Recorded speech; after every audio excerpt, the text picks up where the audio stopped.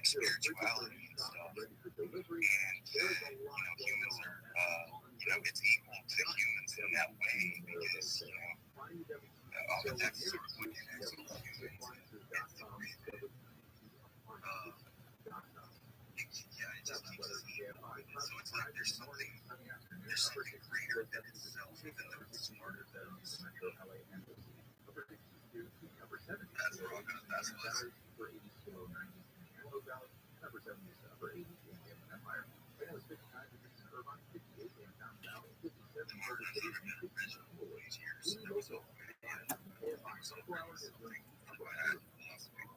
There's a famous saying that I learned when I was living in West Hollywood, which is there are no original ideas since Shakespeare.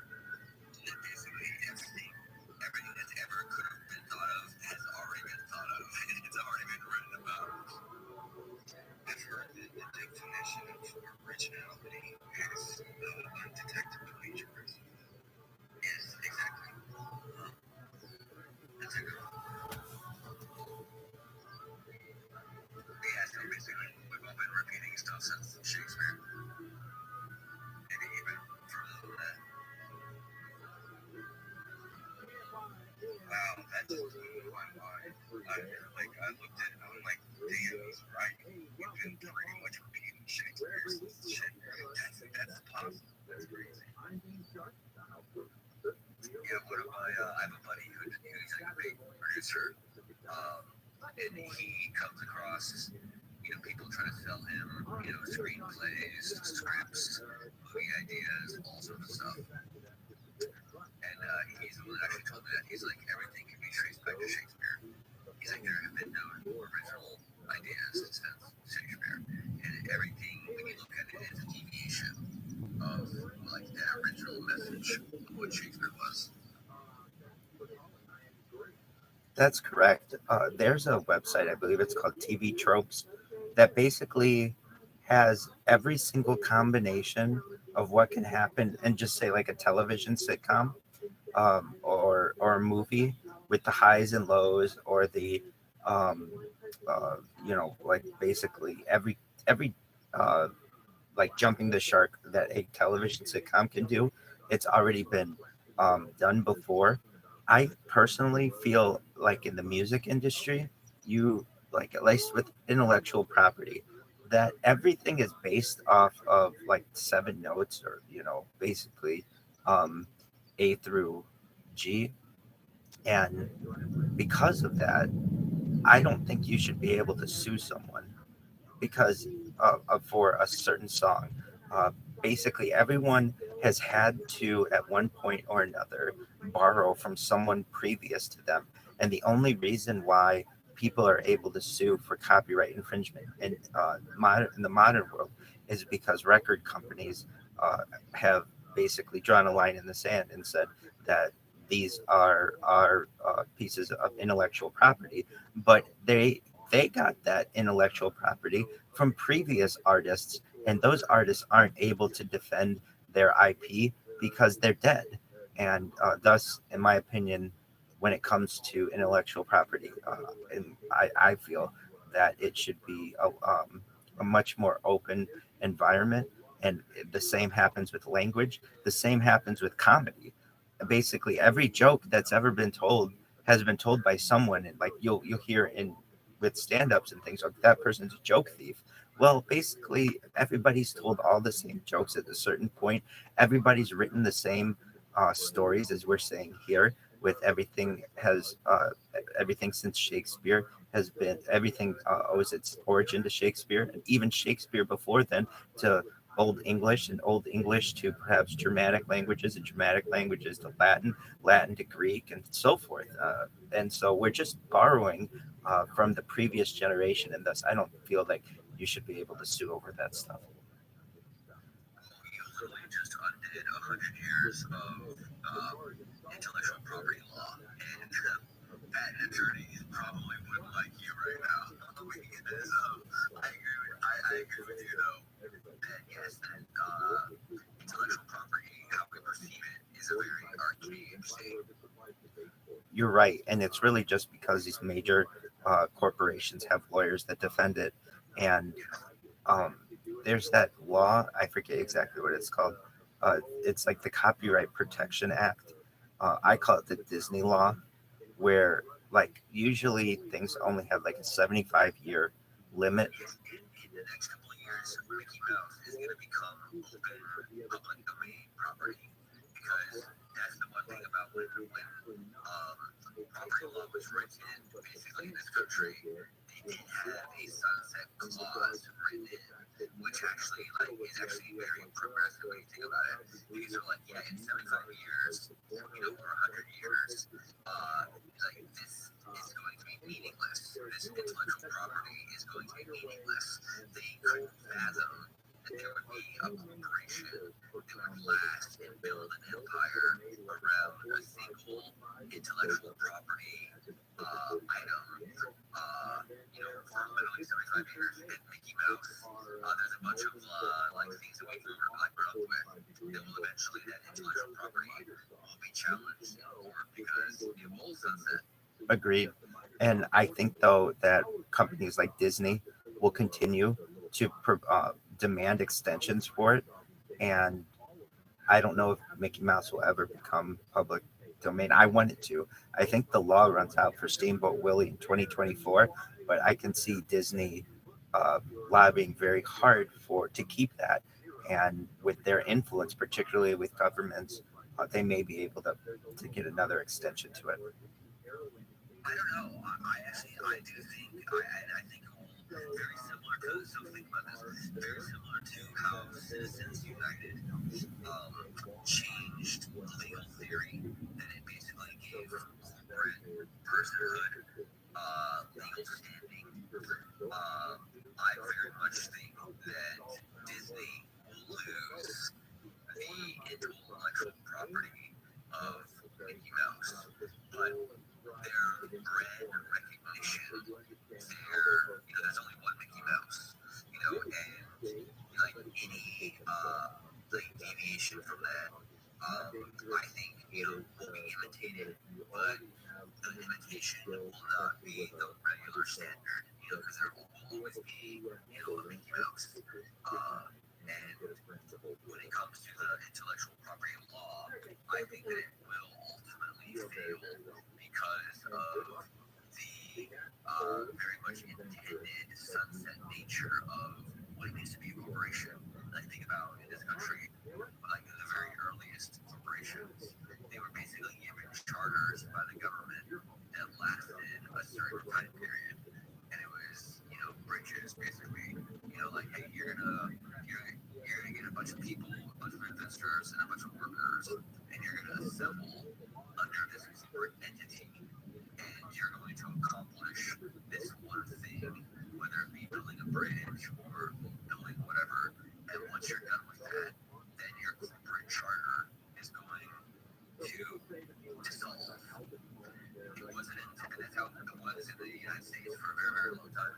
And it wasn't until modern economic theory, which basically made corporations last beyond certain charters, that they were basically these perpetual entities. And that's where the Supreme Court, has kind of ruled, is that do perpetual entities, entities that will outlast humans, do they have amendment protections to intellectual property that could also outlast a human lifetime? Just because Walt Disney, created Mickey Mouse in his lifetime, does that mean that the corporate entity, the corporate person of Disney Corporation, deserves those same protections? What Disney has, or what the Supreme Court has kind of ruled in precedent, is that no, that once that original kind of clause sunsets, that's open domain. Now you may challenge it in court, but going back to free speech, the First Amendment, that is sacrosanct, and property rights, intellectual property rights, that really kind of falls under, I would argue, First Amendment protections. Super interesting, though. I'm in agreement with you. I think it's a First Amendment issue. but that doesn't change the fact that Disney's going to lobby very hard to keep Mickey Mouse as its intellectual property and ensure that it doesn't get in the public domain. What I find interesting though is all you have to do if you really want to make something Disney related is just go to another country, particularly China, and you can. Totally. But that's my point, is that, and that's my point, is that technically the market already exists for those knockoffs, but everyone knows that they're knockoffs. The market still favors Disney, and we know that legislation, laws, the judicial system very much often lags behind technology and behind like societal advancements. So technically, in the marketplace, Disney has already won. Like they may lose the Supreme Court case, but they've already won in the market because there are already the knockoffs. People already know they're knockoffs, yet they still prefer the brand appeal, and it is a dedication to that brand, and that's why I think that Disney will lose in my prediction. But the effects will be mitigated, very similar to Citizens United. These huge corporate political entities were already gathering some large, massive sums of money that some people can't even fathom. And the Supreme Court just made it legal. They just, made it legal with already occurring. Intellectual property, I think, would be the very same thing. Especially with AI. Like, think about it. AI, it changes everything. See, I agree on intellectual property in terms of like how it protects artists and how artists work, even if it's undetected plagiarism, it's still original. I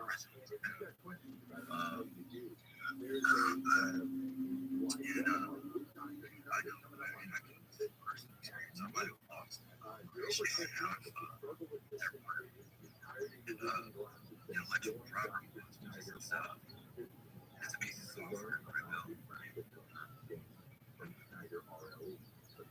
I think it's the same because I have very contracts and prospects to work with. So, that's good. But I think what you guys are talking about is like how the wrong people are getting like royalties and whereas they're getting intellectual property sales. Is that what I think that's a part of it. I don't want to, speak poorly of your accomplishments, in your intellectual property. And I think that, those new ideas are great, and how we represent those new ideas and breakthroughs are currently represented like in patents and through intellectual property. But I do know enough about patents, that patents are basically, the laws behind them. And I've known many folks who work in this, field, and it's basically focused, and it's how you really interpret it on a legal precedent. And, that might not be the best way to, have that information reach the public domain. The perfect example is the polio vaccine. Once upon a time, polio was a super, fatal disease, and it was wreaking havoc on this planet. And the dude that, discovered the polio vaccine, he could have privatized that information, and he could have made some vast amounts of money in doing so. But instead, the scientists chose to make it public. And, the polio vaccine, was basically given out for free. That altruism, I still believe it. But I think that is very seldomly seen in today's marketplace. And I do believe that there are certain scientific discoveries or certain intellectual properties that are too important to be limited to the constraints of antiquated intellectual property law. Is my point, I guess. I got you. Something I would. And it's important, and I get it. Like, I totally respect corporate rights. I understand. One of my, stories that I like to tell is a long time ago when I was doing consulting work. I will confess. So you guys know the Cheeto snack, right? The Cheeto. Everyone's familiar with the Cheeto. So that color, that Cheeto color, is actually a patented, intellectually protected formula.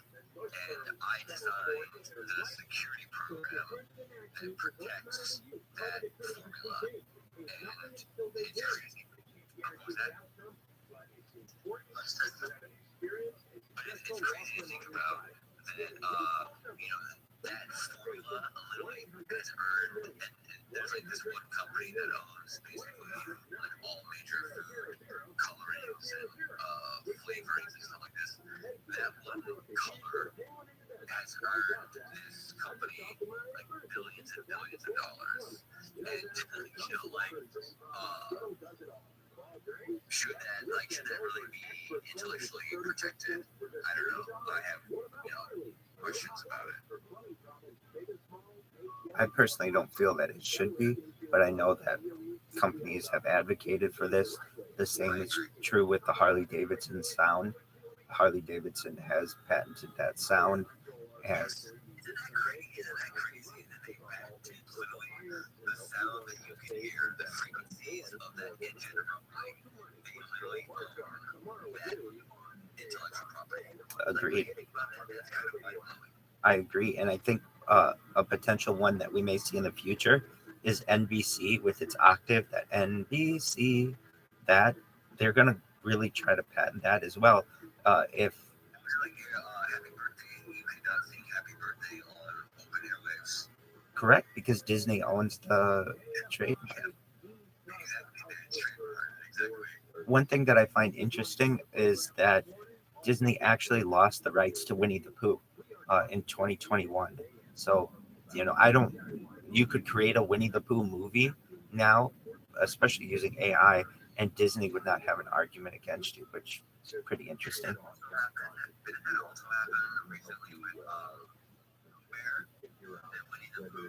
Basically, the intellectual property expired on Winnie the Pooh, which is why there was like this movie that came out. That's right. That exactly. Yeah. No, that's the one that I just said. Winnie the Pooh. But wasn't it? It was going to be released in China, but for some reason, they made a horror movie out of it, right?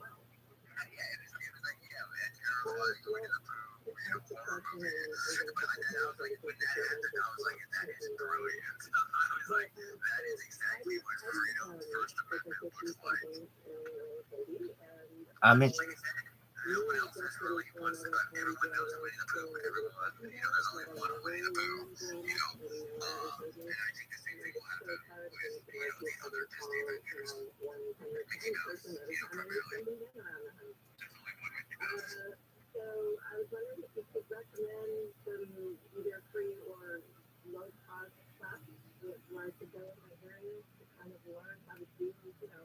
all right, friends. Well, it's been a very enjoyable discussion for your favorite rabbi here, but I'm gonna bounce out. I gotta get some sleep. I've been up all night. Pleasure to speak with you, Electron, Taylor, Logan. Great space. Thank you so much for the opportunity. Have a good day, everyone.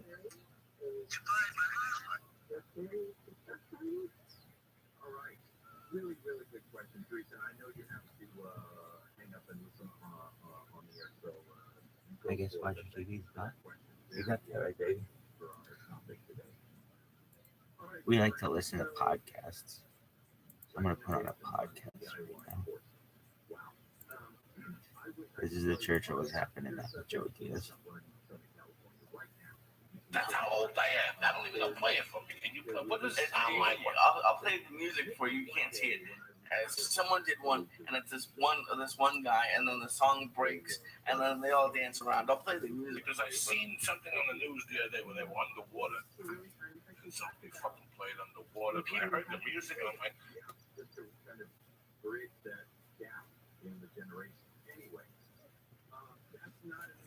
music and I'm like, somebody said that Gabriel had one, somebody else had one, somebody else had a Harlem Shake. Like the Miami. Going crazy about it. Yeah, and now there's like a group of people like dressed up weird doing nothing. But it was funny. There's Niggas time, why don't we play it and we'll smoke fucking dope over it? How about that? You and me will jump up and down like this fucking homework. we could do one. This is it. Yeah, this is Listen to this shit. oh no, this is a different one. This is another group of it. But it's funny because there's a YouTube video of Harlem reacts to it, and apparently Harlem Shake is like this or something. Let me see. People in Harlem do it. What's that way? Let me see. Now, did you Wikipedia this? How did you come No, someone posted it, but apparently it's like a dance they do, and they're pissed in Harlem because it's like all these videos are a bunch of white kids just doing it in the offices and shit. So speaking of which, Dead Squad Harlem got to get out there. The fucking El Dominicano has got to get out there and inflict some fucking pain. Don't be doing the Harlem Shuffle if you live in fucking Canoga Park. No, yeah, they get pissed Some about it. shout out to these cocksuckers that looked at people this weekend. The Savages of East New York. You understand, my man Garcia, the Puerto Ricans, Mexican, whatever the fuck it is up there. Raggio, Death Squad Toronto, D Wiggles, J.R. Stein. They're selling shirts like a motherfucker on Joey Diaz.net. For you people who don't know, he's also in charge of Brody Stevens shirts and Lester shirts. Go to JR Designs. I don't know exactly what the fucking thing are, but he's on Twitter. He's a good man. He's my brother. I love that black motherfucker. Trevor Damara, Alex Stone, the bro with swag, Jim Pittsinger, Stefan Slow, Alpha Mind Mike, and my man Mark and Charles. They came to the show in Brea last night, sitting there getting his D machine on. I love you guys. Thanks for coming to all my Orange County shows and supporting like a motherfucker the Harlem Shuffle. Unbelievable. I didn't know what it was. It's nothing. I'm fucking listening, dog. I can't. I'm too busy listening to music. I listened to some shit today that I want you to find. Okay. And this is what we're gonna do. We're gonna start doing this because I told me. I want you to find Eric Clapton. Eyesight to the Blind. I want you to play that. Eyesight to the Blind. And quick, I want to give a shout out to Al Vega. He was very nice to talk to me after the show. Al Vega's a good fucking Yeah. man. So, very weird thing is that Okay. I always talk about the 70s having great music. If you get a minute, people, I played the Who tonight because I was watching the Julio. That was nice and stoned. Doing homework for you people, trying to look for fun stuff. And I found this video. Play it. It's Eric Clapton. I watched this movie as a kid. I could be some blowhard and tell you, oh my God, listen, it's a movie that if you last past a fucking hour, you might as well get $100 from the producers. It's so fucking bad. I mean, it's not bad. It's slow. It's a rock opera. Yeah. Today we gotta watch it. We got 3-minute fucking videos. This takes an hour, but to watch the mind of whoever fucking put this together, these are musicians, dude. And I was watching this going, you know what, man? Wow, they should do something with this. America can't deal with this type of shit. The shit came out in '74. I didn't forget about it. That's one of my all-time favorite songs, watching Clapton. That's when he was still on heroin with his face. It was all fucked up. Oh shit. What? Nothing. But yeah, me thinking. Did you ever go and see that Chinese 21 and 21 movie? I didn't see it. Only made $9 million this weekend. Identity Theft was number 2. Yeah. And the movie was Jack the Giant Slayer. It didn't really kill it. Fuck. That looks so bad. Listen, guys, this is America. Who went to see that fucking movie? Well, If you went to see Jack the Giant Slayer, fuck, I don't know what to tell you. I don't know. You gotta go drink the Kool-Aid with the rat poison in it because you're killing yourself to live worse than fucking Simon. I hate But that. killing yourself to live on by I gotta smoke. That movie is all green screen. I can't stand it. I don't know how. I only want to know what'd you get? What was the I didn't see. I didn't What were hear the anything. reviews? I know you have a college buddy who went with his little hat with the propeller on. What were the fucking reviews? I'll look for one when I'm I playing tell you, this. I'm starving right now. Me too. Ooh, how do they rate that? I know a chick that works from Great Drake. I think she works for Rotten Tomatoes. I used to do a podcast, a movie podcast. Oh, okay. Well, let's see. A Good Day to Die Hard got 16. Fuck, that was better than fucking. Did you see Die Hard? Yeah. You loved it. I love it. I mean, it's fucking what, number 6? Is it number 6 or 7? It was a good action movie. Probably jumping up and down. No, I saw it. It was cool though. I saw it in IMAX, and it was fucking. I don't like 3D, but IMAX is good. If you can see it in IMAX without 3D, that's a good way to watch a movie. But yeah, I can't stand those fucking green screen movies. They're fake, and I don't know. I don't like fucking those. Listen, I thought people could tell. People can't tell. That shit. I can barely deal with like the Chinese Connection. When Bruce Lee goes to the kung fu school, he swings around and he grows. You can tell it's like a Japanese doll with fucking fucked up wig on it.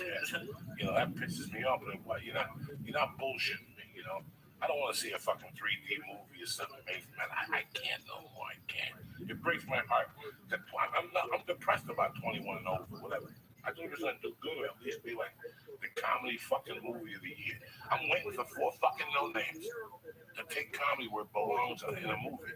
That's what I'm waiting on. You know, how many fucking times can we go see Jonah Hill, who I love, with the other guy and they make a fucking movie about Neighborhood Watch? I was watching that the other night. How bad is that? Oh, I haven't seen that. You know, it's just, and it's supposed to be comedies. I remember, like, Something About Mary was a comedy that I spit the fucking popcorn on. Yeah. You know, I laughed at Something About Mary as gay as you motherfuckers might think, but that's what a comedy is to me. It's not 2 people smiling at each other like fucking Paul Rudd. I can't take him no more. I can't take another fucking Paul Rudd movie. I was watching one the other day. This guy's kissed everybody. He's seen everybody's there. Jennifer Aniston. Yeah. He's done movies with all of them. I don't get it. Where's the fucking humor in that shit, Lee? I'm kind of sad about it, but I think this next Anchorman is going to be the end of Will Ferrell, because Anchorman 1 was great. It was awesome, and like that was the first I was introduced to him. I didn't see him on SNL, but You never saw him on SNL? I was too young. I love it. He's great. But fucking He's got some great. his last couple movies have just been so bad.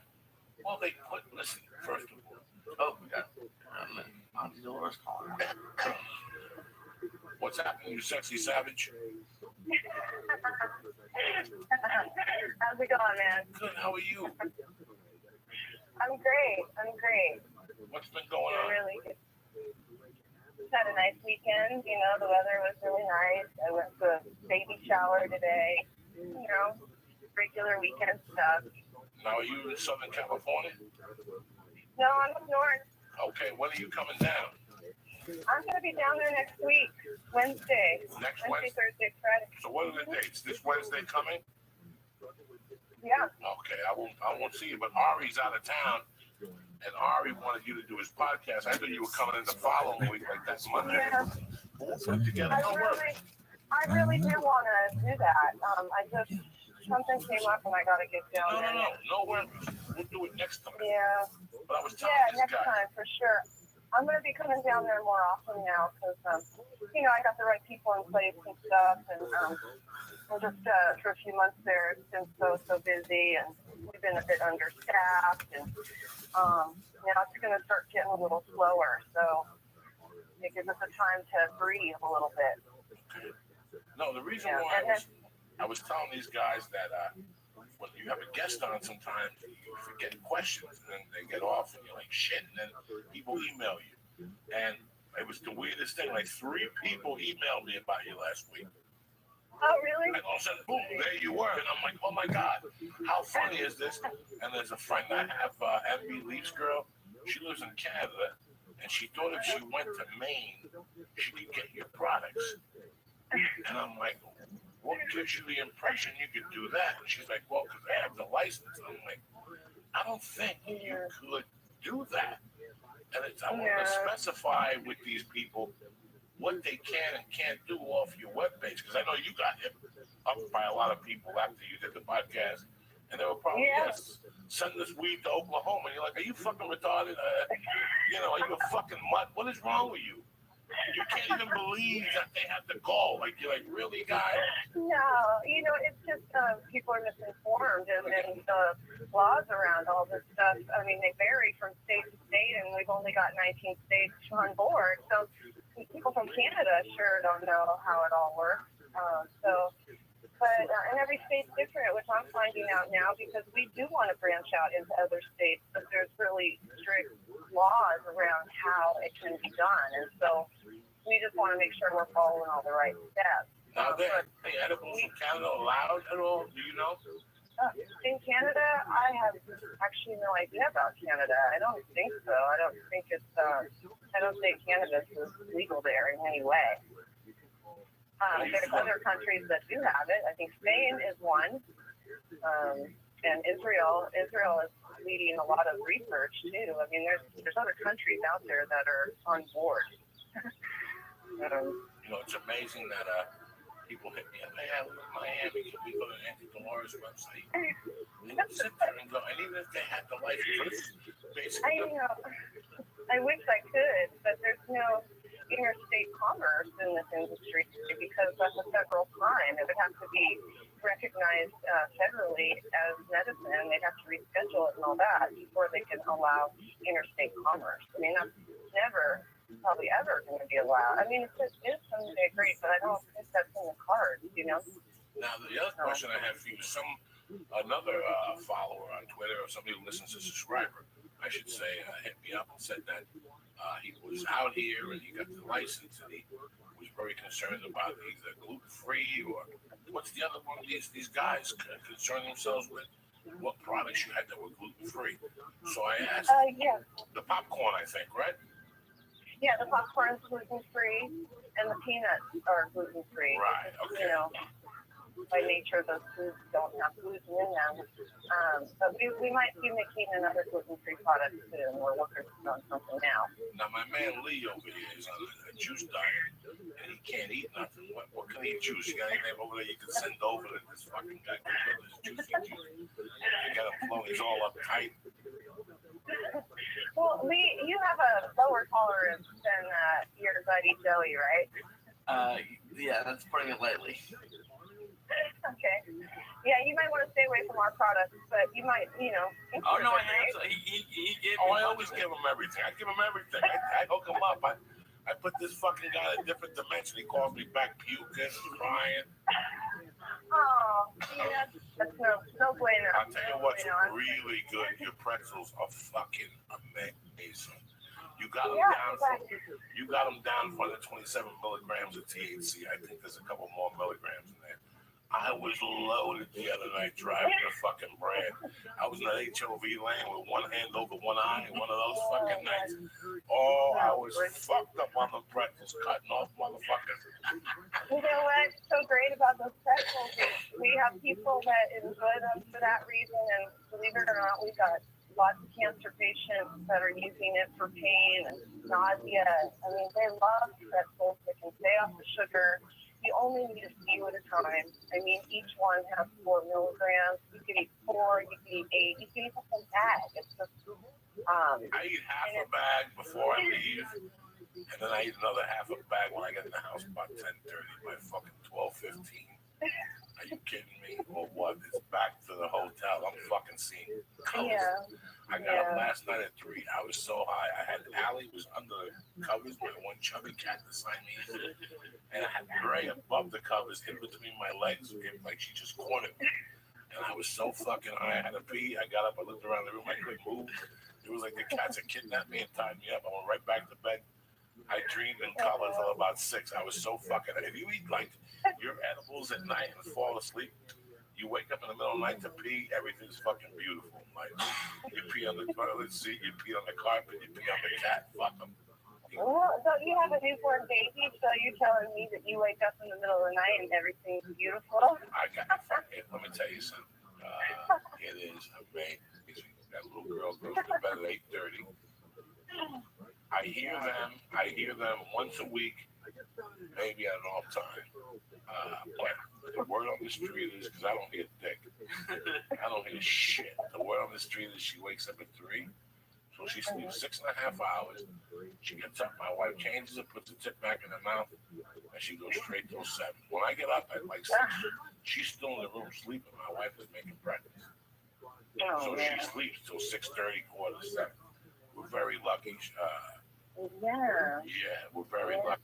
So that's really helped things. And she was on fire today, and it's really weird because every day you see something new in your child. Every fucking day. Especially if you get high like me. I'm stoned. Like, did she just say something to me? You know what I'm saying? Like, I get that fucking high. Like, did she just say Christopher Columbus or something? I have to realize I ate some of your caramel corn. I eat your edibles like 4 times a week. I've slowed down on the smoking for athletic reasons. Yeah. And I've eaten more edibles. Like, tomorrow night I'll eat edibles. Tuesday I'll get fucked up. Because I gotta get up early at 9 and fly out. So, but I'm happy that you're still doing your thing. Anything you're adding to the lineup for the spring collection, talk to me. Yeah, I want to tell you about that, but I have a question for you, actually, that just occurred to me. Do you medicate before you perform? Before I what? Before you do your stand-up? Oh, please. Oh, fuck yeah. Here's the thing, though. Let's say, like, I could eat. You have, like, just for the people at home, you have one cookie that's a black wrapper. I don't know how much. Yeah. It's 112. It's a Irish cookie. Then you have a 100 milligram small bite. And then you have a couple smaller bites after that. I could probably eat the 112 and a couple of pretzels and get up there and rock the fucking room. Rock it. Like you do a different level in your head. And then drive home, go on stage, go home and eat the other half a bag and drink coffee.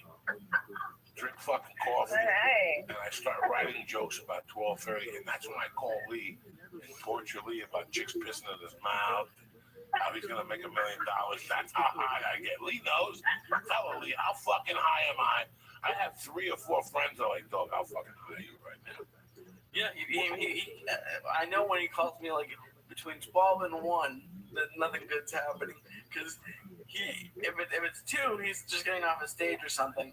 But between 12 and 1 is the night he didn't do comedy or night he did an early spot, and he's just up like listening to music and smoking or flying. Like, I'm just looking for them. All I need, there's nights. Listen, I love the effects of medicating, and I always have since a young man, especially when it comes to music.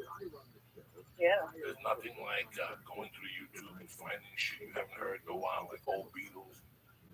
Right there, it's time for a pretzel. You follow me? I found the Beatles on the roof the other day. I forgot that one. I had like 3 fucking pretzels at 3 in the morning. I don't give a fuck. I'll eat those for breakfast. Lee knows I'm eating those edibles.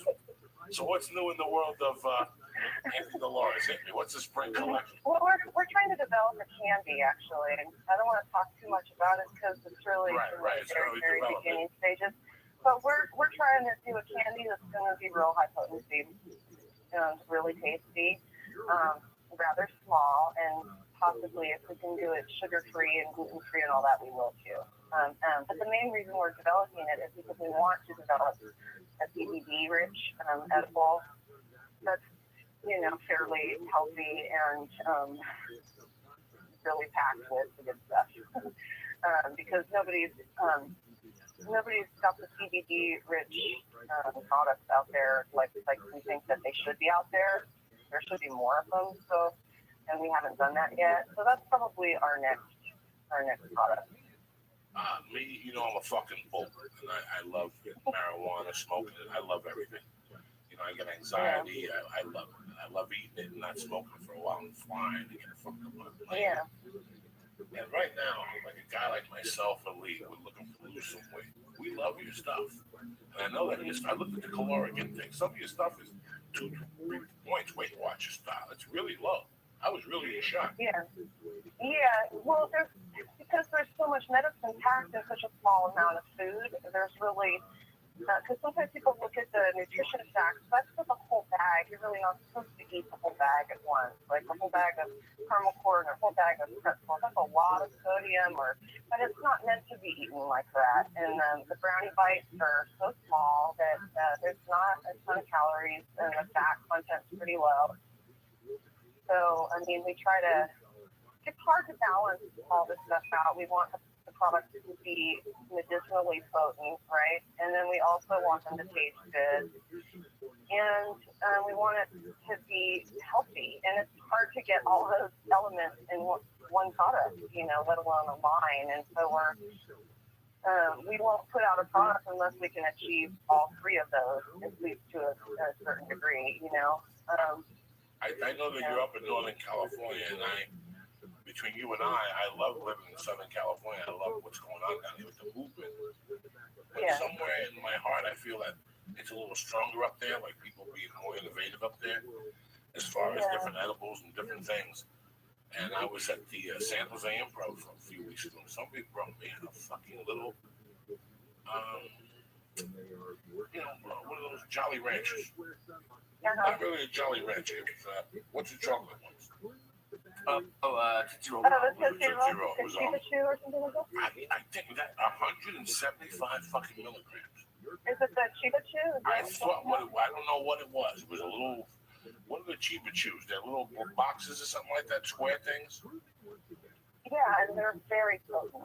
Very potent. My God, you're talking about fucking potent. Yeah. You know, I didn't look at the caloric intake. I like to look at it so we can talk about it. But that's what you're always, I mean, we're all looking for, like your cheese cracker. That's a fucking big bang for, you know, that's big bang. People want, some people could handle the smaller dose stuff. Lee doesn't like more than 50 milligrams. He gets fucking, you know. Yeah. Well, I have a question for you. The last time I ate one of your things that Joey gave me, I hadn't eaten, and it really went fast. What do you recommend, like, as far as eating? Because I had not eaten before, and it really hit me fast and it hit me hard. Well, what did you have exactly? You have to ask Joey what I had.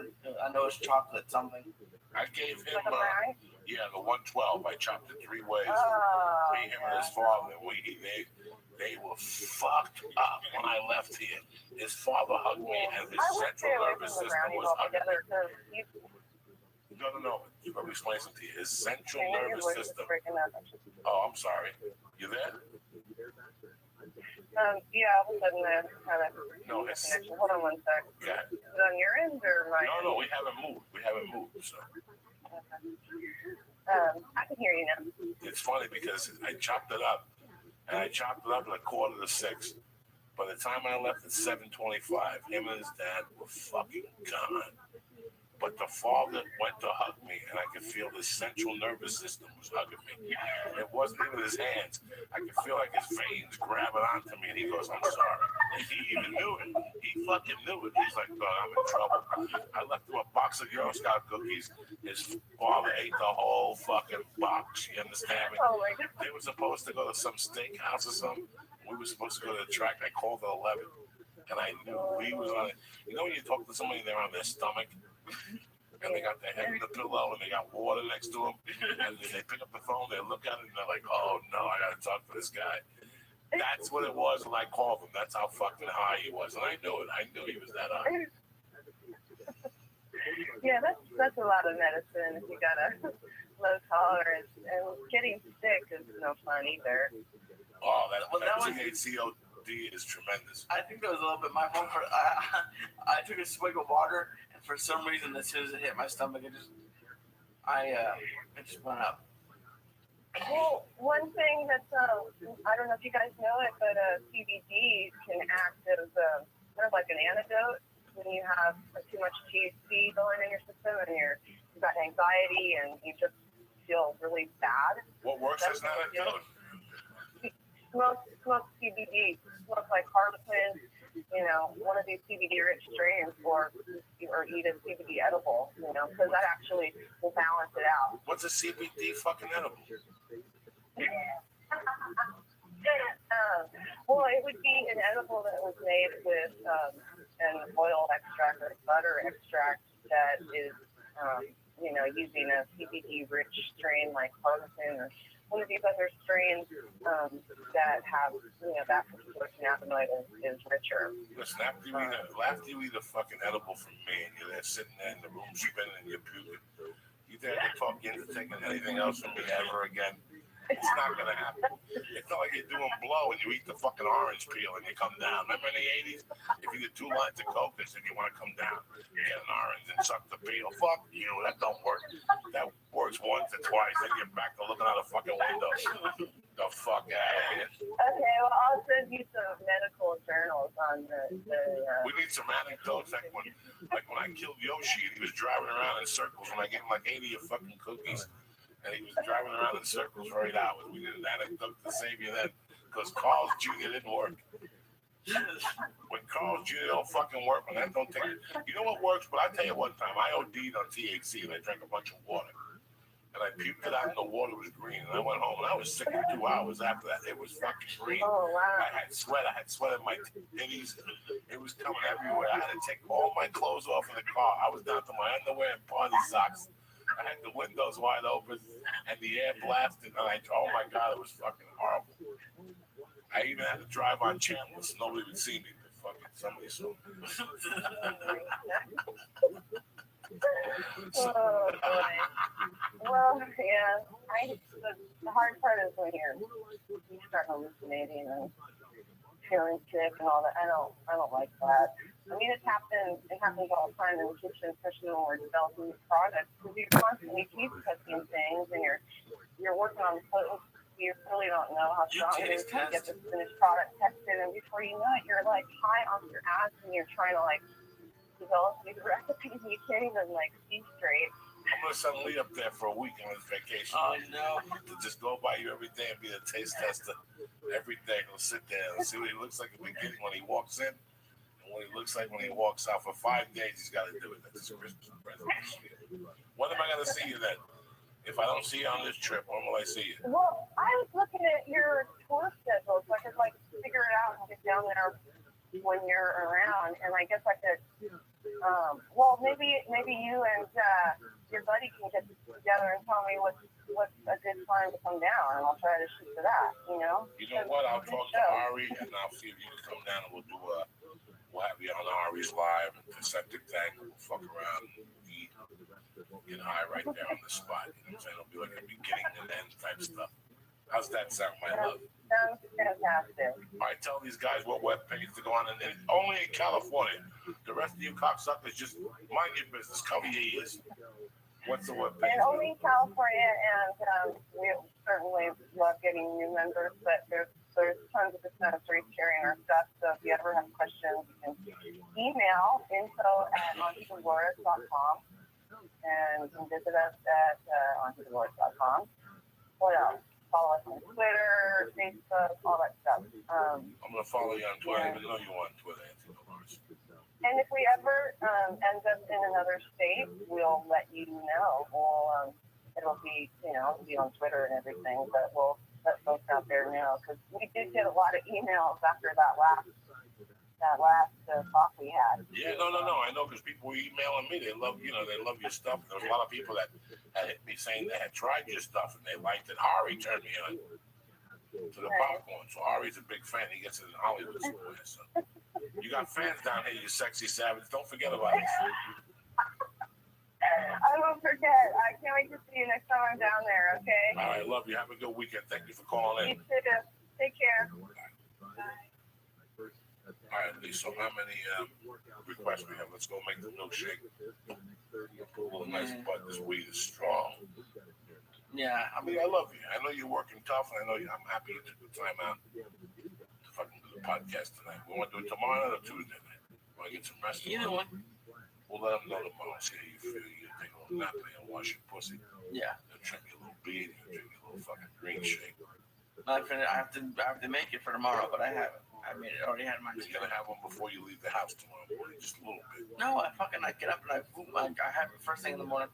You do? I have it first thing when I get to work. Yeah. I'm proud of you, and I know the whole fucking church community is proud of you. Now, when I get back, I'm gonna do my thing. I'm gonna give you that commitment, all right? I'll let you try the juice tomorrow. No, I don't want to try nothing. I got my own fucking juice. All right? I got my own problem. I love you guys. I love you guys for watching us on Sunday night. I know we're ill prepared tonight a little bit, but I'm stoned. I'm fucking sorry. It happens sometimes, all right? We got my girl to call from Anthony Dolores. Go to anthonydolores.com and see what's going on tomorrow night. We got a few people calling into the sharp motherfuckers. A comedy writer. It's one of the best comedy writers I've met in this town. So please, 9 o'clock again tomorrow night. And then that's it for like 6 days. We won't see you cocksuckers. So, you know that. Oh shit! Yeah, I know. Yeah, so I won't be seeing you guys. We'll figure something out. I'm going to surprise you, motherfuckers. We'll figure something out. That's it, Lee. What do you want to tell these guys? Check out my YouTube videos. I missed yesterday because I was out until like 1 in the morning. Doing But what? I do the YouTube videos for the. What were you until 1? Well, no, I had to drive back to my work and then I got back here. Get together, concept. What time is that? Should have came here first, done the video, then come to prayer. That's how you do things. How? How am I gonna go from Beverly Hills So I gotta live. to up here down to Brea? You made a commitment to these people, so you gotta fucking. I'm doing one tonight. I'll be up early tomorrow morning. Don't forget, go to Brown Paper Tickets, New Orleans. Don't fuck around. There's only 160 when I call Lee the other day. We only have like 42 left or something like that. Don't fuck around. Don't make me cry to me and say, Joey, I didn't know. What the fuck? You knew. You knew. My man Dan Savich over at the firehouse. They're all waiting. I got some people waiting. They got heavy duty artillery. We got alligators. We got Puerto Rican chicks. We got the whole fucking thing happening down there at the lot Newit Theater. You can buy it on your phone that you're listening to this. That's right. On brownpaperticket.com. Lot Newit Theater, March 8th and 10 at 10 o'clock and March 10th. 8 o'clock. That's how we do it. A Friday and a fucking Sunday show because I'm off to set on Monday morning. That's it. I don't know what else to tell you. You know what I'm saying? I love you guys. Lee, what music you got from Joey? Do you want to listen to Killing Yourself to Live Again? Sure. A little Sabaton. Get this motherfucking party started. Late night. If you're on the East Coast, I love you for staying up. You know what I'm saying? Fuck it. Fuck it. You're up. You might as well smoke a number. You go down to the cocktail bar. What time is it? It's 1 o'clock in the morning. It's early. It's just getting started. If you're in Arizona, like JR, whatever. Don't forget, if you need shirts, hoodies, the fucking long sleeve shirts, the commemorative Flying Jew, they go on like hotcakes. Go on joeydiaz.net, get yourself a little shirt, support the podcast, The Flying Jew. Don't forget, if you start an exercise program, before you do anything, go to the doctor. If you're over like 28, you've been doing blow and eating ass for the last 10 years, you just woke up and you want to get healthy, go to the doctor first, do a blood test, then go to onnit.com, see what they got on there, what works for you. The hemp protein with the high fiber, delicious. The fucking immune, the shroom tech, tremendous. I get sick again, I'm back on it. And the bone tech, the strong tech, I gave it a rest for 30 days. And then when I come back, I'll go right back on it because I was on it for 60 straight. That's how I like to mess them around. Just so it's like tryptophan. You don't, no matter how much tryptophan you put in, eventually you'll stop sleeping. Because your body stocks up on it. Yeah. So thank you very much, cocksuckers. That's how we rode here. The special edition of the Church of What's Happening Now. My friend couldn't call at 10 o'clock, but fuck it, next time. I want to give a shout out to all you guys for backing me up all the time with my little Flying Jew buddy here. Lisa, yeah, we love you. Stay black. There are things that if everything goes right, you won't use at all, but you will love with you everywhere. It's always a question of the balance of those ways. And the same is true for evaluating a DIY project at home. March 4th, 2013. Get your shit together. Get the fucking rifle, the bazooka. It's over. February is gone. January is gone. What type of fucking music? Hopefully, I'm over here. Every time I turn the music up, you say kick it again. I turn it up. We have a system. It's fucking 61 now, and now you're gonna break the system. What am I supposed to do with it? Could go wrong. You stick your fucking finger in that blender, cocksucker. You'd be like one of those Japanese yakuzas with no liquor, drinking fucking juice for no reason. How you guys doing? It's a beautiful fucking day to be alive. I know it's Monday night, but what are you gonna do? At least we're here. I gotta travel this week, so I couldn't do the Monday and Wednesday morning format. And then fucking Lee called me to change his hours. He's on the fucking 7 to 7. He's on the chain gang. So he's all right. He's still juicing. How you feeling, counselor? I feel great. I feel awesome. I like this Monday night podcast. This I like. It feels good. You know what? By the time it hits iTunes, it'll be Wednesday. And I'll get you fucking Wednesday, jazzed up. Leave the house like a motherfucking doctor. Because that's what it's all about. You know what I did today, Lee? What? Dick Ugats. That's what I fucking did today. Ugats. I took care of the kid. I had some family come into town. So I spent some time with them. I went to get some lunch with them. I went with the wife again. You know, I'm leaving for fucking 10 days. I'm going to do the right thing and hang out with them. And, you know, it was great. It really was. This girl who came to visit was going to stay with my wife and her mother and the whole thing. I grew up with her brother. We were solid. We went to fucking offense, defense, football game. Okay.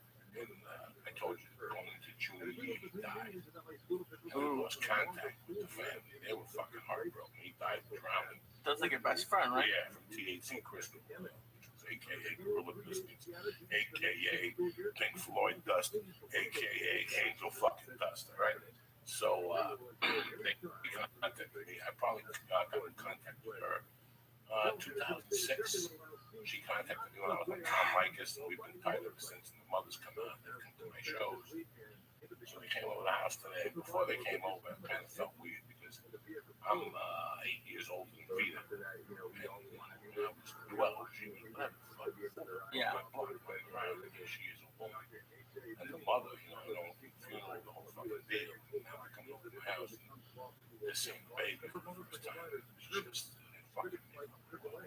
Why did it make you feel weird? Wouldn't it make you feel happy? They've been there since they sprayed on my mother. Okay. We need much to do how religious my mother was. The saints and all that shit. So it's just creepy for a minute that these people, the whole thing, now they see me. It's just so much creepy. People see the footage was all over. I'm happy. My wife. That's all. Are they out here? Or are they still? She used to live out here. Vita used to live out here. I was going to have a call podcast tonight, but it was too much. It's too much. Her brother died, and to this day, she misses him 30 fucking years later, like 79. But he died from just weird shit. He went on THC. Whatever the fuck happened, he's not with us anymore. The older brother doesn't talk to me. I wasn't even there. I wasn't even at the place where he drowned that day. It wasn't about me at all. But they were over the house, and to see those people just waste a lot of feelings. Yeah. Having a child. Like I said, she's 8 years younger than me. I remember her following us through the woods to light fucking trees on fire and break up the loop. We robbed the van one time and she fucking not robbed the van and drove it, but took the shit out of the van and put it up in the woods and hid it. And she followed us. I'll never forget that. I've always asked her about it when you found us up in the woods. So it was just weird to see somebody. And I have a picture. You've seen it 1,000 times when you come over to the podcast. Yeah. I had this 8th grade picture. I still have it. And I look at it every morning. And I think about, he's not here. But what would he do? If I wasn't here, would he look at this picture and get his drink? So I had it. It's weird. It's just a weird thing for me that I kept in touch with the family all these years. Him and I played football together. We got high together. He got a little crazy. Right before my mother died for that year after that. He died in 79 also. He died in 80. Okay. But he died 10 months after my mother. Oh. So it's a double whammy for a fucking guy like me. But you know what? We move on. And it was funny because I was telling her I'm taking a baptizing the baby in Jersey, and I'll make it fat in the church in North Bergen. And she looked at me. She goes, "That's what they had done this last church." Yeah. So it's all in the fucking family. We do what the fuck we do. It's Monday, Lee. Where's the song on Monday? Little Tony Bennett. Get everybody going. Fuck it. This is it, Lee. Where's the piano? Wait till next time. I brought 2 bats of life, at least. Look at these 2 of these. And for people who don't realize it, we spoke before this, so it's not like I'm fucking waiting. Stop me. I wanna be around. Oh shit, Lee. Secondly, to pick up the pieces. Oh my God, here we go. When somebody breaks your heart. Come on, guys, let's do this right. If we're gonna fucking do it, let's do this fucking right. Monday night, March 4th, you got food, you got reefer, your chick's there with her fucking flip-flops on. You're thinking about eating that fucking monkey. It's Monday night, whatever time it is. Maybe they're asleep. You're thinking of going in there, tapping that fucking ass behind. Like we're going and put that fucking nose in that motherfucker. Sniff that motherfucker out and pop that helmet in there. Pop goes the weasel, because the weasel goes pop. It's fucking Monday night, you savages. Break out the reefer. We're sitting here. We got a couple people calling in. We got some people coming by. We got my girl in the living room. She might boogie for us tonight. We got to talk to her. She wants to shoot it. She's a good girl. I like that. She's fucking girl. You got a little bit. Tackle or nothing. He's a good dude. He's got some, you meet some people that got no fucking morals.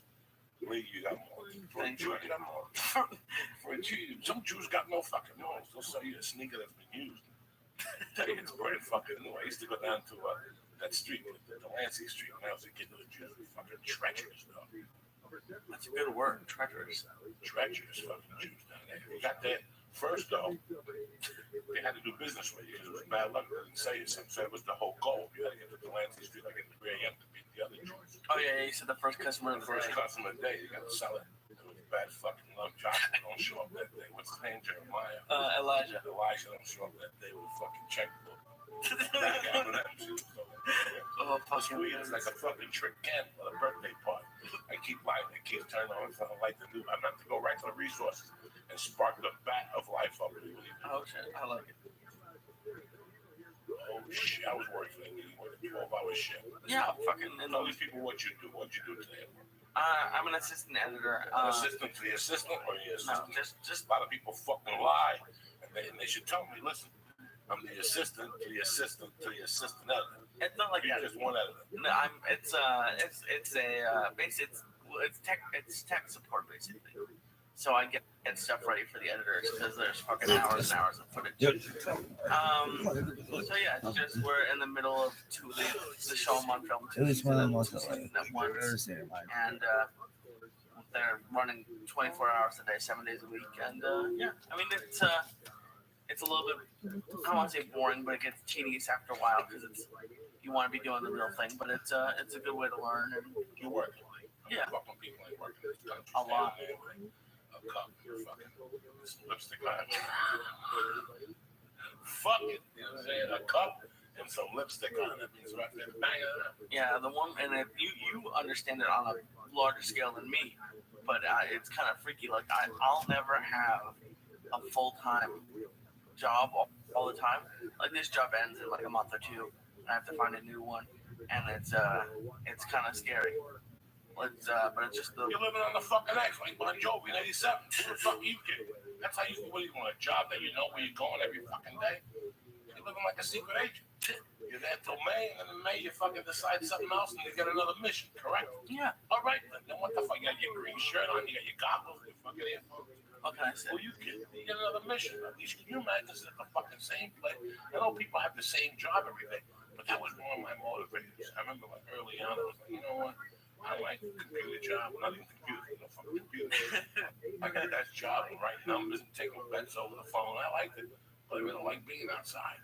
I always like the sun. I like moving outside. A little construction, so you gotta find a job that gives you both. Maybe you mow the lawn, you fucking file some taxes or something. You've never broken a sweat in a job. You would die if they have your shovel cut. No, I worked at restaurants and movie theaters and stores. Restaurants. Yeah. You're doing restaurants. Eat the fucking food in the back. Cut second for you. You in the back eating all the fucking leftovers. And they tell you, doggy bag to leave 2 ribs. You put one back one. Don't be fucking. No, I was a server at Legal Seafoods for when was 3 this? years. Back in God, back in you were like me. Listen, I was a dishwasher, right? It was one Oh, steak for those them, one steak for me. dishwashers. I was a dishwasher at the time. And the guy that I said it 1,000 times, the guy from Colorado, Rocky Mountain. Called the Tower Restaurant. And they also cook all the chefs cook. So the one guy, he used to tell me, prime rib night, I need a dishwasher. You should come up and pick up $1.50. And he, but I used to lift weights. So he goes, he fucking prime rib all night like a doctor. Yeah. So I called that. And then they wanted to teach me how to cut. I don't like knives. I cut my finger and face. Straight away from fucking knives and making soups and shit. I was good at that stuff. Yeah. I like to smoke a number and just fucking wash dishes. And it gets so hot back there. I like being a server. I like talking to people, so I was good at it. Oh, I love fucking restaurants. You eat. I wish I could work in a restaurant. Who would hire guys like me? They know intake's gonna go down. They know French fries are gonna go missing, fried shrimp. Well, not like that stuff they hide, but like rolls and like the small stuff you can. I used to get like free clam chowder. Oh, their clam chowder is so fun. Where was this at? Legal Seafoods, in yeah. Boston? Yeah, I worked at one in Boston and I worked at one in Framingham. How many cups a day do you think? It's not every day because it's too heavy. You fucking. You know what was the best I though? guarantee you got clams in the asshole still coming out from illegal seafood. The best thing I got for free was the rolls. So they fresh bake the rolls like every 10 minutes. And the chef taught me you take your thumbs and you cut a hole in it and you stick a pat of butter in it. Oh, that's how I do it. Oh, and it melts and steams the fucking thing by itself. That was the best. It's like an English muffin. You put that butter in and close that motherfucker. You burn it. Ooh, yeah, crispy. Ooh, just. I That's good eating, right? Oh yeah, it's Fucking awesome. I used to work at a restaurant back there, fucking eating Jump jumps. I was, listen, I used to work Tuesday nights, and I ate like Monday and Tuesday. Tuesday was prime rib night, so I ate all the steaks. I eat the horseradish. The oldest thing come out of your ass when you eat horseradish, it's a different level of food. Oh yeah. If you had like horseradish, and then you add that shit they give you at Benihana, that sauce that they give the shrimp in, Oh, that's a yeah. different level of farting too. Oh, I love that Oh, stuff. I love it. It's like going to that garlic restaurant in LA. Have you been there? No, You what's get that? They have garlic restaurants. I forget the name. It's just garlic. That's it. You go in there, and the first thing they give you is garlic bread and a ball of garlic, and you squeeze each garlic out onto the garlic bread and eat it. Oh And my then from there, god. They have garlic appetizers and garlic meat and garlic pudding and garlic soda. And you can't make plans when you fucking leave there. No. Because one time I had a showcase with an agency, and I had a party there, and I went over to the and I couldn't even talk to the people. It was reeky. And if one of those garlic droplets hit you on the fucking shirt, You're done. they reek. You smell like a fucking those people that smells like onions. I don't want to give no nationality groups out there, you know what I'm saying? I'm trying to change your fucking life. So, what's the other one? Oh, it's delicious. The meat, everything. But the first fart when you go to a garlic restaurant, the first ball, you go to the bathroom, it's like the garlic coagulates your shit. So when you first go to the bathroom, your asshole stretches for this big ball of garlic. Oh my god, it smells horrific. Fucking horrific. But you live and you learn, you know what I'm saying? The fucking man tell a lie. Gotta push the push. Hope the cracker gets crushed. What the fuck? A little public enemy on this motherfucker. Oh shit. On a Monday night. Yeah, you know, never been to the garden. Let's get the fucking name of it right. But yeah, I went to a roll in the place with some That's a cool place. They sell machine guns in the back. They don't give a fuck about anybody. They sell machine guns, grenades, rocket launchers, MPCs, MPGs. They have a garlic beef that is better than Fogo de Chow's. Really? Oh, like the Fogo de Chow's comes with that garlic, whatever. No, not the stick. I forget the name of it. Whatever. Anyway, but they have a garlic beef Fogo de Chow's. Delicious. This place makes it a little thinner. Off the fucking chain. I didn't know they had real I food. couldn't talk to nobody for 2 fucking days. Because in Israel, it's just like a coffee stand. It's like even they have like little mini ones, and they have actual like stores. But Rollers? yeah, but it's, I didn't know they had like actual food. They have dessert. It's off the chain. You know, second time I went there, I think probably 3 or 4 years ago. You know, that place used to be a Denny's filled with crack houses. 15 years ago, if you went in there at night, 2 in the morning, you fucking leave. That's what every day. It's filled. It was like that show on Deadwood. What is that show on AMC with the fucking zombies? Oh yeah. So that's what it was. Walking Dead, yeah. Dead. It was Walking Crack Dead. Jesus. It was gross in there. One night I sat there at a booth, not at a booth, I was at a chair that spins around. Okay. Myself. On the counter, yeah. And there was a chick guy fingering the fucking fat crack hoe. A Oh. white woman. I don't mind like a black crack hoe. She was a fucking white woman. But just like, you know, and she was fat and she had bruises on her leg. Like Oh, somebody was no. kicking her to drop the cookies. Right? Like, drop those cookies, you Oh, fat fuck. no. This was a fat white crack hoe with like green teeth. And she was with another white dude that was nasty. And he was fingering it. And it wasn't like he was fingering it. It was like he had like 3 hands. He was like karate chop. Taekwondo people have that move. Like a Kwanso where it goes in this way, your hand is pointing vertical instead of horizontal. Yeah. And it was like he was just like pointing. And she was eating.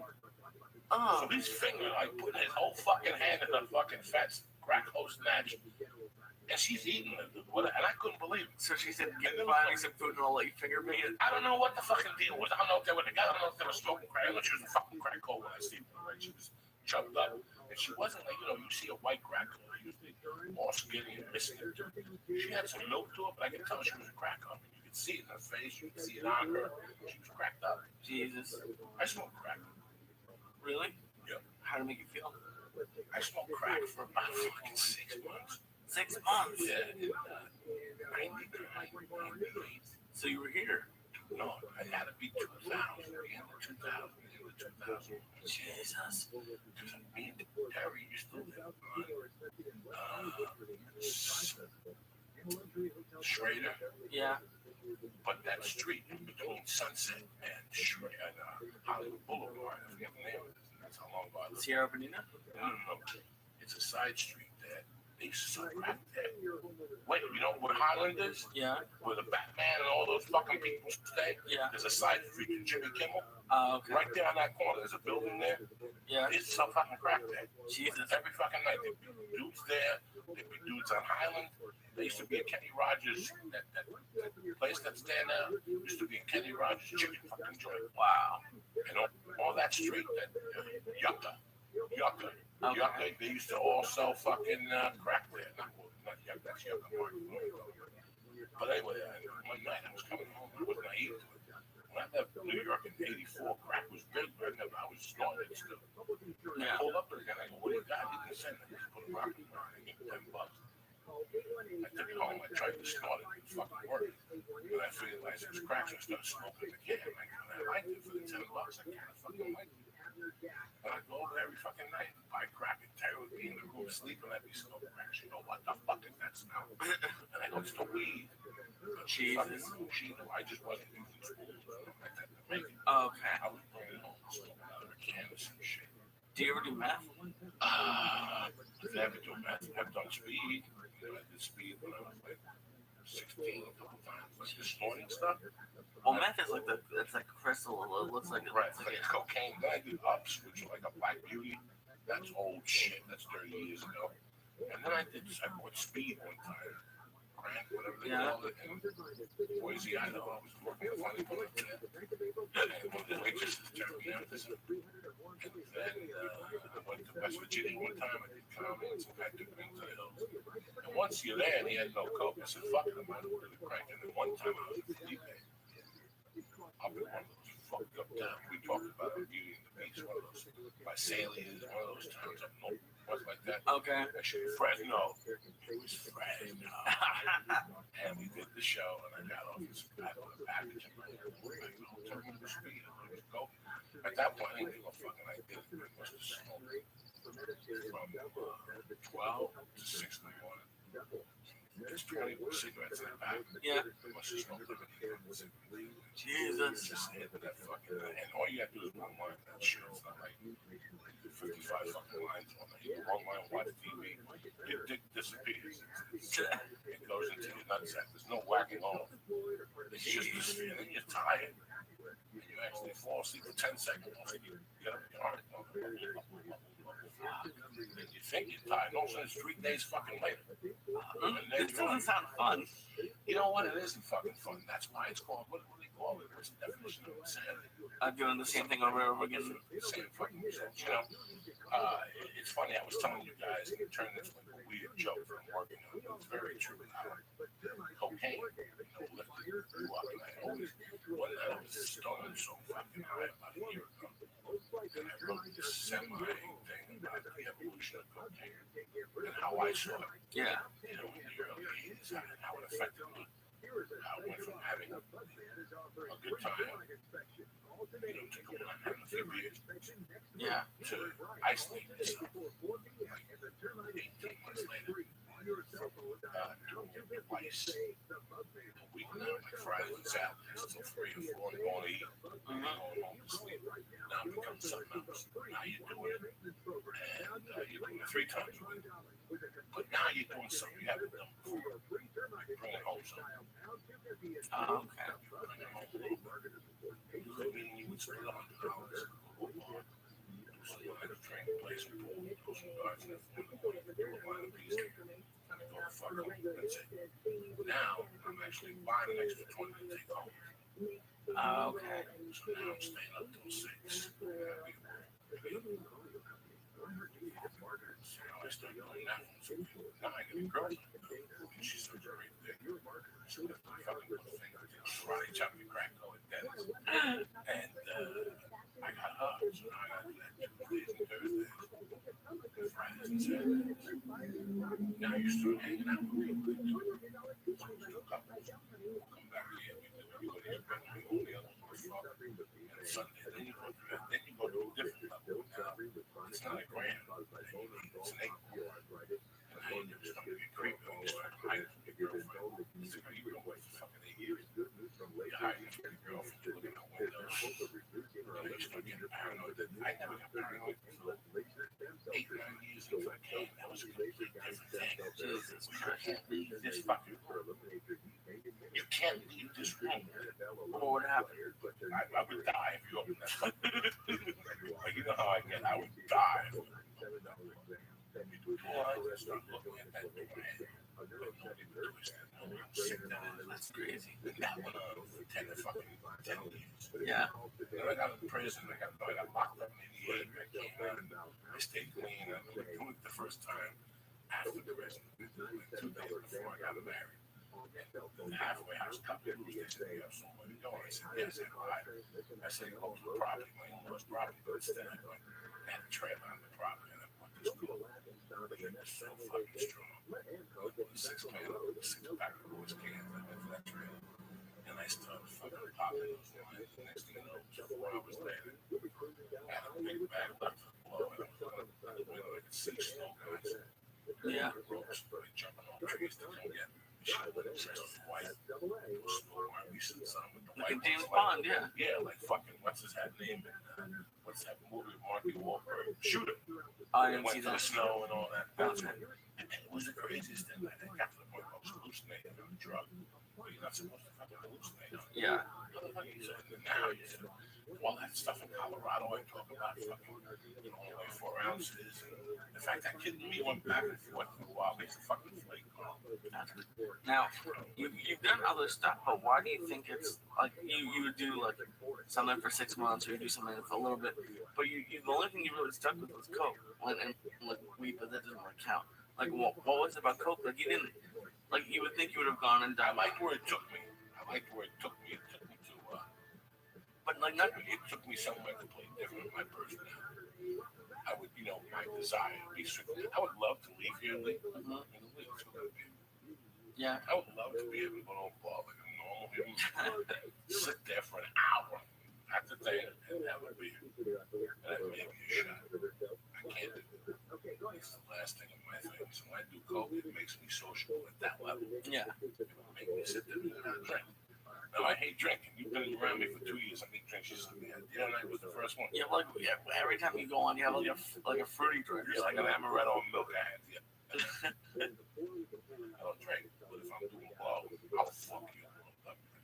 Like I like these guys to say, I remember doing 2 lines of coke with 6 shots of Jägermeister.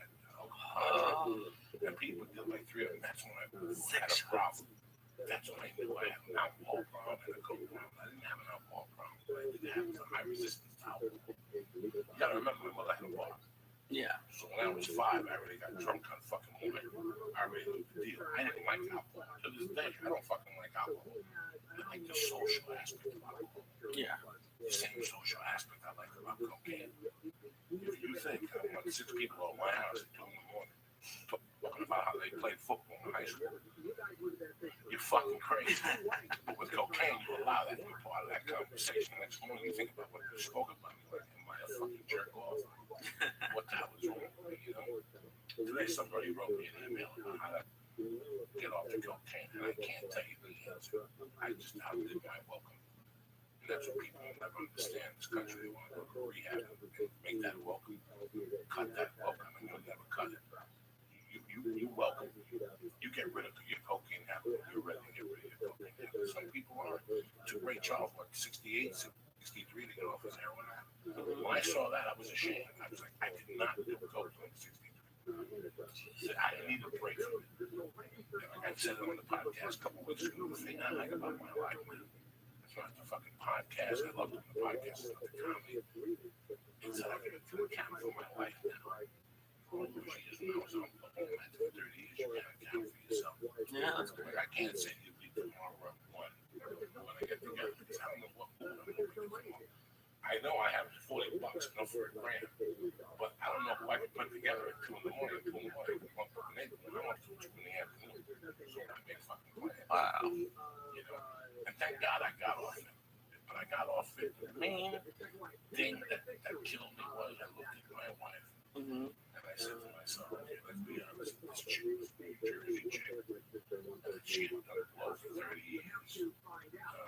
I can understand, but she's never been fucking seen. It's not even in her world. We watch Discovery Channel, they show those cocaine shows, drug things. Yeah. She has me 1,000 fucking questions. It really surprised me, but that's not the world. The same way, fucking photography is not my own. I know nothing about it. I know nothing about editing. Yeah. You know, there's some things that you know about, some things you're Foreign to you. not even foreign, you know about, but not really. She had no idea about blow and how it works. She just knew what my bank account was like. She just knew that she'd wake up in the morning, some morning she'd go, why is this $60 missing from my account? Let's say I need money for a t-shirt. She fucking knew. What's the music? Let's hear it. What do you got from the show? You want to do, you want to do the Must be the music. Joint to make you wiggle.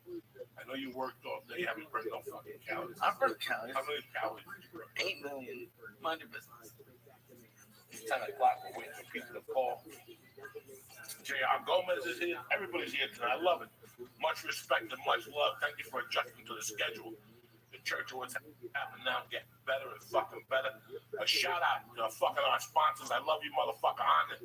Products are getting better. I'm waiting to come back from New Orleans, and I'm gonna do a testosterone booster. I'm gonna keep you posted. We're gonna do it fucking together.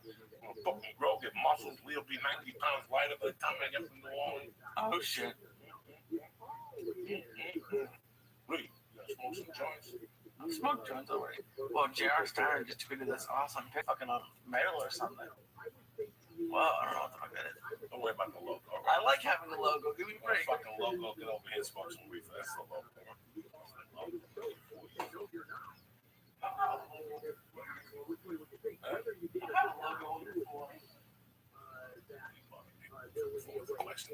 Church, what's happening now? Monday night, we're all together. Go get a snack, get some yogurt with some granola, do a dolce, do a fucking fruit box, do a juice, do something. You're up late tonight. I love you, motherfuckers. Shout out to the Midwest, Jersey, fucking the South, New Orleans, brown paper ticket, Latin, New Theater. I will be there Friday night. Again, brown paper tickets. And Sunday night, March 10th, 8 o'clock, brown paper tickets. Don't fucking, those tickets are gonna go. Don't come crying to me, Uncle Joe. We didn't know. We bought fucking crawdads. I don't give a fuck if you got crab in your ass. Oh, not much, man. Where'd you go? What do you mean? You took a hit, you disappeared. What am I dealing with here? I can't be away. I'm the backbone of the operation. I know. Come over here. Over here. There's fucking Puerto Ricans right now jumping up and down, testing on the products. You're over here, you know. Are you gonna work out when you're normal? Fuck yes. I'm bringing my Alpha Brain. I'm bringing my Shroom Tech. I'm bringing the hemp. I got a little blender. I'm gonna get ready. I got to stay a little chubby for this role. I'm supposed to be a fat fucking trainer. That's what makes the thing fun. He's a boxing trainer. He's a fat fuck. What kind of boxing trainer am I? Boxing, whatever the fuck. It's a beautiful night to be alive. I love you, motherfuckers. Look at this room again. It's like, Yeah. we get stoned and smoke. This ain't no mic. Where's my glasses? What the fuck? You gotta tell me I'm sitting here like some school teacher. You're an intellectual. Get the fuck out of here. Everybody's doing it now. Could you do contacts? I can never stick my finger in my eye. I'll tell you what I'll do. I'll stick my finger in your fucking eye out that and see how that works for you. I still got it. Even at 10:58, whatever time it is. 9:30. You're gonna smoke and you'll leave me like an orphan. I'm done. That's Gotta enough. take one more. I gotta go to bed. It says. The one more fucking number for Uncle Joey. There's kids starving out there. There's Americans fucking on the front line shooting fucking people right now, so you can breathe and smoke reefer. You're sitting with an Israeli flag behind you. There's a couple of Jews throwing rocks right now with sandals on, jumping up and down, so you can do this podcast. And you're sitting there disrespecting. This is what I gotta deal with people. Now, I'm gonna see a big hit. One more. Hold on. Oh my God. Let me see you blow that fucking smoke. There's a boy. China would be proud of you. So here we are. And we're not going to do a podcast on the following Friday because I'm not just going to be out of town. I might do a call on Monday. So Monday morning at 7 a.m. if you're ready. I might be ready. 7 a.m. 6 a.m. Same thing. I'll do it from fucking New Orleans. Yeah. We'll call the number. We'll do it fucking live. Me and you from one coast and the other. I'll tell you what's going on because I'm off Monday.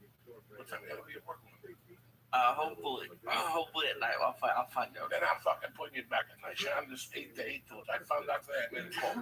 They keep me on 8 to 8 till fucking June. This is how they're gonna close the contract out. You think they're gonna make you sit there going in at night, tuck your toes and jerk off under the desk like you do, cocksucker? You gotta go in there and earn your fuck. No, fucking jerking off under the desk. The one good thing about this week is I'm not missing them. Like I'm back before that Diaz GSP fight. I'm very excited about that. I'm very excited about that card. Very seldom do I get excited. They got like 3 or 4 good fucking fights on there, so we'll be back by then. Who else is on the fight? Carlos Conduit against Johnny Campbell. The professional. I can't even. What's that? It's the guy that's supposed to call me, I guarantee.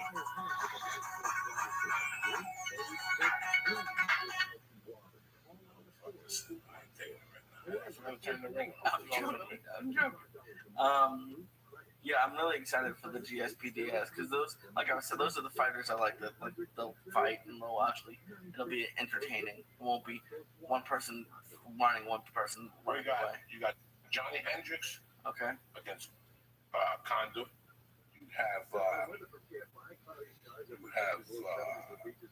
Alan Bergen against Nate Marquardt. This could be do or die for Nate Marquardt. This is a great fight. You have a couple fighters. There you go. See? Oh shit! Oh shit! What's up, beautiful?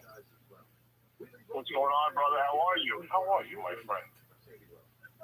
I'm good, Coco. I couldn't be better. I'm happy you got the call in. Tell these motherfuckers who's on the phone, Billy. I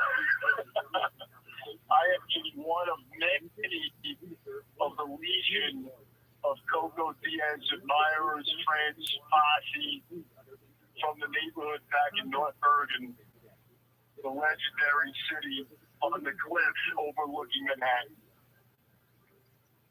And I'm a lot older than you, but we used to play basketball together. And unlike my other friends that are criminals, Bill, Mr. Horrenda, is a successful fucking dude. He's always been an honest acquaintance. He's known some of the friends I grew up with.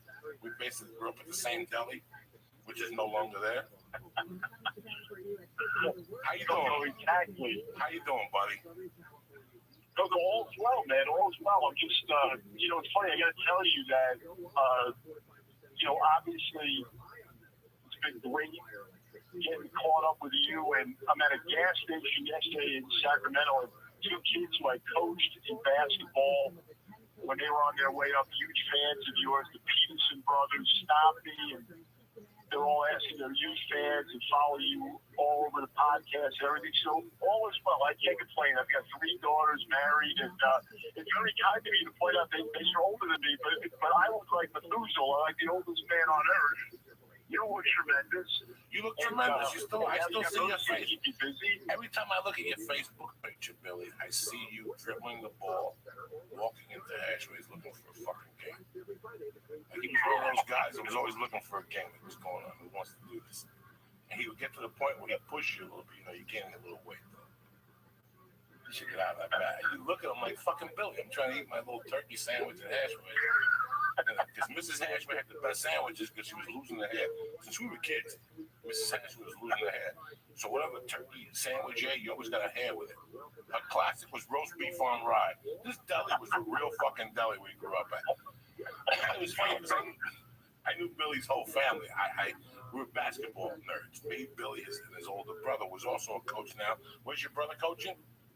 Yeah, so talking my brother Greg is the head coach at UMass Lowell outside of Boston, where I played in college, and then they're actually moving on to the American East Conference with Maine, New Hampshire, Vermont, and Stony Brook, schools that are in that conference, Binghamton, University of Maryland, Baltimore County. There's a lot of excitement up there around that.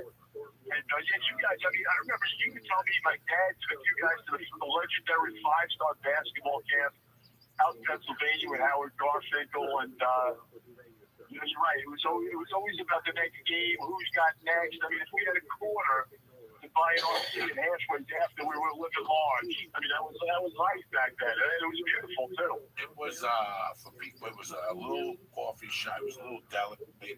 and 3 doors down was this basketball court that belonged to the church.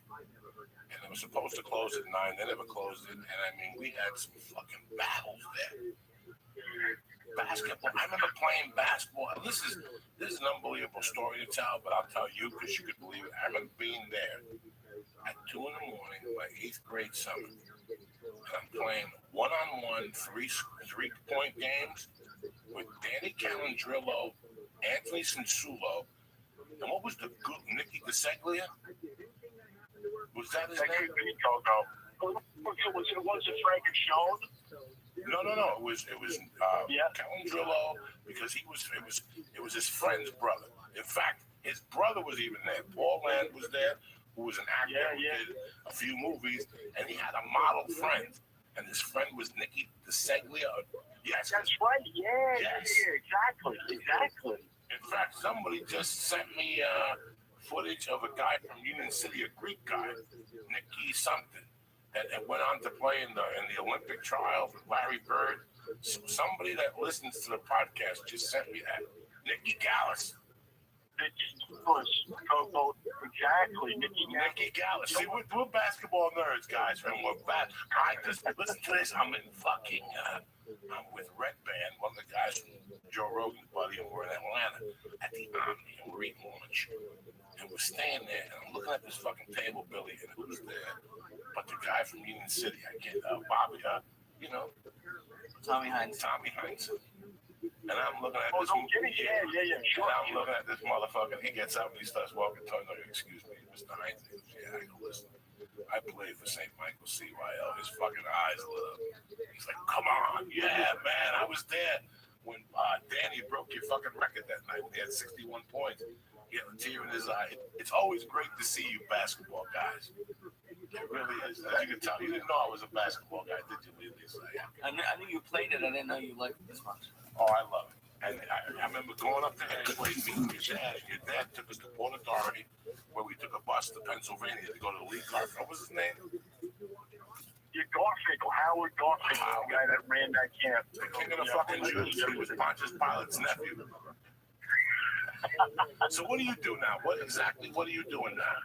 Yeah, you know what I'm doing now? During the day, I run the Positive Coaching Alliance, which is a nonprofit founded in Stanford, all about better athletes, better people. And we do workshops for kids, for coaches, and parents at schools and leagues. And, we have folks like from Lionel Hollins to Dusty Baker to Phil Jackson, Herm Edwards, literally dozens of folks on our National Advisory Board that, reinforce what we do with their players. So the content's all focused on the latest research-based sports psychology. And so that's what I do during the day, is basically go out, raise money, do workshops for kids up here in Northern California, specifically in Sacramento. And then I've been fortunate to get broadcasting work on radio side with primarily with the UC Davis radio network. I remember the Big West, along with Long Beach State, Fullerton, Cal Poly, that. And then I've also worked for the ESPN family networks, is an analyst on the Time Warner Cable, Comcast Hometown Network. So that's kind of, I just feel really fortunate to kind of feed in athletics both, during the day and then also with some of the broadcasting work that I've been fortunate to get. I mean, nothing surprises me about what you're doing right now, because between you and Pete Sagro, you motherfuckers who talk sports the whole morning, Right. And you know what, I got to tell you, it's really ironic. Last season, I'm down at a tournament at San Diego State, and who's in the tournament but Bryant University out of Rhode Island? And whose son is on the team but Danny Calandrillo's son? And I'm sitting there and I turn around, and UC Davis had played in the first game, and I turn around, there's 2 rows behind me with Danny.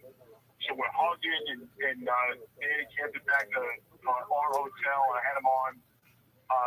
The next night, as a halftime guest, I listened to him. I listened to the interview. You did? Yes, absolutely. Come on now. I mean, for these people who don't know it, when you have an idol, when you're growing up, and this is somebody you like, We had our idol right there. He was an Italian kid that was 6'2", that could shoot the fuck out of the ball. Ended up going to Seton Hall, leading the nation in scoring. And then got drafted by the Celtics when he was 6'2". You know what I'm saying? I mean, I don't even know if he played or he got picked up. But what he did for us growing up, am I lying, Bill? I mean, he gave you No, I mean, Kodo, you're right. He was larger than life, and I think the thing about Danny, in addition to him being a great player, and he was one of the pioneers in the Big East. You're right. And I mean, he was a legendary scorer before the three-point line, and he always had a huge heart. Was never too busy to help kids like us, on the way up that had aspirations to play in college. And I mean, his, family situation was unbelievable in that, he had, literally, 10 siblings, and his parents had, issues with their hearing, and it was just an incredible family and an incredible story. He played for Bill Raftery, who now, everyone knows as an analyst. But that was the night, following that North Bergen High School state championship team, and his first game, you mentioned Mickey Dallas earlier, was at Walston Nixon at Seton Hall, and Georgia Tech came in with Bobby Crevens and Sammy Drama playing, ranked 20th in the country. This was before the internet. That was huge news. The magazine had to stand that day. It was Manny's first game. I remember being at that game, and of course, that was like being totally bitten by the college basketball bug. It was like, okay, that's what I want to do. That's what I want to aspire to. But yeah, he was just an absolute, legendary figure and a great guy to this day, no doubt. It was funny because I remember everything he fucking did in that auditorium, but the thing I remember the most was in the 8th grade, we had Barone, who was going to call into the podcast. I had him as a 7th grade teacher, but at the time I was in the 8th grade. And Barone, in those days, North Bergen switched from the traditional teacher thing to that you had to go to 3 different teachers a day. So that night, Barone was telling us about, you ready for this, Bill? Kelly Tripucka. Okay, right. He's telling us about Kelly Tripucka, who ended up going to Notre fucking Dame into the Detroit Pistons and just lighting up the fucking basket with a bunch of teeth. He had like 80 fucking teeth. His father was the original Elway, and he really was. He played for the Broncos. If you go to Denver Stadium, there's a big thing of Tripucka in it. The family owned Trip Distributors. They're a big fucking family. So it ended up that they said this kid was as good as Julius Erving was. Because most people in high school score 1,000 points in 4 years.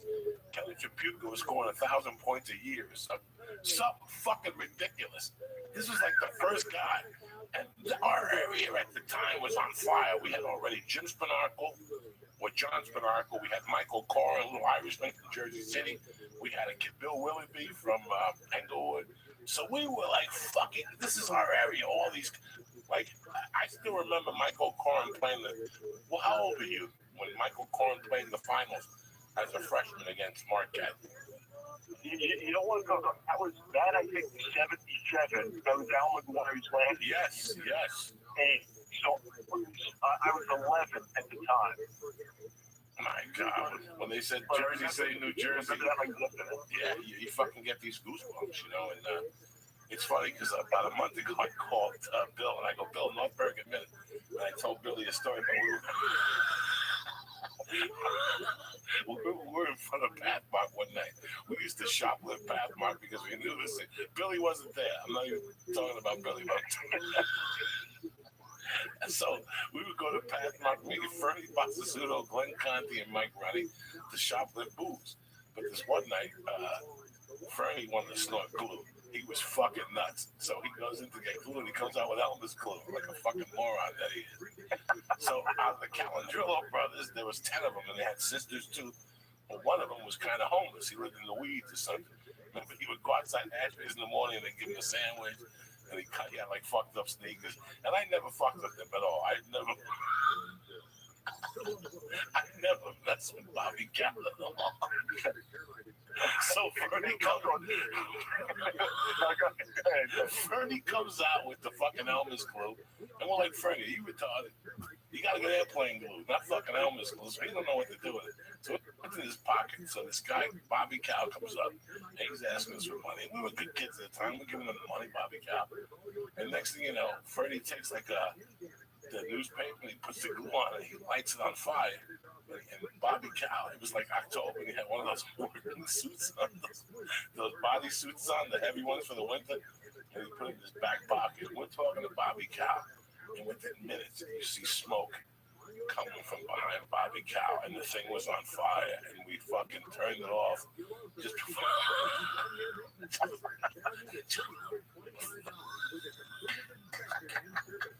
this is the shit we grew up with, but I'm sorry, Bob. I'm sorry. Fucking tremendous night. Bobby Cow on fire across from the Hudson County Park. Coco, the one story about with the Parkers and with the Doritos, and I tell you, it's hot August afternoon, long and steamy. And I walk around the corner, and back then, as you know, everyone had a bill at Ashway's. The paper receipts were taped to the register. Oh, I owed them thousands. So Parker catches me on the corner before I get to the store. It's like, Bill, Joe shut me off. My bill was done. Go in there, get me a sandwich, and I'll take care of it. So it's a short. So I walked in, I said, Joe, I'll have roast beef, pumpkin cheese, lettuce, tomato, mayo on a hard roll. And before I get mad at I, Joe looks at me and goes, Billy, get the hell out of here. This sandwich is for Parker. And I think years later, the Seinfeld show did the same thing. They did it with a fruit stand with Kramer. I remember one of my brother-in-laws out in California called me with that episode going on. But it was just, a legendary neighborhood. And you were, chief amongst, everybody. And there were half the characters. And it was just an unbelievable place to grow up. It was just tremendous. Hashways was across the street from Gregory's 7-Day Weekend, which was a bar, which was a Corky's, Tom and Corky's, which was one of the craziest bars you ever walked into.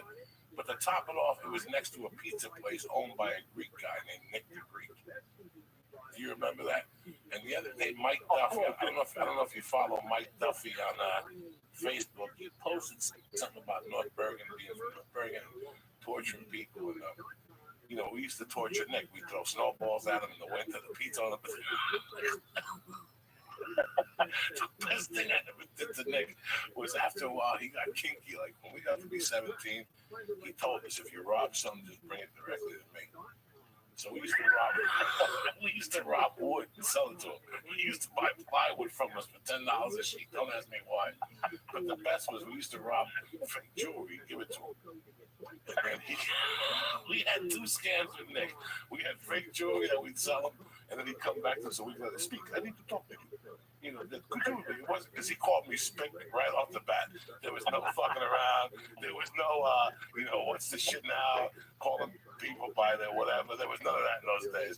But the best was that in those days, remember the iced teas in the containers, like they were made out of paper? Oh my God. Remember those? They're fucking only on iced tea. Well, Nick had them.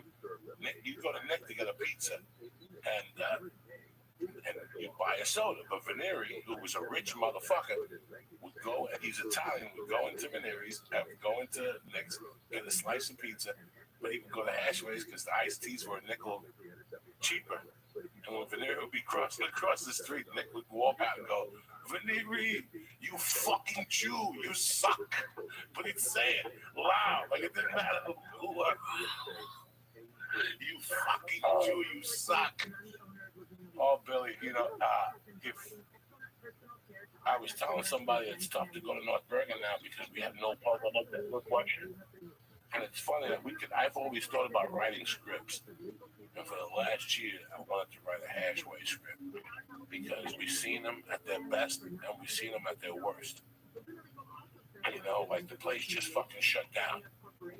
And this was a place that, had when Billy, did you not work there, Billy, when they had the picket machines and the liquor and the fucking sandwiches and No, you know what, ironically, I never worked at there. I worked at Joseph's Drug Store, which is another story. That's right. I get steroids from him. I said steroids from Joe on the corner and sell them. He used to sell them. I got a connection one time. He goes, "Oh, you want steroids? Just go to fucking Joe. Get the fuck out of here." Yeah. But you know what, you're so right. I mean, from the standpoint of, I was back home with my girls. We have 3 daughters and my wife this summer, and had the opportunity to go visit Mrs. Hashway. And, I mean, it's hard to really put into words, what pillars of the community they were and are. I mean, they were just great. More than just friends. I mean, they're more than just people who, own the deli. I mean, they were the most generous people, or the greatest hearted people you'd ever meet. And, what they did that people know about, the things that I believe they've done that people don't know about, just to support people and keep them going. I mean, and like the guys, like I'm involved in athletics now. I think back to Mr. Fafaro and Frank Bena, Phil Moretti, for Jerry Halligan, who had a impact on kids' lives. And those guys are coaches with the Hashways, who just, and are unbelievable people. I mean, I just can't say how much, we love them, and they were very close, family friends, and remain that way to this day. So it is sad, and you're right, like life, has its ups and downs, no doubt about it. It's hard to explain that they were such a part of your childhood. It's embarrassing if you really think about it, Bill. In front of that deli is where I learned to be a comic. On those hot days and between basketball games and you're waiting, and Gabby would pass by and you'd ask her to suck your dick and chase with your dick.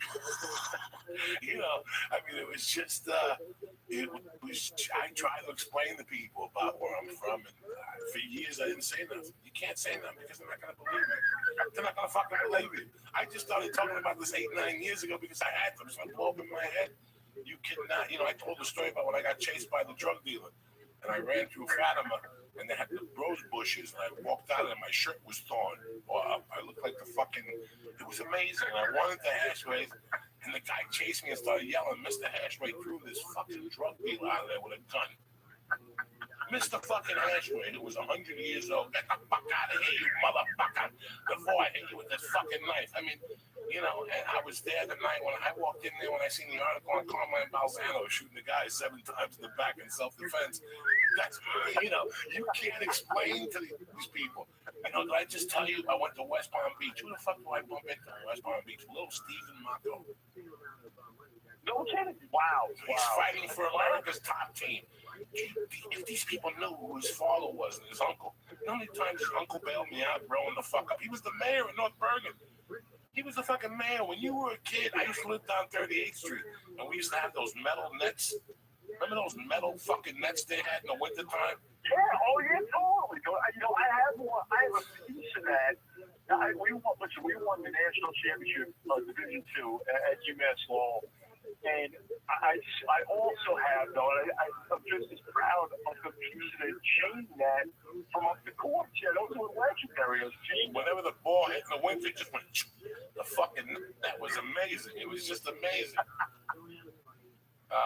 Billy, I have no embarrassment from where I'm from and the stories and the laughter, and I have hours. I wish, I tell people all the time, I have 1,000 stories. It's a shame I can only tell 100. Right now, Goga, you would never run out of material. And the thing is, it was an unbelievable environment, I think, just to learn about life and how to negotiate life and appreciate people for everything that they bring to the table, diversity, I wouldn't trade it for anything. I really, really wouldn't. And, my kids, when we go back, they love it. You get a dose of it and, a little bit of better understanding. But it's a legend. It's an unbelievable time and an unbelievable place. I wouldn't trade it for anything. I really, really wouldn't. It's funny how you mentioned all those names that coached us and all those fucking years. Not one sexual, disgusting fucking scandal. There wasn't no scandals. I remember the only scandal we had growing up was Fontana when he threw the kid off the bus for speaking Spanish. That was it. There was no fucking teachers and, all this shit. If anybody, the boys were fucking female teachers at North Bergen. I know like 2 gym teachers that got fucked in the ass when these kids were in high school. But they wouldn't go home and rat to their fucking moms. I mean, that was just a great You know, that hill, just walking that hill, put balls on you. You went to St. Peter's also. You got to take a bus fucking 2 hours every goddamn day. You know, there was a bus and a path train, and you know, there were times where I get my eyes, but yeah, that was, you know, to go down there and to play on Ocean Avenue in Jersey City, and to go against, as you mentioned players earlier, and I mean, you're right, you know, from the standpoint of, I mean, I look around the league when I was in high school. David Rivers played at Notre Dame, and I was the Lakers, and he went to Old Dominion. I mean, I couldn't stop anybody, but it was a really special time and place, and you're right, you know, Jersey back then, and you know, just the urban environment, the feel of it, just the fabric of it is, I think, something that we all, you know, just really, you know, really cherish. And I feel badly tonight that there are probably a ton of names that, you know, I'm leaving out just because it's, you know, we just don't have time to go through it all. But it's great people. And you're right, those guys, you know, they just cared about the community, about the kids, and I think they recognize that, you know what, keeping us, you know, on the straight and narrow and on the right path, you know, that's just a way of making sure that all that energy was used in a productive way, and you know, it's their opportunity to kind of give back. And those are, you know, guys that I think about all the time. I mean, it's not a day that goes by that, you know, I don't think about my father who lost too soon, of course, when I was in 6th grade, or Mr. Halligan, or you know, Ben, all those guys, who were just great people. By the way, before we get off the topic, I don't know if you know this, and I'm going to put them together with you. Finney Ashley's Jr. is So I'm going to try to get down there. So let's try to meet. Let's go see him, because he's only going to be there, and he's going to transfer. But I've been in contact with him on the phone. I tried to explain him to you. You know, he's 20 years, he's 30 years younger than us. But the kid's a fucking savage. And once you talk to him, talking to him the last 2 or 3 weeks has really made me a little different. Just talking to him, he reminds me of talking to me when I was 21. He don't give a fuck. He don't give a fuck. This guy won the state chair. He don't give a fuck. So, Billy, I'm really, and I know your name, young kid with the ball, always enticing. Come on, let's go play some ball. I'll show you with this new move I got, Coco. Come on. Fucking hilarious. You know, a lot of love to you and your brother Greg and your family for always never judging and for always loving me, man. You guys are great. I'll see you September. I'll see you at the 20th of March. Absolutely. We love you too. Keep up the great work, and I just want to thank you guys for having us, and we'll definitely... What's the webpage that you go to and see what you're doing? What's that? What's the webpage of the organization that you work for? Oh, yeah, so I'm with the Positive Coaching Alliance, so people can check us out at PCA. You know what, actually, you probably should just go to positivecoach.org. Okay, check us out there. Great videos, a lot of really inspirational videos from people like Doc Rivers, Herm Edwards, Steve Young, Brad Stephen, the young coach of Lionel fucking Hollins. Are you kidding me? I remember when he played for the Portland Trail Blazers with Bobby Gross and fucking Lionel Choo Choo Hollins was his name, wasn't it? Exactly. And he, you know, is the real deal, Coco, from the standpoint of, you know, I think, you know, people recognize that, listen, you know, playing in college or playing professionally, you're like a milk carton. There's an expiration date on it, and you know it's all those qualities that you learn along the way that are going to really propel you to success. You know, not only on the court but also off it. And Lionel Hollins is another one of those guys that you know just really lives it. And you know, along with Doc Rivers, you're talking about Ubuntu, and I can only be as good as I can be when you're as good as you can be. And he talks about character. They pass on guys that have more talent. They want more R's than S's. So in other words, they want more character as opposed to characters. So anyway, I'll get off my soapbox here, but a lot of good stuff, a lot of good videos. I fucking love it. I'm proud of you, man. I'm proud of you, and it's good to see you after 30 fucking years and be able to get a laugh about Hashways and where we came from. I love you, and I'll see you in a few I love you too, Coco. We're so proud of you to keep up the great work. Sure, brother. Stay black and beautiful. All right, sounds good, man. Thank you, guys. You know, it was funny because we talked about this deli where we grew up in, and the kid just fucking flipped. Yeah, I didn't know what clothes I had. And it's really weird when young guy, you live your life, you become an old guy, and you look at people who were there with you, people who you thought had it together and just lost it. When I was 18, I wanted to be Glenn Ashwood. You know, his mother had a deli, he went to school, he had the Corvette, he had the good looking Italian girl, he had the clothes, you know, he didn't have a fucking care in the world. And, you know, 20 years later, he ends up robbing a gas station with a fucking hood on and no gun. It's just mind-boggling. And again, you know, for a guy like me, I have to break down in two different directions. This was a guy that was my friend, but at the same time, this was also a guy that used to laugh at me when I first started comedy and make fun of me. I love him as a friend, but now he's in fucking seclusion somewhere. They lost a deli. You know, it was like the American dream, like Scarface, only with a fucking deli. You know, and drugs were involved, as they usually are when you lose shit. And it's unthinkable. We got some emails this week. We usually doing some emails that I was wrong about Dolce. Remember Dolce was talking about butchers. My point is to go to a butcher and get a nice piece of meat. Okay. And some guy said, you know, you don't know anything about butchers. You live in LA, they're all over the place. And I tell you, he goes here or Whittier. And I'm like, yeah, I gotta drive an hour to get a fucking piece of meat. That doesn't do me no good, right? What he was talking about was neighborhood butchers. Yeah, of course. So you can walk over to, there's 10 different ones. It's not one butcher in an entire Right, city. in the city. Glen Hashway was that grocery store. Remember, there was a Pathmark, there was a ShopRite. But Hashway's Deli was where you went. They had fucking roast beef sandwiches. They had a fucking rice pudding that you would put cinnamon on it and whipped cream. She made 2 roast beefs every day fresh and 2 turkeys fresh. That's how much we ate in those days. Their specialty sandwich was a roast beef on rye with mayo, salt, and pepper. Light on the fucking, just this light fucking rock with this potato salad, this macaroni salad that your asshole would boil with a pickle, with a fucking pickle. You know, and I ate everything in that menu, you know, from the, you know, because after a while you eat there every day. It's not like now that you went, I'll tell you, no, we went to Hashways every fucking day. That's royalty, that's where you went. And when you didn't have money, you put on the fucking tab. And when you got paid, you went up there and you fucking paid them back. I ate up there every day. We lived at those basketball courts. So you go up there with no money, but no, Mrs. Ash was going to take care of you. Even though she was going bald in the hair with going your sandwich, you didn't give a fuck. And if you didn't get enough hair, you didn't even say, Mr. Ash, I got beat today. You better sit the fucking brush over there. I mean, this was a neighborhood grocery store, something that we see 6 of in this fucking country anymore because corporations are taking over anything. You know, are you going to be able to go into your supermarket and say, I got no money, I've been shopping here for 13 years, you got to put on a bill? You don't know what you're fucking talking about. No. But in those days, you could go into Hash's, go to Mrs. Hash, I get paid on every other Friday.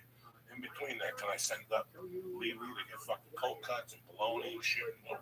They'd say, absolutely. And that's what it's all about. That's what business is about. That's what's been cut out today. There's no more customer service. You know, the Hashways were such a successful deli because it started off as a deli and they moved 2 doors down. They took a little liquor store and they pick it. But that was 1984. Guess what else was popular in 1984? What? Fucking Roots. So Glenn was in there fucking snorting up a fucking storm. But here's what's the secret. They had the Lunchtown School crowd. It was a gold mine, guy. It opened at 7. The high school was down the corner. So till 3, we had the action from the high school. And everybody went to Hashways. Probably twice, breakfast and lunch. Yeah, he went to Hashways and got a buttered roll with a fucking can of Coke or you like a motherfucker. Or a cream cheese and jelly on a roll with a yoo-hoo or a fucking like a motherfucker. And then at lunchtime you went back over there and you got a roast beef on rye, salt and pepper, salt light on the pepper, no pepper light on the salt, light mayonnaise, lettuce, tomato, sliced thin. They would slice the tomatoes with paper thin. Not like these Puerto Ricans, they would chunk the tomato, sliced paper fucking thin. Genius. So you just tasted the tomato, they put a couple extra ones in the tomato steak in the fucking sandwich. When you squeezed it, not like these more, you would bite into a sandwich, the tomato comes, you bite the front, and the shit comes out of the ass. Yeah. Like what I ordered, that's why I don't go to these fucking Soho fucking fake sandwich motherfuckers. They want to make a sandwich. You have to tell them to slice your fucking meat thin. They slice the meat thin, but they get the cheese thin. Ooh. You know what I'm saying? These little things, these fucking jamokes don't know what the fuck they're doing today. They didn't fucking know. We got some music from you. Sit there. Absolutely. Let's smoke some more weed. I'm all set. I got this shit with Pope Smoke before you. Oh shit! It's a beautiful fucking night. March 4th, Monday. You probably get this Wednesday. Tune you up for the rest of the fucking week. I'm sorry there won't be no podcast next week. I'll be in New Orleans shooting, working it out. I'm very sad, you know. One part of me is very happy that I got this, but the other part of me is very sad that I'm getting my wife and baby, thank God. My family is coming in Thursday. This girl came in today. Her brother comes in tomorrow. So Terry's gonna have her hands fucking full with her family. Yeah. Is it because I know you used to get like sad when you leave the cats. Is it different? Oh, it's worse? terrible. It's terrible, man. Then I gotta go to meet them. So we gotta fucking watch the cats. Harry. I haven't seen Harry in so long. Harry's fucking cool as shit. You know, they're all lonely, but you know, since we lost Vinny, I had to put a special collar on Finn. He's like a half of Momo. He misses Vinny. Yeah, they were together for years. And they were best friends. Vinny would choke him and fucking throw him down. Remember that? Yeah. See, Vinny was a tiny little dude. Fidel, what the fuck is this? My desk. Fidel's like 2'8" and was a linebacker. Down and bite him in the neck. Fidel was like, yeah, get him up. I'm like, no, fucking bite him back, you fucker. Does your daughter like the cats? She can't see him. They don't even know. They come off. You know who likes her? Superbad likes her. Ray likes her. Sissy likes her. Black and white cats. Yeah, that's weird. The black and white cats play attendant to her. They hang out. They watch her. That's pretty funny. She comes first. They take the second seat with her, a tight second. I love my cats. Yeah. I've always, and I felt bad in my wife's position. If I've been neglected, we've been busy with the fucking things we brushed. I got them the good catnip. The catnip they like, the buds. Yeah. They still have it on Amazon. They went out of business. Oh, really? But they have like fucking 5 bags left, so I got them. That was good. Nothing. So that's What's going on, crazy. Lee? Nothing, dude. What's going on, Capsuck? You taking this selling this to the Russians? Don't make me burn this in your skin and get the fucking info from you. No, How you doing, baby? I'm good. This room is getting me higher. I'm fucking. Your landlord came up yesterday, she looked at her and she sat down and took a nap. She smelled this motherfucker. Jesus This Christ. is a good room, man. If he's ready for that, I'm trying to fucking yellow. Yeah, I got Back. this week. I haven't been busy, but this week I'm gonna put up. I got a Godfather and a what's the other film? Goodfellas. Goodfellas. I got Godfather and Goodfellas for this one. We don't fuck around, ladies and gentlemen. We put it all together. I'm trying. So it was nice. I hooked up with Billy like in Sacramento on his line last time. He showed up with his wife and he watched me. And, he was a nice kid. He was very nice. And I saw him up in front of him. I was fucking up years later. I felt very guilty. Guilty? Sure, because we knew each other through like the jock field. And then I started hearing that I was robbing and doing drugs. And it must have been hard for me. You know what? He never judged me. He was younger than I was, and he forgave me. That's it. But I know he forgave me. He's a good dude, bro. Brenda's a good fucking people. His brothers, mom, and dad. And I had a lot of that. Like I said, his dad drove us home. It's funny because the kid that people that came over today, I went with their son. She showed me the picture today of the football camp I went with him. Picture of you? No, it was a picture of him with the shirt. Oh, okay. It was offense, defense, football camp. I've spoken about it before. It was run by like Penn State. It was like Jack Lambert and Jack Ham. It was in Pennsylvania. One in Pittsburgh, one somewhere else. I'm getting it confused. It was just in Pittsburgh. So I went to a couple camps growing up. I liked football camps because it was 6 or 7 days condensed. Yeah. Did you ever go to a basketball camp? I know not fuck basketball. I went to a football one. Come on, which one did you go to? It was just run by the local, I think, the high school. I only played football for 1 year. I didn't like it.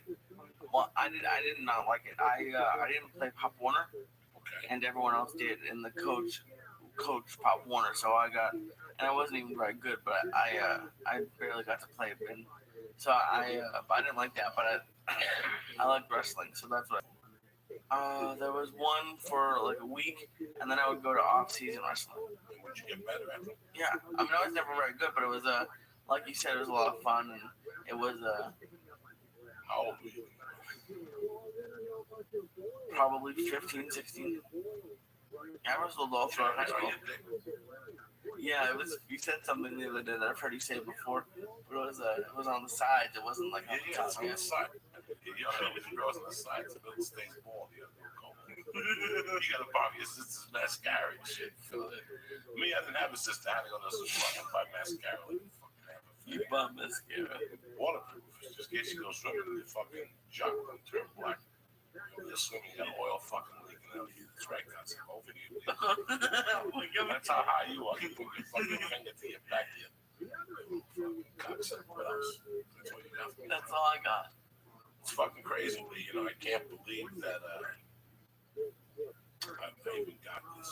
I've been thinking about it for the last 2 fucking weeks, and I wasn't going to tell nobody on the podcast. I wasn't really going to tell anybody, but it was overwhelming because, you know, when I moved here, it was 98, and I was 30-something years old.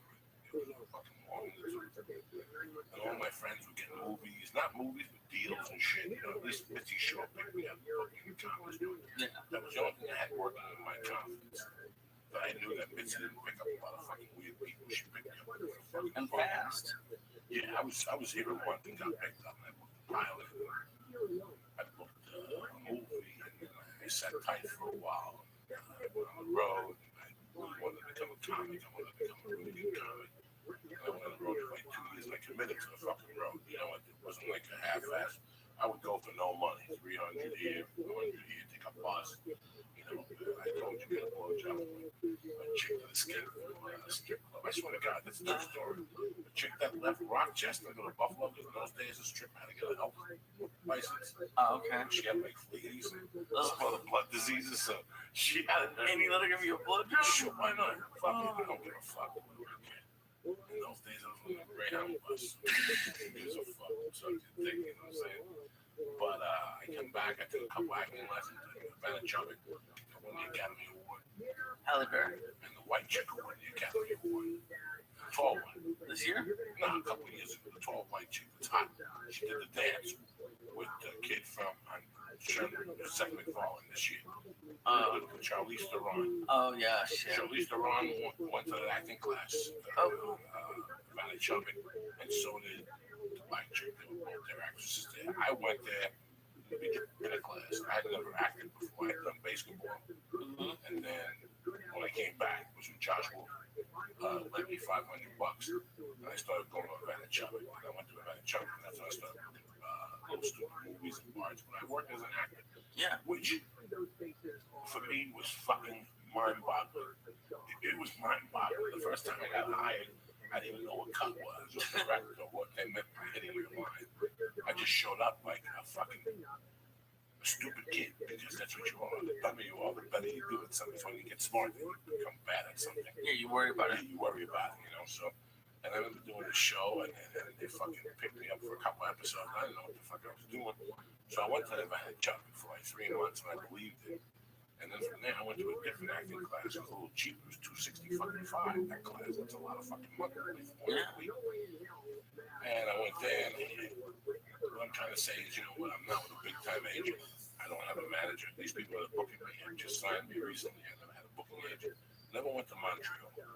Never went to really no festivals. I went to like the Toyota Comedy Festival in New York. It was basically a fucking joke. And listen, I'm not crying. This I all brought upon by myself. I get, you know, and I'm very lucky. I'm aggressive. I don't give a fuck. See, because that's the number one thing. If you're going to come out here and put your balls in the line, you got to remember one thing. You don't give a fuck. And that's why Havana Chubby takes women. She's really good with women, but she teaches them how to act because she breaks them down.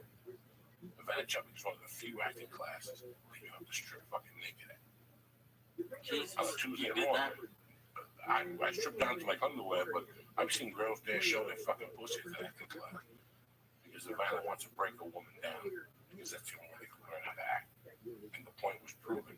Charlize Theron and the black chick for fucking Monsters Ball. Halle Berry. Yeah, and she's amazing. Was it Monsters Ball she wanted for? Yeah. So, you know, listen, whatever the fuck there is to it, I've always believed that there's something to being an actor. I just never had that. I never studied to be a great fucking actor. No. I never really did theater in New York. I did theater. I want to perform in large contests once. Freshman year, I lip sync Shattered by the Room. Besides that, the chick was a lesbian. She liked me. It was a cool fucking class. But I never really had had that. So now I get this call with this grudge match. Mm-hmm. And I looked at IMDb, which for some people don't know IMDb is. It tells you about the movie, the director, the producers who wrote it, one of the actors are in it. And I see that it was the director from The Longest Yard. I was under the impression he didn't like me. So I said, fuck it. I'm gonna not go to this audition because he doesn't like me. Then I sat there. I thought about Twitter. I thought about stand up. I thought about everything I've done. So I go, you know what? When somebody doesn't like you, it's a story of my life. You gotta prove me fucking wrong. Yeah. So I got that audition. I broke the scenes down. I went for it. And then I got a call back. And when I went, again, I really directed. Got this fucking role. I never sweated. I never sweated. I just thought it was like any other role. I'm going to do whatever one day. And they called back and this not working 3 days. And they called back and this not working opposite. De Niro really had my shit together. And I didn't really think about it much. You guys listen to me and what the church is about. It's like, you got to put your pants on. Everybody puts their pants on one at a time. Just nobody's fucking better than us, you know?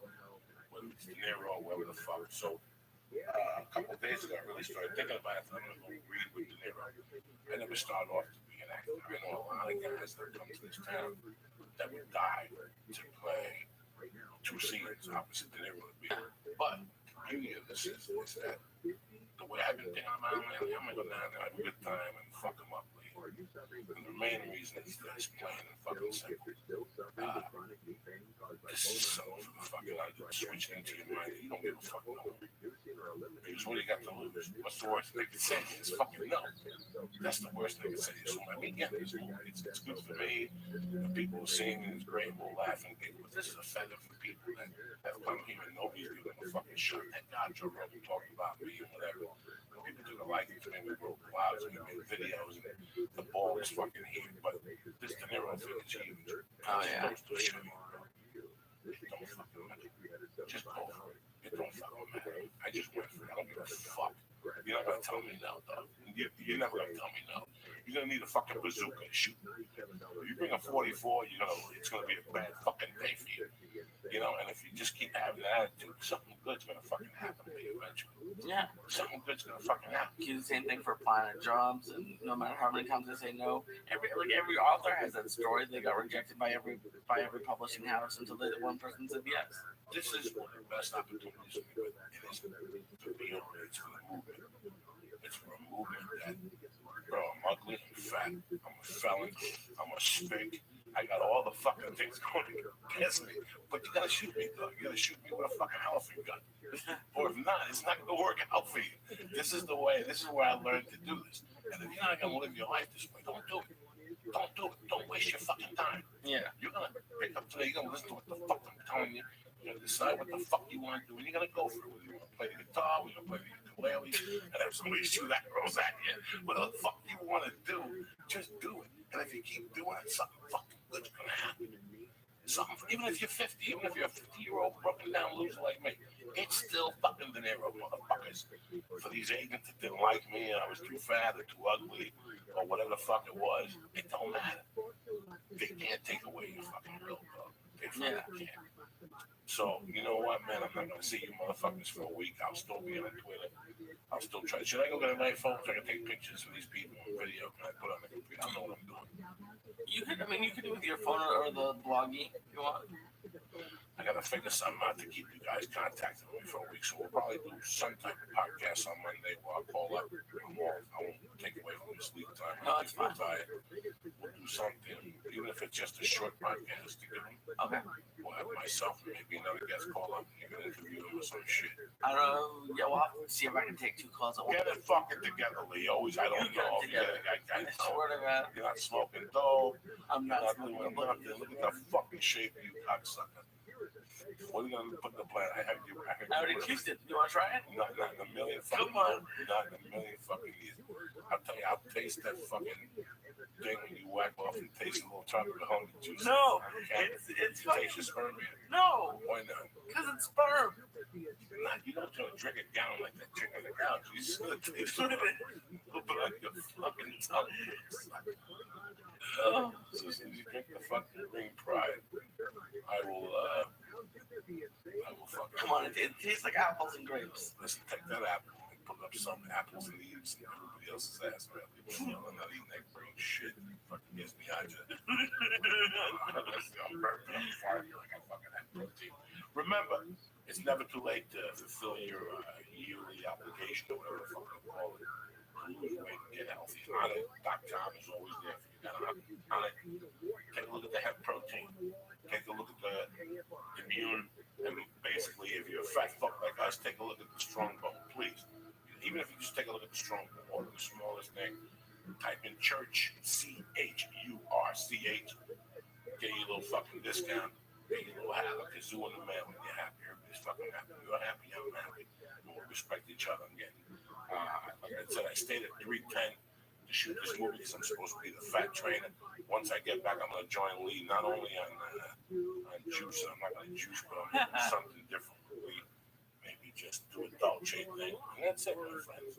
I'm going to miss you motherfuckers and the inspiration that you guys give me every morning. And the music of my brother Lee, you guys suck. What are you going to do without me? 5 fucking days. Let's throw a party. You miserable.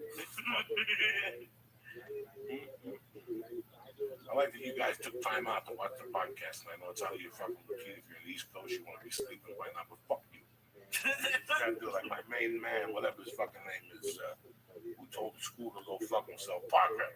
That's it. Parker's like, I gotta go to school tomorrow. Go fuck yourself, school. What are you gonna learn at school? You ain't gonna learn here. You ain't gonna learn about the most important thing you should learn about. Heart. That's what you fucking get from the church of what's happening. Now, Lee, you know I love you. What am I gonna be this week, Lee? I'm gonna do La Nuit Theater, New Orleans. Go to brownpapertickets.com. Just search Joey Diaz. It's up there. March 8th and March 10th. There's like, I don't think there's even 10 tickets left for both shows combined. They better figure something out. Yeah, you can buy it. You could buy it on your phone right now. You can print the tickets at home. You can go to the box office. There's no reason not to go up. That's right. This is Louisiana. I'll be down there eating. I'm gonna go see my buddies at the fucking firehouse. My man Dan. I got some other people who have been hitting me up. My boy said he bought tickets to come to the Sunday night show. I'm gonna be smoking outside like the wet. There's a fucking hamburger stand that my boy told me about that says it is rocking. I forget what the name of the thing is. You have to get a shrimp po' boy for me. I'm gonna eat a couple of shrimp po' boys. Oh, and what are the like little donuts that are in New Orleans? What are they called? Bayonets. Oh, are they good? Are they fucking good? They look amazing. When was the last time you ate something bad in Louisiana? I've never been to Louisiana. What the fuck are you doing? This is what I'm talking about. But you got time to follow all these Jews doing techno music, right? You gotta even ecstasy. This is what you love me. I'm gonna take this electronic cigarette and put the ash ball on the eyeball. How's your dad doing? He's doing great. I talk to him every day. Call the director. Tell him you're a Jewish lawyer, and I'll come down. All right, man. We'll get you down there next week. You take a couple of days off. If they pay for my plane ticket, sure. Listen, you get a couple of days off. That's all. I'm paying for plane tickets. It's something completely different. You have to do that on your own concept. They can do it. They got the. You ain't no fucking Martin Scorsese. Yeah, not a few days. What music you got for? What do you got for these people? That's some Led Zeppelin. No, you don't. Yeah, that's it.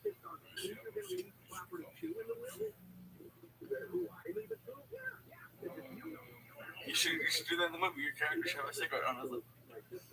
Listen, who are you, man? Who are you? Who the fuck are you, Mel Brooks? I'm flying too. Oh, Get the fuck. Don't forget, Sacramento. I'm coming up to you March 20th to the 23rd or something up there. Go to the website.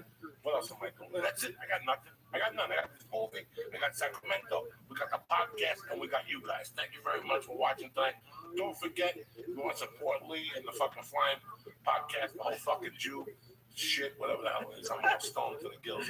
Go get the long sleeve Church of What's Happening Now t-shirt, and that supports the fucking electric bill and all this fucking shit. I'm together for Lee. I love you guys. Have a great week. And hey, if you're the underdog, tell them to suck your dick. That's what it's all about. You can suck it now or suck it later. Cocksucker. Cocksucker. Here's my will, leaving my property to the charitable organization. Because that's what you would do.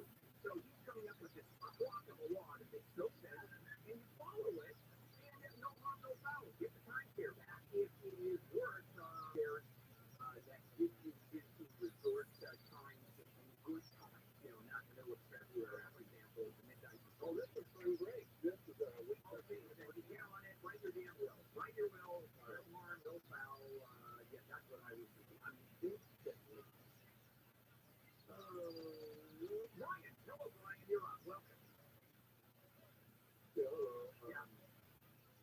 I sold a car to a body shop, a professional body restoration shop, and I showed them the floor.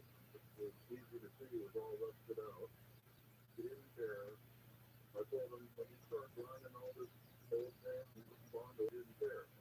Okay, well, there you go. And now he's suing, right? Yeah, now he wants to sue me for the damage to the rest of the Okay, all right. So I start asking you a couple of questions. First of all, was there anything in writing regarding number one sale, which I assume there was writing? Was there a bill of sale? Yeah, there was an agreement. Okay, is there anything on the agreement regarding Russ? No, He's out to lunch, and I'll tell you why. You're going to be fine. And here is your legal defense. He's going to say, no, you didn't tell me about Russ. You're going to say, yeah, I did. And then here's your defense. He's a body shop. And he said, no, how does a body shop somehow say you didn't tell me about the Russ when they have the expertise? Because what happens if you have a Russ issue? Where do you go? You go to a body shop. You're fine. really. Yeah, you're fine. Just say, hey, I did tell him that your defense is false claim court. That's all we can do. And so, Your Honor, this is a body shop. Of all the people in the world that would know there's Russ there would be a body shop. And I told him, yeah, that is a dead thing where. Now, if you have business code, you own a small business and you got through COVID, and you were able to retain 5 or more employees through all of that, you could be eligible for a payroll tax refund of up to $26,000, and that's per employee. Do the math on that one and see how much money you would get. So let me suggest going to getrefunds.com. You'll answer a few questions online. It's under 10 minutes, and you'll see if your business qualifies. No charge up front.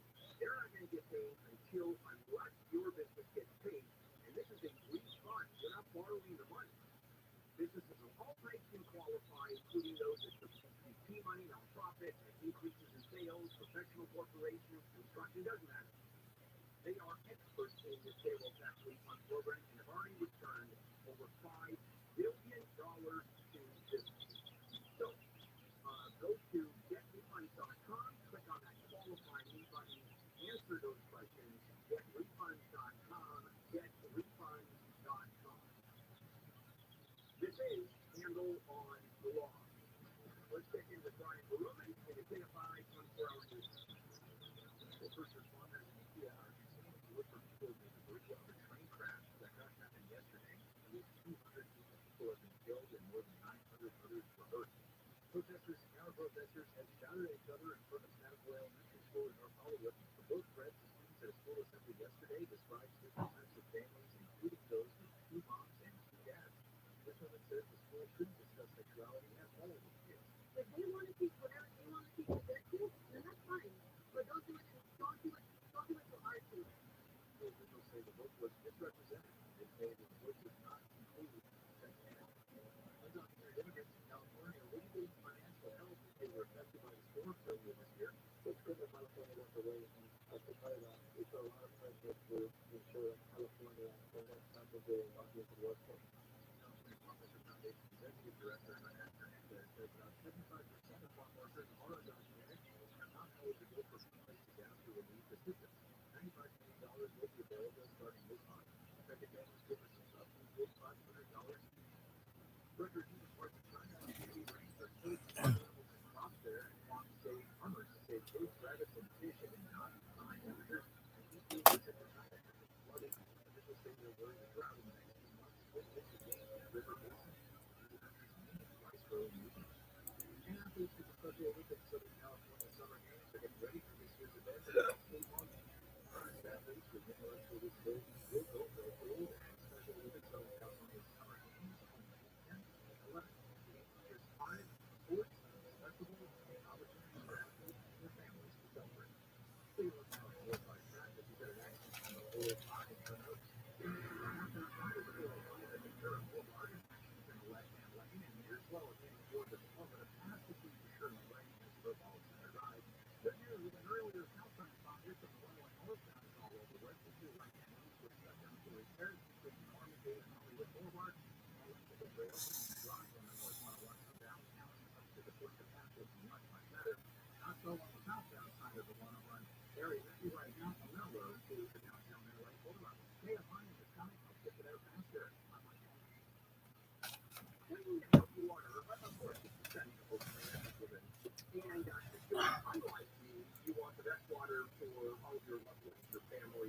Oh shit!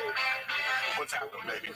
What's going on, you beautiful motherfucker? Not much, man. I haven't heard you this into a band for a while. I came over and you were like dancing I'll almost. tell you what happened to me yesterday. Yesterday, the day before Saturday, I got this on the iPod in the living room. Okay. I was Old-fashioned in my iPod, head. but I don't take it out of the house unless I go to the gym with flyweight. So if I lose, I don't give a fuck. I got some brilliant songs on there. I had a buddy that put a bunch of fucking heavy duty music. 4 years. One of the songs was Whipping Post. I'm sitting there with my fucking daughter. What is it? And I had the remote back 40 classes. And I can I tell you what, remember. my daughter was passing out by the minute. 30. I'm listening to this, singing this to her. Sure.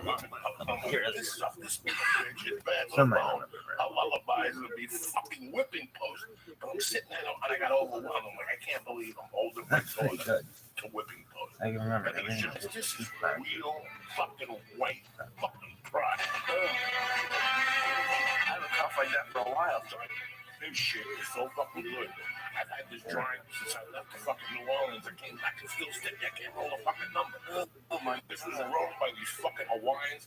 They have like blue eyes, look like apocalypto. They killed their grandmother and she's buried in the backyard. This is some fucking tremendous weed. I wish I could share it with you, motherfucker. Oh, I remember now. I can't. It's a beautiful day to be alive. The day after St. Patty's. All you fucking momos that got dressed in green. Get the fuck out of here. The only thing you're doing with those people is selling them blow so they fucking can make their final frontier. That's what I would get excited about St. Patty's. Why? Because I'd be selling fucking 40s for 50. Wait, Ralph, beer or Blow! Oh, okay. Hey, who do you think makes me drink that fucking beer? But why is it me? I show up with a fucking package of salt and they do 2 lines of that shit. It's over. It's over. They'll be drinking till fucking 6 in the morning. Let me tell you, I went out to one St. Patty's. I knew it wasn't for me. Why not? Listen, I never like fucking drunk people, right? No, yeah. It was just my mother at the fucking bar. I don't need people breathing on my head. Vodka bread with poop off on their bread. My fucking eyebrows are burning on fire. I don't need that shit. And they hug you and they tell you the same shit. I don't want to hear that shit. When I get like that, it's time to fucking go home. So I never liked that whole thing. I don't like that whole booze thing. If you drink that joke, I don't give a fuck. I smoke dope. I do whatever. You know me. Gorilla biscuits. I stab bitches. Drop them off up to 170. Yeah, it was like I've told you, sometimes I feel like I'm missing out. Yesterday wasn't one of it. Like I drove by Irish pub yesterday that is normally dead. Like there's like cobwebs in the windows. But yesterday there was a line on the block, and I'd much rather drink at home with friends than go to a bar. One year I got talked into taking a bus and going into the city and a bunch of people stopping at every bar. You know what, man?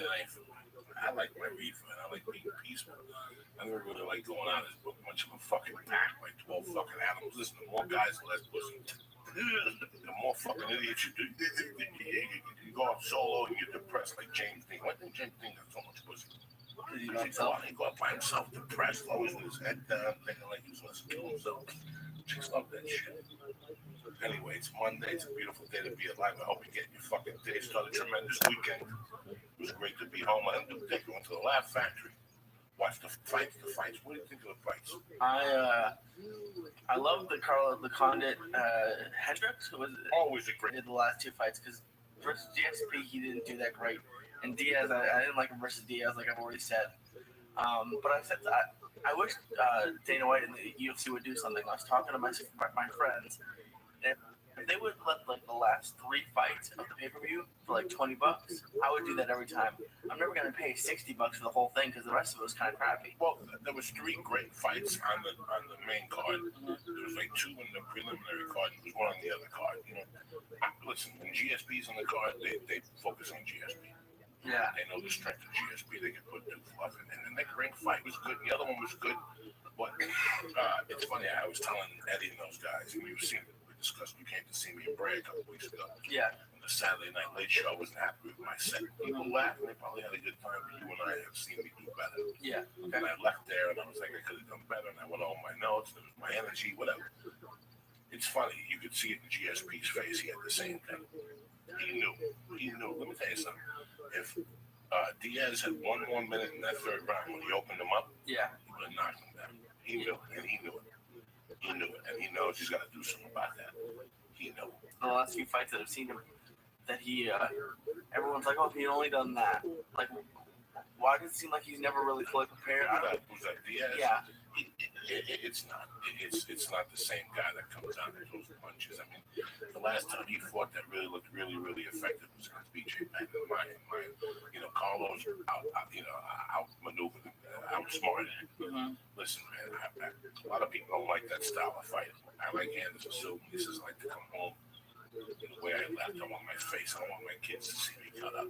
It's outsmarting the fucking other guy. At the end of the day, it's about who's going to go home with the less fucking scratches and punches and win this fucking thing. Yeah. Sometimes, and Carlos gives you exciting fights, but he fights very smart, Carlos. Yeah. He's a great fighter. I've been a fan of his since the fucking WEC. I love Carlos Condit. No two ways about it. Always have, always will. Big fan of Greg Jackson's camp. It's basically because of him and Uncle John. Love him. Nothing about him do I not love. Now, I asked this with the question the other night, and I know the answer is no, but just the first thing that I thought of when I saw him lose was, are they going to cut him? Because they cut him. No. So he fought two world-class fighters, and he's lost by fucking pussy hairs. Okay. He is not lost by, going in there and just not improving everything. Listen, like I told you 1,000 times, MMA has helped my comedy because I broke my comedy down into sections now, like MMA, and I have to work on each of them individually. Okay. And that's what MMA did. It's like when you watch a fighter and you haven't seen him in 6 months, and he's like, man, my punch, I've gotten better than you watching this. And he's running out of cardio in the second fucking round. You get disgusted about paying that $44 fucking dollars. Yeah. You really do get fucking disgusted because this guy hasn't improved. He hasn't done anything to make his I was just listening to something on the radio. My wife has the satellite like you have. Okay. In the new car. Yeah. My fucking Subaru. I just have stations, and I was listening to the station. And the guy was talking about improving himself. How Kodak set the bar in photography, and they're out of business now. Yeah. Because they never improved themselves. Kmart never improved themselves. He named 8 companies. He said he bought the fucking iPhone, and he threw it away. Because he went to Verizon, he got the Samsung. Galaxy, probably. He says it's fucking amazing. It's easier to handle, and he goes, you'll see. In 3 years, if Apple don't get it together, because now they're running out of fumes. Now, I don't know the technology. No, it makes sense. My iPhone, I've had it for about a year and a half, and it's starting to shit the bed. So it's that's what everyone says. I have one. Guys, they make them too fucking fast. And we as a society, let me take I got an iPod on my fucking thing. I'm embarrassed to take out of the house. It's the size of this computer. I have one of those iPods that are fucking huge. Yeah. I can't throw it away. I take care of it. It's falling on the floor. It lost 100 pounds with me at the fucking Y. It lost. And I have friends that said to me, throw that away. It's going to fall and the music's going to go bad. Not today, it isn't. I got a camera Joe Rogan bought me in Philly 6 years ago. A digital camera. And it still takes pictures.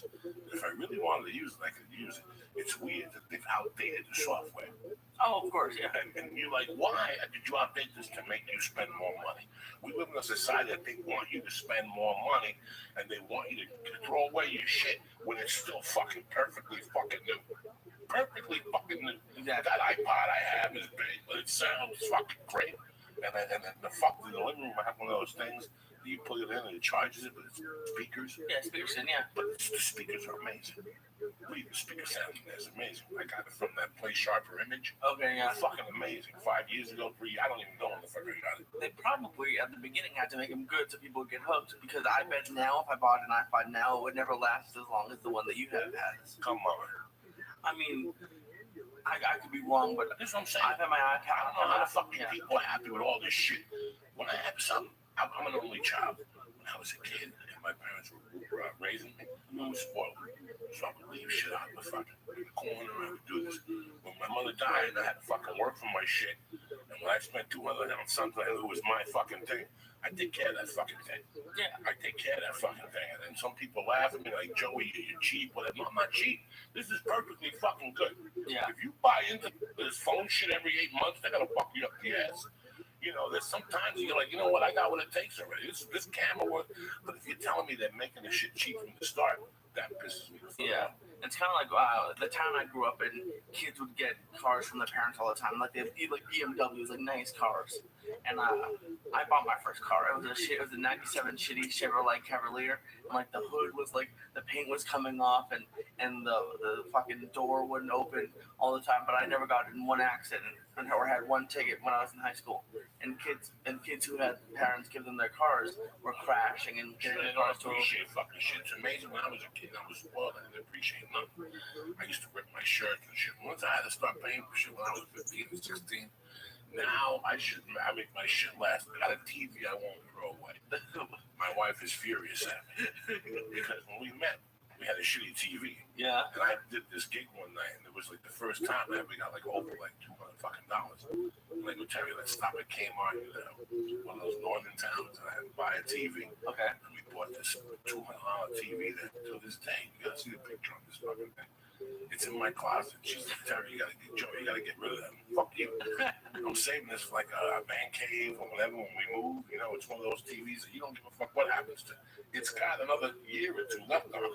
Once it blows, it blows. Yeah. I'm not just gonna put it on the fucking street just because, society says that every year and a half. I can't believe it. I really can't believe how people react to the fucking iPhone. I finally got it. Yeah, I know. I got the 5 from Sprint because they kept sending me fucking emails that they were putting bonuses on my thing. I was like a year over on my phone. Oh, okay. Every year they give you $75 credit or something towards the phone. Oh, okay. I had like $190 credit. I've been with Sprint for 10 years. Oh, cool. Since 2004. Joe and those people are right. I held on for the pager until 2004. Until I got my first. Whenever Spider-Man 2 came out, whenever I shot Spider-Man 2, 2003. I've been with Sprint since 2003. Because I remember I took that check and I went and I bought a fucking Sprint. I owed money and my credit was bad, but they still gave me a phone, but they only gave me a $2 limit every month. Oh, okay. So if my phone would be $201, they cut it off. I had to stop what I was doing and go to fucking Sprint and pay the $1 and change for them to turn it back on. Oh, jeez. You have no fucking idea. What's the music today, Lee? We all want to be around. It's Monday. Get up, get out there. Do your goals. It's a whole new fucking week. You want to quit smoking cigarettes. You want to stop taking in the airs. It starts fucking today. Write your goals. Go to onit.com. See how you can start looking better and feeling better. Drink some fucking water. Look at Lee.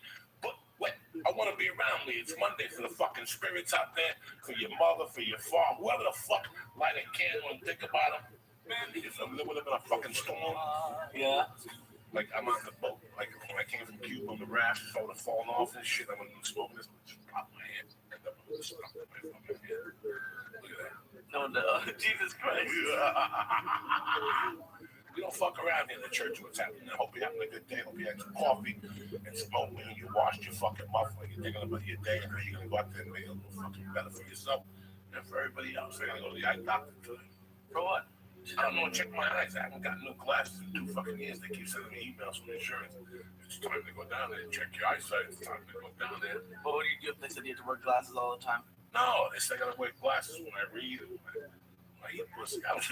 What the fuck? You gotta wear glasses. You gotta wear fucking glasses. Okay. No, you always hate wearing them. No, I hate wearing them. I can't wear them because of what people are doing now. They wear glasses to look exotic and to look smart. Like somebody gives a fucking, you people buy into it. No, I wear glasses to read. I'm embarrassed to put them on here because I don't want you people thinking I'm trying to be fucking, Steve Martin or some fucking smarmy fucking cocksucker.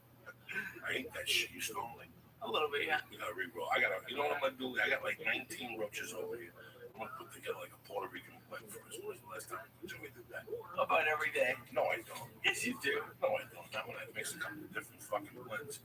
This is old school shit. This is what Puerto Ricans do. See, the problem I'm having is I can't find the fucking glue no more. That's how bad, even with the glasses.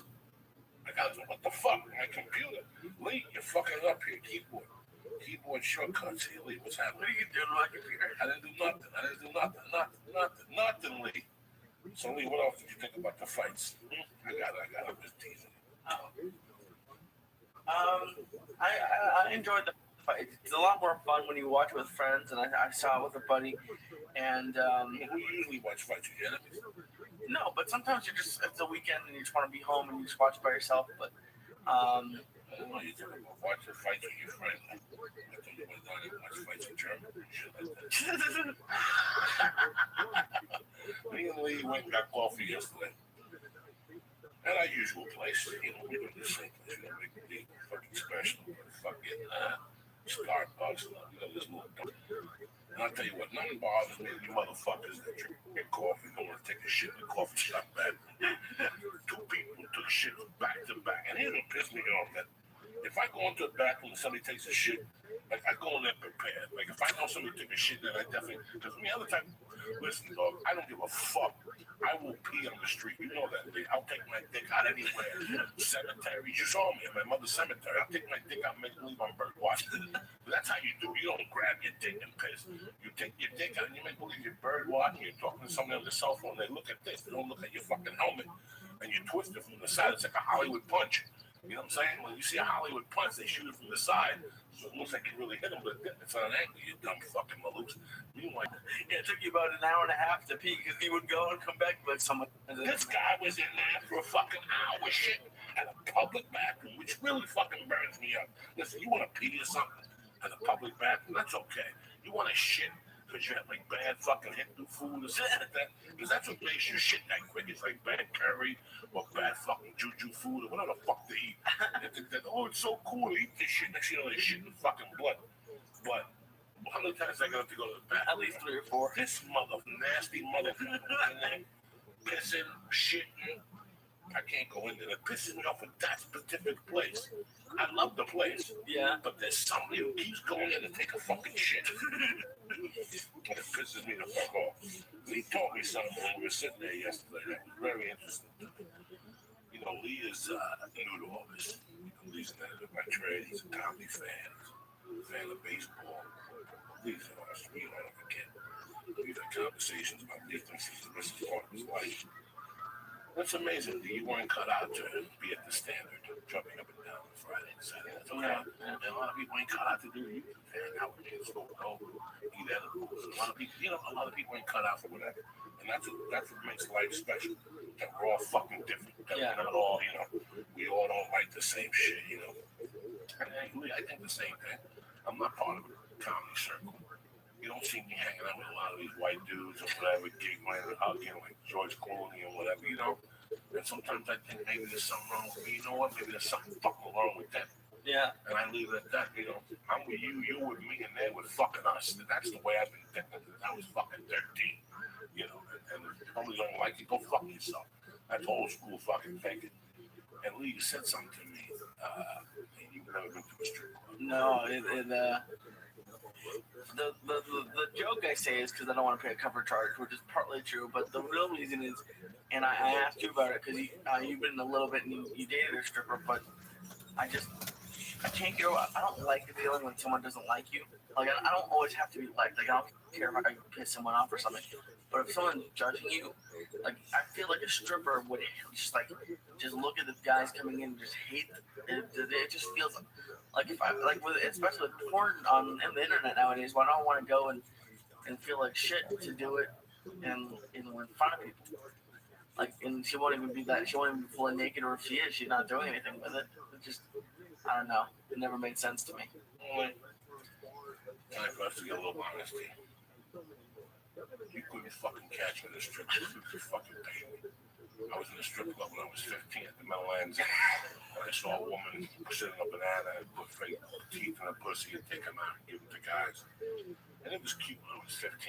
And as I got older, I went to a couple of strip clubs, where you go with your buddies, you're out. 6 years in the car. The same way I ended up at the gay bar that night to get blow. The same way. When I was 18, I didn't have a fucking car, so I was with gorillas. Wherever they went, I went. Yeah. In 87, when I got pinched, the guy that ratted on me was a big-time strip club. Big time. He walked in, all the girls came running home. He sold them weed. He gave half of the blow. He spent money on him. He was cool. He had the tattoos, the bike, the pit bull. He had the whole fucking set. And I like that lifestyle. I think it's fucking disgusting. Few people don't know that the guy got caught with the kidnapping. The reason why he wanted to kidnap this poor fellow, this fucking moron, was because he had this stripper, a nude stripper that was fucking at 12. This bitch was banging Spanish chick that was amazing. He had her living on his couch. She was divorced from her husband, but she wouldn't sleep with Steve until she got a divorce because she was Catholic. A stripper wouldn't do it. So she wouldn't sleep with this guy. I don't want to call them strippers. Exotic dancers, whatever the fuck they are. And I have a few friends that are on my ex-podcast with Felicia. She used to be an extra. I have nothing against strippers. Carol, the girl that calls, that I dated for 4 years, she was a stripper. When I dated her, I never went to pick her up. One time I went to pick her up and she told me to come in. That was the time I seen the fucko throwing dollar bills or fucked up Farley at the girl. He died 2 weeks later. She was a star stripper on Los Angeles between Beverly and whatever. Yeah. Right there, seeing the star stripping. I think that's what I never went to see it. I've never been one of those guys. I never, work for some people and don't work for other people. I don't like people touching me like that. Yeah. I don't like women touching me like that unless I really fucking know you or whatever. And it's just disgusting that a guy would go in there thinking that he'd have a shot with this chick. And I can't tell you, listen, man, I'm ready to tell you when I first got divorced. This is what happened when I first got separated in 91. Our relationship was fucking fine, separated. I was doing my thing, she was doing her thing. There was a strip club in Boulder called the Bus Stop. It was the guy who owned it died. He left it to the church. Jesus. So the church had to run it now. And they're running it? They were running it. Oh my God. It's not like the pastor was in there. It was they hired a manager to run the club. They're going to get paid him a salary. So one night, I was heartbroken. I couldn't work. I was in a strip club guy then. I was heartbroken. And some guys after a comedy club, so let's go to the bus stop. I went to the bus stop and I reached out to some fucking girl. And again, she was going to meet me at Denny's later because she liked me, like a lot of guys do. When I met her, she showed up, and then when she got there, she told me she wanted $200. And I'm like, I said, I'd rather fucking choke myself than give me $200. I figured, didn't know. That week, this fucking dirty fucking animal went and sat in my ex-wife's chair and barber cut. My ex-wife cut hair. She went to my wife's chair, so I'm going out with a comedian, Joey Diaz, on Friday night. I wouldn't pay her the $200 to fuck her. Hot little girl. But it wasn't for me. I went to one hookah house that time, the 1040 Club, and after that, I can't pay. It makes me feel weird. I don't even like the strangeness of it. Yeah. When I go to Vegas now, they're all over the fucking place in Vegas. Yeah. And I don't like the strangeness of it. I don't even like a woman in my fucking room on the road. I don't like a woman in my hotel room on the road. No. I don't like going in unless it's gonna happen. We never went to Hooters either. I wouldn't go to fucking Hooters. What you're gonna get from Hooters is blood coming out of your ass. They're gonna pop your ulcer and chicken stockings out. These are strippers that don't want to make the fucking commitment. Fuck you little dirty boy. You want me to come in here and tease me like I'm in the fucking 6th grade? Go fuck yourself. I've never been one of those guys that can sing around with a bunch of chicks and look at them and giggle and bring. I've never been into that shit at all. Either you're on the boat or you're not on the fucking boat. Yeah, but that's a strange thing you're talking about. The guy who goes in and they don't. Like that's the entire that's what I'm scared of. Like the fake. Yeah, it freaks me out. It's awesome. Hey, listen, you gotta put. It's Hollywood, and it's Hollywood. And there's nothing against the strippers. I don't have a problem with what they're doing, but that's the thing. Like I don't want them to hate. Like I feel like they'd hate you and going in. So it's not like the strippers are bad. Like they're doing. I mean, if I looked like that, I'd be a male stripper. Fuck it. Let me tell you something. I'm being a kid. People going, you need a car, you need a bunch of money to pick up the chicks. You just need your heart and your fucking dick and balls. You go up to any fucking woman, you tell them what you're feeling, and they get on the boat or they're not. There's women that like fake fucking guys. There's women that love that shit. They love the fucking Chris Brown looking motherfuckers that'll go up there and giggle, and you girls fall for that. Shame on you, you dumb fucks. Shame on you falling for that dumb shit. That shit you fall for when you're fucking 13, I don't like that shit, and that's those girls, they come running with the heels and shit. That's okay when you're fucking 10, guy. And then once you see a bad blood, you see the other side of it. I love Carol. I really did love Carol. I hated that she did that. It destroyed me as a man. I couldn't move fucking forward. Yeah. Here I'm dating a woman that's on guys' laps, telling them guys touching the tits and shit. I couldn't do it. People that show up with their wives, and somebody fucks your wife, you're a filthy fucking animal. A filthy fucking animal. I remember that. You hear that tape we did, me, T, Bo, Tripoli. Remember we were talking I about heard you talk about him, $750, and we all had to do comedy at a disgusting house up in Beverly Hills with people fucking wives, and this idiot showed up with tattoos. Here's my wife, and the girl is 5 feet away from. They have kids together, and some fucking gorillas fucking your wife on tape that you just met at a party. And you're giggling about it. That's disgusting. That's fucking disgusting. Yeah. That's another level of fucking disgust. You should be shot and fucking hung, you know? Yeah, I just thought about it. Are you a jealous person when it comes to, because Yeah, I'm fucking jealous. It's not that you're jealous, it's that this is you. There's a certain way how to act around fucking your wife and my wife, and there's certain fucking ways, and there's certain ways she has to fucking act. Yeah, because like jealousy is made out to be a bad thing, and you don't want to. Like, I'm not saying if your girlfriend or wife has a friend who's a guy, like you throw a fit or whatever. But at some point, like I could never like it's like how I imagine wives or moms who have kids or cops feel. Like if a girl I was dating was going out to a thing, I wouldn't be able. I'd probably go insane. What about this joint? You gonna smoke this fucking number with me? You're gonna make me smoke it by myself. Put some music on. What do you got for Uncle Joe? I know you got some fucking groove in it. You fuck. It's Monday, cocksuckers. Get up. Put some salt in your asshole. You gotta get out there. Get on the train. It's snowing. It's fucking cold. I know you don't know, but St. Patty's. I don't give a fuck. You should have thought about that. You're an adult. Fucking drinking like a fucking momo. But at least you're on the Lord's Day doing blow and eating pussy. I commend you for that. You're a fucking savage. Making it fucking happen. Some shout outs to my main people on it. .com. Go to on.com. Get your life. Just because it's March 18th, don't mean that you can't start now. A lot of people said, well, I'm going to get started January 1st, Joey.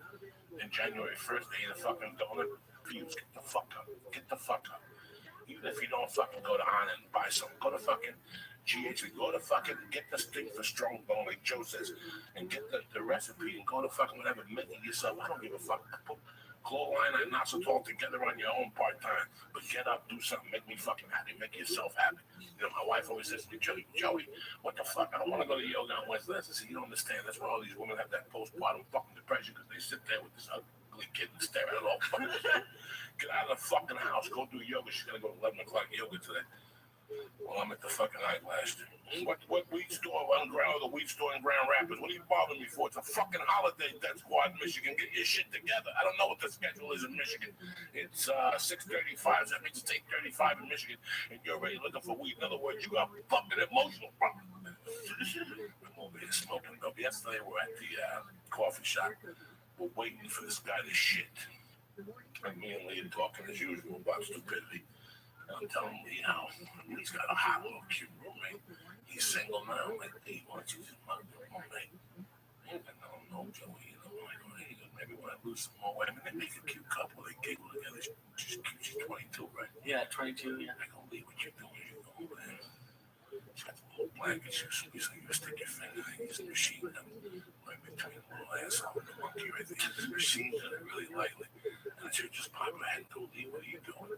And you say we're friends, and you're hoofing those two fucking fingers from the side, and you just massage that little monkey in his face. Look, he gets all hot thinking about you, little Jew, dirty bastard. You can't do that to somebody. You can. They love that shit. Tell them the surprise. Your chaps do it all the time. You know what I'm saying? That's why they fly into you while you're sleeping.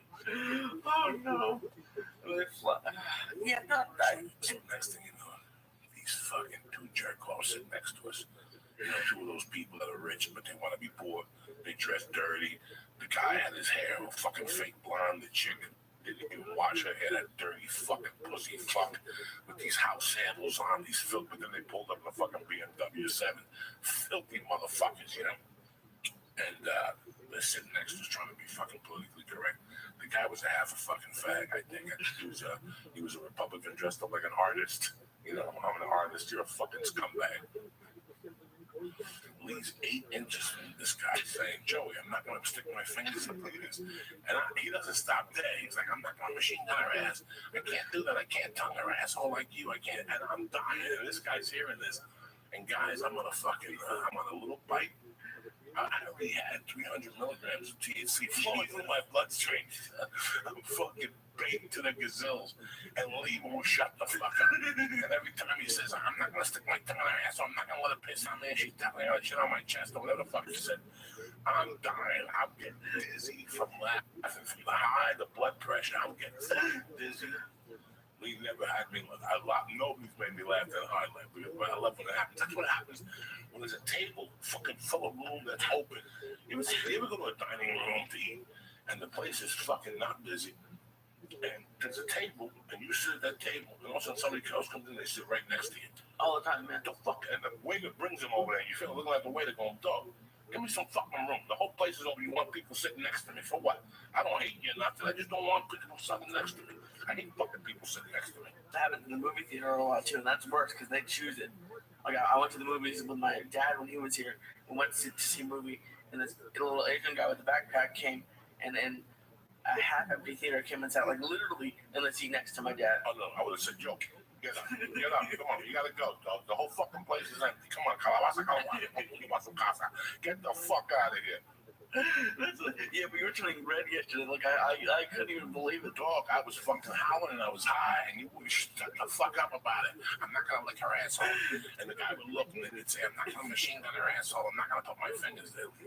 She's fucking. She's 22. She's got perfect titties. You know, at 22. You know, if they got a little B cup, they're fucking sticking right up. That's how she go out there and get her snack. I'm gonna do that when she's sleeping. And the pussy tastes good. Yeah, of course. No, early in the morning, it's got that little pussy do. Yeah, it's got a little pissy aftertaste. After a night like that, like it's hard to sleep sometimes. Like you wake up at like go to bed at 3, but you still wake up at 7 together. So yeah, of course. So when you wake up and you tell that little asshole, yeah, you better bail money ready. What bail money? You wake a chick up with your tongue, there's no bail money. You wake her up, ripping her clothes off, hitting her in your face with a dick corner and dirty hole, like, you know. Yeah, then they'll call the cops on you. But she's on your couch, so like you met her on the street, took her home, got on the head with a stick. You just gonna rub her clit slowly like that, like a savage. Look at you. Oh shit. You eat that little pussy, that jum juice falls out. What did you say? Yeah, you were dating a girl like a while ago, and he's like some oozed out or something. Oh yeah, she had a little ooze come out of her pussy. I don't know what it was. Chlamydia juice, fucking whatever. I don't give a fuck. Oh my god. It's like sour fucking toothpaste. Oh my god. Yeah, you said like the toothpaste tastes like sour cream. We still got it, cocksuckers. Monday. Get it, make it happen. Right, you go. A pussy this tastes always delicious. Oh Jesus Christ! Don't you miss eating that little monkey away? I do, but I'm not gonna do it to a girl like unexpectedly. No, that's what you want to do. Send her a postcard, tell her you eat a pussy. No, they like it. They like to wake up to it like music. Nah. It's like waking up to the Stones. You can't get what you want. Your angel sang. You gotta tongue up your asshole. If you open the tongue up your ass, you dial 911 to get mad. No, I wouldn't. But I'm a guy. Go down in that little Jew dick and rub your little Jew feathers together. Take the yarmulke off the helmet in the morning. And fucking suck your little stomach, kid. What would you do? You're gonna call me? No, don't do this. Fuck no. You're gonna let us suck that little Jew pipe. Of course I would, but it's different. That's. You're trying to say that with a straight face. That's a great question on them. Like mummified when you said that on that podcast. Podcast about what? About Lucy Stormberg. She said, "Fucking no one does that anymore. No one. You can't just like even without the Quaalude, it would have been enough. But you're on a Quaalude, you break in and then you do it." You're gonna call them and tell them you're coming. You're gonna send them a text. I'm coming over to eat your pussy. No. Some people like the element of surprise. I would love in my youth when I was single, if somebody woke me up sucking my pipe.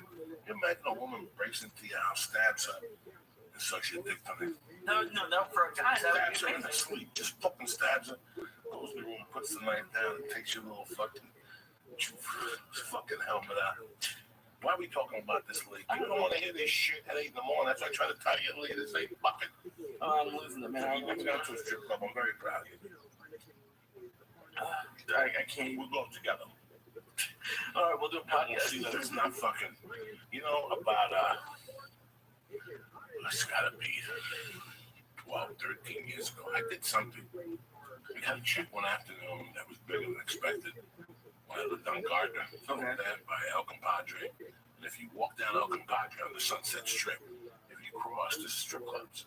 Yeah. Right before you get to La Brea, there's a strip club, the Seventh Heaven, the Seventh Veil. Okay. And then if you go around the corner, it's that real popular one on Sunset. Not the one down by the clubs where people go to, but here, This is on La Brea. Okay. I bought coke there. I didn't have to go in the Armenian. We used to hang out there. He'd meet me outside by the gas station. While I was pumping the car up, he'd come over and bring me the blow. Excuse me. That place next to La Brea there on Sunset, Okay. that's where all the celebrities come. They don't do shit in there. Like, they'll just show you titties in there. Then you have the other one, the Seventh Veil, where in the afternoons, I think they lick your balls there. Oh, that's the worst part in the afternoon. Right, well, it's real dark in there. One day I went in there very dark with money and I walked out. And I could have got my dick sucked or whatever the fuck they do in there.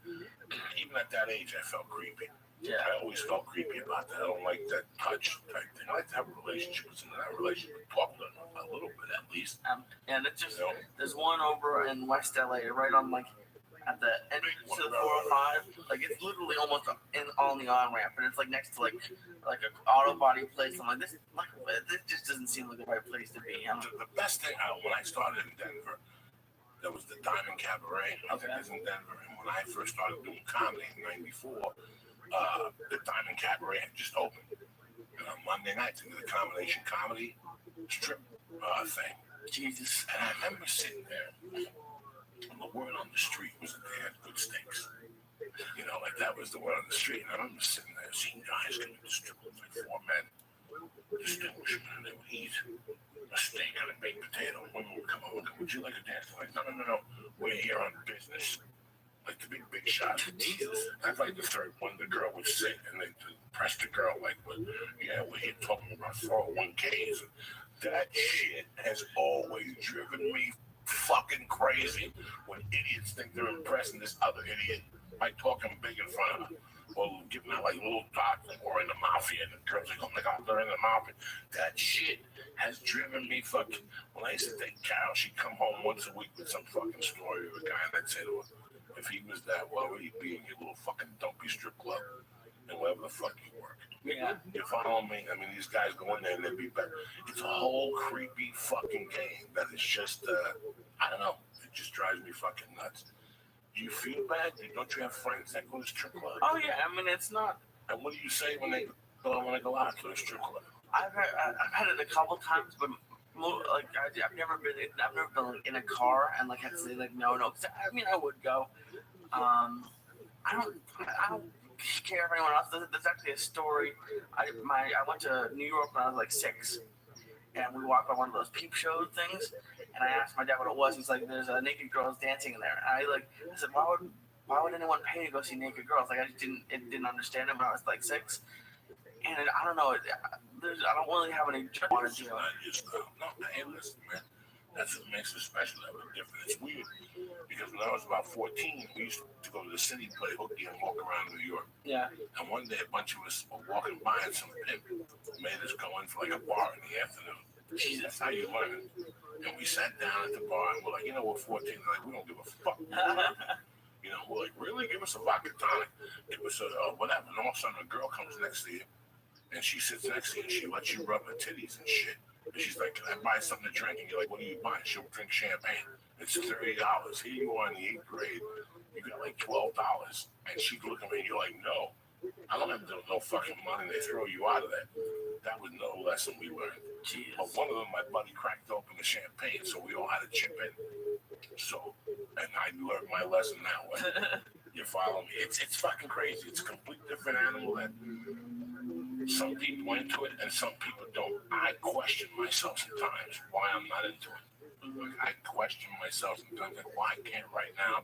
Because when you get off Victory, off to 170, there's a huge strip club. Oh, okay. The valet parkers and the whole thing. A lot of times it's 10:30. I know my wife is sleeping. I'm driving home and I see this and I'm like, Yeah, and it's not that I don't like naked girls. It's like that's not the thing. It's just like that. It's just the whole thought. I don't know. When I did coke, when I was doing blow, you could probably get it easier to take me to a strip club. When I was doing blow, it would be easier for you to get me to a strip club just because I was halfway there. Okay. And I remember a fucking story when I worked on Thornton in 104th. I was about 30 years old. At the time, my wife was pregnant.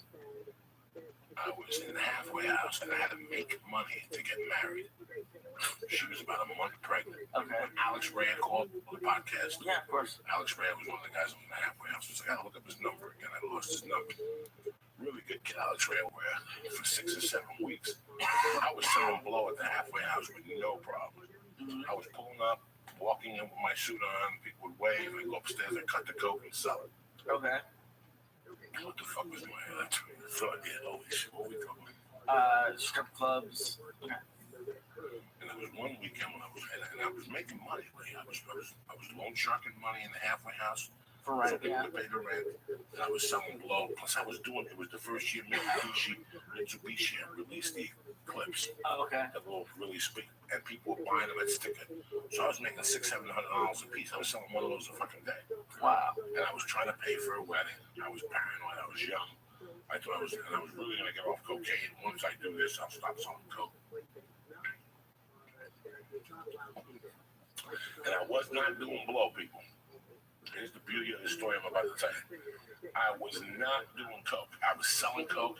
I was probably putting away an ounce a day selling at this time. I was making money. How much would that make you back? Yeah, $2,000. Jesus. And you bought it for what? $1,500. In those days, I was getting ounces for $800. And I would cut the coke a little bit, like get 35 grams out of it and sell for 60, 80 if I knew you.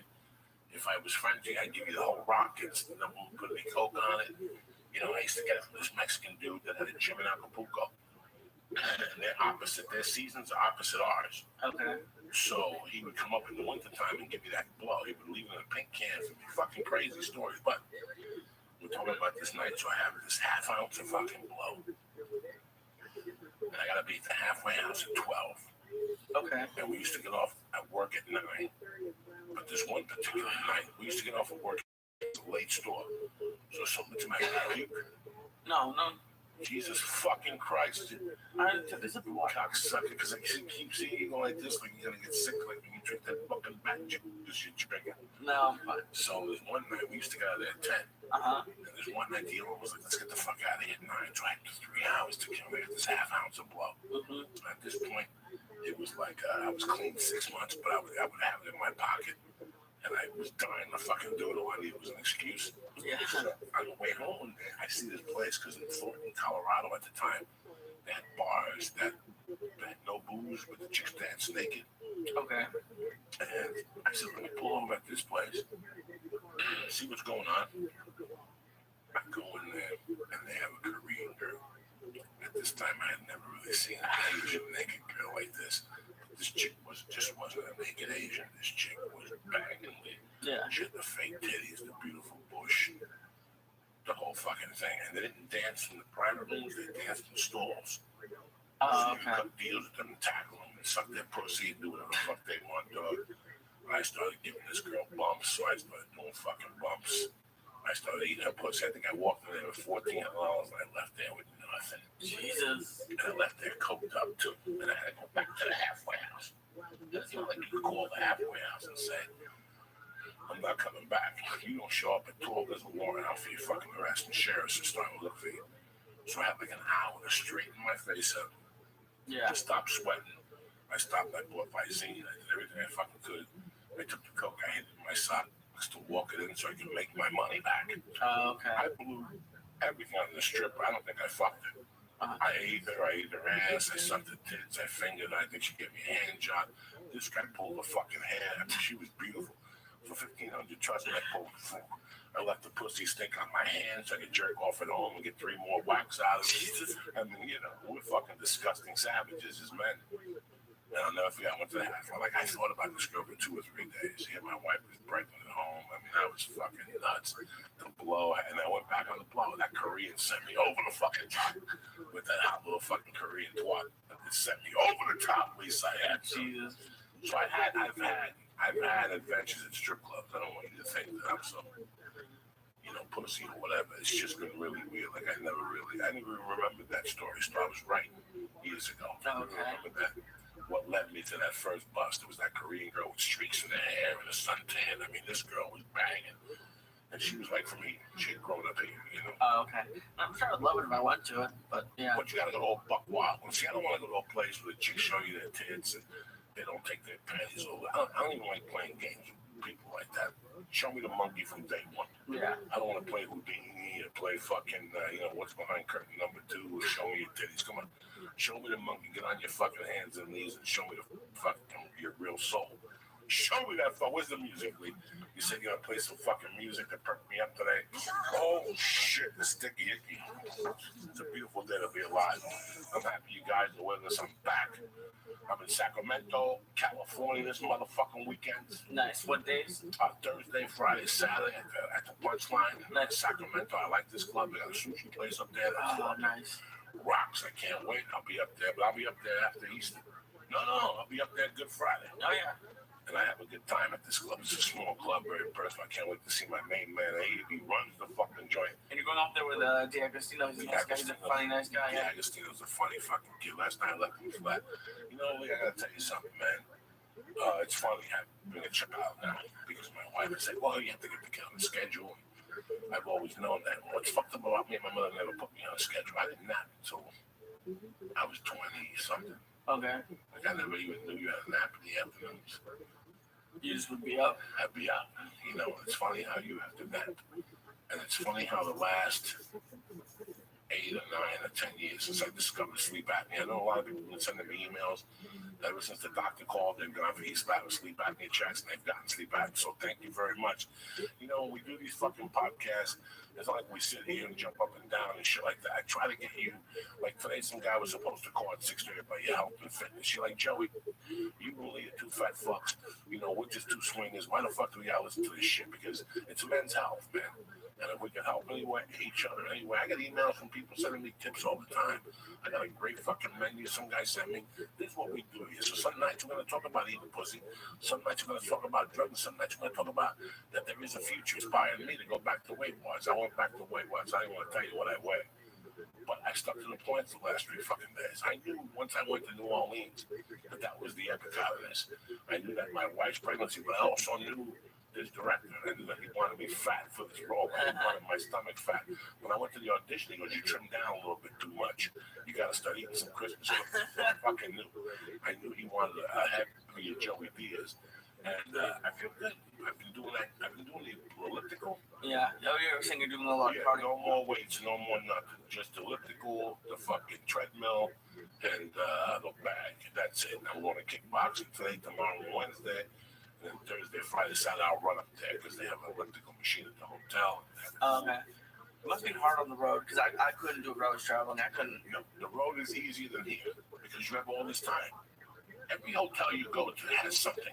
Well, working out wise, but I mean eating wise. It's even easier. Really? I'll tell you why, Lee.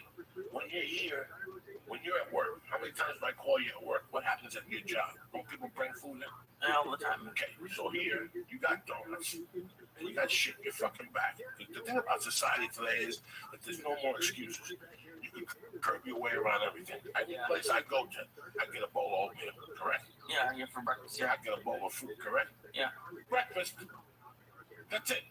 But I mean, I know in like bigger cities there must be like in New Orleans you could have That nice. city, every city has oatmeal. Everybody's got that. You follow me? So it's over. There's no more excuses. Yeah. Some of the best oatmeal you can have is at Dennis. Why for breakfast? Well, what about for lunch? Lunch, everybody's got a chicken breast and everybody's got a salad. Yeah, that's true. And everybody's got a half order for salad. There's no more excuses. Yeah. Everybody's got diet iced tea and everybody sells water. Yeah. I don't want you to go to McDonald's and get a salad. That's not healthy. No, yeah. But if you're out and about, every restaurant has a lettuce, tomato, and onion salad. Yeah, and it's funny. I had to go return a movie last night, and I drove by a Carl's Jr. at midnight, and it was packed. And I used to not like the only reason I would notice it before is because I'd be pissed I'd have to wait in line. But now I notice it, and it's Mike Dolce said something when he was on here that when you think about eating fast food, you should look at the people going in and out and think if you want to be like them. And there was like I didn't see anyone like 800 pounds last night, but I was like. Because I've been having cravings and just seeing them like just wait in line and just be going to sleep. You don't like you could be hungry, but you don't need that. Like that food. That's nightmares. That shocks you fucking when you're sleeping. That destroys your fucking internal system. Because now your internal system, now your body's trying to sleep and trying to destroy that fucking thing. It's toxins going into your fucking body. I can't even imagine. Like I said, I'm not a late night eater, but I'm definitely not a. And like I said, I don't know how many times I went over to Yum Yum Donuts when my wife was pregnant at night, and I'd look over at Taco Bell and go, wow. But they also tell people smoking It's not good if people smoke cigarettes. The same way I smoked cigarettes for years. They also tell people they're not drinking soda. It all goes hand in hand now. Yeah. And if you look at it, once you step back, Lee, right now you're still young in this. Once you step back, you start to see, wow, I've survived without this. Yeah. It's like when you go to prison. For years before I went to prison, it's like, I need to smoke weed. Oh, it's like I told you, once you go to prison, all your phobias disappear. All that shit that you need, all that shit that you fucking need, goes away. And you find out about a lot of yourself. You find a lot about yourself, the things that you need and you can do without. Yeah, of course. And the things that you can live without. And you're like, wow, I thought that I couldn't live without weed. What am I going to do? You learn to live without it. It's the same way with, there's no excuses. I hate to fucking say this. You can go to the Subway and get a tuna salad with no Yeah. $1.99. You're taking your chances and trying to get sick. Because a lot of people get that tuna again. Food poisoning. Oh, really? More on Facebook. I got food poisoning about it. Every airport has yogurt and fucking strawberries and granola. Every yogurt to go. It might not be the healthiest thing, but it's a lot better than getting an egg muffin and a thing. So there are options for people. Oh, yeah. And that's what I learned through Weight Watchers. And that's why Weight Watchers is the best diet out there. Because it teaches you how to eat again. It teaches you to eat a bowl of cereal. And after you eat that bowl of cereal, you go, I'm not really hungry. I eat fast. Yeah. I eat the speed of light. I don't even taste the food. I eat like I'm fucking going to the chair. So what happens to you is when you eat that fast, you don't even realize you're full or you're not full. Yeah. So that's what fucking happens to you.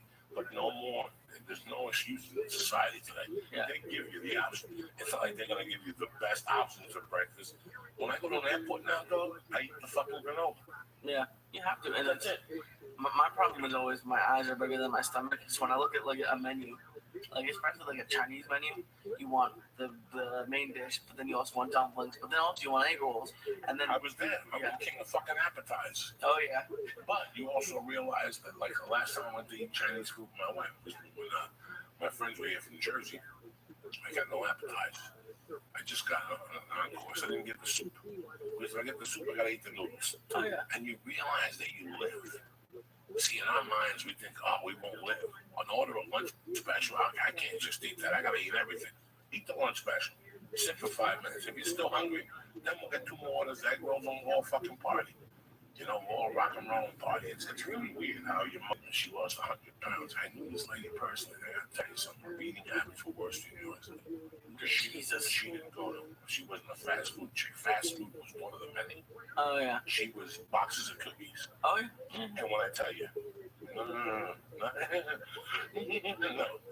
She'd eat up a bag, the 2 bags of Chips Ahoy every night. So it was the Chips Ahoy, the Nut Brothers, I don't even know all the cookies. Yeah. And I didn't know this till we used to go on the road. Oh jeez. She spent so much cookies that instead of buying on the road, she'd bring it with her. Before 9/11, she'd bring a suitcase of just goodies.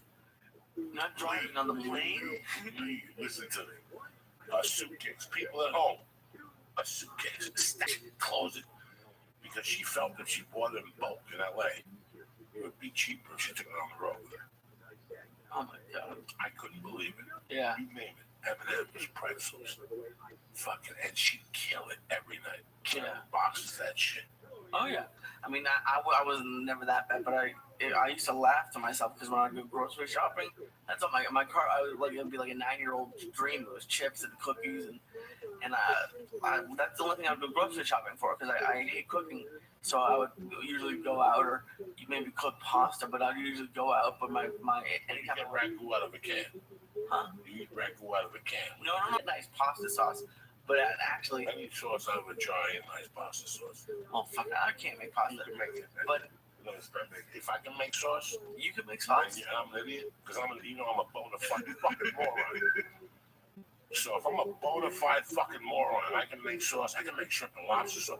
I can make a lot of things. I'm just lazy. Yeah, that's the thing. And everything I can make is fat induced.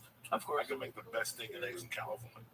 I get the best steak, I chop it, I put it over white bread with toast with butter, so the gravy from the fucking steak goes in the butter. So when you dip the toast in the fucking yolk, The toast tastes like the steak. You follow me, I don't fuck around. I put onions on top of the steak.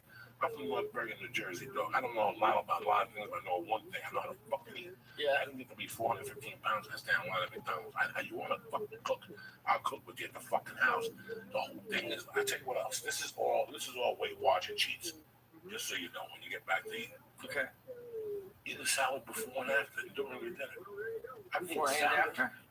Before I go eat, I'll pop 3 fucking apples. Okay.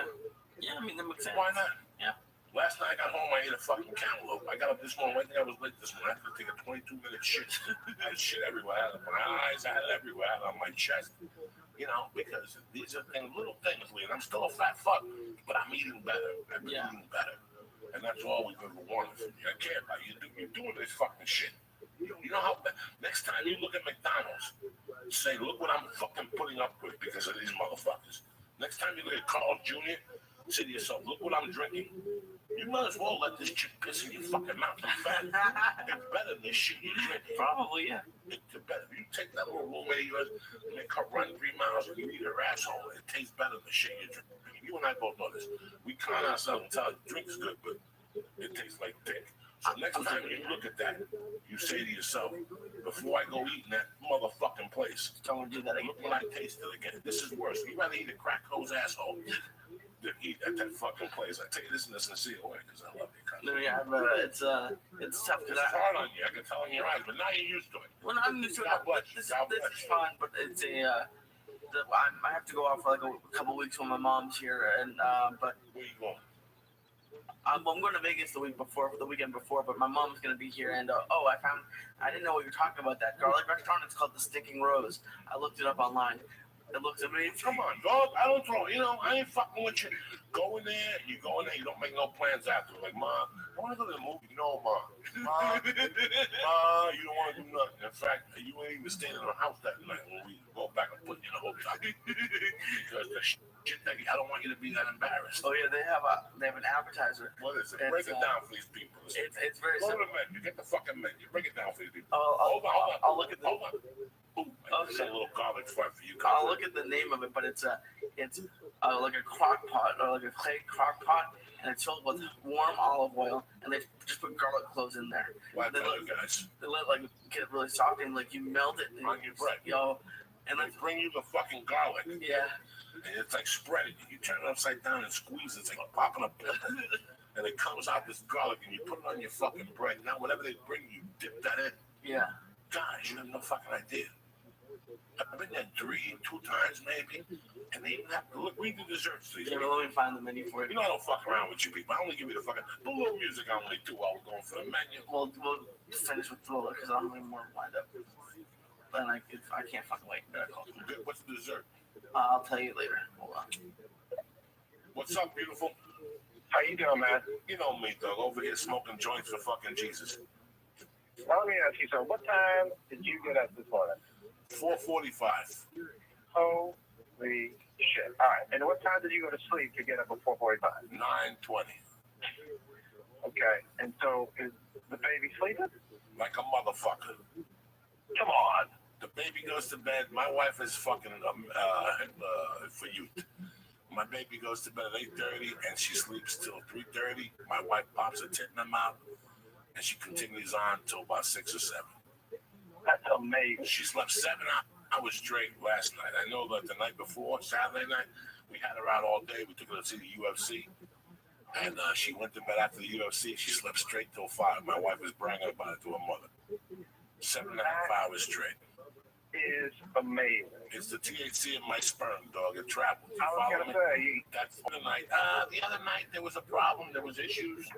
Like 1 in the morning. But see, my wife has it good. So if she gets up now, if she sleeps 4 hours and she gets up, my wife thinks it's an issue. She has no fucking idea. I told her yesterday. No, she has no fucking idea. You know, I've seen those women. You've seen them up in the valley. Those Mexican women pushing 1, pushing 2, 1 in the crib, and they're pregnant. And my wife is basically because there was a sock on the floor. I think you might have seen me at one point in time walking to St. Bernard. I had one in a stroller, one in a backpack, and one holding my hand. Man, that was amazing that your youngest turned 16 yesterday. Are you kidding me? Are you kidding me? 16 16 years. I couldn't even believe it. Because he was standing there next to this 6'1.5" beanstalk. I'm like, this dude is 16 years old. 16? I can't even believe it. I mean, smoking weed, the whole thing. Is he smoking weed? Yeah. How much? Not a lot. Well, you don't like the booze, so we won there. No, he went past it. He didn't like it. No, that's what we're saying. You don't like the booze, so we won there, so that's good. Yeah. Absolutely. You know what? I won all around with that one. No, you hit the jackpot. He's healthy. That's the number one thing, brother. Yeah. We just spent the weekend in D.C., man. That was for his birthday. It was good. What was in D.C.? Did you just, okay, you did some shows. I did some shows at this new comedy club. They keep going. They keep putting me into these new places. Joey, you would have lost your mind. Okay. So it was the Living Social building in D.C. So it wasn't a comedy club. It was, they bought a building. So it was probably thought, what the fuck are we going to do with this? I mean, honestly, after I did my comedy, it looked like they could have put a macrame class in there. There was two, those old DJ speakers at my bar mitzvah. You know what I mean? Yeah. They stand them up. Yeah, they had one of those on either side of the stage. The stage was like those, it looked basically a piece of wood with 4 milk cartons on the edge. There was no liquor. And it was, they just served Pabst Blue Ribbon in a can, Heineken in a bottle, and wine. And no waitresses, so you had to get up and get your own drink.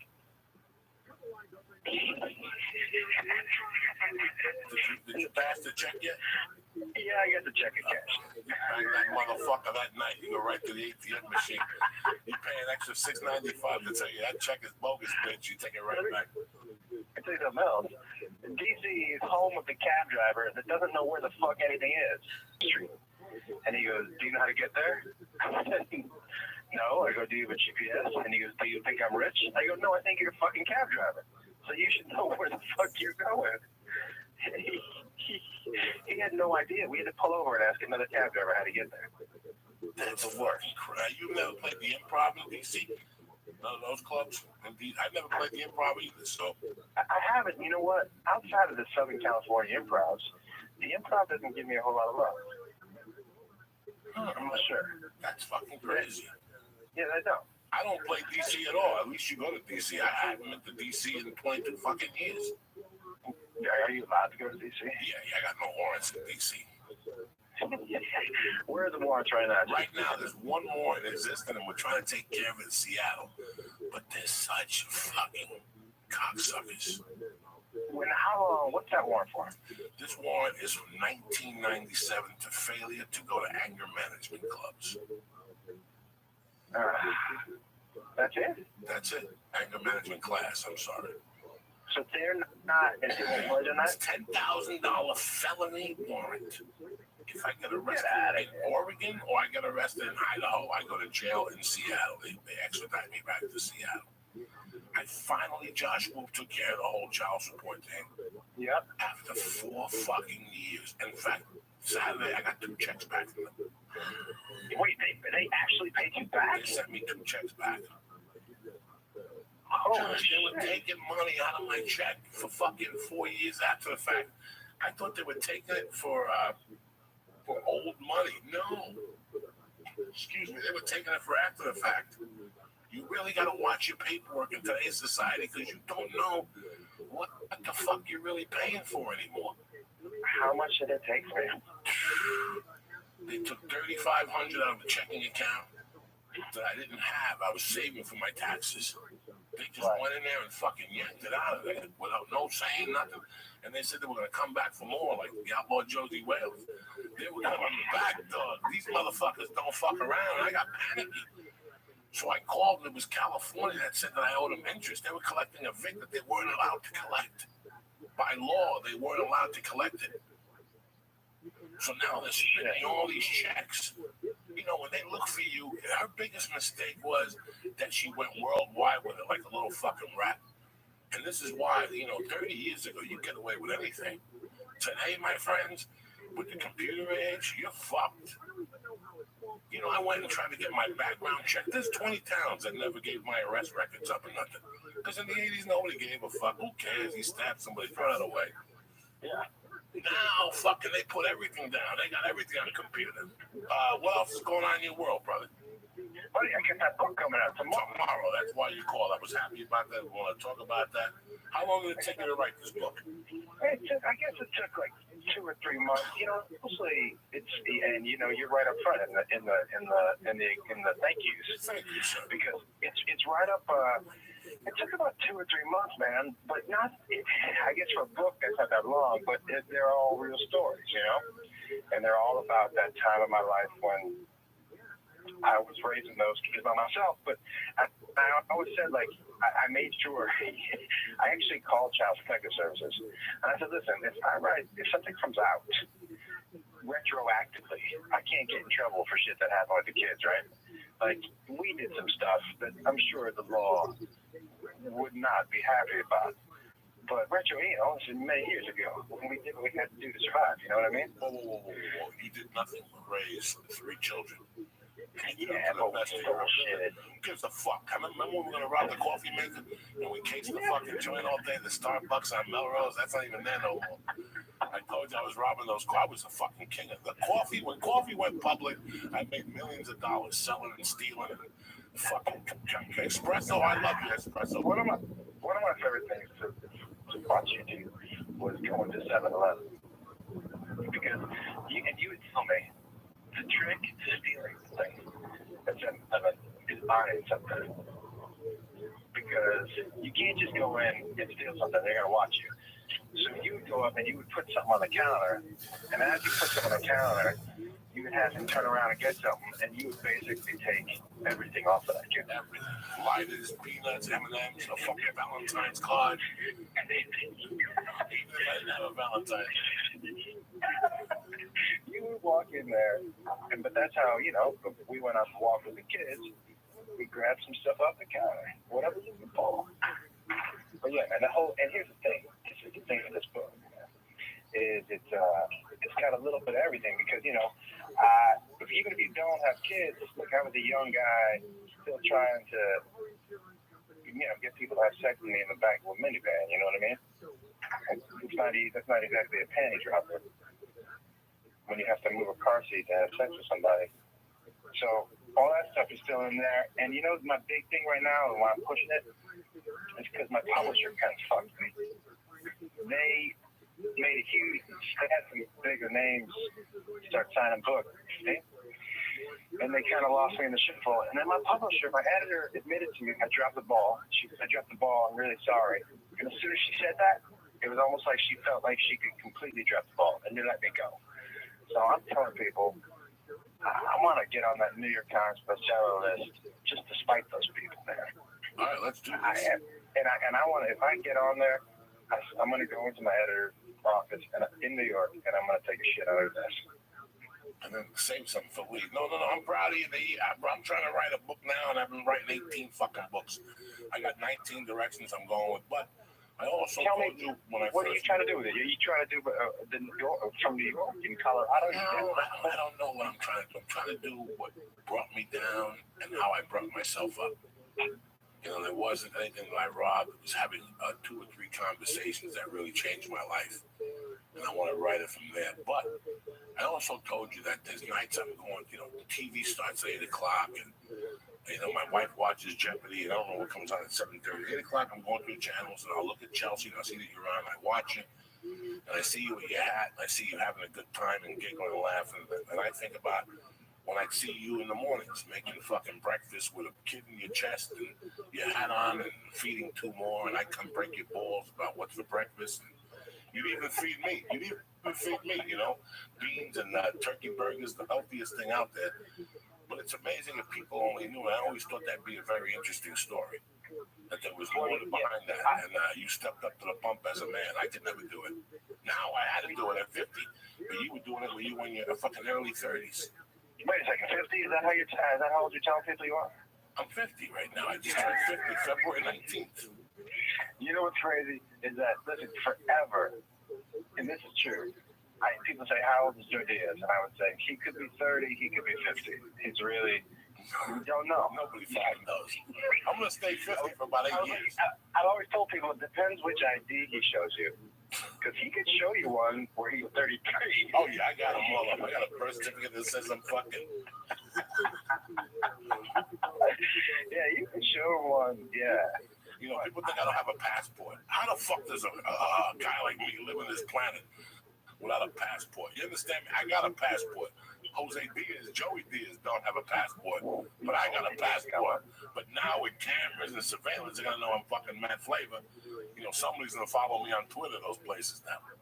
Now, you don't go to Oregon or Idaho, do you?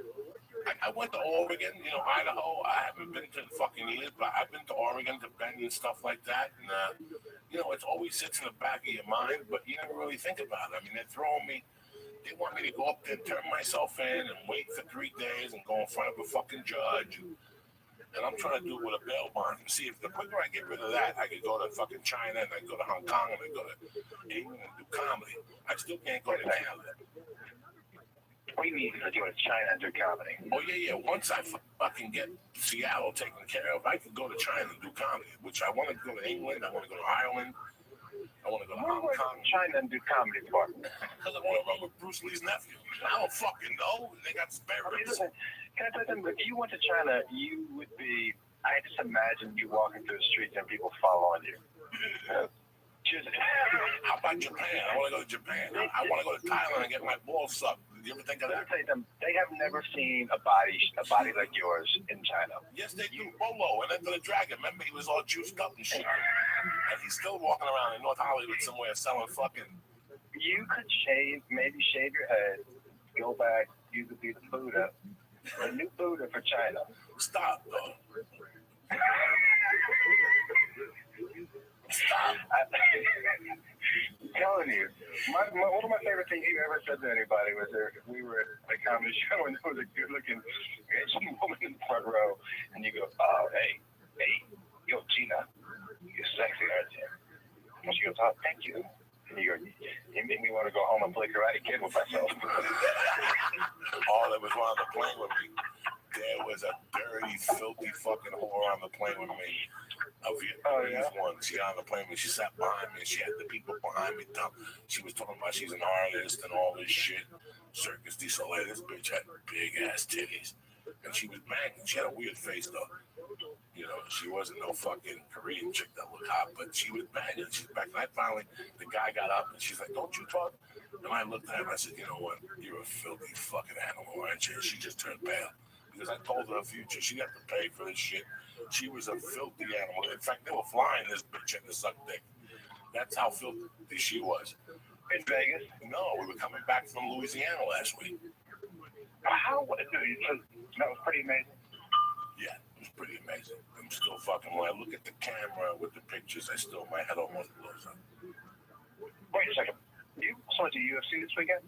No, I watched it. I didn't go anywhere this weekend. I just watched it. It was in Montreal. I'm not allowed in Canada. That's right. I didn't get to see it. So did GSP kill him? No. GSP beat him, but not for what you thought. Let me tell you something. In the third round, Momo came to life. Diaz came to life and started throwing punches and opened them up. And you could see that GSP was a little worried. He knew that if that guy went on a flurry, that guy swims to Alcatraz and back, Joshua. He does what? He swims to Alcatraz and back. He runs, 20 miles. He goes jiu-jitsu, he runs, he comes back, and he does this smoking weed, which is even more of a miracle, The guy's just one of those guys. I'm going to see those guys hopefully this week. I'm going to Sacramento. When are you going to be in Sacramento? I'm in Sacramento. I was going to ask you. I'm there on the 28th. When are you there? I'm there this weekend, so you're there the week after. I'll be pushing you up there. Yeah, man. I'm just there for one night to sell this book, man. I got to tell you, this is the thing that I'm most nervous about that I've ever done. Do you get nervous for anything anymore? Everything. I don't get nervous when I go on stage anymore. I still get nervous. That's what makes me go bananas. Well, here's the thing. I guess we're saying different things. Like I get energy, like anxious, but I don't get nervous. I used to think every night before I went on stage, tonight is the night they find out I'm not that funny. That just went away. couple months ago. And now it's more of a nerves like, oh shit, these people are actually here to see me. I hope I don't let them down. I do think that, but I don't think that's nervous. You know what I mean? That's more like, I think maybe it is nervous, but now it's more of a fear of letting people down. Like, these people actually came to see me. I hope I don't let them down. Like, I hope I can live up to you know, to them getting a babysitter and buying 2 tickets and buying 2 drinks each. You know, that I feel like that's my responsibility. And I used to get nervous, like I know I'm not funny now. They're gonna know I'm not funny. I don't get that anymore. But I'm really nervous about this. Do you get very insecure before you go on stage? What's You that? think of everything bad that you've done and how you're not funny. That's what I think about. I beat myself up in that way. You know, Well, I beat myself like if I you know, if I'm in Chattanooga, Tennessee, right, which I will be coming up soon. But Chattanooga, Tennessee, I'm assuming not a whole lot of money, right? So say, you know, Tom and Jane spend their little bit of money, but they get, you know, they got one date night and they save it up to come see me. That's the responsibility. Like, I'd be like, fuck, what if I fuck their night up? yeah, That's where I'm at. I don't even like people buying T-shirts after the show. I don't mean it. Me neither. Because I know that you got a babysitter. Oh, I hate it. I fucking hate it. Even when I was coked up and I needed $40, I couldn't sell nothing. You know I could sell anything. I would have sold fucking keys to somebody's apartment in those days. I don't give a fuck, but I couldn't do it. I don't have the balls to go up to somebody after they spend $7 a drink and $20 a show to say I need a T-shirt now for $20 or whatever the fuck. What kind of stories do you have in this book, bro? Man, look, do you remember the peanut butter and jelly delivery service? Yeah. I got the story about, you know, when I had no money and the kids, I couldn't afford daycare, but we needed to make money. And, you know, when you go to the Improv, you make $10 a set. So, you know, you can't make money in town. Like, remember when I used to leave other people's checks in the front? Remember you get your check? I used to steal all the checks and put them on my check account. Drew Carey had all those checks. And we used to steal and put them on my check account. Sign them over and wish he never asked. Drew Carey, you get those $50. Drew Carey would get $50 checks. We get like $7.50. Yeah, you get the $50 check because they would go down and do a live version of Whose Line It Is anyways. $7.50. Yeah, it was the best. $7.50. It was the bad checks. And people would be like, aren't you making money in town? Making money in town? What was the comedy store, $20? 15. 15 a set. So if you do 1 set a night, you get $75 fucking dollars or something like that. Yeah, it wasn't great. So, you know, I had to figure out a way to make money. So I started that peanut butter and jelly delivery service where I would take the kids and we deliver menus to places in Hollywood, and they would order peanut butter and jelly sandwiches from us, and we would make them at the house and deliver them in a little red wagon. And then, but I always had the kids deliver the food, and I would make them look a little dirty because they would get better tips if they looked a little dirty. You know what I mean? Like, I would mess up their hair just a little bit to make them look a little sadder, and I was like, make sure you don't smile too much in there. You rub dirt in their face on the TV. Yeah. Make sure you look a little sad, like you in a couple of days, like you're making them a sandwich, but you can't eat one. It's really funny that when I look at you now, and people look at you and you're all bright and shiny, but you paid your dues, bro, and you paid your dues times 10. You slung a lot of dick, so God made you raise a kid by yourself, and it turned you into a savage, bro. Listen, it just basically taught me that there was no room to quit. I mean, it taught me, like, when I was living in that one bedroom with all those kids and that fucking St. Bernard, and they were eating 2 meals a day and maybe I was eating one. It just basically taught me that there's no time to feel sorry for yourself. Because you're just gonna, if you feel sorry for yourself, you're just gonna keep saying, you're gonna sink deeper into the shit. And there were days. Here's what I always try to promise myself: is that, look, there may be days where I don't move forward. I just want to make sure I don't move any further backwards than I am. So I used to always tell myself the saying was that I got to just keep my legs moving. Do you know what I mean? Like, as long as I kept my legs moving, I wouldn't move backwards. And that was my main. At one point, I was just like, I can't move any further backwards. Like, I have to make sure that this is as low as I get. And as long as I keep my legs moving, eventually I'll move forwards. And that's basically what it was every day. But you know, I mean, you were there. You were on my couch. I saw the whole fucking thing involved. Now, where can they buy this book tonight? Where can they pre-order tonight? If you go to Amazon.com and you search Josh Wolf, It Takes Balls is the name of the. I told you that was going to be the name of the book. Right. No worries. So It Takes Balls is the name of the book. I like it. And it's awesome, man. Like, look, there are tons of funny stories about that, like books out there from moms or, you know, telling their version. And this is really from a guy's point of view. Like I said, there's nothing particularly nice about it. There's a lot of irreverent, dirty shit in there, but that's what happened, you know? That's what happened. We stole a lot of shit to get by, but we did it, and we're here. We're fucking here. Hey, bro, like I said, last week I was sitting next to the greatest, you know, and I couldn't believe it, Joshua. You can't believe that we stuck it out here. We could have left years ago. I think we talked about, like, who was on that first Comedy Store lineup when we walked in. And I don't know who's still around. I don't know. And we both know that it's sticking around and just waking up and believing that something will happen every fucking day, man. Yeah, do you remember who we thought were the kings of that Comedy Store when we first got there? Wheels. Yeah. Who else? Eddie Griffin was there a lot. Yeah, Eddie Griffin was there all the time. You know, Is he there? I don't see him at all anywhere. No. Yeah, he's in Vegas Monday through Wednesday. He's got a room in Vegas. I think he splits a Roseanne bar or something like that, where he sings and jumps up and down and stuff. And then get out of there's here. the improvs on the weekend. A lot of people in Vegas now during the week. Roseanne bars in Vegas. A lot of people moving to Vegas during the week and doing their thing. Really? Yeah. Why not? You know, at that point, why not? So a lot of people. Weren't you going to do some Vegas? You know, I was going to do some Vegas, and they wanted me to stay at the Riviera. And you know what? I'm thinking I'm trying to look for a place now that I can go in once a month, Friday and Saturday at 10 or at midnight, and talk shit for an hour and get the fuck out of there. At the Ridge? You know, that would be ideal for me anywhere. Like anywhere in Vegas, I could pick up a Friday and Saturday, a midnight show. I would love it. Once a month. Not with the UFC is there, nothing to do with the UFC, nothing like that. Just pick a random fucking date and be there every month, the third Friday and Saturday of the month.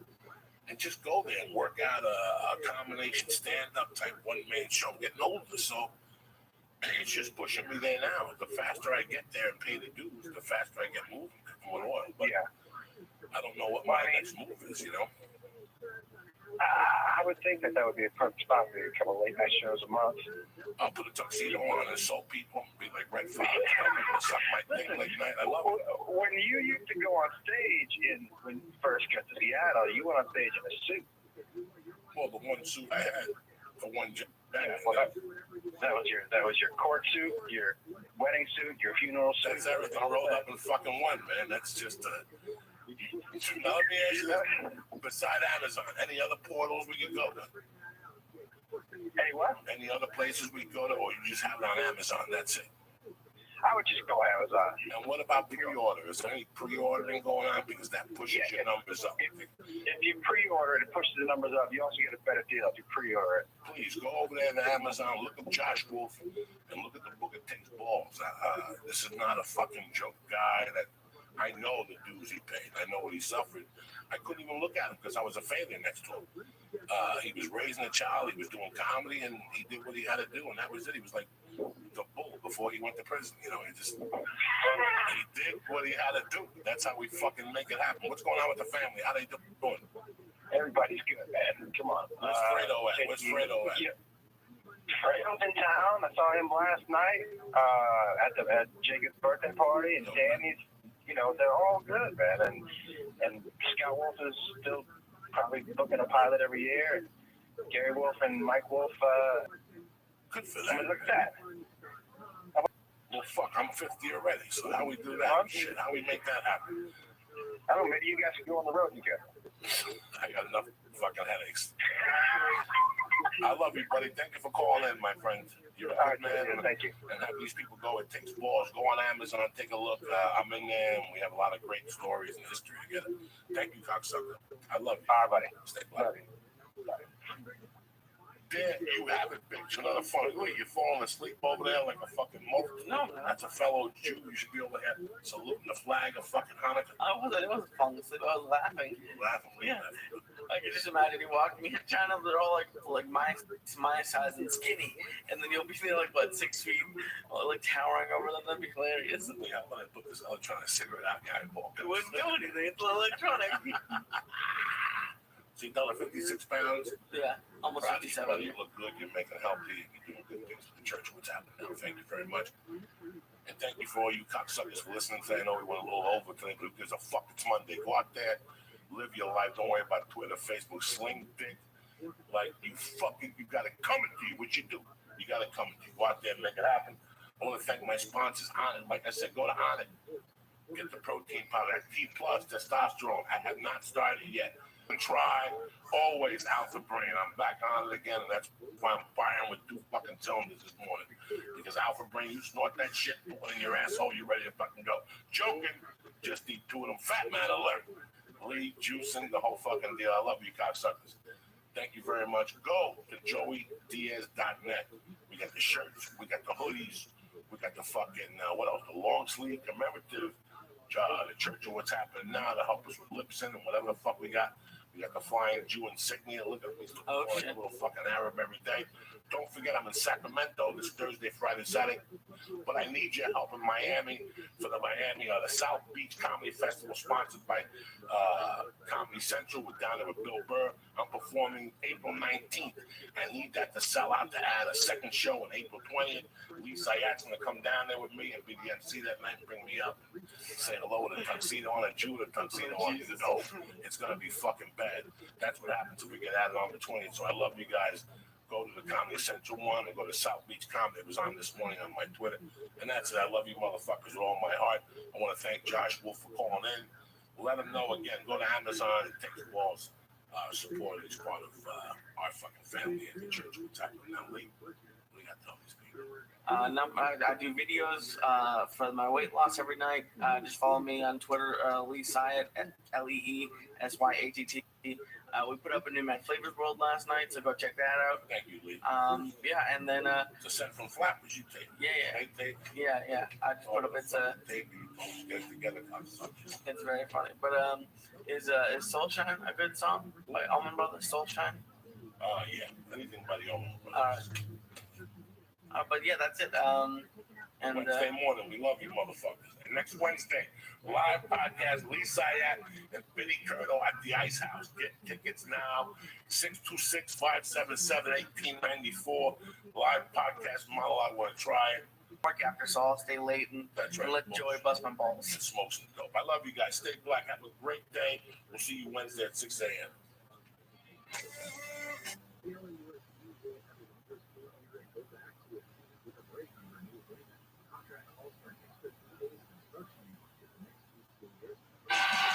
Are you fucking kidding? Turn that shit off. I might stab somebody. What's happening, brother? Not much, man. I'm feeling great. All right, you feeling good? What's happening out there in fucking Podcastville? We're back, bitches. We're back. That's right. We never fucking left. Joey Diaz is main fucking partner in crime. Lee Syatt of the Jewish descent. That's how I like them. Everybody all right? Everybody beautiful today? Get up, jerk off, wash your ass, do some jumping jacks. They're waiting for you out there. There's an asshole waiting for you to fuck, suck, or throw a TikTok, getting something. You know what I'm saying? What's up, Lee Syatt? Talk to me. How's the juice going? It's going great, but I had something weird happen last night. What happened? I felt bad about it. I don't really feel guilty that much, but I felt guilty. What happened? I'm taking a trip in a couple weeks, and Where are you taking a trip? just Vegas for the weekend. But I'm leaving right after work, and I'm gonna drive there. And I was like, oh, I'll stop and get food, and I got really excited about stopping at McDonald's and getting food. And I know I'm not supposed to, and it'd be bad, but I was looking forward to it. It's over. You're not doing it. And then, but like an hour, and like I've been thinking about this for like a week because I'm like doing nothing but craving food. But last night I was sitting there, I was like, heavy sandwiches, and even if I had a bag of chips, that would take just as much time, be cheaper, and be easier. And like I felt guilty for wanting it. Like it's, I mean, you lost more weight than I did for the McDonald's. Yeah, no more McDonald's. That's out of your mindset. It's like me with cocaine. It's out of your life. Yeah, but I mean, you with cocaine, with weed. Those type of nights, like last night, because we've done comedy, but the problem is I get home at 12, 12:31, then it takes me an hour to fall asleep, and I gotta come back here at fucking 5. Yeah. I don't want to do that to the people. I don't want to do that to myself, and I'm running all fucked up all day. So I stopped doing comedy on Tuesdays. So last night I was home, and again, I had 2 fucking apples and a knife of peanut butter, and I went to bed. Yeah. I have cravings every night, but I'll tell you how I take care of my cravings. You ready for this? Yeah. Nothing's gonna be worth it. Nothing's really gonna be, and that's why I say I don't understand. When you put, like I always say to you, when I was in Jersey, I would go to the Berkshire Dining and the steak sandwich deluxe, which is chopped steak on 2 pieces of toast, mildly toasted with butter. Yeah. So the gravy goes into the fucking steak and the French fries. That's what I want to eat at 12 o'clock. And then out burger ain't gonna cut it. Yeah. I mean, In-N-Out ain't gonna cut it for me. I don't really like those fries. I don't like any of those fucking fries anybody gives you. I do like Five Guys fries. oh yeah, that's Yeah, great. you can't get those at midnight or 11 o'clock. No. Number 2, what's really important is, you know who's got the best fries in fucking all of California? Oh. You know that dirty, fucking dingy store on Lankershim up the block from the Ha-Ha? It's like a little hut. Have you ever eaten in there? I think I know what you're talking. I've seen it. Yeah. They have a little steak sandwich, and they have chicken teriyaki for lunch. I mean, the chicken Okay. teriyaki, you take your life in your own hands. This fucking chicken grew up in the Bahamas or something like that. Yeah. But their steak sandwich is delicious, but their fries are up the hook. I don't mean to throw you off. What I'm trying to say to you is nothing is worth it. And that's what I thought about with the turkey So sandwich. no chips. Yeah, that's No chips. That's Weight Watchers. 2 pieces of whole grain toast or bread, a little turkey, a piece of Swiss, a little mayonnaise, and that's it. You eat half of it. You put the other half down. You eat an apple, or a pear, or a Chinese apple. You put that down and you eat the other half. yeah. You know, Subway. I fucking hate Subway. I fucking hate Subway. But if you're starting, a diet, Subway is good because you usually eat a football. Yeah. I can do a football and a half. Of course. You know what I'm saying? I mean, I ain't gonna bullshit, but I'll do a 6-inch with a half a bag of chips and a Diet Coke. Because I can't eat a fucking sandwich like that with water. I'll fucking hang myself. I'll hang myself. And I hate Diet Coke, but you drink what you drink. Yeah. And I feel bad talking about it because I don't want to be boring, but I mean, the reason why I liked podcasts years before I did this one is I like when people are honest. And it's what I'm thinking about, and it's just, I never really felt guilty, but I felt guilty for like an hour yesterday thinking about it. Yeah, but there's nothing wrong with thinking. Yeah. There's nothing wrong with dreaming.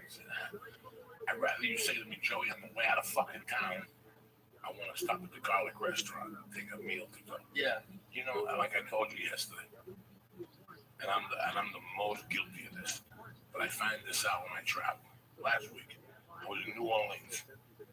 Yeah. I would love to go get fucking red fish, a piece of red snapper with 2 eggs, that andioli sausage, Oh 2 yeah. pieces of toast myself. Yeah. And I made that oatmeal. It tastes like pussy. I mean, it tastes like a good piece of ass. It tastes like a T-bone steak. You follow me? So don't ever worry about it. There's always substitutes. That's what I never knew either. I never knew there was options either. When you're a fat fuck, like we are, we don't want options. No. No, we went to Ralph's, but we couldn't find a parking spot. What the fuck are you kidding? There's always a parking spot at the supermarket. You know what I'm saying? Yeah. So don't ever feel ashamed of that, man. Hey, listen, I dream of fucking steaks. Oh yeah. I dream of a T-bone steak, a big fucking potato. But I tell you what, when I was a kid, people would say to me, hey, Joey, wait till you get older, you metabolize. Oh, fuck you, dog. Your metabolism slows down only when you don't, you know, let me tell you something, I do everything I can. I do everything I can. I walk the baby in the daytime. I tell you what I've been doing that I never did before. The elliptical. Oh, elliptical. Yeah. The elliptical fucking machine. You know, somebody said, didn't Joe had always told me it doesn't put that much pain on your knees. I have a little pain on my knees. I've been eating the strong bone again. So I started doing the elliptical a week before I left for New Orleans? No. I started in New Orleans. Okay. At the hotel, they had one. And it's funny how I was always got. There's a guy at the YMCA in Hollywood. This motherfucker's always on it. He goes into like a trance. And he's redone his body. Wow.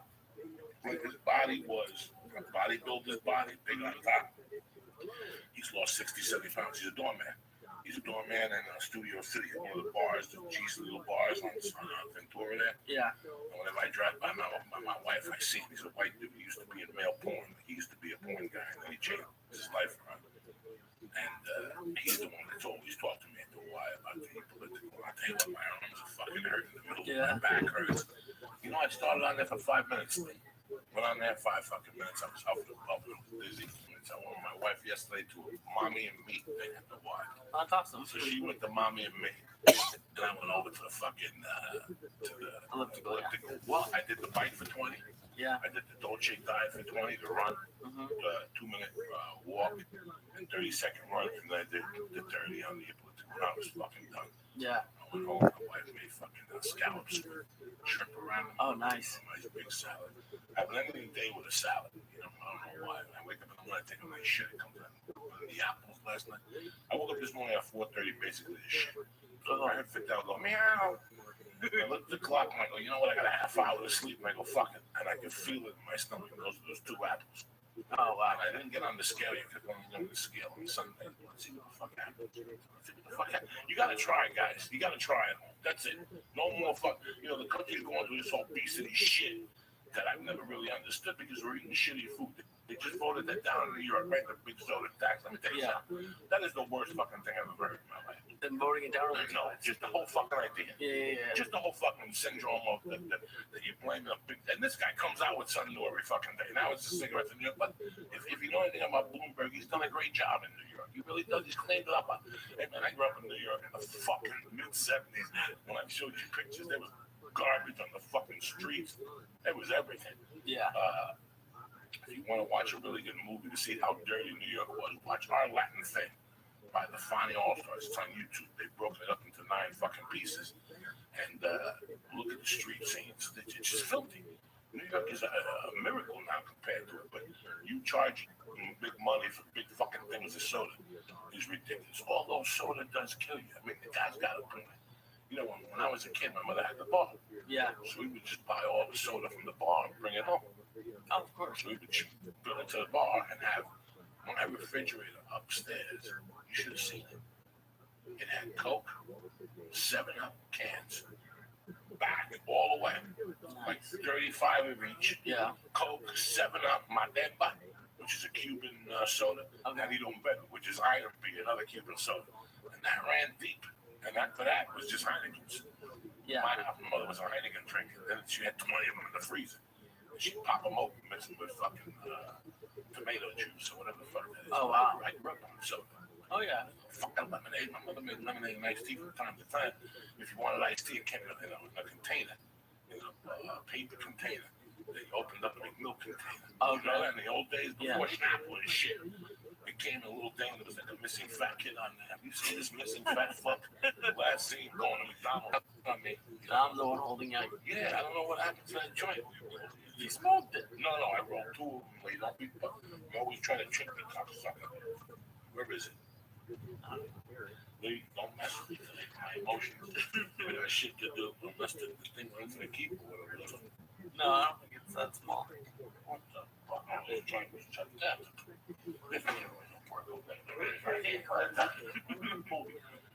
The size of this fucking bat. And I brought the bubblegum today. THC bubblegum. Yeah.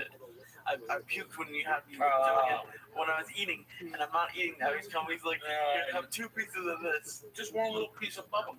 Okay. One little piece of bubblegum. I'll pass out. That's what you need. You're gonna take a nap. Anyway. I won't make it to the now. The fucking hell. You go on this fucking eating trees. And you don't want to eat a piece of fucking THC done with your what the fuck? What's the world coming to? It's horrible.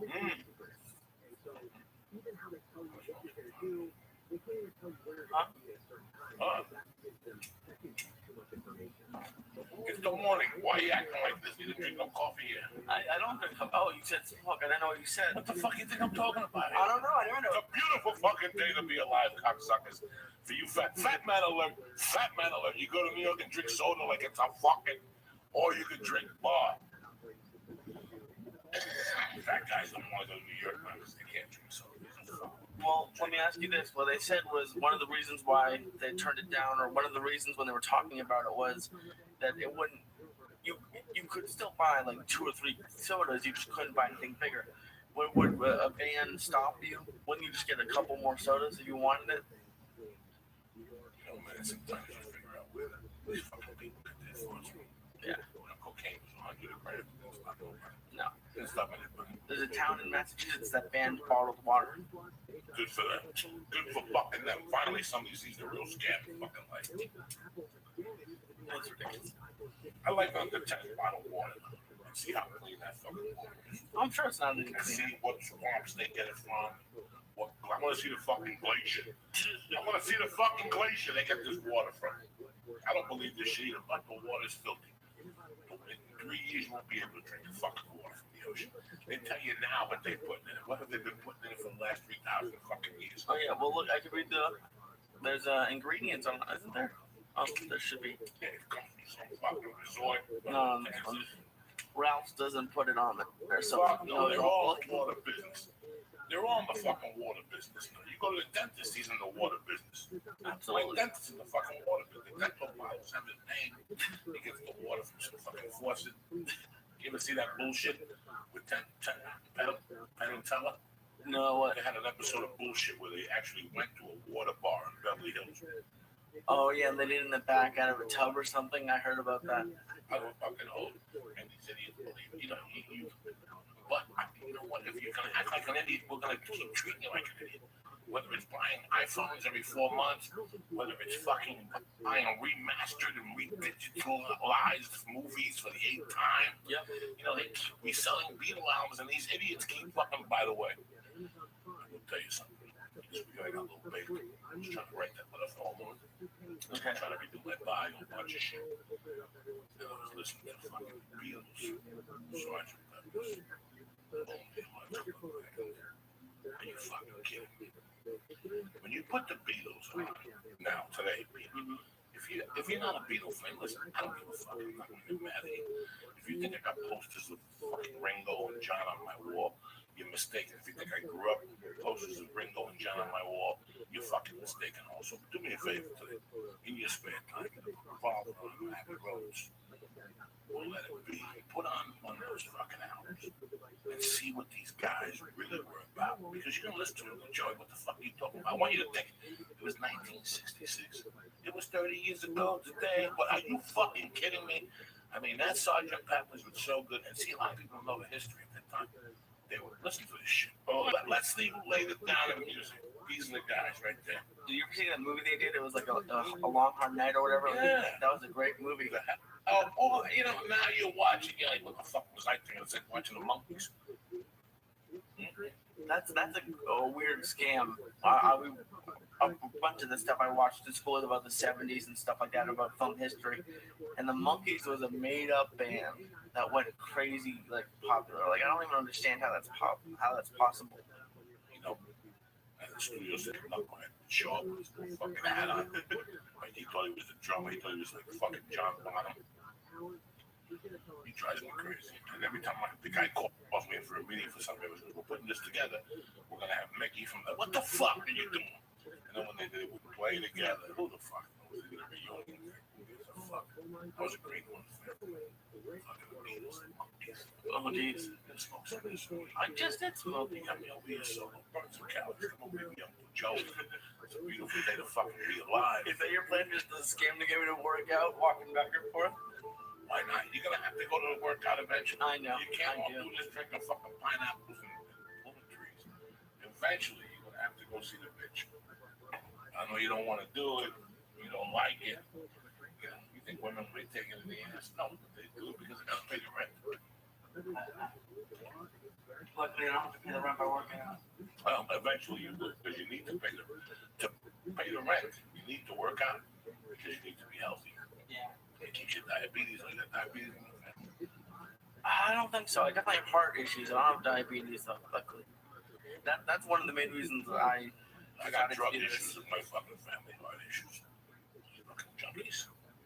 It's really what everybody else. Diabetes is one of the main reasons why I decided to do this. Do you believe in any type of religion at all? No. Do you think there's a higher power? Do you think there's something that guides you in particular? When I was younger, I would have said absolutely not. Just, I had a bad experience with it because Judaism is a weird religion when you're not. I was Reformed, which is like the lowest end. So I don't believe in God just because it doesn't make sense to me. I don't want to say that there's no higher power just because no one. It'd be kind of, to me, that kind of sounds stupid if you say absolutely not. That's just me. But I don't think so. But then again, I think I more believe in like karma and stuff like that. I definitely believe in that more than something that's like a You believe higher something power. that guides you at times. I mean, you think back to your 25 years, you don't remember anything before your 10. You think to your 15 years, you think you loved God at times. You think love was made by, opportunity, and what people say love is opportunity, and whatever, together. I believe more in fate than I do in a higher power.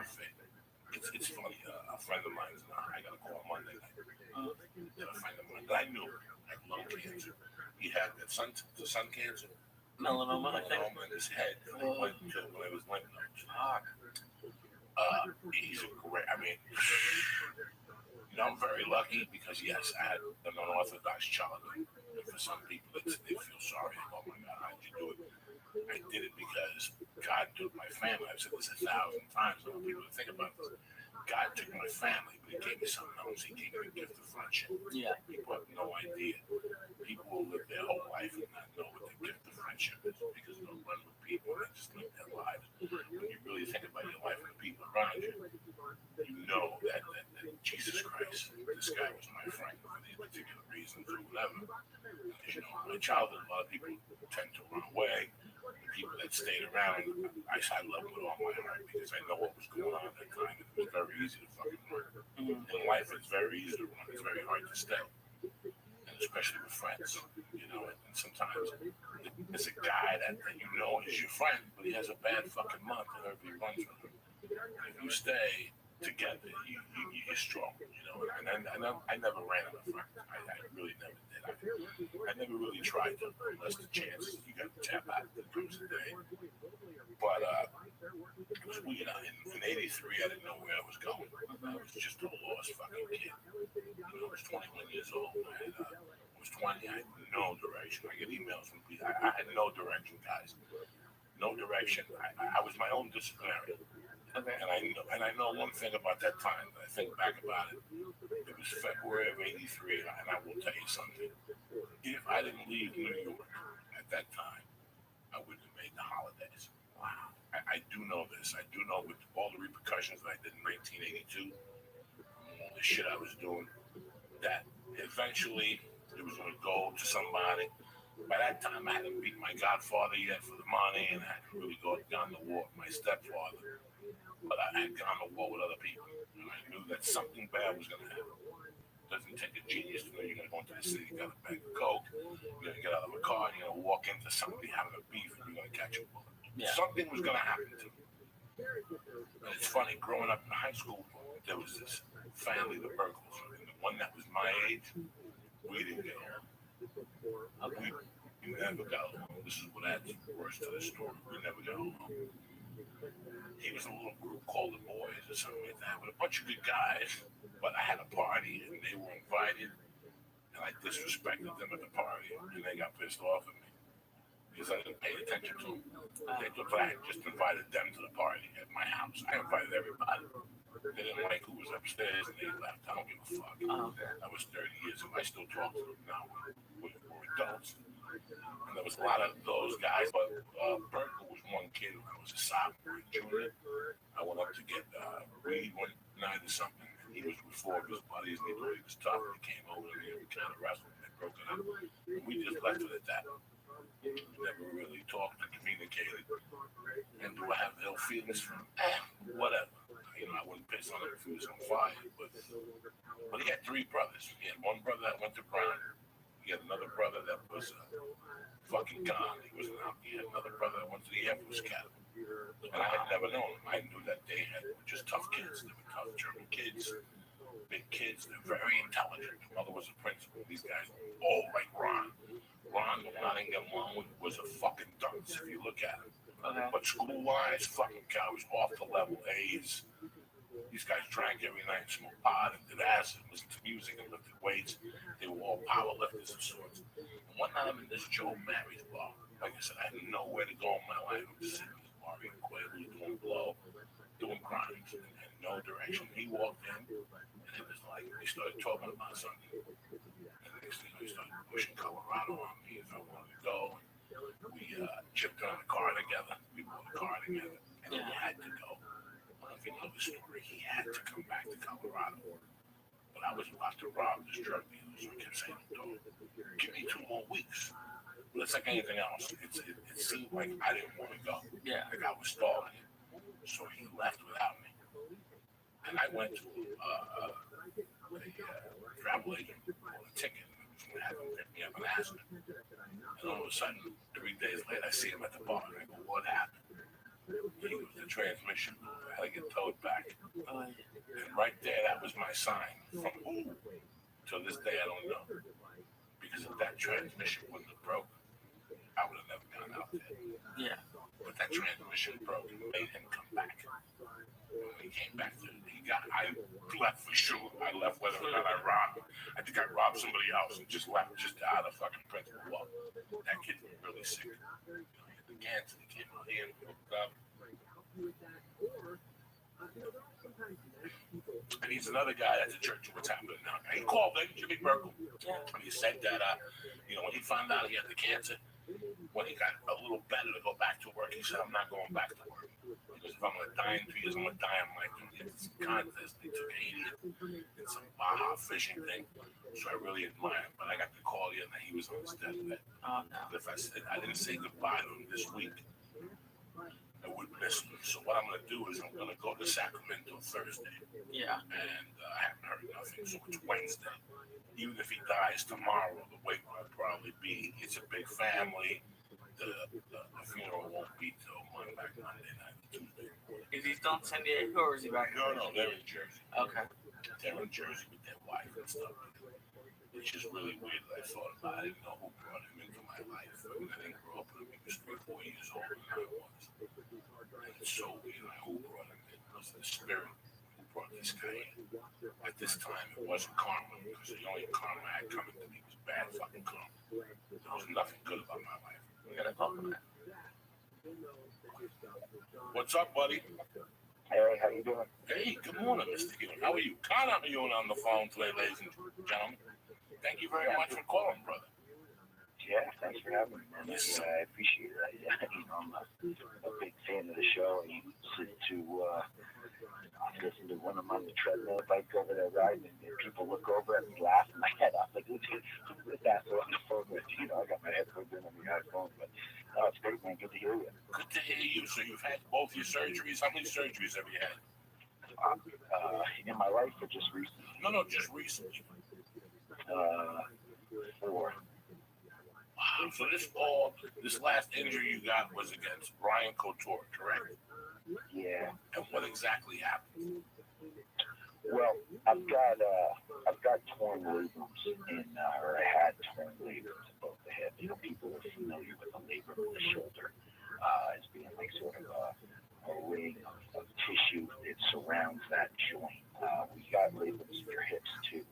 Basically, they create a seal between the ball of the femur and socket of the pelvis. And if that rips, like some lubricant in that joint, or whatever it is, when that rips out, then that lubricant drains out, so the joint isn't as cushioned, as lubricated, and then you get your early onset osteoarthritis. You get all these issues from that, that tissue breaking down. And so yeah, after after that fight with Ryan, I went in and got checked out, and the doctor basically said that both my hips were shot, that I had torn ligaments on both sides, and the joints were all messed up. Basically, they wanted to go in. A bunch of these doctors in LA wanted to go in and just give me a double hip replacement. Chop off the top of both my legs and hammer a metal rod down in there, and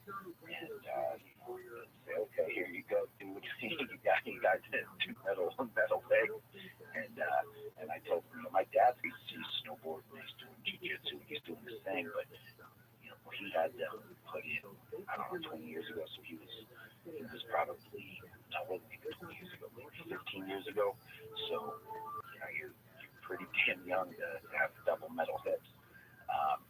So luckily, my mom sent me a letter, a newspaper clipping. She knew I was dealing with it after the surgery, getting looked at, going to all these different doctors, getting different opinions. And she sent me a newspaper clipping of this doctor that had just moved to Boulder, Colorado, and how he was sort of a hip guru, this hip specialist, one of the top doctors in the world, and had this new procedure. So I flew out to Colorado, or actually drove back to Colorado to see him and get his opinion. He basically said, yeah, I can get you back in the cage and get you ready to go. So then I said, let's do it. I did my research on him, and then August 3rd, they went in and scoped my right hip. They went in and repaired the labrum, cleaned up the sort of the shrapnel of the joint from that fight.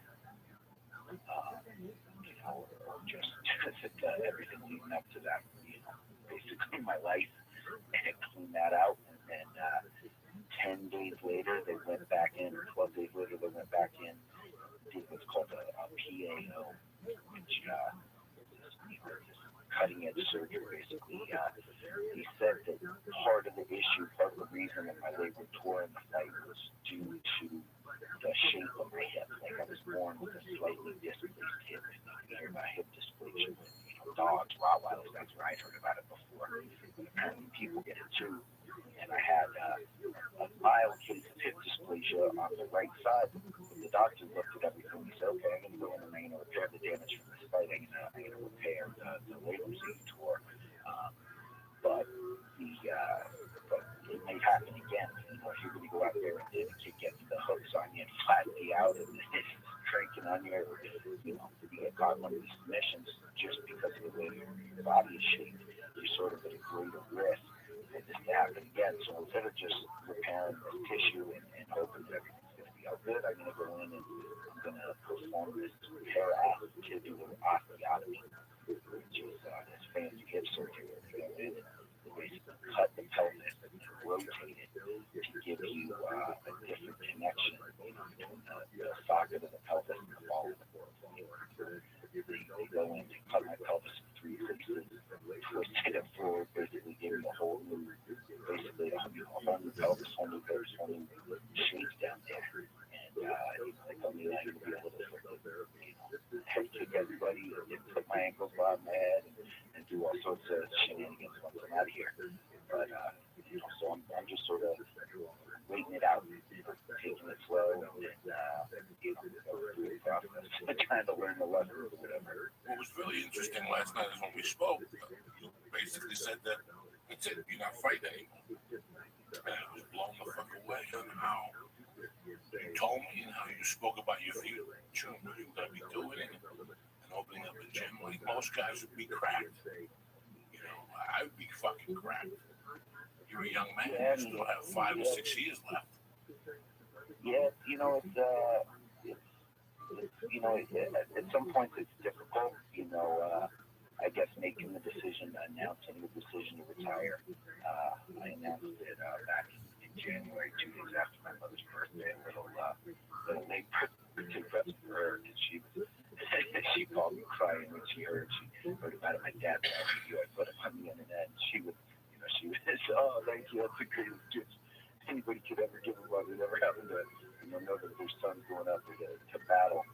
But it was sort of hard to give it up. But I feel like I got into fighting for certain reasons. I got into fighting to overcome fear, And I've done that. And, you know, I'm no longer afraid. I no longer, you know, other people no longer have the ability to make me feel marginalized or fear for my physical well-being. And that's a tremendous gift that I've gained through this whole process. And I sort of feel like I've proved, you know, I've proved everything I really need to prove. You know, there's a million guys out there training, and you know, a bunch of bad motherfuckers, you know, and to know that I was in there at one point, you know, sure, my goal was always to be the champion, and it's hard to give up on those goals. But one of the things, you know, that I've sort of realized through this process is that you have to grow, you have to evolve, and you know, I'm sort of looking to go from a soldier, you know, that soldier mentality, grind, push forward, hard work, never give up, to a general mentality where man can look at the situation and say, well, I might lose this battle to win this war, and can make executive decisions and not really marching forward like a soldier just blindly going forward to scrap. You know, I've already proved that I can scrap, that I can fight through adversity, and it's time for me to take the lessons that I've learned on my journey towards sort of this place of self-acceptance and teach those to other people. You know, nothing beats seeing the look on the kid's face when he gets his first win, you know, in a wrestling match, or you know, when he lands his first combo in the spar and they taught him, and he's like, oh man, this shit works. You know, when you can take a little kid who doesn't believe in himself, you know, a 12-year-old kid, and give him some techniques and some tools so that he feels confident about who he is, and he doesn't feel that other people can marginalize him. You know, you're changing the world. You know, you're giving a kid who could have been bullied and become a bully, giving somebody the opportunity to live as their most authentic self, and that's, you know, that's beautiful. That's fucking beautiful. I hope you motherfuckers at home are taking notes. That really is beautiful. One big question I have for you is, when you went into fighting to overcome your fear, what were you scared of? What was the fear that you really had? Because we're all fucking scared, kind of, or something. I go to acupuncture to fight my fear and evils, believe it or not. Yeah. I mean, that's what it's all about. I think, you know, doing the things hard to do. You know, I feel like fear is a teacher for us, and it points out areas where we may be deficient, you know, and by confronting that fear, by looking that fear in the face, you saying, hey, you know, yeah, I'm going to go in here and I'm worried about needles, I'm going to go get some acupuncture and help me get, you know, hopefully it helps me deal with my anxiety. But just the act of taking action is incredibly empowering, you know, and that's one of the things that's great about fear. Inspire us to action. You know, they talk about that fear response, that fight response, and in humans it's fight, flight, or freeze. And they talk about how a lot of people are, you know, encounter these difficult situations or traumatic situations, and they freeze and they don't ever shake off that negative, you know, that negative vibe. Like a deer, you know, the deer runs out in front of your car, it freezes, and then it does that little and shakes itself off and runs off in the woods, and it's cool. But humans don't really do that. You know, a lot of times they get frozen in these moments and they don't move in that residual, you know, traumatic, you know, negative energy or stress. Learning to process that, to move through that, or to take action, learning that, okay, when I'm scared, running's fine and fighting's fine, but take action. So what was the thing that had me scared? I was scared of getting beat up, which is ridiculous.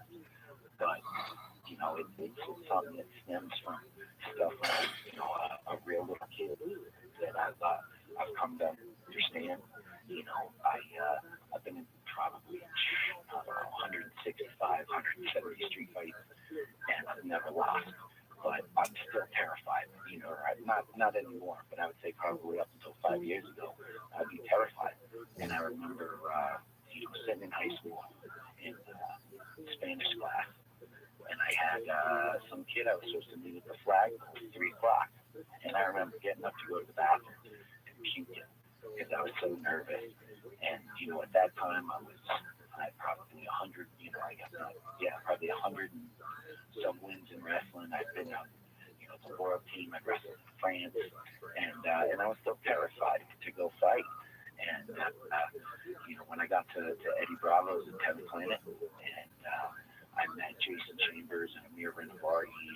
Those guys, there were some guys there, Tate Fletcher, who were already pro fighters, and they saw that I had some potential, and suggested. And the idea was like, man, I was puking. That kid told me at noon that I was going to fight him at 3, and I was puking and fucked up, and I just hated how that made me feel. So I was like, some guys are picking up in 3 months. Like, all right, well, that's fucking scary as hell. So sign me up. It's amazing how I still get scared 22 years later before I go on stage. And I get more scared at the little things. Like, I get scared when I'm with Joe with a 3,000 seat arena. That scares the shit out of me. But if I go to a Ha on a Tuesday night and there's 14 people, that scares me even more. That is my biggest fear. And people have no idea how you get this fear, 4 minutes before you do something. And you all of a sudden your body starts to break down. You gotta pee, you gotta shit, your stomach hurts, your eye twitches. It's amazing how your own mind plays tricks on you. And then 2 minutes before I hear my name called, fear inside of me tells something. My balls inside of me tell fear to suck my dick, and they get into an argument. And I hear this argument inside of my head, like, fuck you, bitch. Fuck you, I'm scared. Why you keep doing this? I always thought that when you attacked your fear, that you were like a masochist. Like, I always thought, like, even for acupuncture, I would sit there in the beginning and go, why am I going through this? Nobody would do this because they're scared of needles. They just avoid needles. And now, 6 years later, I go to acupuncture every fucking Tuesday. So it's, that's fucking beautiful what you said today. And your attitude and how you sound. You said you're going to go work where you getting certified to become a personal trainer. You're going to open up your own. I mean, you inspired me at fucking 9 o'clock last night. I was like, Jesus, I gotta go fucking do something. I just had surgery today, and these fucking guys opening gyms. And now you're from my favorite place in the world. In fact, I spoke to 4 people from Boulder yesterday. I spoke to Antonio Ludizio, the old man from the restaurant, who's going to call the podcast next week.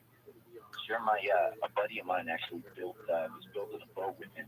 A friend that grew up skateboarding with. Ludizio was building this boat, and he had a friend of mine named Carson Warren working with him on it.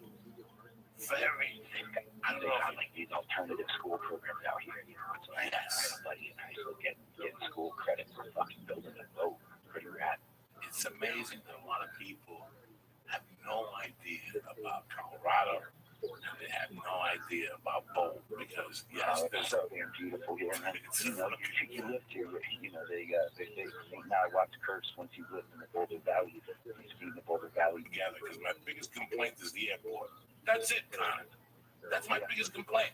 Is if I got a gig in Kentucky, in April, you get a fucking feet of snow in Boulder or in Colorado.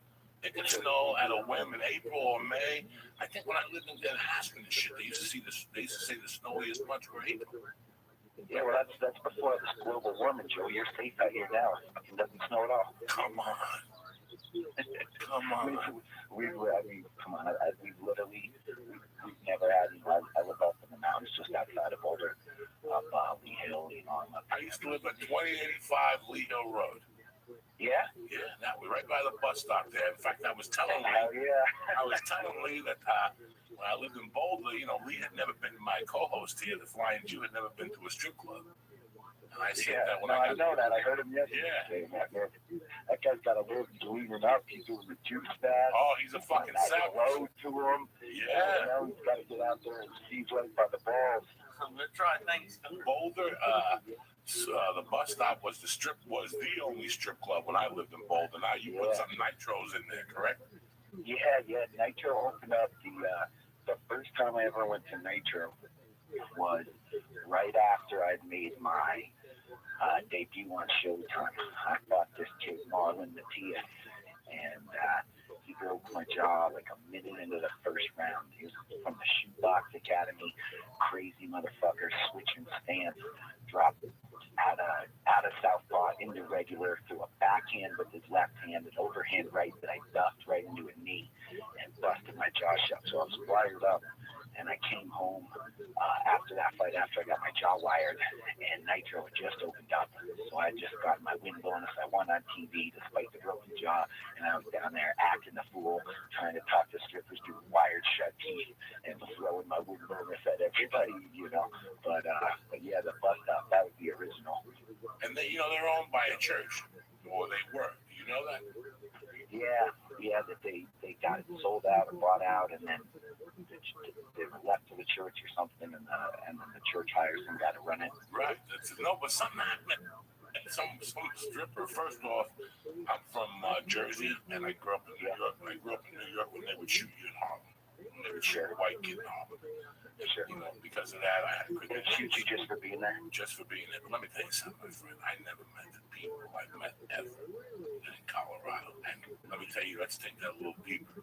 There's some people in Boulder who slit your fucking throat and take you into the mountains. And I want people to know that. I stress it in Boulder. When in LA, when you're driving and you give your finger to some Mexican gangbanger and he chases you with your lowrider and calls you ASA, that's something completely different in Boulder. And I will tell you this. I had a friend in Boulder who took me to his home, and he lived in one of those basements in the hill. He was like, I had to be there. And this guy was one of the baddest soldiers in the world in 1968. And he had retired to Boulder, and I go with him to the VA. And we talk, and he was a normal guy, but every once in a while, and when I had my problems with my ex-wife, this guy came to me and offered me his services. And I said to him, we can't just kill this guy. This is Boulder. We don't need a gun to kill a motherfucker. And I go, sounds like an Eddie Bravo student. Oh my God. I go, so how are we going to do this? He goes, we're going to take him into the weeds. We're going to smack him around a little bit. I got a tree. Tie him up to the tree. I'm going to put maple syrup on him. I'm going to leave him out there overnight and come back in the morning. There won't be a fucking bone left. There'll be like an elbow and a tooth. And I looked at this guy like, he goes, we'll just rub him down with the maple syrup. I'm telling you. We'll come back and there won't be nothing fucking left. This fucking disco cop. And he had a buddy who was just as crazy. Somebody had thrown acid at him in Vietnam. He was one of those guys that hung up on the hill with the patchouli juice on. The dangerous fucking hippie. Like, I learned some fucking wild lessons in Boulder. I got beat up in Boulder, broke my rib in Boulder. The cops don't fuck around in Boulder. Did you know I smacked the guy up out here for sure? Man, I fucking smacked the guy once for calling me a spick. And I had 2 felonies in Boulder, and I thought I was going back to jail for life for assault. And Judge Bellapani, one of the best judges, he's the one that sentenced me to prison, threw it out of jail. Because in the city limits of Boulder, you can't use a racial slur. Did you know that? Yep. So yeah, they have a lot of pretty progressive laws out here. If I call you a white fuck and you smack me, it gets drawn up. Cool. It's cool. You gotta love that. It's a Wild West, right? Do you know why? J.J. Flanagan in 94, 93, he smacked a woman up on the hill because she called him a nigger. Do you remember when you were too young with the CU football team with Sal and Nessie and Coach? They were good. When they I remember that. Fucking really good. When they were fucking really good. Sean Salam and Hagen and Darian Hagen. Oh my God. The Stones playing where CU plays. I remember hearing the Rolling Stones. I used to. I don't know if I was telling you last night that I had. My dad actually, both my folks are in Jersey. My dad's from Glen Rock. My mom's from Asbury Park. Oh shit! Yeah, my dad actually was working at Altamont. He was working security at Altamont for that Stone show, where the Hells Angels were. And he wrote a college dissertation about, it was ironic that, as Mick launched into Under My Thumb, that they lost complete control. But yeah, Jersey boy and a Stone fan from growing up. That Street Fighting Man's one of my dad's favorites. Oh my God. And I went to Boulder recently, and I couldn't believe how much it grew. And it's ridiculous, man. Now you got to pay for parking. I got the credit card things. I mean, I guess it's just, coming into the 21st century or whatever. But yeah, it's way different. 29th Street Mall, Crossroads Mall is gone. this whole new business development over there. They basically eliminated the nightlife up on the hill.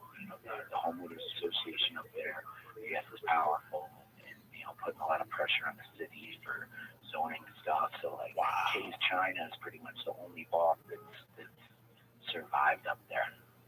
And you got the Pearl Street Mall. Here's the beauty of it. I tell you what, the best thing about Boulder is you're gonna laugh your ass off. You're probably gonna hang up on me. But I tell you what, I used to go all the time to the Roper Institute. I learned more about life at the fucking the Roper Institute. I would take the seminars there. My buddy went to work there for a guy who had HIV in the restaurant there, like that, like a vegan restaurant there. His name was Lenny Martinelli. Well, the guy found out he had a couple months to live. He just gave the business to Lenny Martinelli. Today, Lenny still owns the kitchen and owns restaurants around Boulder. That donation from that guy there. I used to go take the seminars. I went and took a walking meditation. A great school. Fucking unbelievable. And people, when I tell them that, they look at me like, Joey, you used to go to the rope. I'm like, dog. Whatever, man. People's consciousness level outside of this town, sure they call it the People's Republic of Boulder. That's why there's Colorado and there's the People's Republic of fucking Boulder.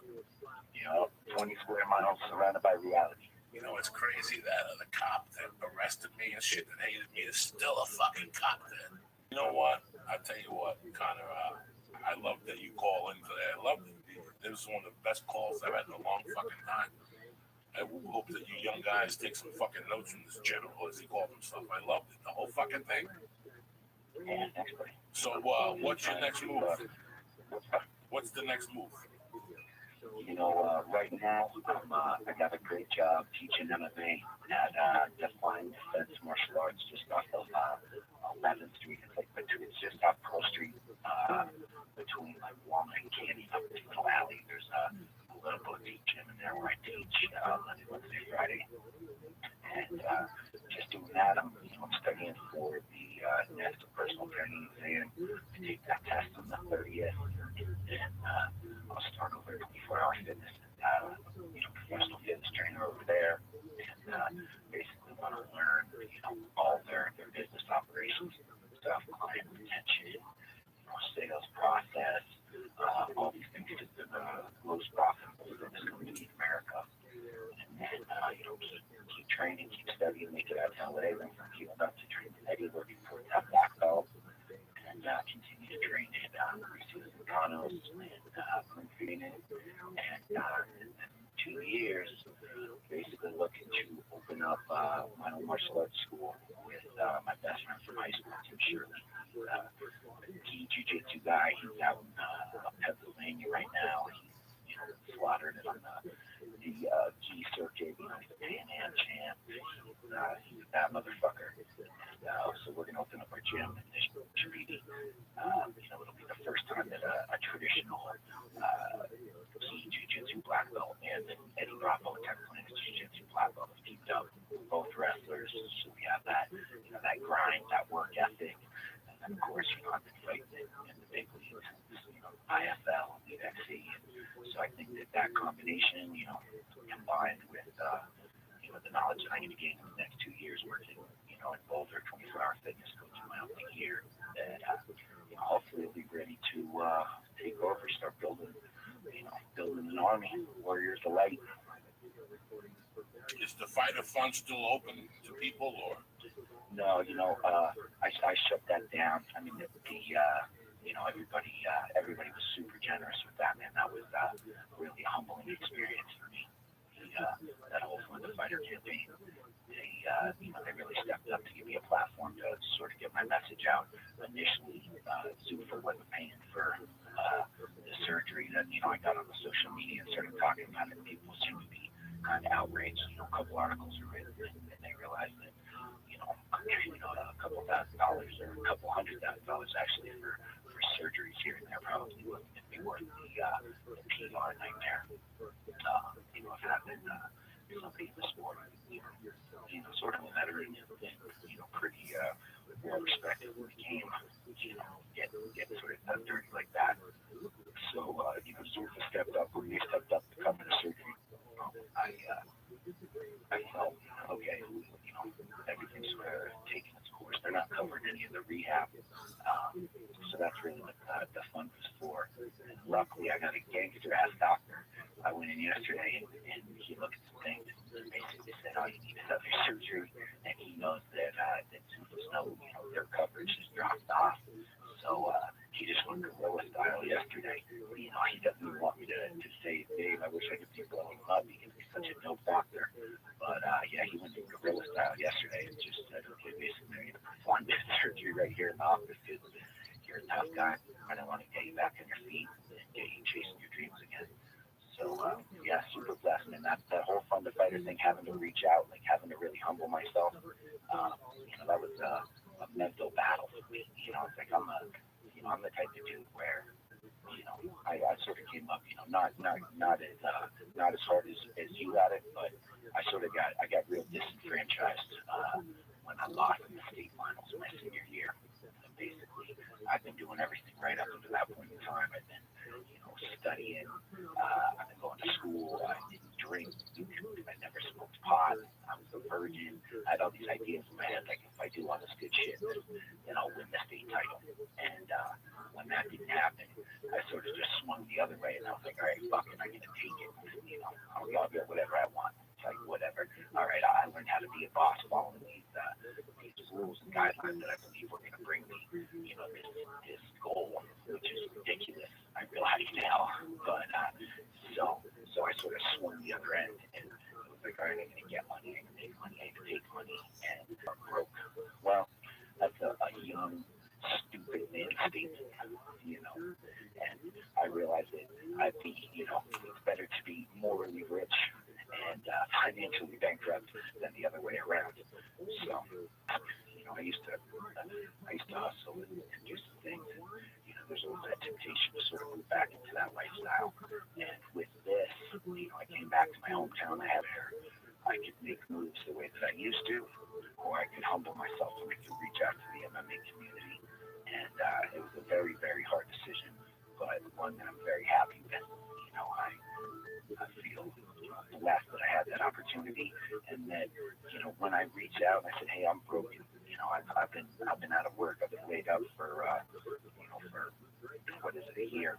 Over a year now since my last fight. And it was a long time before I could even get up on my feet.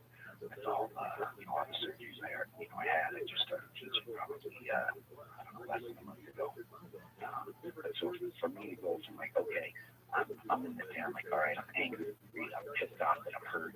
I could go hard and do some things that I was going to regret, or I could humble myself and really, throw myself on the mercy of the fans and the mercy of just everybody out there who might have seen me fight and got some motivation from it. And I chose to do that rather than, going back to the streets. And the blessing and really what it did in my heart to see the outpouring of love from everybody really just touched me. And it just reconfirmed this belief that I have that, you walk the path the heart of the universe will provide. And it was like I was down to, my last, I probably had $100 in my wallet when the fund to fighter guys, contacted me, and that all happened. And, so it really, like, this whole process has just sort of reconfirmed that, like, you do the thing that's hard to do when the power comes. You keep walking forward, you keep your head up, you keep getting up, and you try and live a righteous life, a moral life, and you'll be provided for. And I've just been shown time and time again, I'm burnt as a joke, but the guy had a deer run out in front of my car, clipped my car, or I clipped the deer, whatever, the other day. And apparently that's not collision, it's comprehensive. So and the damage wasn't too bad. I just popped the hood out, and it's a little broken grill or whatever, but I got a check from the insurance company for $1,800 to keep me grinding. So I've just learned that walk the path that the universe provides. You don't get what you want, but you get what you need, brother. Yeah. And you're a good dude, and you're a gentleman, and when I saw that, that's why, you're a good fucking dude. You've always been a gentleman to me at the event. You give me a hug, and I can't even I don't even know you're a fighter sometimes. Who the fuck is this guy? That's good, man. I'm trying to evolve. I'm trying to leave that angry little kid behind. No, but at first I didn't even know. Sometimes I'm like, wait, he's this fucking guy. It's kind of, oh my God. I had him confused. I thought he was just some nice gym guy or something.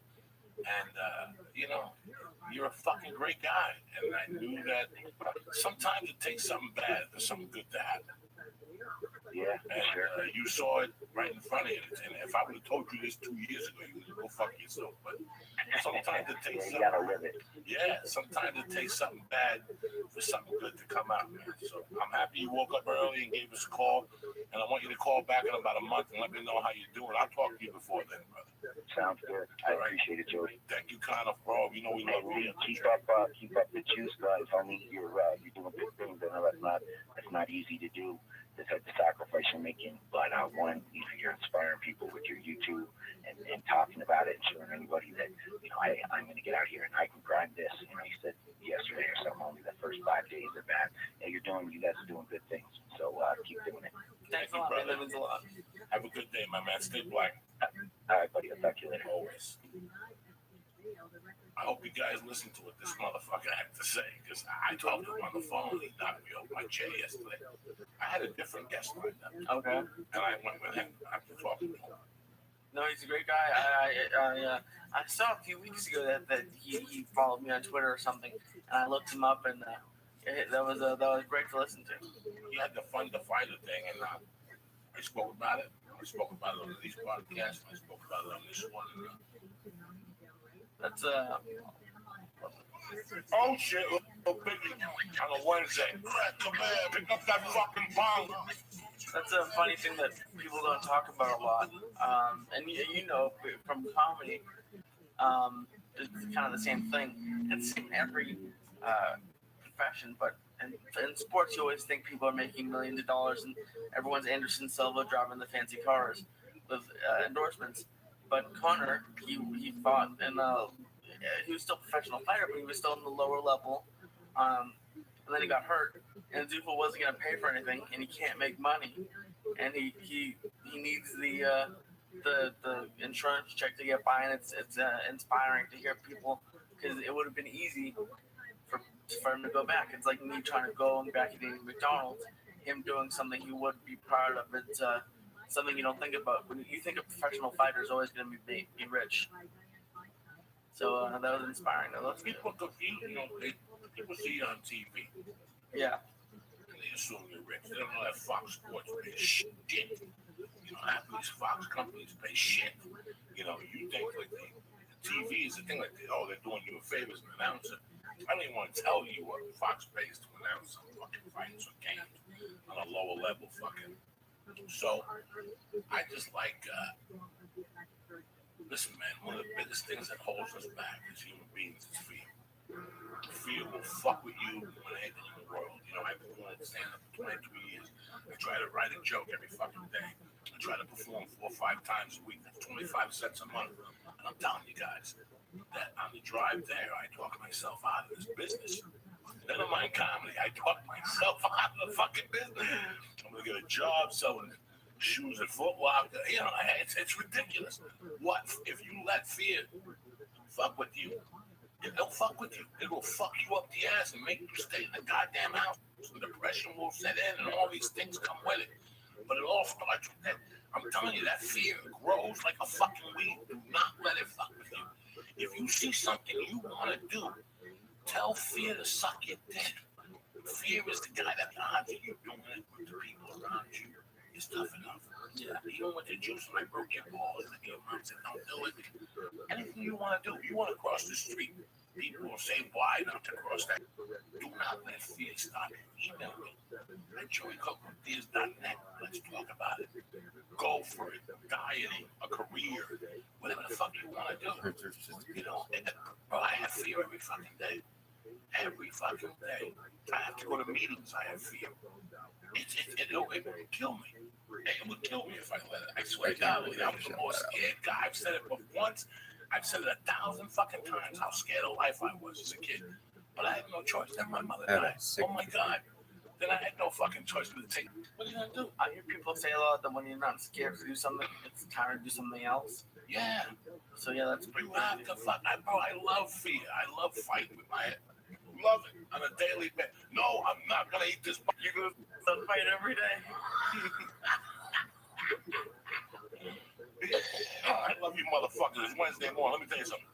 Ever since I got on the epileptic or whatever the fuck you call it, I tell you what, man, my back and my shoulders have been a little sore, so I went back on the strong though, because I usually, I don't take everything every day. I'm on the hemp protein, I'm on the fucking, I got the tea finally in the mail, the testosterone booster. I'm gonna try that with you guys and let you know about that. But I would go to fucking, I tell you what, when I go to that webpage and read what they have, I get so enthused about this shit. And I remember why I like their product so much. Yeah. You know what else I forgot about them? We go on, I took them on the road. New Mood. Oh yeah, that helps sleep. Fucking amazing. So please, if you're having a problem with sleeping, you got the New Mood, you got the fucking Immune Sport, and you got the fucking Alpha Brain. If not, get the Strong Bone, get your exercise technique going, get your mind going. The other day I was in the bad mood, just going over to the water. So I went to kickboxing Monday. Yesterday I went to fucking early and go over and do the immune, the epileptic. And I'm on my way to fucking Sacramento, bitches. Also, next week, we're at the Ice House doing a live Church of What's Happening. Now, my man, Vinny Curtis, is live. The fucking Savage, the main man, the Flying Jew, will be there again. What was that? Live, bitches. 626-577-1894. Get your tickets now, $10. The cheapest fucking live podcast you'll ever see in your life. Have some drinks. It's Wednesday night. What are you going to do? Watch Andy Dick on Dance with the fucking maggot motherfucker. Then we got the South Beach Comedy Festival. Let me tell you something. I need that to sell. I need to go to my Miami peeps. Let me tell you in Spanish. Oye, ponte la pila. Ole, vaya abajo. Y compre dos tickets for the fucking South Beach Comedy Festival. I'm there the 19th. They're going to add the 20th. If we do a show in Miami on the 20th, let me tell you what we're going to do outside the Fillmore. We're going to burn that motherfucker down with reefer ash. You understand me? That's how I'm going to smoke pot. We got the banana bread lady. Some people travel like with their acupuncturist and their trainer. I travel with the banana bread lady. That's how I fucking roll. Try to put a budget in for her. Banana bread lady. Write it down. It's going on through this. That's illegally right. The tax refund. I did want to talk about something interesting. For you fucking morons. That Nick Diaz is going to jail. Let me tell you something. My wife is an accountant. Okay. So I moved in with my wife. She started making some changes in my personal life. And she wrote a list for me. These are things you take care of. Take care of this child support and lower it. You have to do this. And every month we would tackle things. 98, 99. Okay. And by 2002, she had taught me in 2 years to do this. So I'm going to tell you guys what it is. It's going to fall off your seat. And I'm not going to go to jail because we took care of it. Paying my taxes. She dumped you into it? I didn't pay my taxes from 1998 to like 2002. Did you guys know that? No. Because after my divorce, I got the comic and I read the Lenny Bruce book. I really, really wanted to be a fucking comic, like a renegade comic. Like I wanted life to forget about me and me to forget about life. I wanted to be the road warrior. I didn't want to pay taxes. I was going to drop off the face of the earth. That was my plan. I wasn't going to pay shit. The old child support, the old credit card. I wasn't going to do nothing. But it wasn't that I was scared of my responsibilities. It's that I was scared of getting the ball rolling. Like how they would browbeat me when I went down there. Yeah. You know what I'm saying? Like, I am here to try and make one. So, little by little, we made different moves. Like, my wife got my child support lowered, and that was painless. They said I owed a certain amount. My wife went over to the check cashing place and got all the money orders that I had gotten for child support. And got the receipts, so that lowered it by $40,000. And my wife just did a bunch of shit. But one of the things that when I went to the IRS, I hadn't paid taxes. I used to take my tax receipts and rip them up and throw them away like 1099s. I wouldn't put a 1099 in there for nothing. And guys, the easiest thing in the world for me was to cut a deal with the government. If you owe taxes, first of all, they're only going to charge you for the 7 years back. So let's say you stop paying taxes in 2000. It's 2013, correct? Yeah. They're only going to take it today. If you went in there today, and there's no line. I want you sign your name, bing. Jose Diaz, you go up. What's happened? What happened? You didn't pay your taxes in 2001. No worries. What year is it? 2013. We're only going back to 2006. So you're only responsible for 7 years. Wow. All the other shit gets forgotten. Yeah. So you go, you do a paperwork, you set up a fucking payment plan, and you pay. You know what my payment was? $150 a month for like fucking 80 years. No, for like 5 or 6 years. I doubled up on them and I paid them. I went to the state board, same thing. I think my payment was $10,000. I think my payment was $96 a month. So for $250 a month, everybody wants to settle. Everybody wants to get paid. Because you can't pay when you're in jail. You can't pay when you're in jail. So if you owe taxes or you're scared or something, again, man, fear used to be my best friend because I let it beat my ass. I was scared of getting browbeat. Go down there and take care of this. For people who read that thing that Nick Diaz is going to jail, the fucking jail. He's just going to say, look, I've been smoking dope for 18 years. I'm an MMA fighter. You get punched in the head 15 times. You tend to forget shit, okay? Taxes is not number one on your list when you get hit in the head fucking 18 times. So, that's what happens. You go down to IRS, you make an appointment, you walk in, you tell them the truth, and that's it. I'm done with my taxes. Done. Like, I'm fucking legit. If Joey Diaz is legit, who didn't pay taxes for 12 fucking years, can you be legit, people, please? This is fucking easy. This is easy. Why get these? You know, you don't pay your taxes. They threw Blade in jail. I was gonna say with his fucking fucked up teeth and biting white women and shit. They threw his black ass in jail. They don't fuck around. Yeah, but the difference is they gave him a chance to pay. And he's like, didn't he say like I'm not gonna pay it, or and you owed millions of dollars? You tell the fucking government you're not gonna pay them and see what they do. Listen. Let's say, I don't know if you guys know this. Let's say you're on fucking. Let's say you robbed somebody. Let's say you wrote checks. Okay. You sent out 20,000 in checks. You get 10 years for that. When you get out of prison, you gotta pay those residuals. Let's say you gotta pay $5 a month. You will stay on parole till you pay that off. So the quicker you pay that off, the quicker you'll be on parole. They don't fuck around. Yeah. How much do you owe restitution? 40? We're not gonna let you go. So you're gonna end up in jail because you don't want to pay the fucking 40,000. Yeah. They will take. Everything is all about paper today. But as long as they get their paper, they won't be mad at you. That's a legit fucking statement. So please, if you owe that shit, and I read that yesterday, I got to put him in jail. They throw me in jail. And I walked in there when I was fucking 39 or something. Walked in there. I hadn't paid taxes in years. I hadn't paid taxes on child support. I didn't pay shit. But I went in there and I don't want you people to think, oh, Joey, you. No, I didn't step up to my responsibilities. I had a woman fucking talk me into fucking going down there. My wife was a solid American, 12 years to going down there. And now I understand. It's not worth it going to jail. It's not worth it fuck around with those. You know how fucked up the correspondence is for those people? Let me tell you something, lady. Right for your bank account. Oh, yeah, of course. They don't play. They don't ask permission. You don't even get a note from the bank. You know how you get a note from the bank? Hi, we're taking $1,800 a buck. No.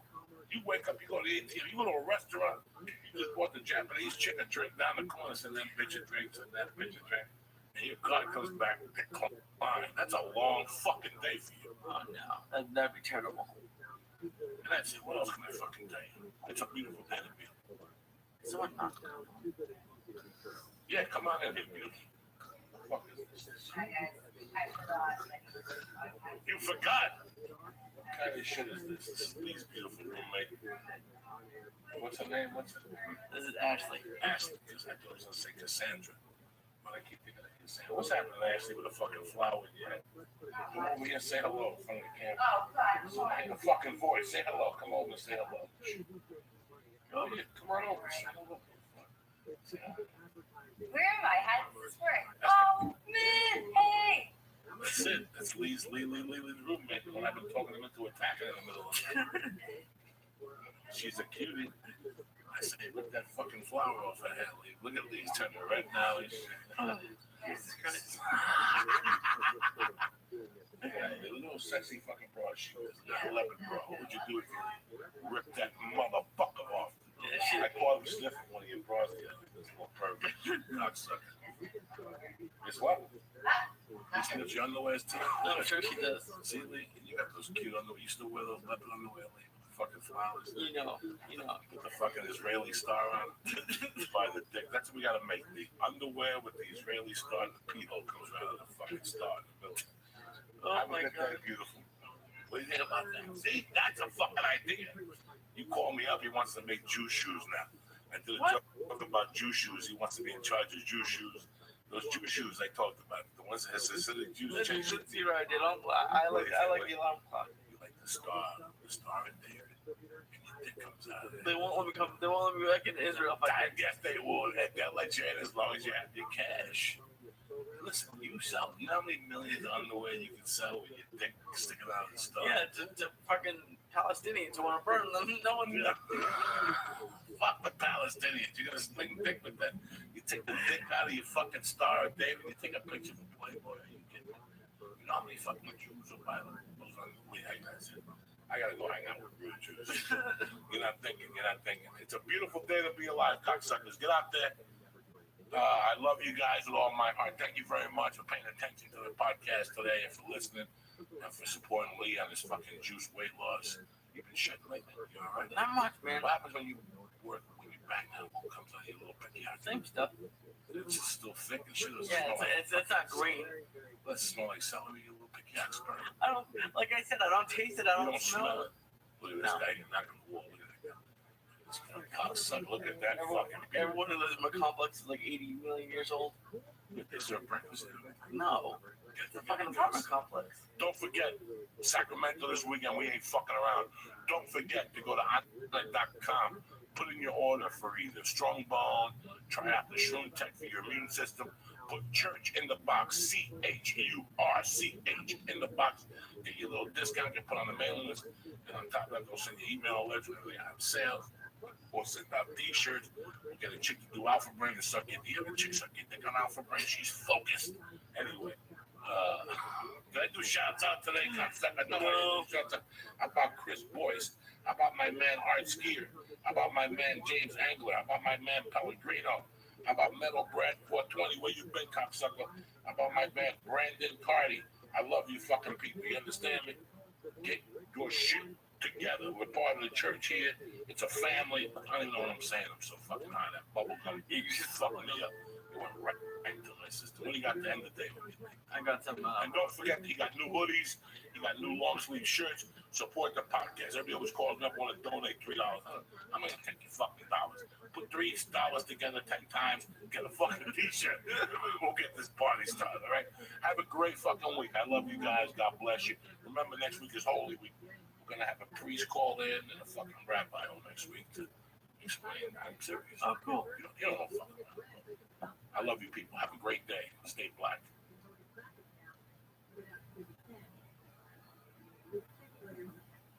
Welcome to the church and what's happening now. It's a beautiful fucking day to be alive. I said that already. Anyway, who gives a fuck? Get your shit together. It's great to be here. Lisa Ayak, the Flying Jew, 61 pounds, 6 hemorrhoid free. Forget about it. Hemorrhoid free. Never had hemorrhoids. Yes, you did. You told me. That's like a nightmare. You said you had a little carrot sticking out of your asshole. Take care of it. You do the fruits and now you're fine. Oh yeah. I can walk around naked. I used to walk around naked, but now I don't. Now I can do it in front of people. I hear you. You feel good. I feel good. I had last night was kind of a rough night for me. I was some of the video you look like. Get the fuck up, cocksucker. I didn't Did the Jews fucking quit when they fought the fucking Russians that time up over 3 fucking years? You think they walked around with 900 Jews fighting against 1,500 Russians or something? Romans, yeah. Romans, and they fucking held it for how long? For a while. Like, so what do you think? You think that they quit? Like, we're out of carrots. Fuck no. I didn't think it was out of carrots. I don't know, man. It was a rough night. I'm feeling A good. lot of people don't know I know about that Jewish history. Yeah, it's Masada. That's right. It's great, yeah. Fucking cocksuckers. So next time you're Jewish and you want to put on faggy sandals to go hang out with your friends at a coffee shop, think of what your fucking people went through. 3 years they fought the fucking Italians. Fist, karate chop, bagels, pennies to the fucking eyeballs. And then you want to go, shalom, with your little fucking fake hat on our fucking statue. Fuck. I want a Jew like me. I'm not going to be like me. He's always. I'm trying. What's going on in Sacramento? Guys, I love you motherfuckers. If I'm going to take my next CD, I think it might be Sacramento. We'll just fly up there. Oh, great.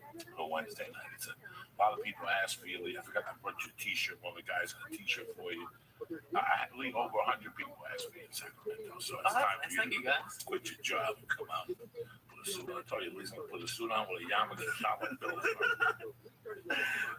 Yeah, I can't wait to do that. I have a Smoking weed. What are you sitting there? Come on over. Get some fucking. When you smoke? Look at you. What do you got here? No, you didn't. Cocksucker. Rolling, talking about smoking. I smoked a fucking half a joint, and now you're young at me again. Cocksucker. Let me tell you what happened. Oh, it's Sacramento was a lot of fun, and I always, I've been having a great time doing this. Excuse me. I gotta be honest with you guys.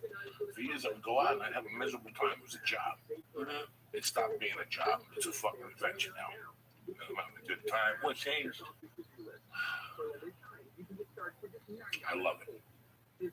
Yeah. I love it, man. You gotta really love what you do.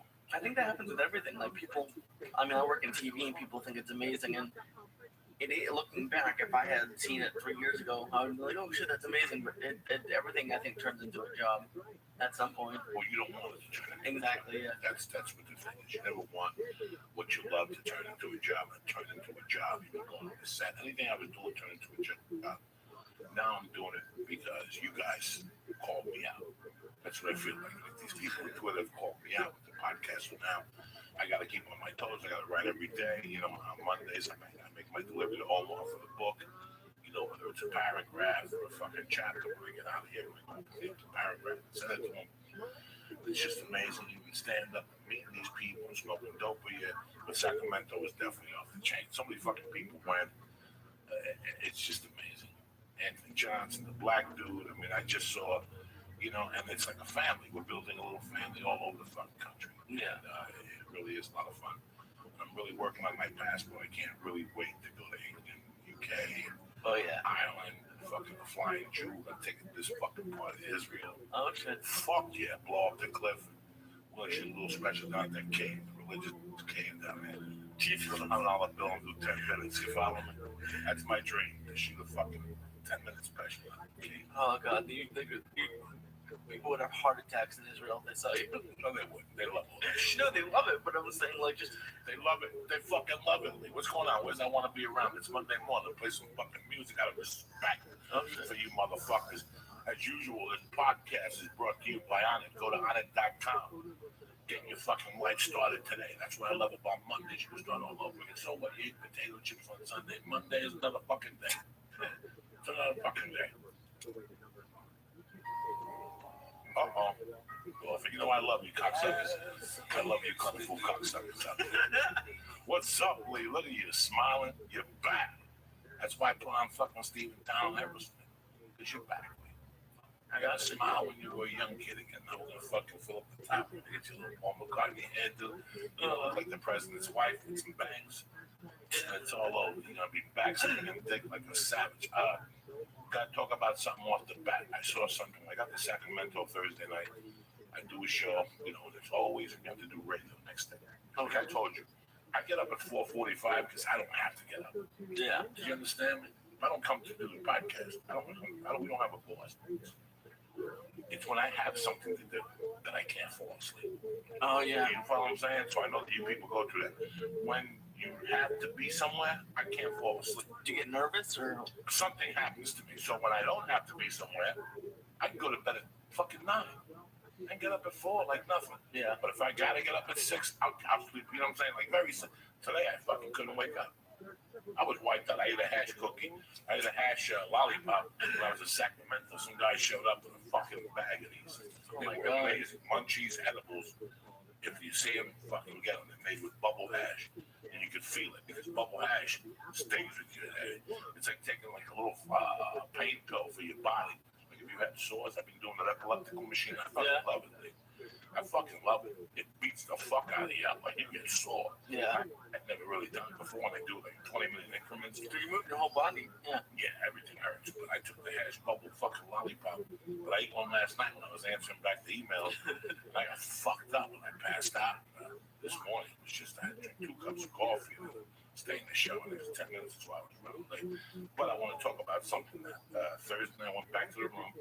The Agostino, I went to Walmart. I got waters and shit like that. I went back in my room and I was going through stuff, and I put something on that I never watched, ESPN. I'm not a big ESPN guy. You know, it's okay. It's not like I was there in the beginning when I used to watch it. Yeah. and they were showing a movie called 3030, which they're all fucking classic. Oh yeah. But this one was called Survive in Advance. Is that what you called me about last night? Yeah. Jim Valvano story. You never heard this speech or nothing? You never seen any of that shit? I've in recent years, since I've come to LA, when he passed away, they had a big thing like the Jimmy V cancer thing. Right. So I've heard of him, but I don't really know the story. Okay.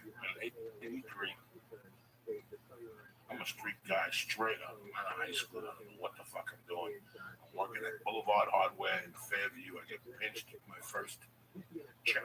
I stole some checks and I gave them to a buddy of mine. He got caught with them, ratted me out. And they came and arrested me and I lost my job. But when I was working there, one day, this is the fucking weirdest thing. I want to go see Pat Benatar. Pat Benatar was on tour. Supporting one fucking album, Promises in the Dark and all that shit. And I went to the Meadowlands in the fucking snow to get these tickets. And as I walk in, I hear this commotion. There's all these black dudes and a white dude. It's North Carolina State. They were playing somewhere in that area for some Christmas tournament. And I was walking in to get tickets. And I just happened to see them. They just came out of practice. And something, they stuck out in my fucking head. They stuck out in my head. Something about them. I didn't know what it was. At that time in my life, I was doing a lot of fucking gambling. I was doing a lot of drugs. I was gambling to make a living, which is never fucking good. You're gonna lose. Oh yeah. Like I actually thought in my head that I was smarter than everybody else, and I was gonna bet, $300-400 a week and fucking win. So every week I was minus 200, and I had to do some criminal activity. That's where all those stories go back when I go to Boulevard East and motherfucking perverts. We were just doing crazy shit. So it just so happened that the Redskins, I think, won the Super Bowl that year. Okay. In January, they beat the Miami Dolphins, the Killer Bees. I think that's the whole thing. Don't quote me on this. And they paid me that day. I won $800, and I went into the city, and I went to 174th Street. They used to have a Thai chocolate wheat in there. This little old man. And I would go in there and buy chocolate Thai wheat. Okay. I had a bunch of money. I usually bought 20. 10. This time I had $800. It was big for me. So I went in there and bought a quarter ounce. It was freezing. It was January 21st. The Super Bowl was usually January 20th in those days. January 28th. It was fucking freezing in New York. I asked the old guy, do you mind if I roll a joint here? Because it's fucking cold. My plan was to go outside, smoke the fucking joint, walk down to like 163rd, over to Broadway, and take the train downtown and take the bus over back to North Bergen. Okay. To Port Authority. So I go in there, I roll the fucking joint. The weed's tremendous. It's chocolate Thai weed. They don't even make that shit no more. They have it down like in Miami. It's called lamb's bread from Jamaica. And I fucking go outside and I roll this fucking bone. It's windy out. So I put the joint in the corner. You put something in the corner and spark it. Yeah. I feel a gun to my head. It's a fucking mailman dressed up undercover. They just get on the floor. He puts handcuffs on me. Within minutes, they pull up with these cars, they roll me over, and they go in my pocket. I got fucking $700 in my pocket. They get the weed out, they ask me my name. In those days, I didn't carry fucking ID. There was no ID. The ID is me. You want my name? Fucking guess it, cocksucker. Like Jeopardy. So, they threw me in fucking the thing. They asked me my name. I told them the truth.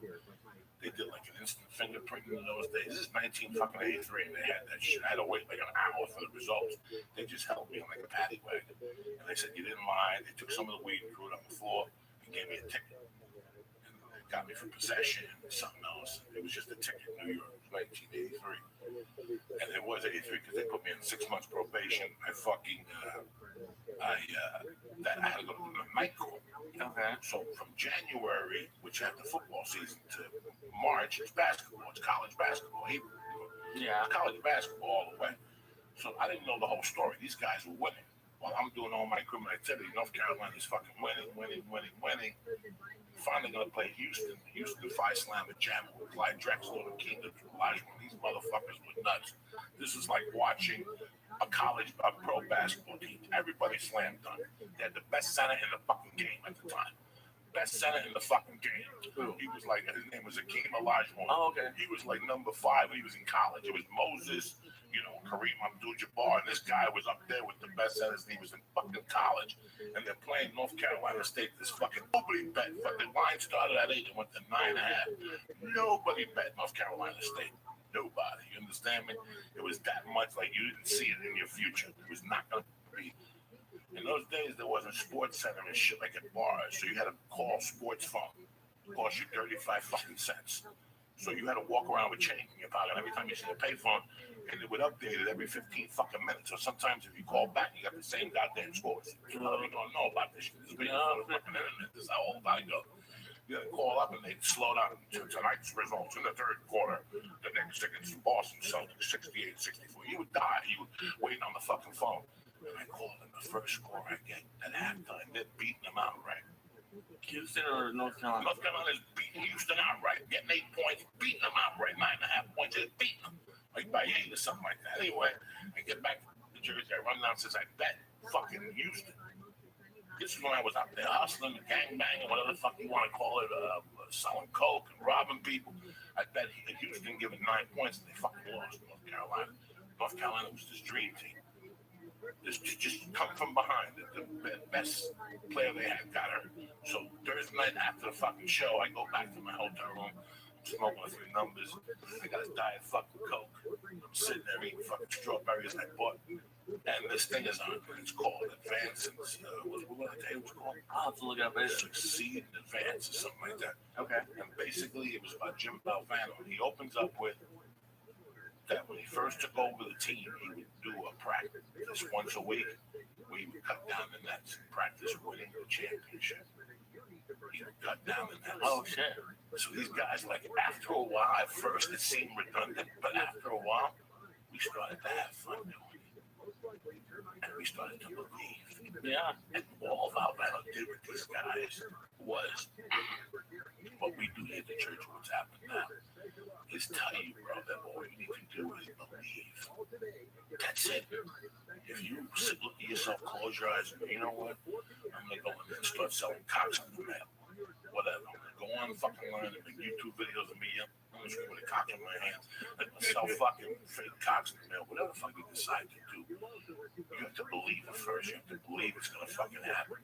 And that's what he instilled in me. That's a famous speech today. I never, and when he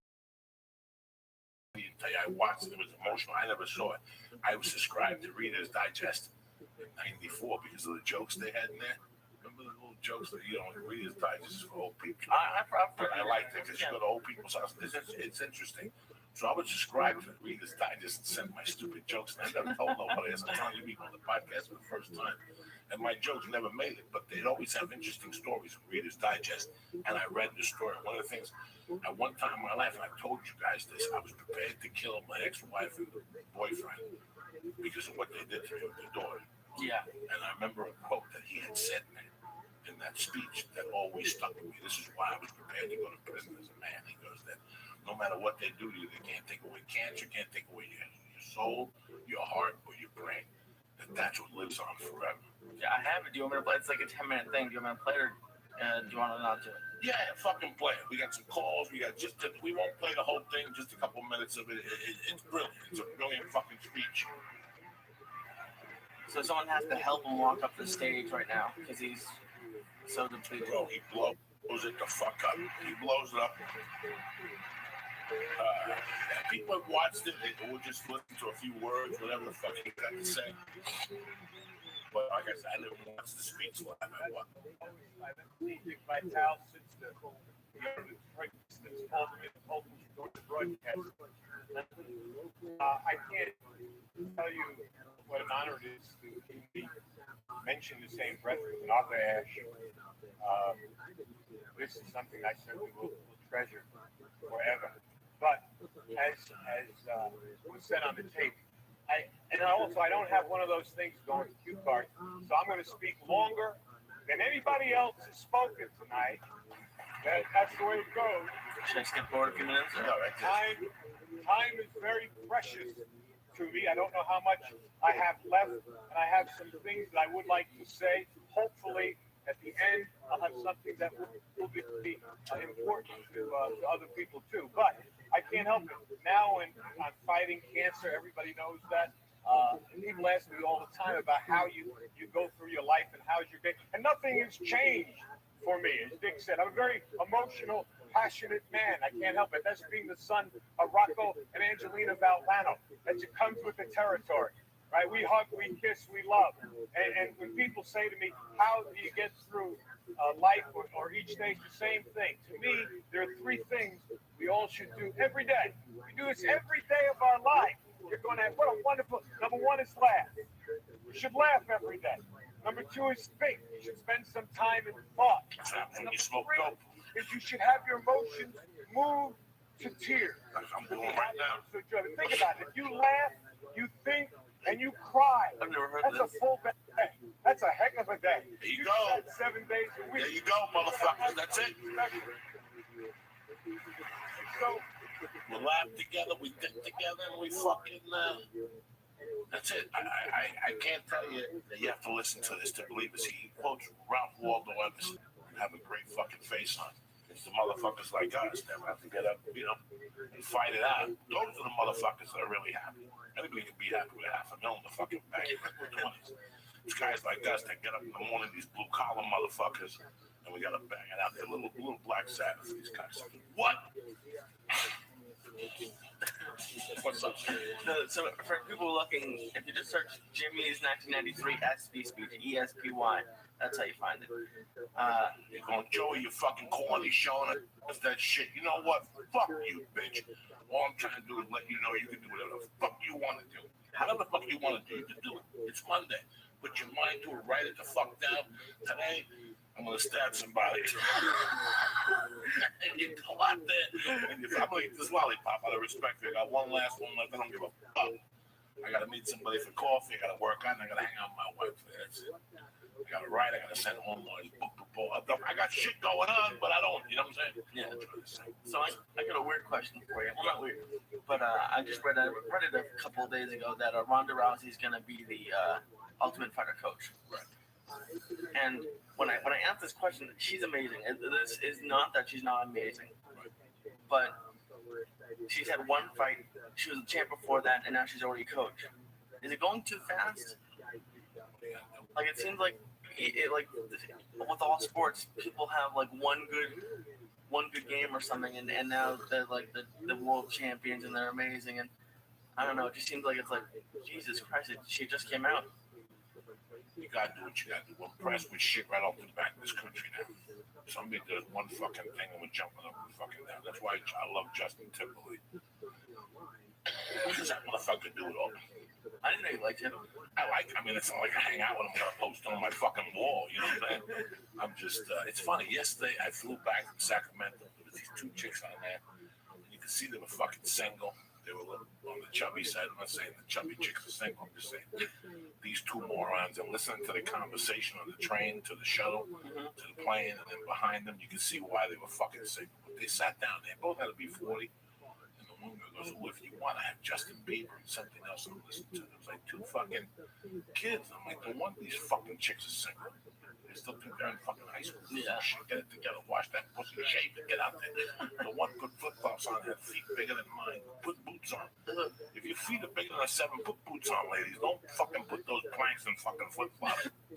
And show people that, we could float on those fucking things if the world gets taken over by water. Unbelievable. These fucking women trying to get a boy from flip-flops on their toes all hard and shit. Crusty. Have a chick rub that big dry toe on your leg. The dryness doesn't what gets me is the cold feet that freaks me out at night. It doesn't. I mean, it's like Cold feet is not what you worry about. I'm not worried about it, but I don't care if the feet are fucking ice cold. As long as that monkey's warm, that's all that matters. You understand? You like that? of course I do. Hot fudge on it. No. You put hot fudge on a chick's fucking monkey? Oh. Never. That's the problem. You got the fucking hot fudge Sunday, 16 of them at McDonald's. I don't need. Don't fucking lie to me. I seen those hot fudge. I'll eat the cheeseburgers, but not the Sunday. You're not going to McDonald's ever again. I know you yell it. I'm not going anywhere. I know how you It's think. 5 weeks tomorrow, and you're excited saying I'm gonna go get. I give you out the cheeseburgers tomorrow. No, I love you to that. We all care for you. The church, what's happening now. So, I know I can see it in your eyes when you make the video. You think, I can't wait to get a double whopper. I never said that. You didn't say it. I can see it in your fucking eyeballs. It don't take a swami to fucking tell you what you're thinking about. You're not thinking, what's the first thing you're going to eat? The first thing I'm gonna get is a barbecue chicken salad at California Pizza Kitchen. Oh, Jesus fucking Christ. What? That's what you're giving up your sobriety for? It's a salad. California, a barbecue chicken salad from fucking Cali. That's the worst food in North America. That's just who owns that shit. It's a division of McDonald's. It's like that other fucking Mexican place with all these fucking wasps are in it. Yeah, jumping up and down. That's McDonald's beef. I have to get it. That's somebody's cat. That's somebody's fucking cat. No salad. You know what a salad is? What? A salad, not a barbecue chicken salad. I can't put a little chicken on it? No, not a barbecue chicken from whatever they put sugar in their shit. Did you see the other day that there was an article that McDonald's salad has as many calories as much? Did you see that? Oh, yeah, with the dressing. Don't eat the salad. That's not a salad, though. There's no barbecue. Nobody fucking ever had a barbecue. It's like barbecue chicken pizza. Who fucking invented that? I don't want to eat that. Some white dude from fucking Culver City. I ain't doing that shit. I ain't going for it. That's what you're giving up. Listen, if you're gonna cheat on your wife, you're gonna cheat on it. The chick who's 21, it's got that butter skin. Her pussy smells like fucking flowers, and her asshole smells like fucking fireworks, like firecrackers. And the asshole smells like gunpowder. You follow me? You're gonna go for the best. So again, what's the first thing you're gonna eat? Well, I have to start off with a super salad. So that I was gonna start off like a. How about you go to Big Tony's, right down the corner on Cold Water Riverside, right there by Rouse. Yeah.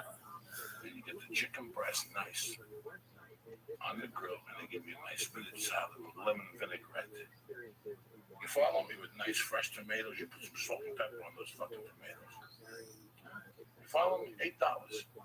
You want to give that up for California Pizza Kitchen? It's a salad. It's not a salad. It's a sweet salad with sugar. This is what I'm saying. This is what they're gonna tell you at Weight Watchers.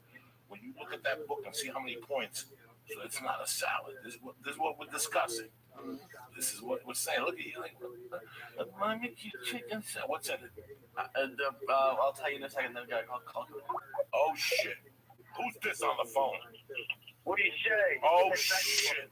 It's my main man, the fucking flying Puerto Rican Mick Benacore. What's happening, beautiful? Don't deny my Irishness. I hear you. It's around St. Patty's time. It's funny, Mick. The other day, I told you about a year ago, I was in a hotel room and I watched the Law and Order SVU, and you had written the line directed or whatever the fuck you had done in your name. It was one of the best things I've ever seen on television about the army chick that left the thing, and one of the soldiers came back and they thought it was him that killed the chick. It was fucking amazing. And the other day I'm online and I see that what's her name, who does the podcast with Felicia, Danny Stewart, wrote that she was homesick. Did you see that tweet that she wrote? I was homesick and I was watching Law and Order, and fucking Mick Benacore, it's a bad motherfucker. So I said, we gotta get Mick back on the podcast. How you doing? But I know you don't have that much time today. How are you? I'm good, man. I'm happy to be up this early and happy to pop on the podcast and say hello. Are you an early guy? You have children, so you got to be up early, correct?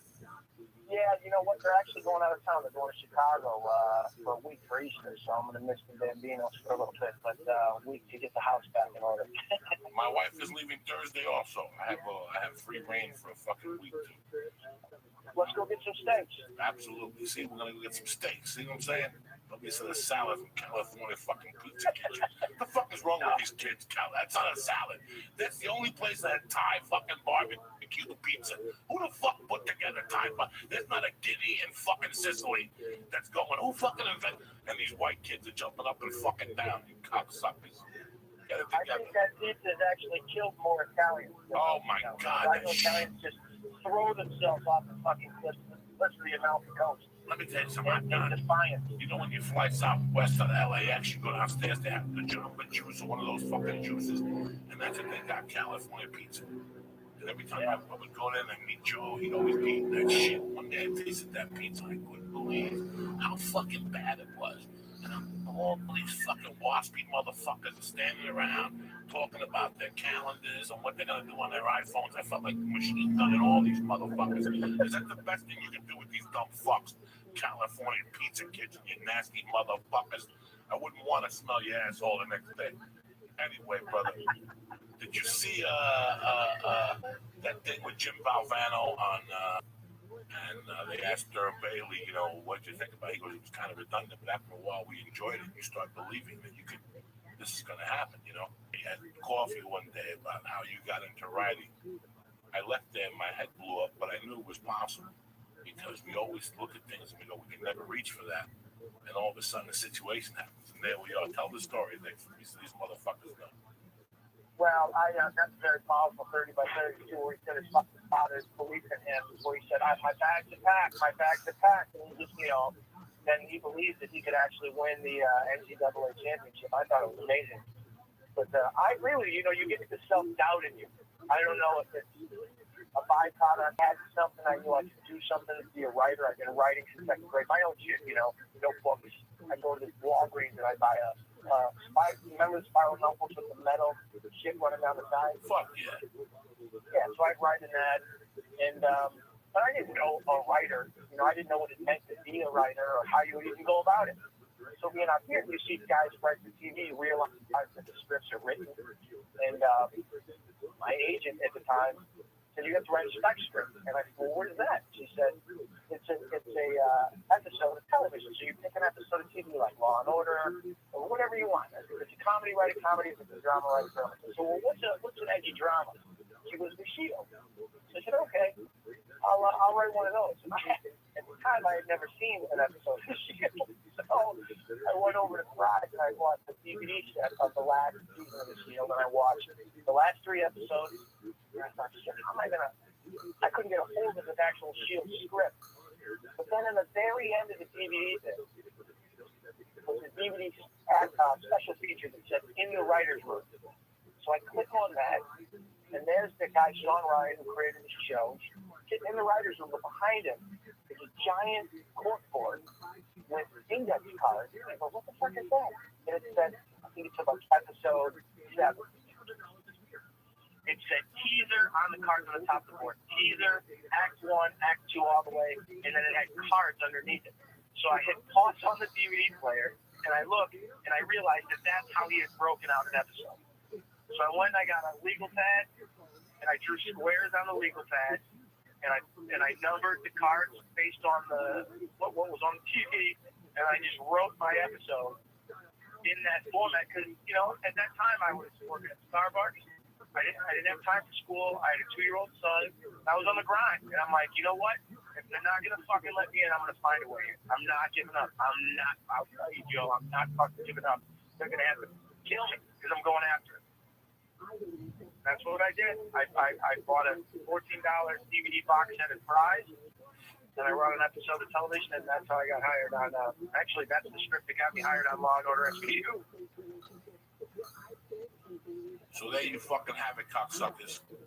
When you're scared of doing something, Mick Benecourt comes to the fucking rescue, you understand? I love that story. You gotta go at it. Mick, when you told me that, I went home and I couldn't put my face.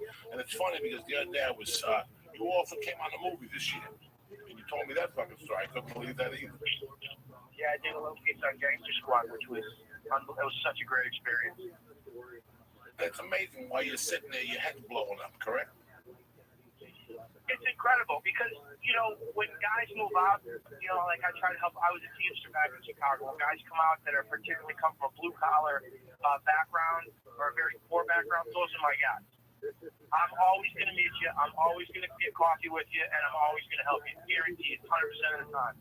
And you're going to deal with fear. You're going to deal with self-doubt. You're going to deal with a weird form of envy. Because like you said, with California Pizza Kitchen, none of it's going to make sense. So how do you move forward? Well, what's in my control?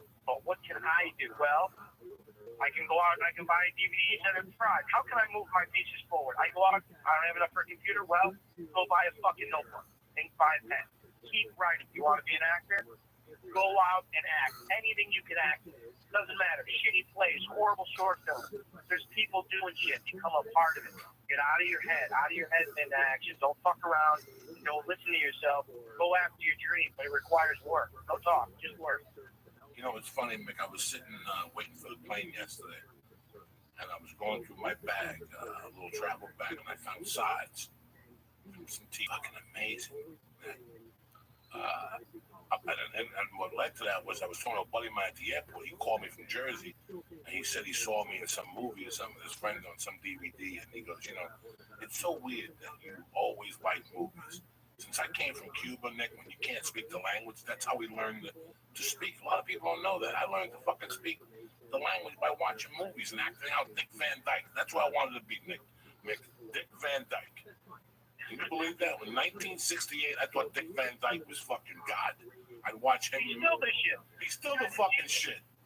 And years later, I ended up doing a movie with him. I couldn't look at him. I kept crying. And he asked me, what was the matter? Did I have a loss in the family? I go, no, I can't look at you because it reminds me of coming from Cuba, being a little boy and watching your TV. You were everything to me. So it's weird that I'm in this business now, man. I actually get booked in this business. And you know what's weird? In 87, right before I got locked up, I had a roommate who had a friend out here. You know those people in Chicago that you meet that have a friend out here? They're a cameraman on the show. Oh, yeah. You think that's going to be a magic? Yes. Yeah, like that guy's going to get me. He's going to take me, and one of his friends is going to see me at a bar, and I'm going to fucking be a TV guy. And I'm actually calling him up and going to coffee with him. He lived like in Boulder somewhere, but he'd come out for 6 months and shoot like some stupid fucking show. And him, like, telling me all this shit, you have to go to acting class. And coming out here and getting on a movie and seeing that in reality, how hard it was really how easy it was. It's very easy to get on a movie. But back then, I thought it was like going to the fucking moon, Mick. Yeah. Like if I see a... Well, I think some people possess talent, and the talent will open a door. But they'll kick you out if the discipline isn't there. Like if you, and of course there's always exceptions to the rule. And I think those exceptions are what bring more people here than anything to LA. But the talent needs discipline. If the discipline isn't there, those are the guys you watch fade away. They hit a little bit, they'll do a movie, tiny part, and then that's it. Because they don't have the discipline to take the ride on the rocks, Because you're going to get crashed on the rocks. Fuck yeah. That's the journey. That's the whole fucking repertoire. How do you deal with failure? Do you fucking cut and run? Or do you man up, learn from it, stand back up, dust yourself off, and go, all right, round 2. For my first 8 years, I dealt with it with a fucking gram of blow and a gallon of water and a couple of joints. Now I just inhale it on a solo like a doctor. It's like walking around with no undies on, commando. Fuck, you don't want to suck my dick? That's fine. I'll jerk off in the fucking corner.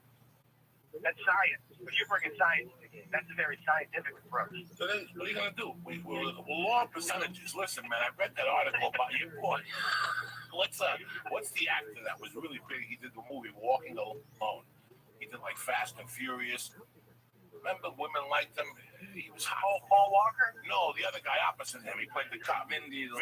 Vin Diesel said something once. He goes, when I got here, I moved here with 8 buddies. And after 3 years, I was down to 5 buddies. And after 5 years, I was down to, I fucking made it. Yeah. And nobody was left. And sometimes I believe just sticking it out. And success isn't being fucking rich or having a limo or having some Chinese guy on a rickshaw drive you around town. That's what these fucking people. Success for guys like you and me is just being here, man. Because we know where we were at one time in our lives. We know how dark it can get. We know that. Absolutely. We know that. Fuck you and your motherfucker. I'll get a gun right now and I'll make it happen on a day. You and I both know that. That's always in the corner of our hearts. That I can still go down, get a fucking gun and some new chucks, and I can make it happen, dog. Well, that was the hardest thing when I was up against the wall when my son was 2. And, I didn't move out here to throw out garbage bags of coffee grinds at Starbucks. That wasn't my dream scenario. And my mind started to go to that dark place. And I thought, there's kids involved now. I'm not going to fuck around. What am I going to look at my son and go, I know you're hungry, but Dad wants to be an actor. Like, I can't. That's not who I am. And that's where it got hard, and that's where it got dark. And it was, I was right on that precipice where you're going to go one way or the other.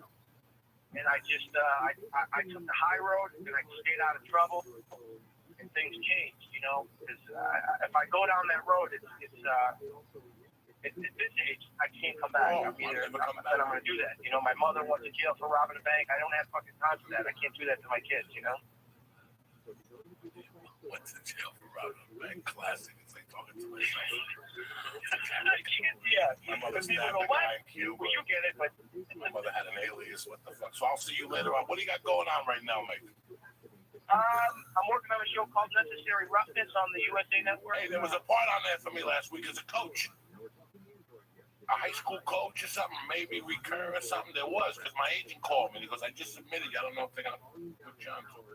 You got to call. I was on script. I forgot all about it, brother. Call me with that. You know the deal. Fucking text me or call me. I forgot all about it. I just remembered now that he called me because I just put you in the script as a coach. It might recur or something. Who the fuck knows? All right. Well, I'm heading in there. I'll be in there at 10, so I'll take a look. I'll see you at 8. Yeah, I'll see you in a couple hours. And what else you got going on? You want to talk about the other thing, or? Yeah, April 6th, 10:30 p.m. at Bradford Hall in Van Nuys, just off the corner of Woodman and Victory, is our 50th show. Bradford doors open at 6 in the morning. They close at 11:30 at night. Show's at 10:30. Tickets are only $5, and it's going to be an amazing show. So if you get a chance and you're looking for a fun night out, Saturday, April 6th, 10:30 p.m. Bradford Hall in Van Nuys. I'd love to see you guys out there. I love you, Mick. Thank you for. That's a great story. I'll never forget it. That's why I wanted to pass it on to these fucking people. My pleasure, man. I'll come by anytime and say hey. All right, bro. I'll see you later. Thank you. Stay black. I'll see you. Is that a comic show? Yeah. Oh, cool. Right, yeah. It's funny when I got in here today. They said that we got a lot of great cops on the street. People. I've had criminals on here. I was going to have a gangster on today, Kenji. And he couldn't make it today, so we had to switch him around. I've had gangsters on here, I've had touts on here, comedians on here, the people that you react to the most for some reason that help people. And number 2, anybody who talks about fucking fear. You people go bananas. I got 30 emails, I got 22 emails on my Facebook, I got, another 10 tweets about it, 16 fucking emails on my tweet. People were all fucking scared. Okay, and we're all in this together. You have nothing to be scared about. Life doesn't have a gun. People have guns. Life doesn't have a gun. Life is not gonna fucking kill you or shoot you for fucking trying. Seriously. I get anxiety out the ass. You get anxiety sometimes. All the time. Thinking about shit. Jesus Christ. When I was in these age, I had ulcers. And I would shit and the little blood would drip out. Not come out on this shit like a wallpaper. Like a post. Don't think about fucking nothing. You want to be on fucking TV, go for it. You want to sew clothes and be a men's designer, go for it. But you want to fucking lay carpet, it's your passion. You know what my passion is, Lee? Fuck all this stand up and talking to people. I want to coach kids. I want to be around kids. You know what my other passion was? I want to be a bricklayer. That was a passion. Oh, yeah, fucking still to this day, I look at bricks and I go, what the fuck am I doing with my life? I want to be a brick. But you know what stopped me, Lee? I was fucking scared. This shit I wasn't scared for because it came natural to me. I was scared. I would get really good as a hard carry and stop. You know what else I like? I love being an electrician. I loved wiring the fucking boards and the pole. I loved all that shit, Lee. But I was scared because I knew I would fuck it up or I'd burn somebody's house down. Fear stopped me from so many fucking things. By the time I got into comedy, I wasn't scared anymore. I knew one thing about comedy. By the time I got into comedy at 28, I knew one thing about life at that point. I always thought that everything came easily. Do something in 2 weeks, and boom. Yeah. That's how I thought. I ain't gonna lie to nobody. When I got into comedy, I knew one thing. I knew that I didn't want to go back to prison. Mm-hmm. So I knew that part of my life. I didn't want to do deep crime. And I knew that if I got into comedy, I had to work at it because this was my last chance. I knew that when I was 28 years old. I was 28. Yeah, I was 28.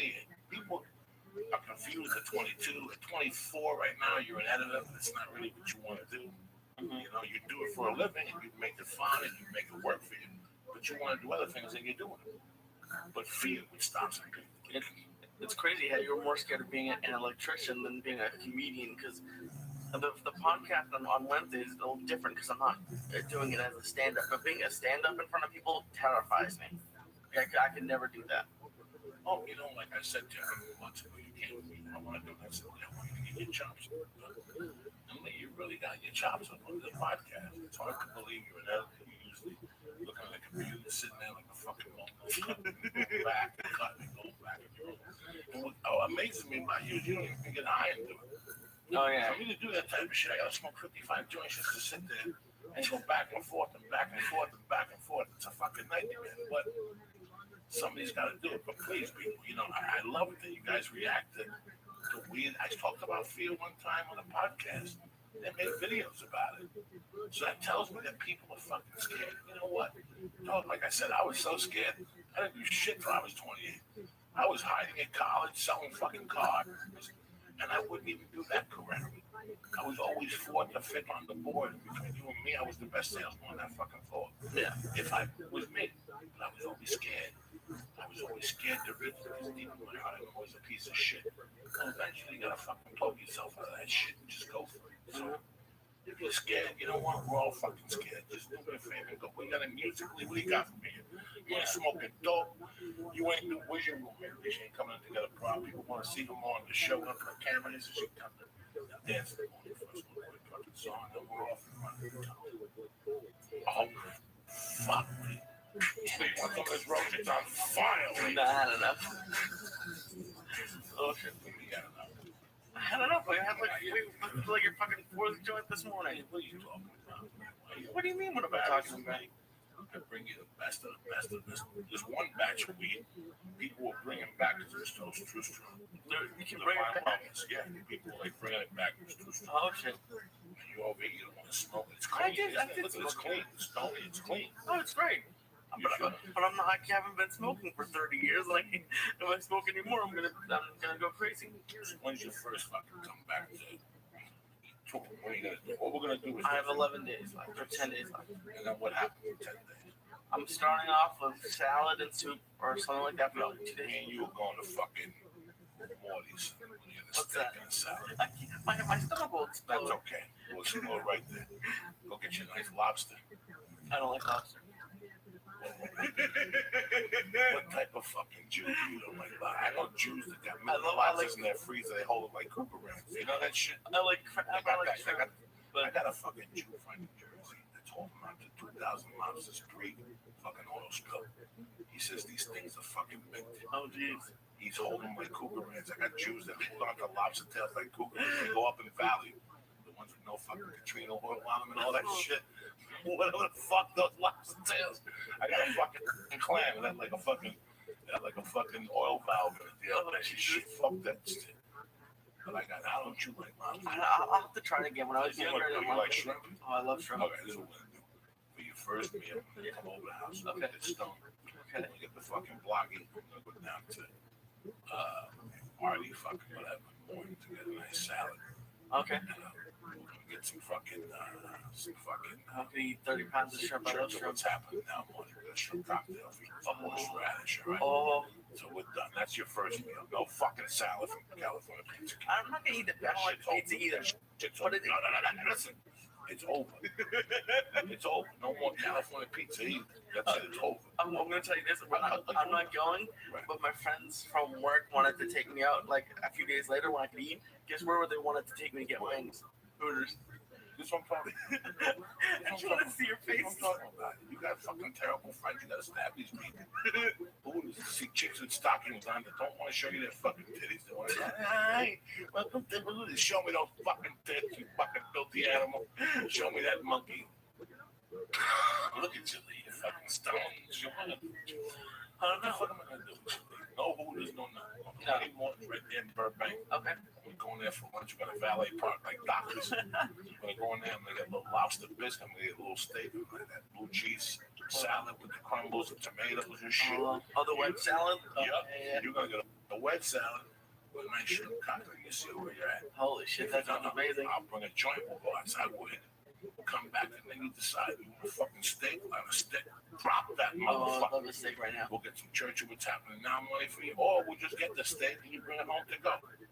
So you're good for the first day. You gotta take care of yourself. Like, you did a major fucking thing. You did a major thing that most people can't do. I mean, day 60, all right. Well, I'll get to like 42. 42 days? Yeah. You gotta go for 85, like fucking Moses. I'm gonna do it for another 30 once per month. So once you're gonna do 40. So we'll do this. You call me, you go, listen, I'm gonna go back to eat Monday. We'll make the reservation Artie morning. Go right to Artie morning to 12 o'clock.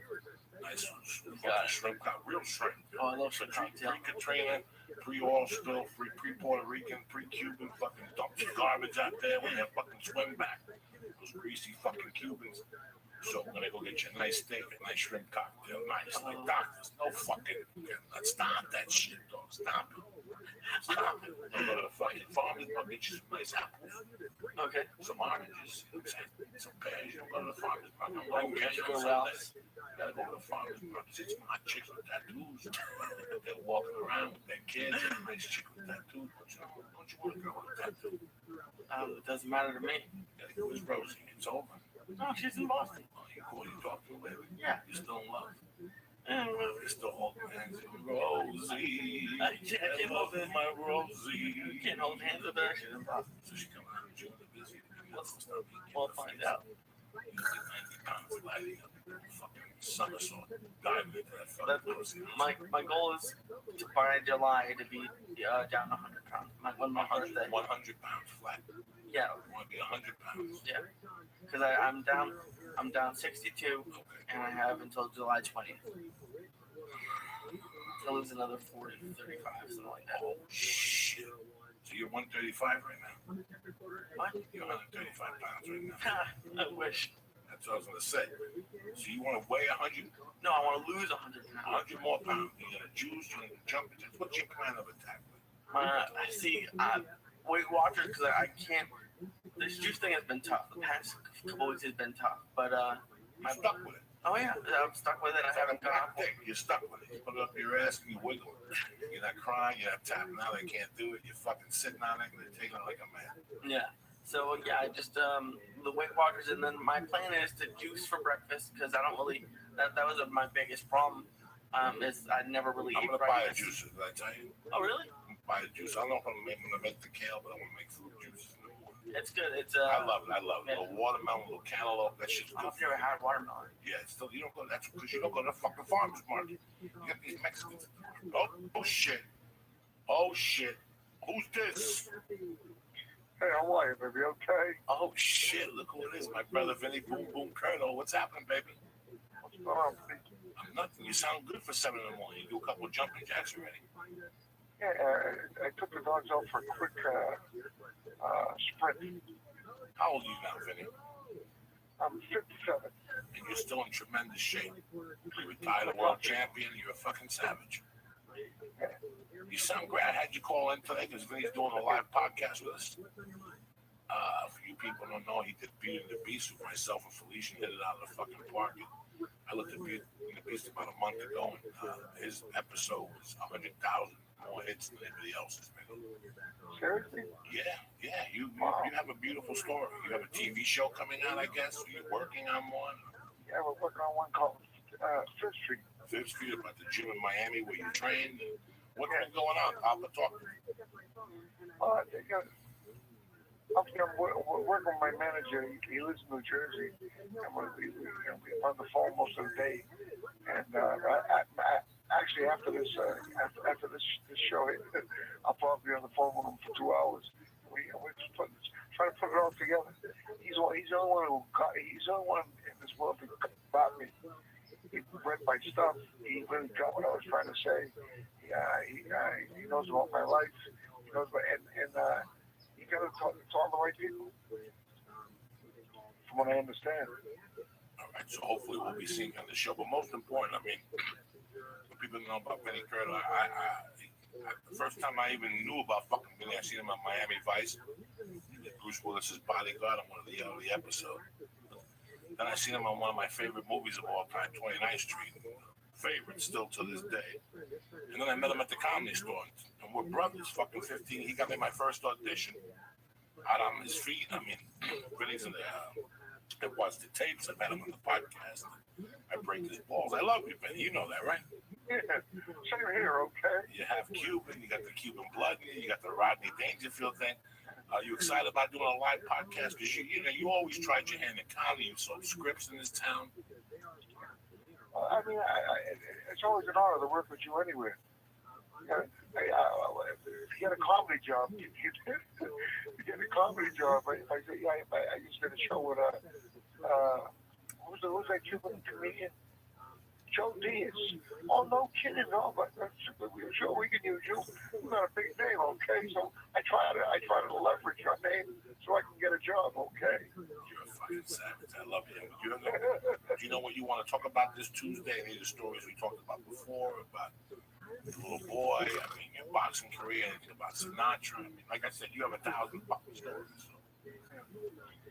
Yeah, that was funny. I was fighting in Madison Square Garden. If you want me to tell that? I was fighting, and they called me up. They called me up. These how can I say, paisanos. They called me up and said they had a kid that they want, they wanted to go to distance. So okay, so I fight this guy in the garden, and I'm blocking, slip, and slide, but I'm not throwing no punches because that's what it is. Anyways, and Sinatra walks in with a guy named Joey Rizzo. He sits down and says, "Isn't this the kid that?" He goes, "Isn't this the kid that fought Peter went to Vermont, Vegas?" Because we talked to this kid. He goes, "Well, your mom was kid. It looks like he's handcuffed." So he sent the guy Joey ringside and found out that I was doing something for the Bull from New York. And he goes, "I never liked that guy." He goes, "Tell the kid, go in, tell the kid." So he comes to me in the seventh, the fifth round. He goes, "Kid, win." I said, "Just gave him 5 rounds." My corner went berserk. I went out the 6th round. I hit him with a shot. He went flying, right? I started banging away, and all of a sudden, we clinched. I look ringside, and there's the Bull. "I'm going to kill you right here, you motherfucker." I said, "Why don't they make up their minds?"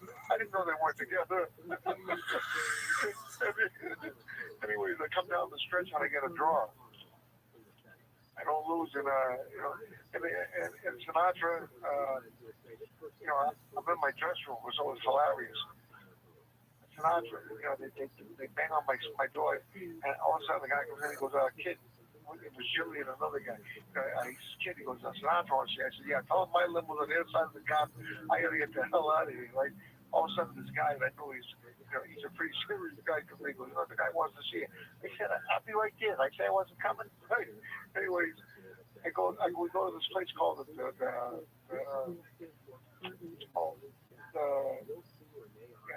Waldorf Astoria. I always forget the name. The Waldorf Astoria, to the top floor of the Waldorf Astoria. Walk in, there was some big doors. They opened the front doors. Big suite. He's sitting at a grand piano with his tie open, with a drink on the piano, and to the right was his wife, Barbara, and a blonde lady. And there was another guy named Irving Cutler who sat there. He was one of the band members. And he goes, "What are you doing?" Yeah, I said, "What are you doing, guy?" I said, "Buddy, you have no idea." Right? So they took me to Palm Springs to his house, and the strangest thing happened when I was in his house. I finally realized how the other half lives. So it was Friday night.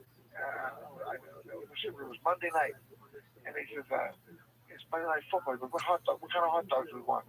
Right? So he sent one of the guys to the store in Palm Springs to get some hot dogs for the Monday Night Football, and he didn't like them. So he sends his private jet to us. That's what he wanted. When he put the hot dogs at the table, I felt like a desperado. I wanted to dive and eat 7 of them because they had to be worth the jet fuel, right? Like $150 each. I swear to God, I couldn't believe it. He sent the friggin' jet to pick up hot dogs. That's fucking amazing. With the jet fuel and everything, those hot dogs had to be worth $150 each. You even took one to go. Then you stole one. You tried to pawn one the next fucking week and all fucking hot dog. Vinny, I'm looking forward to this Wednesday night. We're going to do this up at the Ice House in Pasadena. Call up now, 626-577-1894. Not you, Vinny. You don't have to call. You get it for free. All right, cocksucker. I love you. I'll see you Wednesday. Thank you for calling, brother. Okay, I'll see you, man. Bye. I love you. We're going to have a fucking I can't wait for that. with this guy. This guy's got 9 hours of story. If you're in the area, you know anybody, call him. You don't want to miss it. This is our first real live podcast. It's like an event. Bring reefer, bring explosives. If you got a pair of Lindsay's underwear, bring them. Please on the sniff. You sniff your roommates on this. No, I haven't sniffed her. She's a rough. Yeah, she's a great girl, but I can't. She's living here. So you have a sniffer on it. Sniff where the asshole is to see. Make the filter just the pay. That's how I want you to start practicing. I don't want you. Listen, this black just in front of your face, but she's getting pissed already. This is bullshit. So you might have to do a Wednesday night. So that's a very special treat. I feel a cold coming up. A cold, it's not going to be live on Ustream. We're going to tape it and put it on. So we're going to have a podcast Wednesday morning for you to get your day started. And we're going to have a podcast for you Wednesday night, which will probably, which will probably be put on that weekend. So Lee's fucking busy starting a new job. Lee's a fucking sick. And I'm very proud of him. Lee's got to get some Diet Coke, some bourbon. They're putting aspartame or some shit in this. And remember, as always, I'll be at the South Beach Comedy Festival, sponsored by Comedy Central. Tickets are online. Like I said, they give me one fucking show, but if I get halfway in, they'll give me another one. I know you motherfuckers, the people in Miami, the people we deal with, we're not like fucking planet motherfuckers. We live by the day. We live by today, and I appreciate this. But this time I need a favor. I need for you to get tickets to the second show. So I'm down there in Miami 2 days. I go to Potosaga. We can smoke some dope. You know what I'm saying? You can show me your wife's titties. Some guy fucking in Sacramento made his wife show me the fucking titties and asked me if he wanted her to touch my cock. It was tremendous. People are fucking crazy. I was so fucking embarrassed. If he wasn't there, I'd let her suck my fucking mouth. But no, just teasing me. It was a great episode lately. I love to be talking about some shit. I want people to know you don't have to be fearful of nothing, man. If you want to do it, fucking go for it. Email Lee. He loves emails and shit. Facebook, Twitter. Email me. Don't forget, look, every fucking, I'm a fat fuck. I'm not dieting likely, but I work out really hard. The problem is, you can work out like fucking Jesus Christ. If you don't maintain your diet, it just sucks. You know what I'm saying? So you have to really stay on your diet. Before you do any workout, go to a doctor, see if you're even built for it. Maybe there's a problem. I gotta go for a 50-year checkup. I gotta do something different. They call me from Kaiser. I swear to God, that's my co-insurance company. That's my wife's insurance company. Okay. I'm driving and they call me out. I'm saying, how you doing? You're a physician from Kaiser. I'm like, Joe, I'd like for you to come in. They didn't say it this way, but they're like, the shit in a cup, so we can examine your shit. You give me 50. Oh my God. So I've been scared there's something wrong with my asshole. I thought it was a joke because they said something else, except you shit in a cup and they bring it in or whatever. I don't want to shit in a cup. That's embarrassing. I'm fucking 50 years old, shit in a fucking cup. I'm shit in your yard. You want to pick it up and scoop it up, that's your fucking predicament. But shit in a cup, that's disgusting. You get the. And I even told the lady, I go, is this a joke? I mean, I'm a comedian. And she goes, no. I go, you guys not even my primary doctor. It's really sad, so I'll call them and set an appointment. I'm gonna call Sam and set something up for a week after Holy Week once my wife gets back and shit. They don't have too much fucking blood like they don't suck me fucking dry. You understand? Like, I have no fucking blood left. But go to onnit.com after that. I've been doing the bone strong bone again. And, I've been traveling a lot. I've been taking the immune tech. Yeah. And I feel like $1 million. I really do. That shit is hard. And I break that workout up into 20 minutes on the bike, 20 on the treadmill, and 20 on the hip elliptical. Dog, it fucking kills me. Oh, yeah. Oh, my joints. So I've been doing the strong bone again. Onnit's making some great stuff. They just released the kettlebell line. You can't get those with 10% discount on those. With any other Onnit products, go to the box, put in the word church, get 10% off, get on the email list, they'll give you specials, they'll send you a t-shirt, shit like that you can't get from anybody else. Onnit works, people. And if you don't like typing, you can just go to joeydiaz.net. There's a banner for Onnit, there's a banner for Amazon, and you can get all your tickets. There you go. Who the fuck do you think you're dealing with? South Beach Comedy Festival, April fucking 19th. I'm going to be in Austin. Did you know that? I didn't know you were in Austin. Fuck yeah, the first week of May, I'm going to be at the Austin to Kansas City Comedy Club. I'm going back to Long Island, May 18th. I'm going to Lexington, Kentucky. Oh, you're going to Philadelphia this year, this summer. Holy I'm coming to see you, motherfuckers. So somebody told me, Philly ain't selling tickets yet. Hold on, cocksucker. We're coming. Dead Squad Harlem. We're fucking coming. I'm telling you. You gotta lose weight for the barbecue and the cheesesteaks. Oh my God. Now let me ask you this one thing before I let you go. You're going to Philly. I've been to Philly. I've had the cheesesteaks. I've only had it with the it's not mozzarella. What provolone. And the cheese whiz freaked me out. Do you have it with the cheese whiz or you with provolone? I don't like cheese. What are you in prison? Because the provolone, oh God, I love that. And I like it when it's a little bit, the steak's a little bit crispy. Pretty good. Fuck. Okay. Cheese steak, steak fries. Oh. Who loves you? Talks to you like Uncle Joe. I think I might pass out. I love With some steak fucking fries. crystal hot sauce, a little bit on the cheese stick, a little bit on the fries. Oh yeah.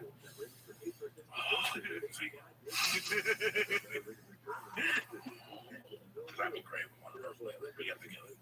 We'll go together and we'll get the foot long just to knock us out. We get home and fart. When you go there, you leave there, you close steak. Oh yeah, they have Like that grease and shit. Oh, it's delicious. I love steak. And they're expensive. They're $15-20 for a sandwich. They don't fuck around. No, that's worth it. Yeah. They don't fuck. That's what you want. They don't fuck around. You want the best fucking meat.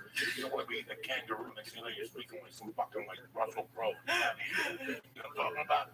You don't want that shit. Like, I'm taking care of you. No more.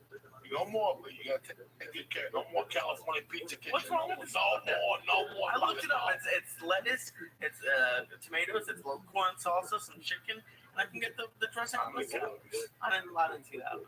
I can't wait till you see that I can dressing. get the dressing on the And side. I know you like me. You want to bathe it in there. You're a little chubby fuck. You bathe it all over yourself, don't you? When you're eating chicken wings, you put the blue cheese on your face. Don't you? Who you fucking think you're dealing with, bro? That sauce is what kills you. Yeah. I'm the king of it. There's a place over here. It's Coyote. Okay. Where you go as a woman if you're in labor, and you eat the salad, and they guarantee you'll have the kid in 48 hours. They're like time, flavor, because they make a delicious fucking chopped salad with lettuce, pepperoni, mozzarella cheese. Oh. I have it without the black olives. I know it's delicious, but when I go home and put the points in, it's like 10 fucking points for a salad. Your salad should not be 10. That's true. I'm just trying to help you out. Yeah. You want to Weight Watchers are going to tell you the same thing. Yeah. So now I go and I tell them to omit the mozzarella, omit the pepperoni, and that's not bad. I like a little cheese in there for you know. A little flavor, yeah. And that's it. It's a beautiful fucking week. So I gave you the dates. What else? We got the Ice House Wednesday night with Vinny Curto, telling stories about Sinatra, Sammy the Bull. It's an event, people. It's up to you. What the fuck, stay home and watch Dancing with the Stars, and some people are jumping up and down you don't give a fuck about. And you come sit with Uncle Joy and they're $10 tickets. Who you kid? All right? That's it. That's all I'm going to tell you. Let's get out there. It's Monday. We love you. What are we going to close up? Tell me if you want to change it, but since we're having Vinny Curto on and he spent some time with Sinatra, I have Come Fly With Me. Want to do something else? I don't know, You're fucking 80 now. We got to end with something. Give me some, even back to the motel, something. Okay. Wednesday, 6 a.m. We'll see you then, cocksuckers. It's a beautiful day to be alive. Munchies, lollipops, eat somebody's pussy today. The world is yours. Welcome to the show. Thank you. I'm trying to punch it through the gold for you. Rich, on a match, I had gotten my wife, she wanted a PC. I got her. It's a beautiful motherfucking day. You know what I'm saying? And this is the way it goes. The church of what's happening now coming at you. Wednesday, what is it, 26th lead? 27th. I think it's the 27th. We got about 3 joints to smoke today. I don't want no joke. We got this fucking gorilla finger. We got these 2 bats from hell. All Satan rolled on. We'll see if I'm alive at the end of the podcast. You're always fucking alive, cocksucker. It's a beautiful day to be alive. What are you down? 68 fucking pounds? 65. You fucking, your asshole smells like cucumbers. Oh, and it's fucking gross. Is it? I know why animals' manure stinks. All they're eating is vegetables. It smells like exactly like that. It's terrible. It's gross. Can't even sweat. Where's Rose? She called. Oh, she's in Boston. Jesus fucking Christ. Beautiful day to be alive, people. Everything's great today. Fucking, it's what happened last night. So, Lee calls me last night. About 9:30, Lee. I called you back. No, I called you. Yeah, you called me back at 9:30. Called you back. What happened was, ever since I've had the baby, I fucking hate working out at night because of metabolism. But sometimes I get caught up with the baby, and that's a good thing about the movie Thai America that they have a 8 o'clock at night class that goes to about 9:30, 10. Real heavy duty class. Couple people in there jumping rope, sit ups. They got coconut water, the whole fucking thing. So Lee called me when I was in there, and I called Lee when I got out. He's like, "Why are you doing comedy?" No, I'm supposed to do comedy. The kid called me like at 7. He's like, "Well, the room. We don't know if we're gonna have enough people. We want to have." I said, "Fuck it, don't. We didn't get a chance to advertise. Don't worry about it." So Lee called. I called Lee back, and we're talking. And I hang up with Lee, and I go to the weed store. Burbank, no organic. Okay. All right, and I parked on the street. They didn't have parking spots in the parking lot, so I parked on Burbank Boulevard. I go in to the weed store. I get a G Bubble room. I get some joints for you. He offers me they're nice people. I love Jay. I really like those guys over again. They're my night because they're open to 11. Wow, they're open to 11 sometimes 12. The other one, Divine Moments, closes at 8. And there's no fucking parking on Lancashire after 6. So it's a motherfucker. So I go over there, pick up a gram, they have chocolate candy bars. They do good over there. They got the fucking vapor pen. They got the 5-hour energy THC drink. They got Really? Yeah. Oh, shit. So I get my phone rings. I talk to somebody. The phone rings as I'm walking out the first door at the weed store. There's 1, 2, 3 doors. Okay. You walk to the first door and I can't answer it because there's cameras. But the second door, I hit it now. I got my shorts on, some t-shirts drenched, track sneakers on it, and I got a hooded sweatshirt with. It's an old one that I used to work out. Like if I get on the floor and I wash it every week, it's disgusting. Like if I go to the YMCA and I go to the treadmill, I'll take it off and throw it on the floor. Okay. So, but it's small. So between my gut and the car seat, whenever I sit, it makes the wallet pop out.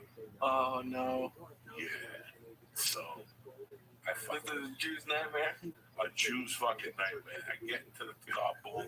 I get to my house. I run up the stairs. Let me see. Wash my pussy first. Let me get like a fucking protein drink. And I go, let me go look at the car. I look around the fucking car. No fucking wallet. Oh no. I go back upstairs, look in the bag, no wallet. Look in the trunk, no wallet. When I had my wallet, because I had to pay with the weed, I usually don't put my cash in my wallet. When I go to schools or whatever, I put whatever I have in the thing. Yeah. I go back, I get in the car, I try to get the organic on the phone. Yeah. There's no information for these weed stores. They got these numbers. No. And the guy's like, what kind of business is it? And I'm like, they sell fucking tremendous weed. You know, I get back in my fucking car, I go to Burbank Boulevard, I'm right there to the left, to go to, like 134, 170. Yeah. I look over from my car, I can see my wallet on the street. No, you can't. Yes, I could. I can see three kids with a fucking dog were walking. As I made the left, I see 2 black kids walking right by. I looked at the fucking wallet. I went back, picked up my wallet, came the fuck over. You got lucky shit. That's the second time. One time I went to Flappers in Burbank, and that's fucking that way. Oh, that's far. Right, that's far. You probably said, fuck it. I parked across the street from Bonnie's Beanery because I couldn't figure out parking in that area my first few times. Yeah. I walked over to whatever the fuck it is, The mall. The Flappers. I get back in my car, come all the way home like park. I open my wallet and dog, I did 90 down. I know that motherfucker. Because listen, the wallet isn't about the cash. The wallet, it's about the shit in there. You gotta call 15 fucking people now.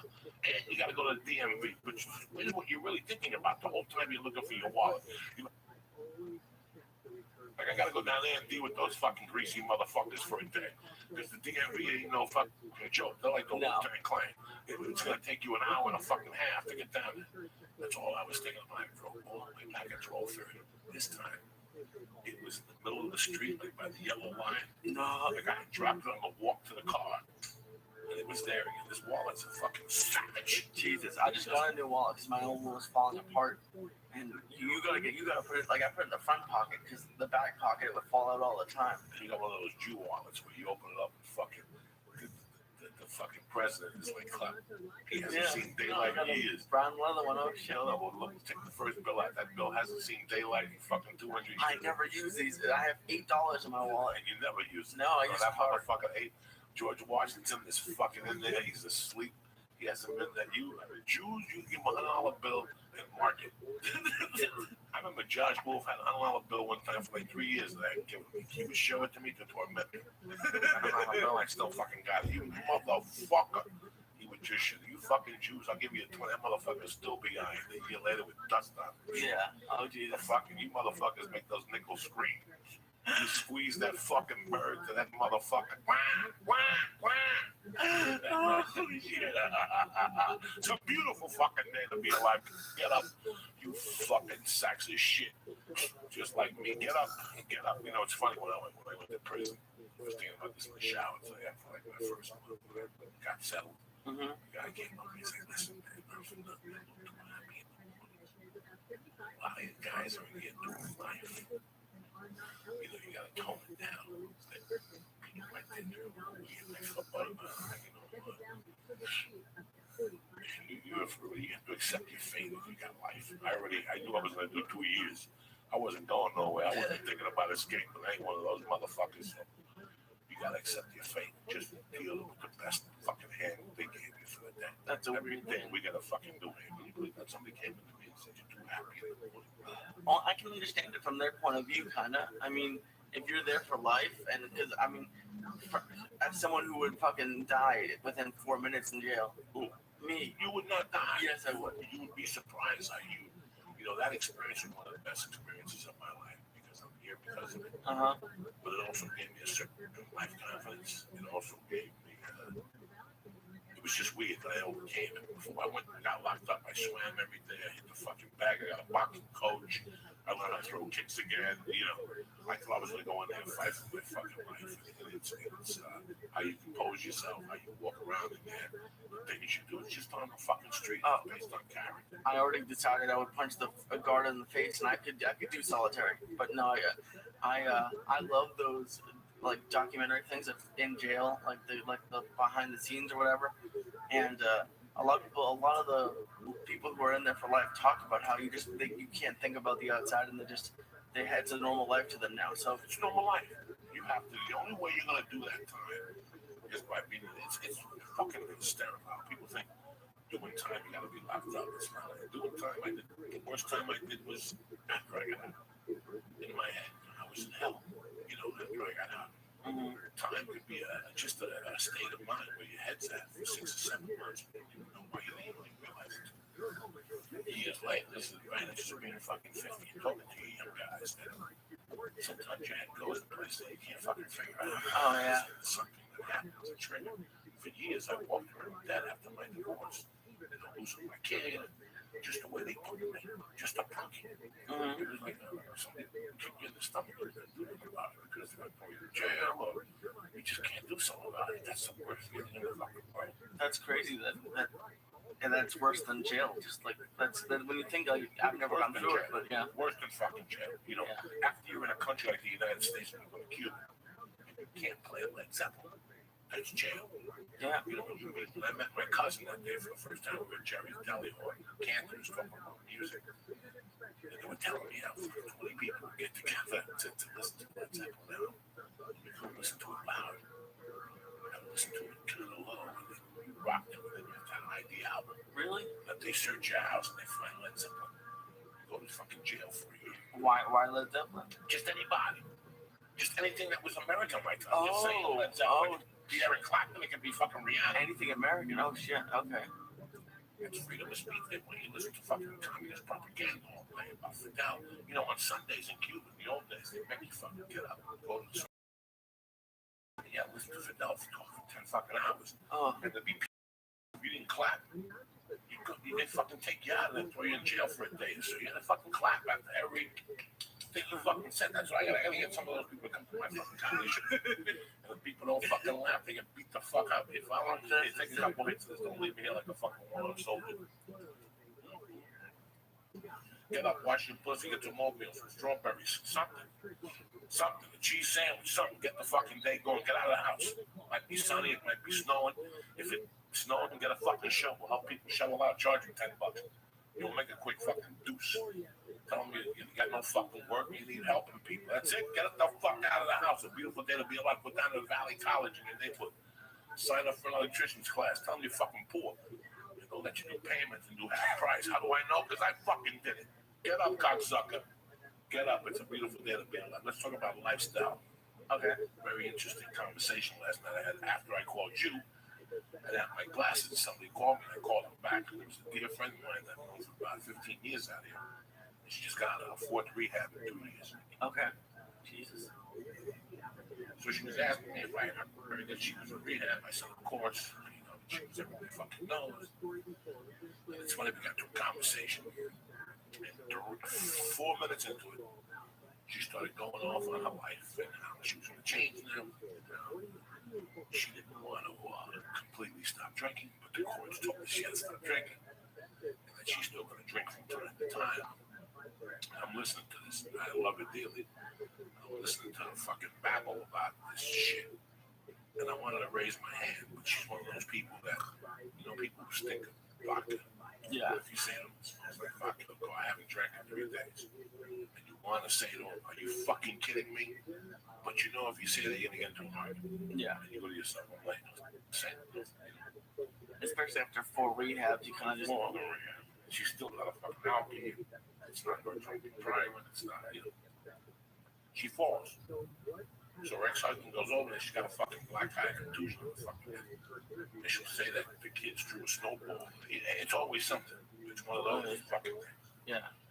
And listen, man, I'm the type of guy that I'm either in 100% or I'm out. Once I can't help you, I'm your friend, but I can't help you. Yeah. You don't want my help. You're going to come to me with some Chinese fucking story about how you're only going to drink wine coolers. This is what she's telling me last night. She's like, I'm only going to drink wine. Are you smoking this or what? I just did some. You did. So the spirit of me, I couldn't do it. I expected a little fat chubby Jew. He came back with Steve Reeves. Steve Reeves is absolutely not. Oh, okay. Christopher Reeves. Before him, you fuck. I don't fucking know. Still a motherfucker. So I'm talking to her, and she's telling me this plan she's got. And I'm listening to this on the phone, and I'm ready to fucking yell. And I just stopped, and I said like a prayer in my head. I said, God bless, this is fucking crazy. And I went home. I think it was before the water. That's why I was pissed, because I got involved with her on the phone. And it's just weird how people don't understand when you have an addiction or something like that. It's not, everything's temporary for 90 days. Like right now, you're doing a rehab in a way. Yeah, absolutely. Now your next 90 days are the most important. Because the next 90 days are the steps of your life. It's that driving past me. It's the making deals with yourself. It's preparing, I started at 418 pounds. Yeah. Yeah. And I went to Nakafoli and I boxed and I would wear underwear and 2 pairs of shorts because in between my breaths I would pee my pants. That's fucking crazy. It's fucking crazy. It's fucking crazy. I couldn't walk upstairs with groceries because it was either breathing or carrying the fucking groceries. And by the time I got upstairs, I had to hold the wall. And the bitch would come out according to my breath. So it would come out and not pee, and it would come out and not pee. I was 418 pounds. I was, at the time of my diet, I hadn't done blow in like 3 years or something. Is that when you gained most of your weight? 2 years. And I hadn't smoked cigarettes in like 5 years. Okay. And no, I had the weight kept coming out. The sleep apnea and the fucking terrible diet. The weight kept coming out. I think you replaced blow with food. Okay. No. Food was always number one, the blood. So and with me, it's not the food addiction as much as I like really good food. I love healthy food. When I say healthy food is, Taco Bell is good when you're hungry, but the nutritional value will kill you. You eat Taco Bell 8 times a week. It not only gets you fat, it does other things to you. Oh yeah. It does other things to you like McDonald's and all these fast food things. So, like I said, I was very fortunate. My mom didn't let me eat fucking fast food as a kid, so they really knocked it out. And even when I was hustling and poor or whatever, I'd always try to get the best shit, But when I first started working out with Nat, I thought I would go in there. I would probably go in there for 6 minutes. And I would say, just go ahead and buy it. And they'd be like, no, you know what? This can't be. But if I get jumped by 3 fucking Puerto Ricans, I got to be able to hold my own. So I keep going back there. Yeah. $40 a pound. Holy shit. $40 a pound. Because at that time, I was just doing personal training. 1 hour of boxing training, $40 a pound. I did that all through November and December. And I went from 418 to 390 over the holidays, which is big. And how I really did it was just secondary. It was secondary calories. The mayonnaises, the sodas. I first started drinking water. Guys, I was like you for fucking years. I drank water with meal, but after I drank 6 Cokes. Oh, yeah. So I would drink 6 Cokes with Chinese food, and then drink a thing of water with lemon, and go, wow, I'm healthy.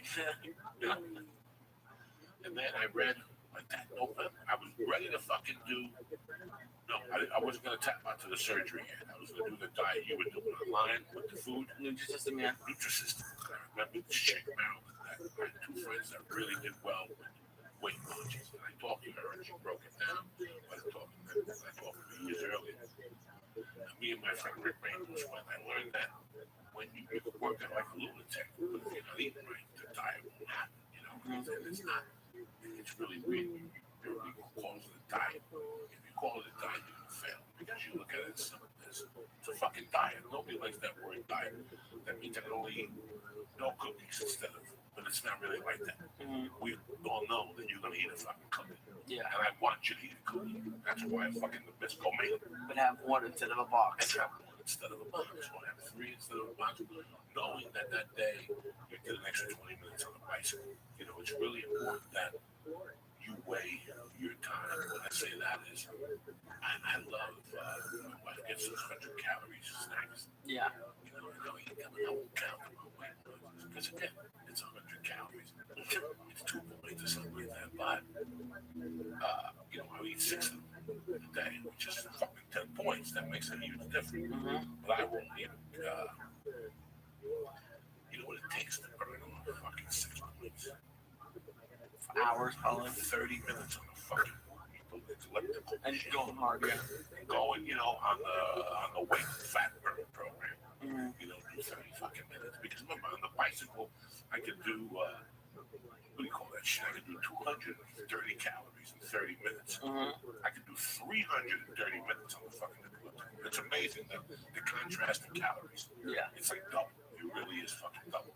But after you get out there, you go, that was fucking 3 of those things. And you start worth towards, that's how you start. You know, it takes a long time. People always say you got with anything, even with addiction to fucking sucking cock, or addiction to coke. I was addicted to coke. And I know that I was ready to stop. I was like everybody else, that you can't put their pants on. You're sick of walking upstairs. You stick out and you got a shirt that's an extra large. You know, when you're fat, it's a lot of work being fat. Yeah. It's just not fucking eating. You got to go out there and hustle clothes. They're thin. You got to go. Marshalls don't have larger than 2X. No. So you got to wear a shirt that's tight on you sometimes. So you got to wear a jacket over it and shit to hide the fucking rolls. I mean, we all fucking know it. One day you go, I ain't doing this. Yeah. It's so weird. I watch your tape. I watch all your tapes. Oh, thanks, man. Sure. We're a family. And if you look at the first 6 of them, they're fucking horrendous. I wanted to shoot you in the head. The first week is tough. So what I want you to do is I want you to put those in the computer. Next time you want a burger, I want you to download it to your phone. I want you to see yourself. You look great. You have bags under your eyes. That shit was killing you. Yeah. So it was funny. The other day, I didn't say nothing to you. I just said to you, I can look at a place and tell you what they're doing. I can look at a restaurant and tell you what. When you go to McDonald's and you look at the salad at McDonald's, it's got that glaze to it. It has the not so hot. It looks like somebody, whoever grew that lettuce, was smoking cigarettes and blowing fucking smoke on it instead of putting water in it. That's what McDonald's food looks like when you look at it. All these other places do the same thing. They just glaze it up a little bit. It's when you get into that $40 range of restaurant that they don't add the extra shit to the fries to dope you up. You said yourself, McDonald's, Burger King, those people have to have something in that food. Oh, yeah. To be addicted to this. Like them cigarettes. You know, every time I'm on Lancashire and what is it? What street with McDonald's is? It's 170 there. Oh, okay, yeah. I see that McDonald's. It's never not busy. Never. That drive-through is fucking packed. And you sit there and then I try to justify, well, it's across from the gas station. Right? That's a McDonald's. And I look at all the people going there for cigarettes. And I was one of those people. Yep. So I understand what it feels like. They tell you every fucking day that shit's gonna fucking ruin your asshole. But you're still sitting online. So, you know, the other night I was watching your, and you were saying that you didn't want to know. This is the way you sounded like that girl. No, and when you were telling the story, that's all I was thinking. You sounded like that girl. You were trying to tell us what you were gonna do. Yep.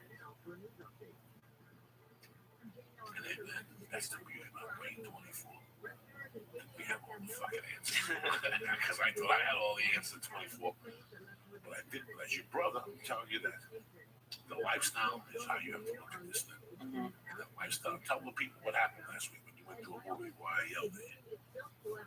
Okay, it's a shitty movie? No. Tell me the truth. Why I yelled at you. Oh, because I went to see just a regular bad movie, and he called me and he said, no more bad movie, you gotta go take a walk or something, and I still, right? Even though I know it's good for you, I don't think anyone can live 100% doing the right thing. Hold on, let me tell you the right thing is. Where'd you go from there? To work. What do you do at work? Sit. Oh yeah. You understand what I'm trying to say? This is what a lifestyle changes. You have to plan your day, bro. Yeah. Plan your day. I'm telling you, you're gonna be working from 6 to 4 now. Mm-hmm. Let's pretend after you smoke a joint, jerk off. It's 5:30. From 5:30 Yeah. to 1. Let's say you get up, you have a Kahlua shake, whatever the fuck you make, what do you call it? Kale juice. Then you get on the computer, pick around to 2:15. You wash your pussy, close the switch, get your iPod, listen to your little flying fucking juice. You don't want to go to the gym. Yeah. And I don't blame you. You live in California, nobody wants to be locked inside. But you go for a little walk around the neighborhood. Whatever. You come back, you drink off, you take a shit. You eat healthy lunch, and then you go to work. Tell me the truth. The time you get home from work, you don't leave here again until you have to go back to work. No. We live in California. We don't live in Buffalo or Seattle where it's cloudy out. Yeah. You understand what I'm trying to say to you? So it's a lifestyle. I love you. Oh no, I respect you. I love what you're doing. People get fucking inspired. But we all want you to stick it. I'm a fat fuck. I went from 418 to 270. Walking around about 310 now. I gained 40, 50 pounds. Am I embarrassed? Fuck you. But I'm like you. I don't live 100% fucking healthy either. Yeah. I knocked 115 pounds now. We'll go to the next one. But I'm taking it down to 270 again. We'll hang out to 290. Then we'll take it down to 230. Then we go up to 250. Then we take it down to 218. Yeah. But you're always in a struggle. You're always in a struggle. You had to plan out your week. You had to plan out everything. If you're addicted to fucking peanut butter, you know, when we were addicted to Coke, when I stopped in the pub, I couldn't go back to that bar and hang out and eat. Yeah. I couldn't go to El Compadre and fucking eat a taco or go to a bar and get a margarita because I knew what the next step was. I know that 3 margaritas, after 3 margaritas, I'll let you fucking eat the ass. You follow me? So, you know, so I nipped it from the beginning. Yeah. You know, I told you that. A couple guys hit me up saying, Joe, you know, you put down California Pizza Kitchen. One really fucking good. Nate in LA sent a great. He's a good guy, yeah. He sent the article. He sent you the article. Yep. And California Pizza Kitchen didn't want to even release the caloric nutritional values. They released them after they got beat up. And this was to Men's Health. One of the most caloric salad menus in America. You fucking believe that? And it's crazy because as a fat guy, when you think salad, and like it's not as bad as a McDonald's, but it is. It's they put barbecue sauce and some other dressing on it, so it makes sense. And when you were telling the story about your friend, that I was thinking it was like what I was doing, and I've already decided I'm not going to fast food anymore, but it's And I want to take you some, like I said. Some people bitch that you said Joey's crazy. Let's take it to a Philadelphia cheesesteak with steak fries. Yeah. I know these people. I know that their fucking steak is 100% steak. Yeah. People don't even go to. You know how much fucking cheesesteaks are there? $20. Oh jeez. Okay. $20 fucking dollars. Not because it's on a great street or nothing. Because the guy gives you, the best fucking meat possible. When you leave there, you didn't have that soft diarrhea. You have fucking nothing. You have nothing. You go home, you don't even fart. And that's what I thrive for. I want the best for the fucking least. You know, if you go, there's Chinese restaurants that have great lunch specials. And if you do the math in your head, they make money at that lunch special. It's the ones that you drive by and they put $1.90 for the lunch special. Oh, yeah. You're going to get fucking sick. You know, Panda Express. I don't go to Panda Express. Oh, I love that place. I love that place. I fucking love that place. I love that place. The pepper fucking beef with the white rice and I'll tell you what'll kill you, that lo mein, that fake lo mein. That's what I get. That's garbage. That's double orange chicken. That's amazing. Oh, yeah. And I'll get the egg roll with the fucking soup. You know me, I'm a fucking Chinese fanatical. I avoid it. When I went to Sacramento last week, right across the street next to a habit. Oh, my choices were Red Lobster, sushi, whatever, and the other one. You know how I did it? Those 3 days up there, again, I planned it out before I went. Even when you travel, I always fucking, when I get the itinerary, I get the hotel, I go on, I look at their menu, and I look at their exercise facilities. okay. If they have a fucking pool, bam, I bring my goggles, and my fucking steam. I go on the road with Joe. Joe stays in great hotels, Four Seasons and shit. God bless him. I go right to me. I call Ari and go, what are we doing? We're hanging like Jews. First thing I do in a nice hotel is if you're gonna fucking be a Jew, you gotta act like I go right to the steam mat. Right to the steam mat and tell myself my own fucking problem and complain. I just ask Ari. We'll call fucking Ari right now. Ask Ari. You know, Ari's father has a fucking son in his house. No, that's a Jew. That's a Jew. He took money and he goes, what gives me the biggest fucking pride in the world? To sit in a fucking steam mat and sweat and think about my fucking millions. That I got buried somewhere under a fucking rock. Jews love that shit. Russians love that. What do the Jews call them? Schwitzes? Yeah, spritzes, right? Spritzes, yeah. And the fucking Russians, the Russians in YMCA, you go there at 5 in the morning, they got the white caps on, they drink the fucking vodka. But it keeps you fucking young. Those Jews love it. That's what we got fucking the Jew with his fits and go down and just sit and look at each other with time. Look at our titties. What's going on? Oh, yeah. Put a little music on. What the fuck? What's all this dope drum this morning? We're talking about Jews and Fitzes. What the fuck? Oh, shit. You better check yourself before you wreck yourself. Let's do this shit, lady. Oh, shit. I was talking to a guy at work last night who lost 50 pounds, and he said the thing that really helped him is he eats every 2.5 hours. Absolutely. And do they talk about that? Absolutely. Okay. Absolutely. Because he has like a small salad, a protein bar, something like that. You know, an English muffin with an egg, scrambled, piece of ham. Bam, that's breakfast. Maybe an apple, glass of fucking water, because you can't do juice. Yeah. You know, then 2 hours later, blasted fucking again. Another apple, maybe. You know, at first, I cheated with fruit like a motherfucker. I'll eat a whole pineapple. That's not cheating. I don't give a fuck. No, it's not cheating. See, at first, they wanted to charge you points for that. I never wrote my points. I lost like 80 fucking pounds on Weight Watchers. Yeah. Never wrote fruit for points. Ate it like a motherfucker. And then you just shit it out. That's it. Yeah. But at first, I was chasing my points. At first, I would eat and I have to go to the gym at 10 o'clock at night. Oh, to go to McDonald's and stuff? No, I wouldn't cheat like that. I would eat an extra slice of pizza, you know, a meatball's fucking 8 points. A fucking meatball. You know, I need 2 of them. When I go to fucking Sparrows or when I go to fucking Pinocchio's, I need 2 fucking meatballs. I don't go to Sparrows. Yeah. I don't mind Sparrow. I don't mind pizza from Sparrows. I don't mind other things. Yeah. When I left Sacramento, it was a pizza joint. A slice of pizza is 8 fucking points. A slice of pizza with a salad. That's delicious. The other thing you realize is that you don't need as much. If you just stop, I'm a gorilla dog. You see me, I'm gonna stop. I have fucking missing fingers. You know, I had fucking missing a finger like a Yakuza. But if you eat and sit for 5 minutes and ask yourself, do you want that other piece? Well, fuck it. It's a prison diet. It's like going to prison. You know, prison, once the food is over, the food's over. Yeah. Yeah. Once you get to where you're going, you can order potato chips online, whatever the fuck, from the commissary, they drop it off on Thursday. It's great. Like summer school, you get a big bag on Thursday night, you stay up all fucking late. Peanuts, chips. Yeah. And then a fucking, you know, you have to wait a week to eat again. Shit again. It's amazing. I would always order candy and shit prison, So but I we're would playing lose weight. soccer. You know, I would stay at my weight because Front, the rest of the day you're eating no one ever, no one ever motherfucker. I don't know. That's all I think about. And my What I team want you to do is to think about it was really probably like 16 What I want you nothing. to do is think about what you want to do next We Tuesday. just counted it as 10 nothing. You tell me what you eat We your own played breakfast. You eat your own little Church breakfast. versus Granola, you know, special K. Church versus Mix it up. You see how many different cereals I have? I fucking hate it. Yeah. I hate living like this, but I have to live. I have to because I'll blow up. And it's And the I had secondary shit that I'll blow up. 6 That's goals sodas. in this match. I think I had more of it. Pound cakes, the fucking butter. And I love bread. I Who's can that? stick of butter.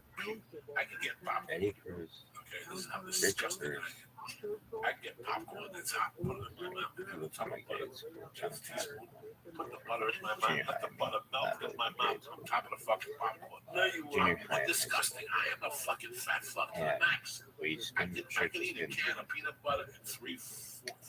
Oh my god! Just stick it in my mouth and eat peanut butter. I love peanut butter. actually. Love it. Yeah, love it. But I won't go get fast food. Yep. Parents Follow who what I'm was saying? on What my very fucking young freak age. is. That's what my freak is. I drove there on a fucking motorcycle. So all that shit, And ice cream fryers with the chocolate dots in it. Yeah. Yeah. Nice banana. Some fucking milk. And my mom was That's the shit I like. That's my fucking but freak no one right had a there. camera or no one had Have a a fucking video camera. Video of this like system. We're here to help you. Wait, listen, today I want to do some special. I'm going to get a call here. There's a couple minutes. We got 20 minutes. But people have been bugging me lately about this. The wing I think we played a little. got to run a train on Maritime anymore. I don't understand. I hate repeating the songs and this shit. So then I do remember that. I remember I was like, Go crazy more. on me. They keep I asking never me what about solos. It was Floyd, but Pink Floyd's got what? a bunch of fucking albums. And I was four having albums trouble they getting have off. after the one thing, Why? Gilmore. No band could ever do that again, including Zeppelin. I don't think nobody has But, four albums like that. Wish You Were I Here, kept being like, Dark Side of the Moon, Animals, and No More. And I think Metal's included in that. So 5 albums back to back. People can't do that. Nobody can do it today. People look at Chemical Romance, broke up. Big fucking albums. They have fucking dickheads. You know, nobody can do that. You can do 5 albums, but to release 5 masterpieces from Echoes to fucking, Dogs to fucking Wish You Were Here to Comfortably Numb. Nobody can do that. Nobody can do that on 5 fucking different albums. The money, it's just too much. One of my fucking anthems, one of the things I listened to that when I was in my deepest down, this would keep me alive, is Dogs. The first sentence, the first 2 to 3 sentences, because it's usually good. And then the guitar solo with Dogs. He has a bunch of them albums. At the end, the fucking Sheep, just amazing. Dave Gilmour has some of the best guitar solos I've heard. That's why I'm his biggest fucking fan. This is the solo. This is the first verse. Listen to the words. You gotta be crazy. now with Real older deep. man. You gotta sleep on your toes when you're on the street. You gotta be able to pick out the easy beat with your eyes closed. It don't get no better than that. You should listen to that. That's what I'm telling myself in the fucking shower as I'm getting up. As I'm washing my balls in the morning. That's the fucking thing I'm telling myself. Hit it, Lee. You reap the harvest. You have sown. There you go. Cut it right there, Lee. That's it. You want to eat cheeseburgers? Yeah, man. You're gonna be a fat fuck. That tells you. It's very time more goodness, huh? This is it, guys. What else you fucking want? It's the morning. You gotta fire yourself up to go out there with those fucking morons out there cutting you off. They want to steal your parking, your boss, your pay. Go fuck yourself. I listened to Floyd this morning and scratched my nuts like a fucking king. It's gonna be a good day for that. It's gonna be a great day. You Speaking of finally that, get her off. I thought of you this morning because I stopped to get gas. And I will. This will be quick because It we should was be getting a great. call soon. I stopped to get With gas the at like 3:30 in the morning, and the gas station attendant was smoking right by fucking. He lit up right by one of the tanks, and I almost my head almost blew up, and I didn't say anything. Shout out Maritime Mark. She's dead. I got fucking But scared. she's And we still talked coming out. about before how like you'll say I'm things to disappointed. I people, looked this one and up. like it's something I don't do. Because if I were Like, having would you have said something to him then? Because it was this fucking guy. It's right, he was John just smoke. You could forgot. smell gas. Did he work there? He was the gas station attendant. Fuck. I like the price. He was confident. Oh, what the fuck? Yeah, man, so Really? people do shit. Yep. Why? I was watching one of those alligator guys. I just, Yep. That going alligators of all the grab their people, mouths and jump but, on your fucking back with his. I love doing crazy shit. That's one thing I fucking I do. just remember being very good You follow soccer. me? I just can't jump on this fucking Really, because there's a motivator. I've watched that show. You do? No, what if you were doing it? Oh, it's Oh, been yeah, I know you watch it. You Really? be Yeah. cheering for You the went to that alligators. school? Cocksucker. Oh, that's so. Alligator 3D has nothing. I've been Much walking around with stuff on my arm. Telling people to suck my dick. Don't give a fuck. You know, when I was in high school, I used to have a high school shop teacher, Mr. Panacucci, was his arm in Vietnam. To the elbow, that motherfucker would punch you with that elbow. He don't fucking kick you. He hit you like in the kidney, like a fucking liver punch. No, it wouldn't. Yes, he would. Yes, he would if you fuck around in his class, Mr. Panacucci. And he'd have, like he had no arms, so he put this, the sleeve, Okay. in the pocket of the elbow would still be. And just He about give you a this, fucking elbow, and you can feel that motherfucker with that stuff was powerful. Oh my god. Because they call it powerful. The one arm goes into the other. Something weird. I don't fucking know. don't eat broccoli. Fucking no, Lee. It's a beautiful thing. I was thinking last night, You know, but so you didn't watch the thing, you this know. morning before I watched that about my husband. Ari came over yesterday. That's no What was it on again? Yeah, there were some girls with whom I went to they were my friends, like but my not wife super close, but watch that thing, so I showed her close the advice and have a jam and all that. But we watched that part, and it's so important because I'm trying to incorporate it into my life. You know, our Valentine in North Carolina, once a week you would have like a net practice. No ball, like no running. They would just practice cutting down the nets. That's the one thing I have ever heard about. That's like, you know, the kids were saying at first it was had the chance to see them but after a while, you started to enjoy it. really, Do you stuff like that, like practice doing like Madison Square Garden or something like that? Me? Yeah. No, I wouldn't. I'd scare myself and have a heart attack. An anxiety attack. I don't know how to incorporate it into my life. What a great concept. Once a week, prepare these kids. You know, if you haven't seen it, everybody's got ESPN. which was So don't a bullshit weird me. retreat. On Netflix and on We HBO. had this retreat in eighth Everybody grade, fucking stoned up. Yeah. and I Everybody had to I put my basically- nose in the I fucking really house. still to this Shitty day day feel to bad me. about this. It's shitty all over the fucking country. Oh yeah. It's I snowing, changed blizzards. Can you imagine Not that I fucking feel being bad somewhere about shoveling that. 8 No, feet it was of a fucking good snow Yeah. yesterday? Fuck you, cocksuckers. But it's was I it? kind of do it, and it's kind of embarrassing. And I normally don't believe in stuff like this. But you know how like 11/11 you're supposed to make a wish. Like if you're an idiot like me. We had this retreat. Whenever I see it, and I see it a lot. I was unhappy for a while, like before I met you, and when I was at a job I didn't like, and every time I see it, I say I want to be happy. I wish to be And all happy. those kids And were still doing it, friends. and it's not because of that, My friends but were I've this said other it for school probably friends, 2 or 3 years. I said every time I see all it, at the same place. and it's like the Yeah. cutting the nets is kind of like the positive thing where if you I just say remember- if you say you can do it, you can. If you can't, if you say you can't, you Those can. kids did not like So it. stuff like that And this helps is me. in real life. It's They thought we felt I write better. about my goals, the things I And- want. And it's funny, sometimes I write shit for quarters. I know how that could I go. quarter the whole one. I want to do a movie and 2 shows. Oh, I'm going to okay. do 55 cents. I'm going to write 3 minutes of material, you know. And I'll forget it. And I'll go back and look and I'll go, man, I was pretty fucking close. wow. Just subconsciously thinking it to myself, you know. When Jim Handy called a couple months ago, which he was supposed to be the other day. I got to get the call back. He told me those goals. It wasn't about writing We your we are goals. friends now that I'm The plan was how you really get to that fucking goal. know. You know, it's not anybody can write I'm gonna lose 80 pounds. I want to be a better comedian. Anybody can write that. I can write it on special. What things do you have Except to Phil do Jack, to do it how it's special? Well, he you know, for a guy like me, I implemented like to bring those up the kids 320-minute blocks, 318 still. blocks. Pure fucking I excitement. don't know. You I know, don't so think actually that that you have to perform 4 times a week. You know, tape all your sets, watch. You know, these are the things that make you strong. I fucking hate looking at myself. I hate hearing my voice. I think he You know, I was hate hearing just my voice. By the way, I'm talking about something else. nice Putting preaching. out those Mad Flavor Worlds. I love it. And I watched the one that he made with De Niro and the set Oh, of so there were kids from your a lot of people don't know if you look grade at school that that picture of me and De Niro. that I'm was crying.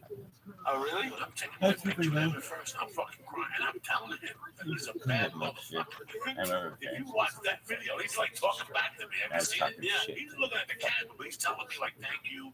It was a pleasure meeting you. You know, you really made me laugh or something." That's what I was saying to the guy. That's crazy. And I Yeah. had sex with Mary Tyler Moore. Nobody else did. What's up, brother? That's the thing. It was like supposed to be like run a train on this bitch, but I just did it all the time. Yeah. Yo,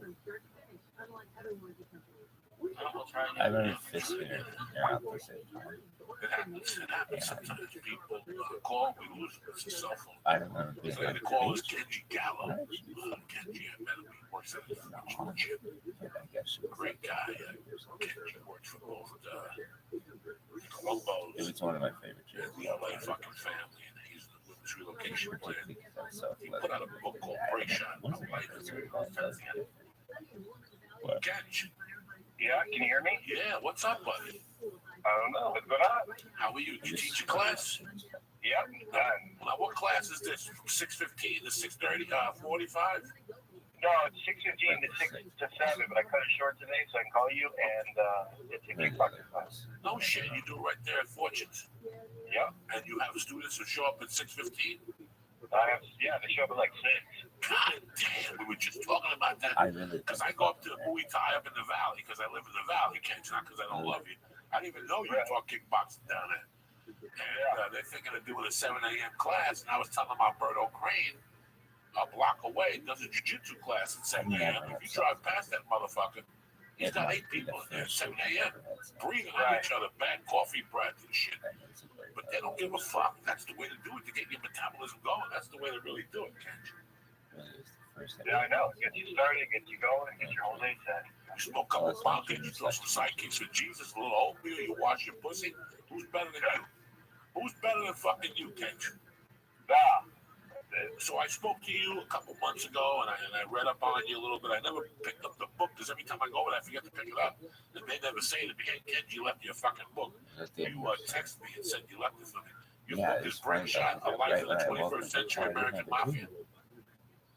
Yes, that's it. That's my book. Tell us a little bit about yourself, Mr. Ken. Okay, well, the name of my book, Break Shot, was my code name with the FBI.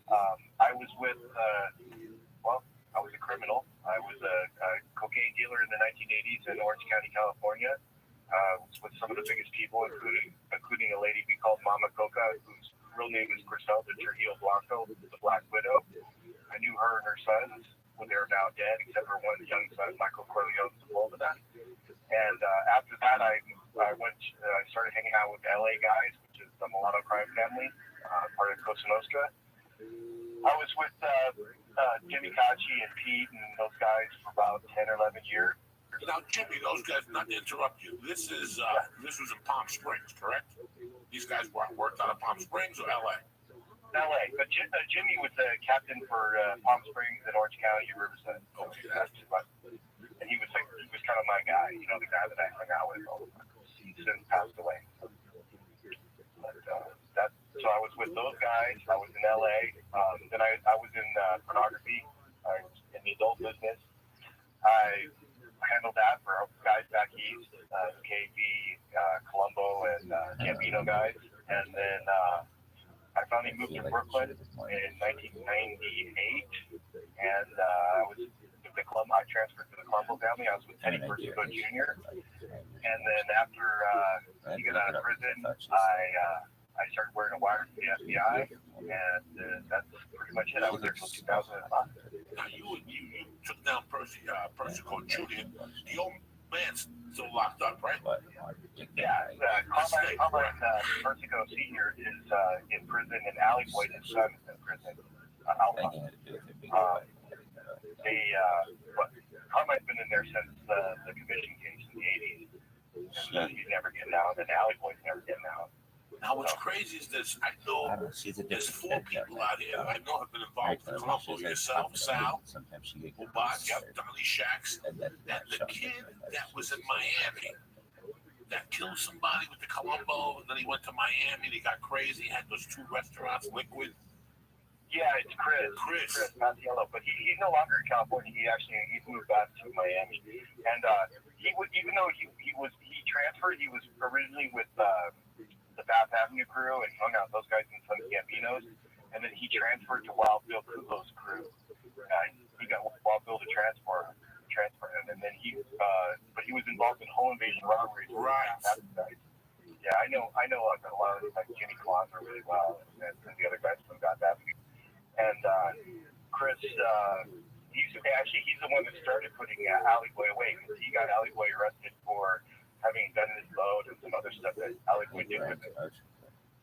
It's amazing. Now, he had a restaurant here when he got out, or he went into the witness relocation, but he had a restaurant somewhere on La Brea or something like that. He had 2 of them. And they both went down. One in Beverly Hills, right off the Little Santa Monica. It was something else, Crystal Pizza, and then it was called Low 90210. No shit. Yeah. Now, have you tried to sell your story? You have the book. The book's done well. Have you had any bites from television people? Well, yeah, I sold Break Shot to Fox. Channel 11 Fox here in California. I wrote the screenplay with Bobby Moresco, who wrote $1 Million Baby and Crash, won Academy Award for him. And we sold it, we wrote it. They didn't pick up our show. Now it's currently in development again. So that's where we are with that. What's your life like now? I mean, today my life is, I'm a trainer, I'm a writer. I write television and feature film. I've sold one that is a couple of History Channel. I sold some sci-fi, and I've been writing for English. And I go and I speak to law enforcement groups and to at-risk youth and that kind of thing. So that's pretty much what I do every day. Do you regret what you did? Not the ratting part, the drugs and the pornography. Did you have a good time? You know what? It was good when I was young. Yeah, it's great when you're young. It really is. But by the time you're like 25, you know, it's like, dude, what am I doing? You just find yourself in a position that you don't know how to quit. And it was kind of like, if I look back on it now, and I've been talking to a lot of my other friends who went into WITSEC and did the whole thing, we talked about their life.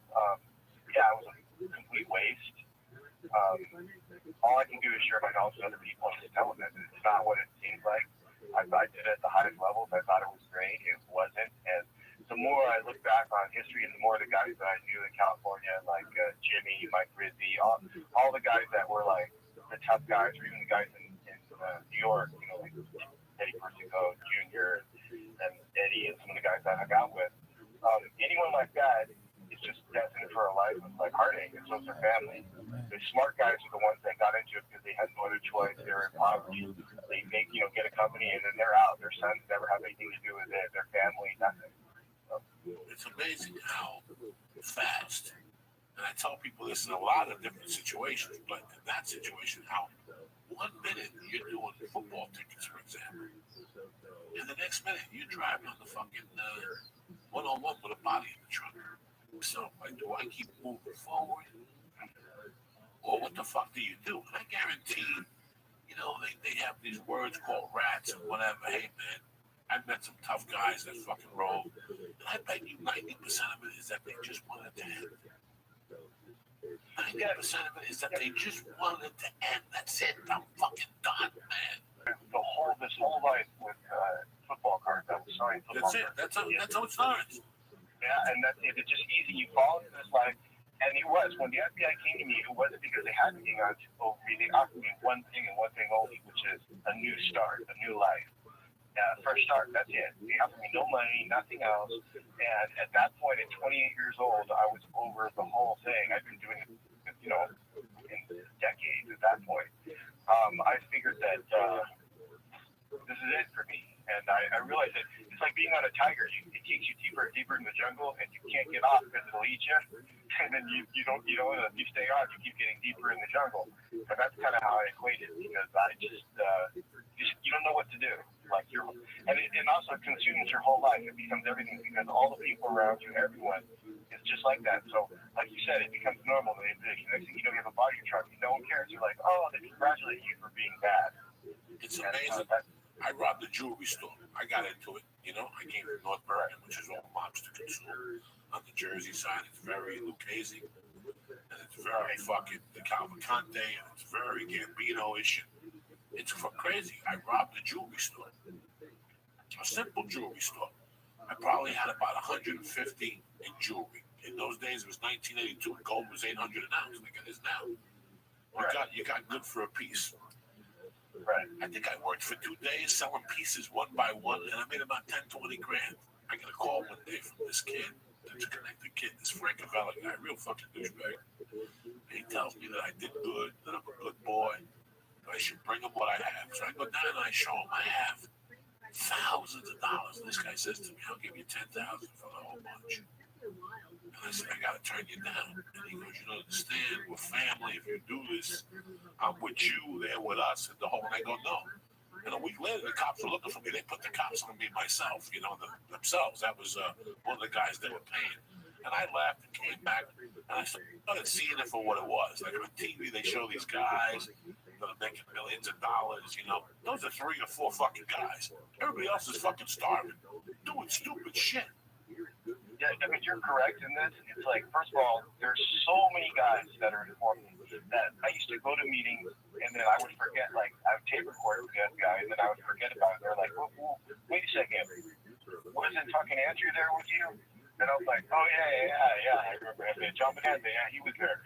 I mean, because you just don't remember. But I mean, obviously someone else in the group of people is like, a zero honor. Yeah, give me your jewelry for $10,000 that you just broke your ass for. And if you don't sell it to me, you're going to get it. And that's the kind of crap that they do. It's like one of my friends who was in Colombo, he was with Wild Bill. They went through the war. He fought the Colombo War. He did all this stuff. They paid these guys $150 a week, and their families had to go on welfare when they're fighting because they couldn't work, and they didn't care. So then when the war is over, they make peace. They decide to shoot this guy after he went to prison. They shot him in the head.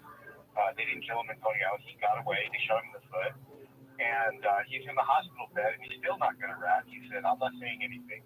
And then two guys from the Colombo family broke into his house and stole his 2 Harleys and tried to rob his safe. So then, at that point, he's like, all right, screw it. You know, it's weird how they depict it. It's weird. I just read about a year ago how the fucking Gambinos were hooking 14-year-old girls. And the Lucchese's got arrested for doing a phone scam in prison with some fucking black street gang. You know, what do you make from selling a cell phone? Yeah, what do you make from selling a stolen cell phone? $50 fucking dollars. So these guys now are hitting the bottom of the fucking barrel. You know, they can't scam the union labor no more, which, again, none of you guys saw that money. None of you guys saw that money. Only the top guys saw it. I mean, even when I was there, guys were, like, if you look at the movie Johnny Brasco, you see them breaking open parking meters. That's a pretty good depiction of how that mostly in soldiers end up. Because there's very few guys. Like, I ran a book for Teddy and those guys. I had control of a lot of money because I was doing online gambling. I was doing the pornography. I'm different, but I saw many guys that couldn't even eat. I mean, one of the guys, I gave him $1,000 and I got his family a turkey dinner. He's a main guy, and because he didn't have any money, he got out of prison. And the rest of the club was like, "What the fuck are you doing, man? That guy's a loser. Why are you giving him money?" And I go, "He was down for 9 years. I mean, what do you expect?" And they're like, "Well, he's got to get shit together. The guy was out for like 3 months. He's on parole. What's he gonna do?" Yeah, it's so weird how they depict it, and when you see it, you're like, at first, I was impressed, like everybody else that's 16 and 17. Everybody else, you see these guys, they don't fucking work. They talk about this, they give you $20 to go to the store, and you keep the change. And then you look at the dynamics of it. I remember that I had a friend that was a main guy, and he had these guys. He came up to me and he goes, "I got something for you." And he goes, "I'm waiting to help these people out in the city selling nickel bags." So I go, "What does it pay?" And he goes, No, you're on commission. For every 25 nickel bags you sell, you get $25. He goes, "These guys are out here 10 hours a day. Do you know how many fucking nickel bags you have? That's a lot of nickel bags to sell for you just to get $25. So I think you made $125, and you kept $25. They kept the rest. Right. My probation, plus I got this and this. And in my head, I'm like, $25 fucking dollars. Like, you're doing me a fucking favor. So if I'm out here 3 hours, I make $75, and I risk going to jail, which you don't give a fuck about either. And they're not going to be there with the bail. That's only the TV where they show up with the bail and the lawyer. That's $8,000 an hour. They don't fuck. They run from you when you get arrested. Yeah, I mean, all the time, like from age 13 till I was 35 years old, I was never on probation, parole, or on bail in lockdown. That's the truth. Never. Not once.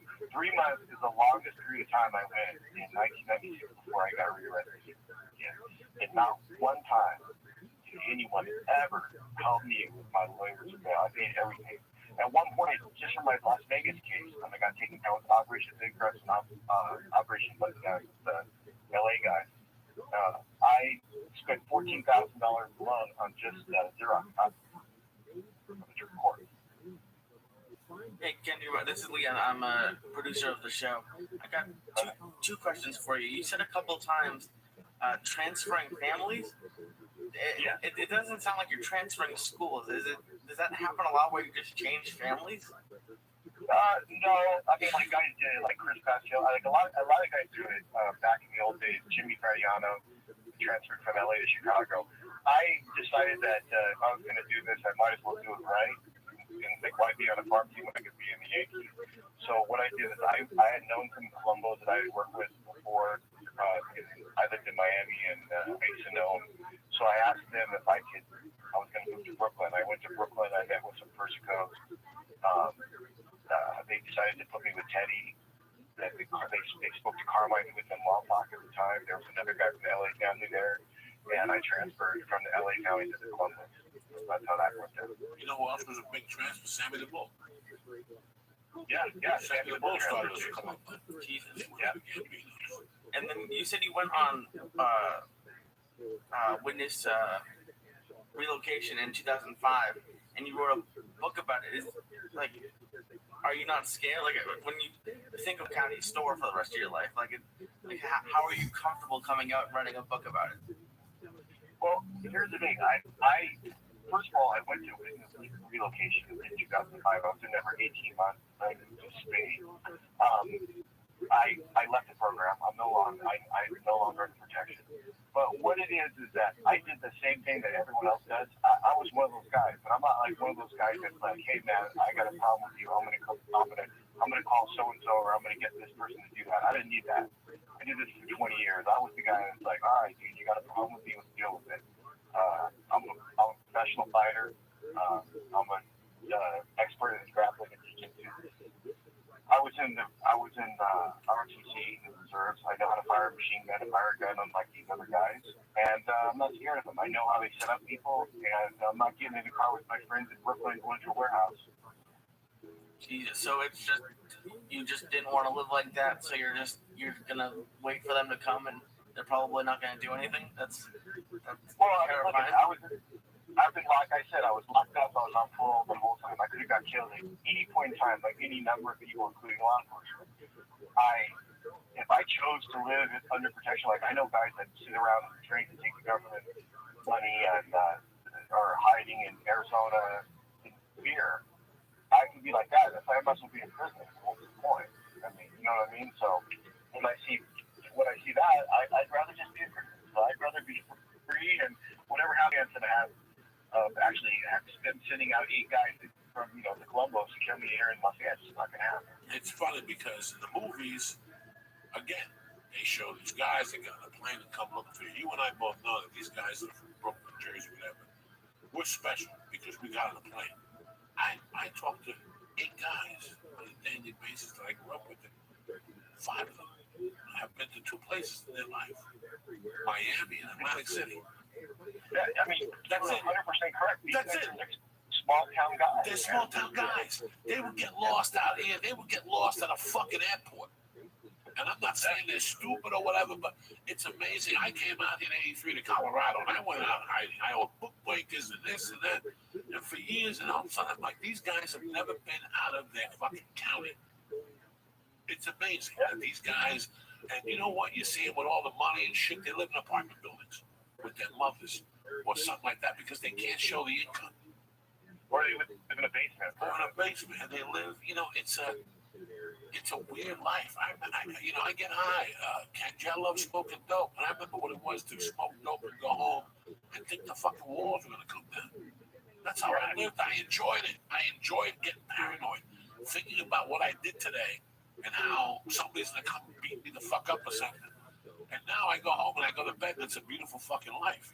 It's amazing that, again, I didn't get to the trouble you did. I pulled the kidnapping out of drug guy in Boulder, and I got arrested for kidnapping, aggravated robbery, the whole fucking thing. I had a weapon, but they couldn't put my prints on it. And, the guy said I wasn't one of the main guys, so I plea bargained for 6 years.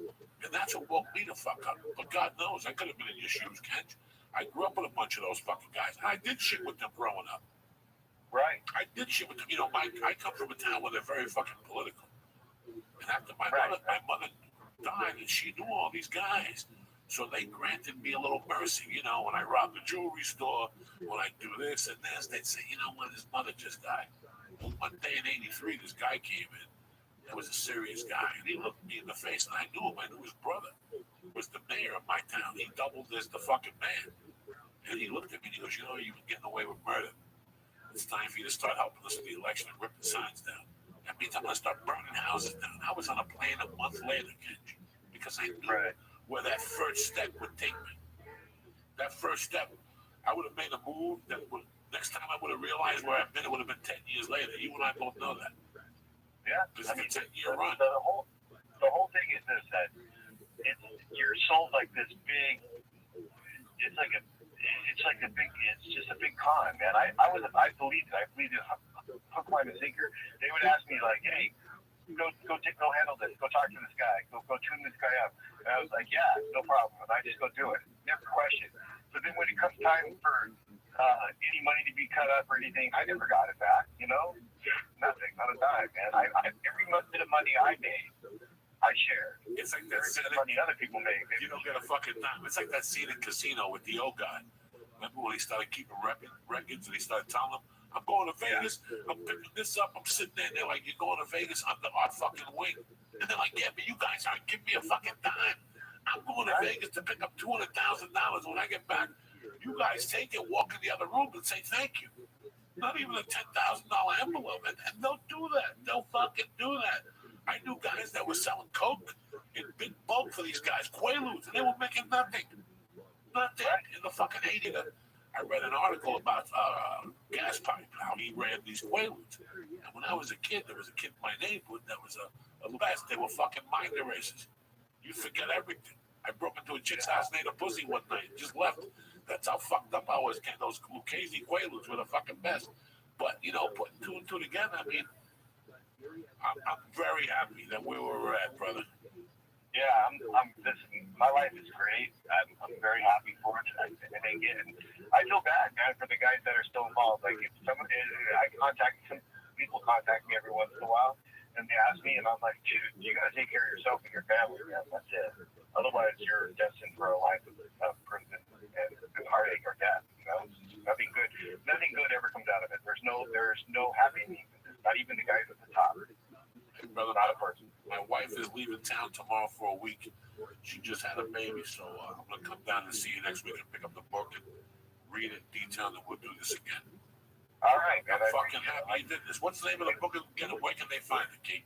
Okay, my book is called Break Shot, Life in the 21st Century, and also I have a blog at breakshotblog.com. I read some of your blogs. I read a couple of your blogs. And also, do you have a web page for training or anything? Where these guys can contact you if they want to train down at Fortune or wherever else you train people? All they can do is they contact me either on Facebook, Twitter, or on my blog, and I answer it all right away as it goes. Okay, this is Captain Gal. I appreciate you coming out this morning, brother. I love you with all my heart.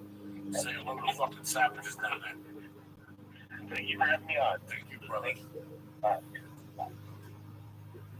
Holy shit. There you have it. Cops, smokers. That Griselda thing at the beginning, if you haven't seen Cocaine Cowboys, that was crazy. And then it was funny how he said, when I asked him about the witness production, how he said it would have been like being in jail, and you talked about that earlier, how you said the worst time he did was after the divorce, so it's the worst time thing. you could ever do is the time in your head. That's the worst time you can do in your life. When you're down, things are turned around. I got rid of the divorce from death or something. You're very wrong. You're confused. You know, something like this comes. Your job, and I've seen it. You know, when something bad happens, it's a little thing. You know, what we're here to do in the church is one thing. Look, God, guys, life is hard enough. I'm here to avoid the shit you can do to yourself that I did to myself. You know, life was hard enough when I was 32. I'm doing that. Go to Campo, look up the floor, get receipts, and walk in and walk out with a low ball. Because I was a fucking low life too. And I didn't go sell the fucking low ball, you know. But I could have just had a job. But I refused. Plus the habit, plus the rent, plus the child support, you know. So, life is fucking hard enough. You just try to avoid all the other fucking drama. Yeah. We go for physicals, we go to get my finger up my ass to make sure there's nothing wrong there. I have one on the left side. We're going to bust that. Oh, yeah. As usual, I got to tell you guys something. I like the Iron products, but the ones that really have benefited from it. You know what? Listen, man, sometimes people eat edibles, they don't do nothing for me. You know, when I did coke for the first year, I didn't get high on coke until I drank one. I would do bumps, and nothing would happen. I would just lie to people. Oh, it's great, like a fucking idiot, like a 15-year-old fucking moron. But what things I get the most out of is the strong bone, especially with my weight working out in the joints. You know, I go on for 60 days and I get off it for 30, and I've been doing the elliptical. I gotta tell you something, that shit will fuck your world up. I sent my wife down here 2 days in a row, and she's like, Joey, you're right. It's fucking hard. Like, if you look at the calories, you're like, what? And you look at your shirt, and you can smell bacon and cookies and fucking Miyagi juice and all the shit that comes out of your asshole. Oh, that's where we should go. Sushi. Why are we gonna go to sushi? Next week. If you like sushi. Fuck. You can eat sushi. Yeah. Oh, shit. You're gonna start walking a little bit. I have a little bit of Just time. walk. I have a little bit of time on one favor. so You yeah. do me a favor. When you take those $2 million you got in the bank, and when you go online, and when you find a new balance store. I just got new shoes. Brand new Balances. They're on site. New balances. Yeah. See, who's better than you? What number did you get? 623 or something. And you're gonna walk and every day you're gonna get thought in your life. Yeah. Jump around. By the way, happy Passover. If you're Jewish, get out there, you fucking light the candle, get an envelope, put it on the fucking computer. Things are gonna happen before you know. Kids, when they lose a tooth, they put $1 under the pillow, or they put a tooth under the pillow, and they put a nickel, they find a fucking change or whatever. Yeah. You Jews, you put an envelope with $1 in there and see what happens. Leave it under there and shit. That's part of Passover. The afikomen, you have to find the piece of matzah and they give you money. See, who the fuck you think you're dealing with? You gotta find the pizza matzah. Then you get the how bad's that matzah smell? Oh, I don't understand it. My non-Jewish friends love matzah. It's worse than a saltine. I can't even do it. You don't like saltines either? Saltines with some peanut butter and cheese on You them, but better get ready. If you like saltines, you gotta get a little cheese. oh, You okay. buy those little cheeses. Yeah. Those little, they have what do you call it, black cow, the blue cheese Yeah. cream. Oh, that's good. Like Okay. a point, bro. Those things are a fucking point or two. You can't beat them. I think it's 4 crackers for 1 point. Oh, okay. Or 4 crackers for 2 points. In the middle of the night, with an apple, just break it up a little bit. You know what I'm saying? Just add a little piece of cheese. You know, internationals cut apples, brie cheese on it. Same shit. You by yourself with fucking blue cheese and Yeah, what's it? What do you call them? Milky cow. I know. I know what you're talking about. The best ice cream is a cow. What is it? Milky cow. The silky cow. Those little chocolate sandwiches. Okay. They're 2 fucking points. Ah. And instead of buying a container ice cream, you buy a little fucking ice cream. The little ones. It's 3 fucking points. These are the things you do. Yeah. It's not going on a diet. It's a lifestyle change. You know, you got to add a little fucking. And it's either with alcohol addiction. You know, if you're addicted to alcohol, you're going to hang out in front of the fucking bar. I'm going to drink. I said, no. You got to lose all that. You got to make weight. You got to, you know, when I tried to get off the coke, I joined Kung Fu and I made sure I went to the 10 o'clock class. Mm-hmm. Because I knew that if I wouldn't go to that class, I knew if I had to do coke, I wouldn't go to that class. Okay. So you do shit to make yourself come out of that fucking house. You do shit because with drugs, you get involved, you get caught up in the fucking house. That's any addiction. I don't know what else is out there. I don't know if it's Oxycontin, I don't know if it's pills. But you're not going to hang out in the fucking pharmacy if you're off Oxycontin or what these fucking guys talking about Oxycontin. Yeah. You got to have a little pace first. You know, they teach you a hook. Okay. Like a hook and a punch. They teach you this weird variation of the hook. And you're like, this. They do that because that's a fundamental way. How your body throws and everything else. You have to see what your lifestyle is and how it's going to work for you. And that's it. And lately, I've been on this political because I want to go down to 270 again. And then cut my shit back on Weight Watchers to 44 fucking points, but it ain't working. And, about just cheating off that. I'm back on the Onnit protein powder, the head pores, because the reason why I don't do the juice is I don't like taste. Taste, I start gagging, milk and shit. I have some in the fridge if you want. But even like the protein powder I was buying from one company was okay, but it didn't have the flavor that fucking Onnit, the chocolate. Yeah. That flavor in that thing, it's like you're drinking a fuck. You can put some ice cream in that motherfucker. I'm just teasing. Like Einstein, the guy that was on the show, he makes some coconut milk. He says it's fucking delicious with some ice cubes. I can't even imagine. They also use the coconut fucking oil that you get from Honda. Just do me a favor. If you're a fat fuck like us, go to Honda and buy the fucking starter pack. Just get the starter packet. Go to the corner and type church into the fucking top corner. Get yourself 10% off this in your t-shirt to fucking kazoo. And just give it a shot. If you walk and your knees hurt, your joints and your hips, try the strong bone. If it doesn't work, then you go to the doctor. You gotta check it out. Well, let's work on this fucking together. Whatever you want to do, it's a lifestyle change, as we call it here at the church. What's fucking happening now? Tonight, motherfuckers, we're doing a podcast. It's not gonna Ustream. We're gonna put it up later on if it works out with the main man, Vinny Curran. It'll start today. Dirty ticket 626-577-1894. There's only 80 seats. This will usually sell 70, 80 seats. Come on out. What else we got? We got the South Beach Comedy Festival, April 19th. If I sell out the 19th, which is 203 tickets, they add the second show down in Miami for 2 days. Don't just fucking sit there. Do me a fucking favor, all right? Let's sell this show out together. I'll bring some fucking banana bread. We'll fly it in. Well, Lisa Ayat's thinking of coming. If he gets unemployment, he's going to. Then he gets fucking a nice big check. We eat like fucking doctors down there on him. Got a second. So, please come on out to the South Beach Comedy Festival. May, I'll be in fucking Austin, New York, Long Island. We're going to have a good fucking time here, all right? T-shirts, the hoodie. It's cold out there. Get yourself a Church of What's Happening hoodie or commemorative Church of What's Happening Log Sleeve T-shirt. That helps us with the podcast. And again, all these people want to donate lately. When I might a fucking cat with a black eye, buy a fucking shirt and help us all out that way. You understand? We go to joeydiaz.net today. Look at the tour dates and see what's going on. If you want to hit Lee up, he's at Lee Sayat on fucking Twitter. I'm Bad Flavor. What the fuck else do you want? I gave you a witness relocation, dude. I gave you the fucking dogs.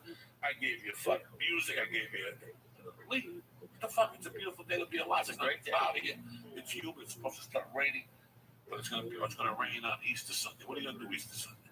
I'm gonna eat fucking Chinese food. I don't know. I got nothing. I'm Jewish. So you can't eat till next Tuesday. Yeah. Is Easter this Sunday? Easter's this Sunday. I'm gonna drink some juice like a rabbit. No, so Tuesday, what's gonna be your first night? For breakfast. I gotta do something light, so maybe some like a fruit salad and maybe like a couple eggs or something. Just Like a break. yeah, I gotta do stuff. Okay. Kill me. No, just like a quarter of that little fudgy. Just that's more than enough. We'll go right before I go to Aggie Bunch. We'll go out to Aggie Bunch. Get at the house at 2:30. Okay. I should know we're gonna fucking lobster tail, a fucking steak, and it's gonna wedge. What do you think? I love it. Do whatever you don't need, you bring the steak home. Yeah. You just can't bring a lobster home. The lobster. Dip it twice fucking melted butter. Are you kidding me? Oh, shit. Sounds great. My wife is leaving for a week and a half with the baby, and it's gonna be like risky business at your house. You're gonna have a party. oh shit. I'm gonna try to put this book together. More today. And we gotta finish this book. We're gonna start writing the testament, and smash it. We have a CD we're putting together, so we got some work to do. So shit's happening here at the church. What's happening now? Rap rules. Lee's gonna start coming. We're gonna try to podcast live tonight. We are gonna tape it, and if it's good, we'll put it up. If not, go fuck yourself. For the next one. Besides that, you know what, man? I love you, motherfuckers. Yes, me and Lee got up early and do this for you. We love you, motherfuckers. We want to get the word out. We know you're gonna fucking do good. It's gonna be a beautiful day. You got light by the fucking balls. Grab that. Walk to the first chick you see. Grab that fucking snatch and tell her, I love you, bitch. It's all about love today, people. It's Wednesday. What song you got for me then, this motherfucker? I got Sheep off of Animal. Is that a good song? Yeah, let's see what you got. All right. Let's see what you got. Speed it up a little bit. This is what we do at the church, motherfuckers. There you go. Have a great day. Stay black.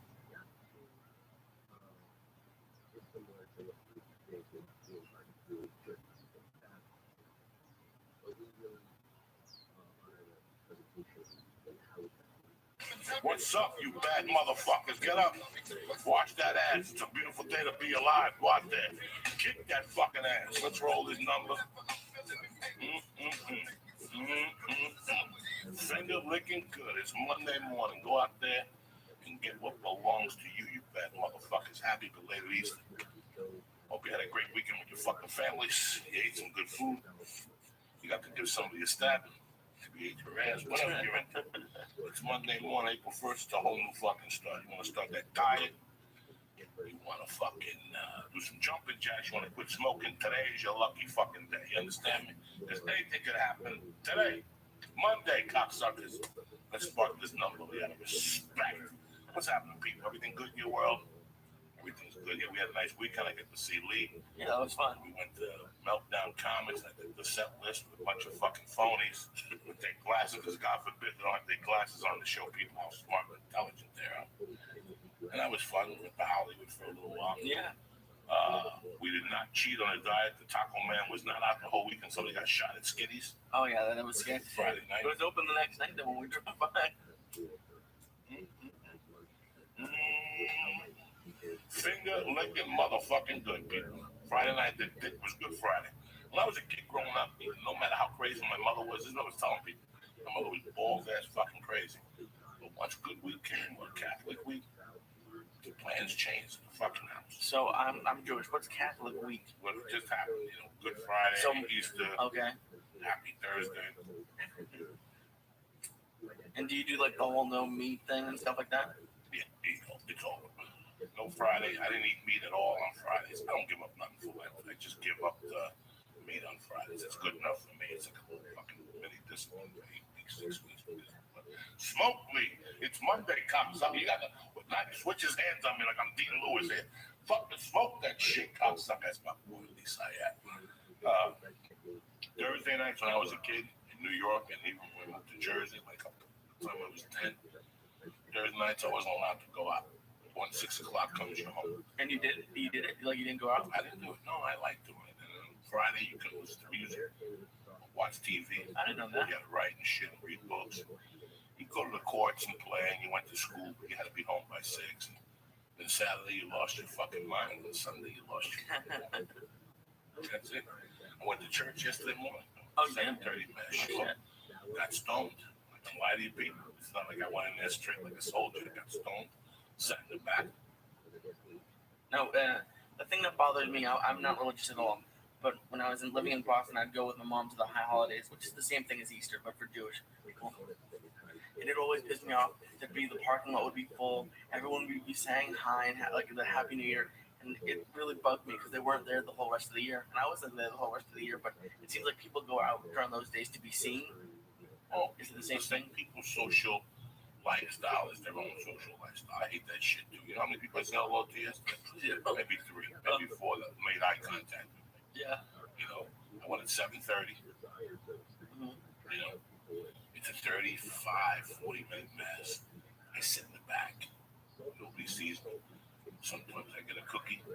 Sometimes I don't. Sometimes I sit in the back and cry. And it's so strong for me. The feeling of being in a church. Oh, wow. It's so strong for me when I look at the 12 stations of the cross and I look at Jesus and I look at your day. It's so strong for me. I just sit in the back. Now, is the Mass in Latin or is it English? No, this is English. Okay. That Latin stuff drives me fucking crazy. Okay. So I'll sit through it for a half hour or something like that, but I don't have the endurance for an hour and a half. I'll go to the church. I'm not going to lie to nobody and tell you, I go, and you people come to church. Joey, what the fuck is that? I love it. I love it. It's 1 hour for me to lose because I went as a kid. Yeah. So as a kid, I was an only child. So when I went to church as an only child, to me, I would just shut my fucking mind off and go into La La Land like I've been doing all my life. I'm the type of guy who can watch TV, and next thing you know, 30 minutes have passed, and I've been mind fucking myself. Not even watching the TV. I don't even know what the fuck's been going on, and I'm watching it. I'm watching straight on, but my mind has been absorbed by something else. That's why I tell you I watch TV in little chunks. I can't watch a football game if I wanted to. Yeah. If I wanted to. Yesterday when Ari came over, we were watching Moneyball, the Chinese food again. Remember, we're talking about planning how to eat and planning how not to eat. Yeah. The thing about Chinese food isn't the Mongolian beef. It's not the Kung Pao chicken with steamed rice. Yeah. That's not what really kills you. Even though they have sugar in there and different sauces, it's the egg roll. Oh, yeah. It's the wonton soup, which is really 3 points for wonton soup and the egg roll. It's the dumplings that are like 6 points a piece. Yeah. It's the things I like, the noodles and the soup. Oh, those are good. I'll fucking put the whole thing up in the fucking soup. You see me when we went to Jersey to change right here. So yesterday, me and I got a half order Mongolian beef, light on the sauce, a little spicy, a lot of onions. Yeah. And the rice, and I ate half a little thing of rice because I don't have sent a big container. And that was good. The rest I ate a couple pieces of just meat, like loose protein. Yeah. And it was good, so I didn't feel bad about it. You know what I'm saying? It's like I got a container of pork fried rice. That'll fucking kill you. Oh yeah. It's a little cup, it's like 12 points. Oh Jesus. For a little fuck, you ever go to like Benihana? Oh yeah. And they give you a little cup of rice. That rice is fucking 22 fucking points. Because of the egg and the oil. The oil, the fucking butter, the sugar, the juice. They got everything in there. The Jap blood. They got everything in there. You know what I'm saying? Jap blood. Yeah, it's pretty great. I've been for people who I was supposed to end the juice fast today, but on Friday I wasn't feeling good, so I ended it. And I've been really proud of myself. I did gain 6 pounds, but I didn't have any food in my stomach. But I went grocery shopping, and I called Joey. I called you from the grocery store because I have to talk to Mike Dolce again. Because that place, I'm not kidding you, the only time I would ever go there before was to get diet soda, cookies and chips, and like maybe a couple things. I was lost there. Cookies, chips, donuts, Yeah. yum bars. Come on, But now that I'm buying healthy, I was lost there. But I ate out once with friends for Easter yesterday. But I've had a salad with every lunch and dinner. The only mistake I've made so far is I think I've been eating too many carbs. I think I have to cut some of those out. Like I got like some wheat bread, and I had like a sandwiches 2 nights in a row that I have to cut out. And I think maybe a little bit too much dairy. But other than that, I feel like I haven't had any fried things. Workout. Smoke some more fucking dope. Get over here. You look like a mother. You need to get over here and smoke some fucking weed. It's Monday. You walk around with shit. Let me see you do a jumping jack. Let me just see you do a jumping jack. I don't need to leave. One cocksucker. One jumping jack. All right, there. He just did a nice jumping jack. He burned some calories. It's Monday, you fucking filthy savages. Get up. There's a fucking ass out there waiting for you to pop that fucking hymen. Get out there, sling some dick. It's beautiful today. I don't know what it's going to be like degrees-wise. No, I'm no fucking weatherman. But it's going to be a beautiful fucking day. Hit me a little. I want to be around out of respect for my mom. R.I.P. My brother Jimmy Burkle died yesterday morning, finally. After a long 2-year fucking battle with cancer. He kicked the fucking can butt. I would break down right now, but he called Friday. Oh, that's nice. He said he got my message. It didn't even sound like him. He had to ask to see what the fuck it was. He said he got my message. He said that the chemo, that he almost died. Jesus. He was laughing about it. He goes, the Grim Reaper almost came. He goes, I'll call you in 3 days. I'll call you. And, I got the call last night. I spoke to my friend in the village this morning. Driving past yesterday. I don't think I'm going home. I'm just going to send flowers. They didn't reach out to me, you know. I already made my peace with him. I made my peace with him. Last year I took a train down to the shore and I brought a piece of it down. We smoked some dope. We talked. The doctors fucking told him not to smoke weed. His cancer, the cancer he had, he couldn't smoke weed. So this is the guy that got me to Colorado. This is the angel that walked into a bar one night. We started talking and started selling me. I was from Colorado, and I thought he was crazy, but what he did was he saved my life. That's plain and simple. I would have not made 1983. You don't think so? No, I would have not finished 1983. I would have not finished 1983. I know that for a fact. So my heart goes out to him and his family, his wife and his child, and my wife. You know, he's gonna make money. This is, you know, in your life, you lose people and you lose people. You know, what the fuck doesn't matter. I mean, they all matter, but there's certain people that you can look at the phone and go, wow, I can't call that number anymore. You know, I used to call him. We goof around. We call each other dick. He's the one that got me the Houston job. It's something that I know. I've had a relationship with him and I'm 50. I've had a relationship with him since 34 fucking years. You know, so my heart goes out to him. And he's been suffering for a while, right? He did 5 treatments. You know, it wasn't smoking. He didn't smoke fucking cigarettes and other guys. He was a fishing guy. So he had cancer in his scalp. And it went to his lymph nodes.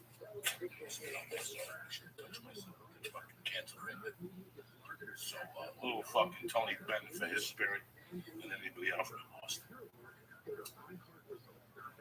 Oh shit! This joint is on fire. Jesus Christ. So your wife and daughter have been out of town for a little God, what I've been doing is cooking at the house, which is fucking great. Yeah. I love it. I had a protein shake this morning. You said you made lobster tails the other day. Oh, good Friday. Oh shit. Sorry about that. Fucking pubic hair. Talking about fucking sourness. Shabazz, what are you saying? I don't fucking know, right? What he bothered me for with the details. I had these 2 lobster tails on Friday. I fucking put them in the oven with some butter on them. We call Dolce, which is like butter it up. Get the fucking organic butter, so I went and got some organic butter. And I fucking put garlic in there, heat up. And that's it. That was my fucking night. Me and the cat sat there and ate fucking lobsters. Nice. I do some meat at the cat, they go crazy with the fucking lobster tails. They go crazy with everything there. They're a pain in the ass. They really are. Now I understand my wife was saying they're a fucking pain in the ass. They always hungry. Really? Are they acting out with her gone? Yeah. Jimmy's a fucking nightmare. They woke me up 2 times last night, playing and jumping. And I wake up, I go to bed with one girl, and I wake up with another female cat. I go to bed with Allie every night. Allie's crying, fucking busting my balls. I gotta pick the blanket up. She gets under the fucking blanket. I gotta hug her. Then she doesn't want to be close to me. She moves away. Then she comes back. It's a fucking never-ending battle for truth, justice, and the American way. And then I wake up with Gray. I wake up with fucking Gray. Allie's gone. Like Allie was under the blanket, hugging up on me. I wake up and I got a black cat behind my knee. She doesn't like laying next to me. She lays in the cup of my knees. Oh, wow. Behind you, so you can't fucking move. You go, what the hell? And she's behind. So once I get up a little bit, like I wiggle out of my coma, by the time I take my fat man sleep apnea mask off, she's meowing at the top of her lungs because I broke her stride. She doesn't like the fan. My legs are like a 4th one. My legs and my ass are like a 4th one. So all she ever does is pick up my head over the thing. And she does it. She just picks it up over the fucking thing. So she's behind me. When I get up, she starts meowing. Because she wants, Jesus Christ, she wants to come into the bed and for me to hold her, you know? Yeah. So it's a fucking panic attack. And then she starts meowing. I'm like, where the fuck are you going? Pet me. So before I pee, I gotta actually give her love. I gotta walk to the bathroom, pee, wash my hands, and start my fucking day, you know? Do you let Jimmy do the shower thing with you? Since he always comes. He came in the fucking shower last night. Took a shower before I went to bed. The motherfucker is in there. He likes to be clean. He's a good cat like that. He's a fucking great cat. I ain't mad at him. I like showers, you know. How many animals you want to be? I mean, he fucking is serious. If he could get in the shower with you, you know you would. He doesn't try that? He tries. You gotta tell him to get the fuck out. Tell him to get the fuck out. He tries because first he comes up through the sink. Yeah. That means he wants you to wet him down. But then you'll hear quiet. You're like, oh, he left. Woo. And you start taking a shower, and all of a sudden you hear like the shower curtain in the back. That means he wants to run through. So he'll come, let a couple water drops hit him, and then he'll shake up and run through the front. And then he'll come and jump on his mother's lap to show him, look at me. I took a shower. He's that fucking smart. As soon as he takes a shower, he comes right out to a human. And he dances in front of you. He does like a little dance. Like he prances. He's to show you that I took a shower. I ain't one of these fucking motherfuckers. I got class. I got style. I'm a Siamese. They're hysterical. And that's how you have to look at it. They're all, every animal's got his own trick. Whether it's a dog, a fucking cat. Dogs are great. I used to have a dog and ask me to throw a ball in the fucking lake. He'd go under. Really? And then come up and fucking with fish and rocks. You know, he's like flipping. He was a fish, but that's what happened to pet. That's why pets are important. It's Monday, cocksuckers. It's Monday, all right? We've been giggling, talking about pets like half a fags here, but I ain't forgotten about you. Get up. Get up, write your goals, eat some oatmeal, wash your ass. You don't know who you're going to bump into today.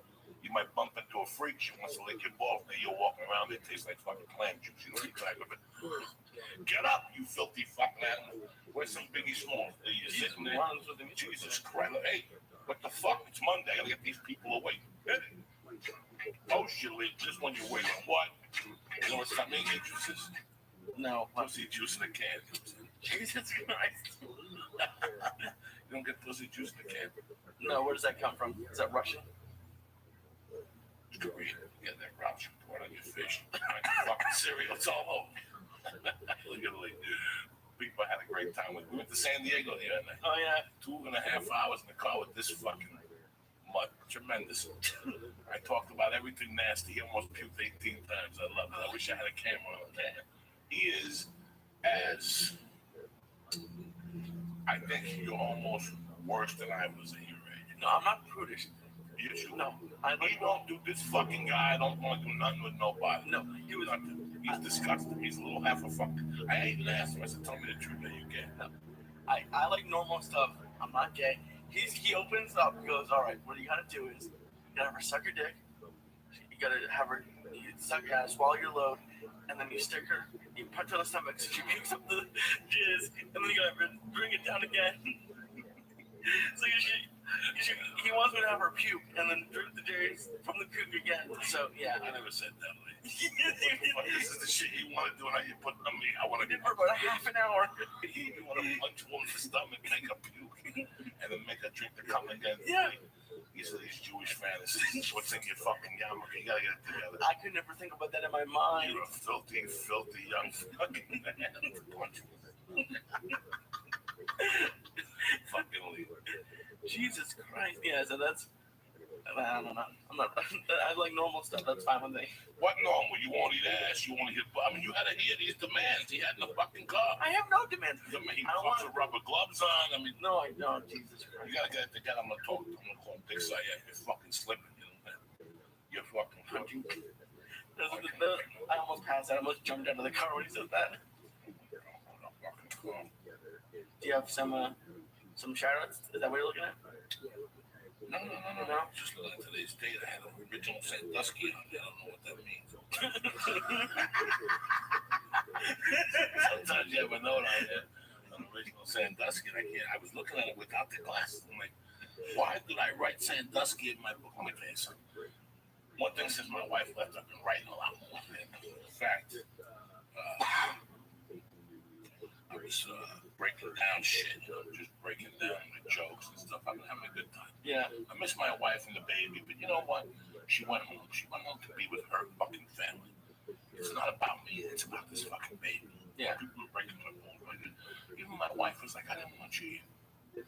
That's one thing about my wife. She's dying my people. And if you don't do that, I went to a party the other day where fucking hysterical. The guy lives with a chick that's a veggie, but they've been together and he still eats meat. But she believes he doesn't. That little fucking thing right there. You won't eat meat in front of her? No, but he'll fucking go to my house or your house and eat bacon. You know, he'll run home, have to wash it, put bread and stuff. That little lie right there can end everything. Yeah. I've been thinking about that. When he told me the story a week ago, I was thinking about that. Even with my divorce, my first divorce, when I first was married to Kathy, I wasn't a bad husband. I was young. I didn't know what I was doing. Yeah, and I was scared. And I can't lie to you. I came from society.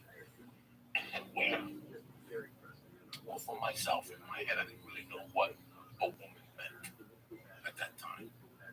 I didn't know. I'd never really been in a full-out relationship.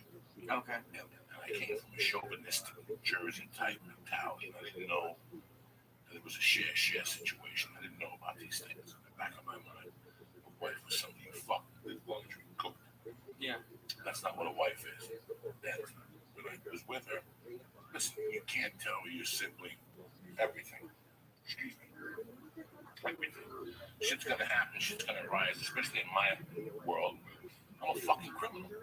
You know, I'm a fucking criminal. Yeah. So I would, I just got out of prison. She don't want to hear about my fucking me flipping the car and using somebody else's name and me. So they're white lies. But the one thing I'd say is me and Terry now is, are there any lies between us? Not really. Am I a fucking angel? Not really. But I'm not out, fucking around with women or whatever the fuck you call it. I'm having home donuts. I don't party. I don't do shit. I give her respect. I clean the house. I kick in. I do everything I can to make her life easy. And she would have been worrying about you if you were there. Like, she wants to, like... Yeah, that's what it is. I know her. So she'd be worrying about that. And I'm always having a good time. Listen, you're in Tennessee. You're with people in the mountains. They fucking have an accent. They listen to whatever music. I don't even know what nationality, what Christianity they are. They go to a church. They don't handle snakes and all that stuff. But it's in that vein. You know, they're my in-laws, and I love them for who they are. And I love my niece. I was talking to my niece yesterday on the phone. She called me. She said, "What are you coming, Uncle Joey?" You know, I love all that shit. I'm gonna go home and play basketball with her. I'm gonna have a fucking great time. You know. But you don't need to be there for a week and a half. Right, she's gonna be there for a week. I know my wife can only listen. Nobody can go home no more than 5 days. I told you last time. Yeah. It don't work, especially when you've been away from home. Yeah. The trips get shorter and shorter and shorter, and now you start looking at things for what they are, and not that you become better. This you see little things, and you're like, I don't ever want to go in there again. Yeah. I don't ever want to go in there. Like after this whole situation that I had with Jimmy Purple these last 2 weeks, I don't ever want to go home. Yeah, you I don't don't ever want to go home. You know why? Because my friends are slipping. Like the two people who I knew would call me back, like this kid Avillo, who's called the podcast. He's got the band of the Past Masters. Steve Avillo has turned to be one of my best friends in life. I mean, this was just a childhood football friendship. He is such a decent kid. Stephen Avillo, the kid I have called the podcast with Band Master, him, Loops.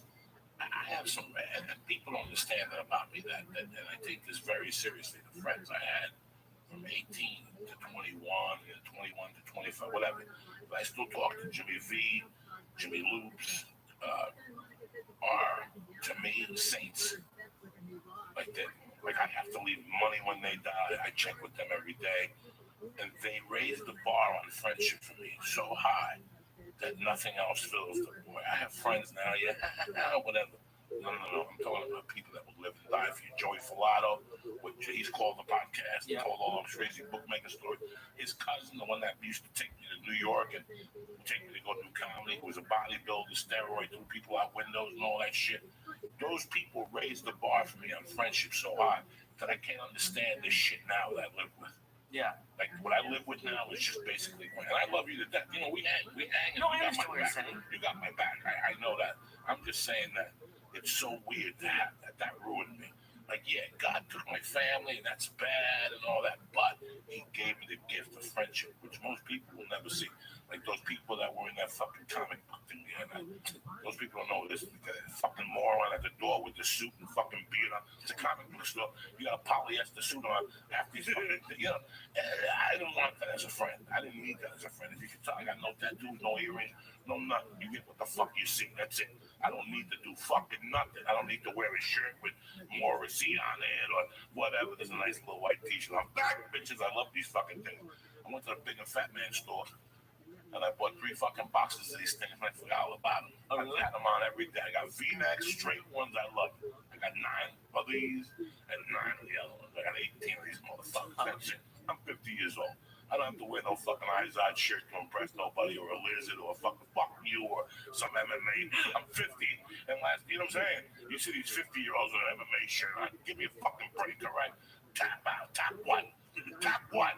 Knock it off, you fucking fake motherfuckers. Anyway, we were talking about it. About friendship, and I was actually talking to my buddy the other night, and some people say like they have, forget how it came up, but I have probably 4 or 5 friends, and it's like I trust them more, and they're actually like real friends. Like sometimes you go to a party and there's like 20 people there, you're like, oh, I wish that could be cool to have like 20 people I want to have over.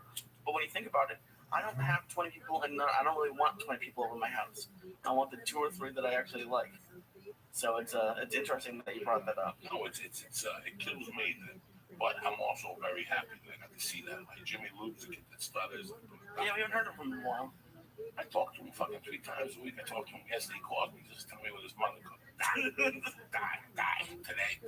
Ooh, she made a nice turkey with giblets. I mean, he broke down. His mother made like 22 fucking things yesterday. And Jimmy, another one of those guys that's dying that I tell you, man, my world's going to be a lot wider. My world's Marilyn Martinez out here a couple of years ago. You know, Marilyn Martinez was a mediocre comic who got put on different tours with Scott Montoya and Latino guys, you know, Perez and all that. She was dirty. She weighed like 500 fucking pounds. She had a black husband. She had like 9 cats. And she lived in Los Feliz, but if it wasn't for her, I'd still be doing blood. So I don't care who it is. You can always take a look. What the fuck was that? My phone just deal. Get it together, guys. I got a big lesson from her. And I got to tell you something. That's some lady that if you were told me 10 years ago, Marilyn dies, you're going to miss her. I would say get it together. That's the fucking chick that I was the fucking. I miss Marilyn on my penis because I see all the things she told me 10 years ago about the store, about comedy, how she was correct.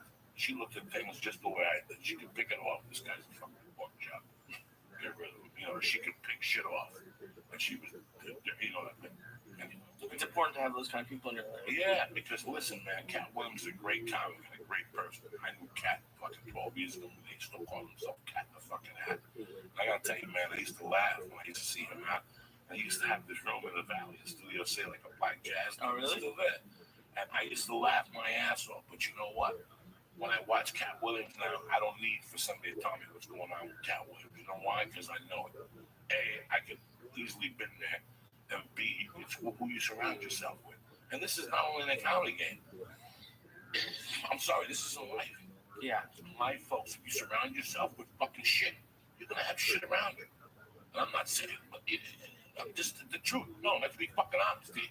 If you surround yourself with shit, I could have done a podcast with 1,000 people. I like this kid. This kid tells me exactly how the fuck it is. He told me something the other day in the car about comics being preachy and shit. And I told him, you see me being preachy on stage, you call me the fuck out. At the podcast, this is what we do. It's a fucking church. We got to preach a little bit to you. But, you know, Lee's my buddy. Lee has said things to me that I've gone home and go, wow, a fucking 24-year-old kid. He's sharp. That's why I like him around. You know, he's like a young rock or a beast. And if you have shit around you, people, sit down, make notes. You know, if they're failing you, if these people, if you tell these people you're trying to go on a diet, and they tell you, fuck no, it'll never work. If you tell people you want to go to school and they tell you, fuck, it'll never work. If you hang out with people and they bring heat into your life, get rid of it. Yeah, that fucking cut them off. You know, my house is my sanctuary, man. I had no house for 20 fucking years. 20 years, I lived on people's couches and I giggled. And, you know, I couldn't go to sleep till your wife went to bed. And, you know, if somebody else was there, I had to stay up. You know how hard that is to do that. That's awful. And then sleep with a sleep apnea mask on with people. I didn't have sleep apnea mask on, but I know what it's like to sleep on somebody's couch with a sleep apnea mask on and wake up and their kids are pointing at you. You know, it's fucking rough. Yeah. So I know what it was to get someplace to live that was my own. I was fucking homeless for fucking years. I lived in a car and my apartment got towed. I mean, Ralph, you'll fucking tell you. These people tell you, I lived on people's couches. I'm a fucking comic, bro. But my house is my fucking temple. I don't bring drama into my house. You got somebody who shows up at your house at 3 in the morning with some fucking stripper and 3 of her fucking friends do blow. That's like your fucking friend. Yeah. You just, you know, you just open your house to fucking play. I'm not saying strippers will rob you. I'm just saying they got friends, you know. One night there was a thing and some guy's like, yeah, I gotta rob a house. I know this little fat fucking dude, this Cuban dude, who are roommates, and they got podcasting equipment in that fucking house. And you gotta take care of your shit. And your friends are everything around you. Today I have a special guest is calling that you motherfuckers don't know. But you don't need to fucking know him because he's put so much love and wisdom. If he wasn't here in LA, yeah, this guy, I wouldn't be doing what I was doing. Really? Yeah. When George Perez came out of prison, I wasn't doing this shit.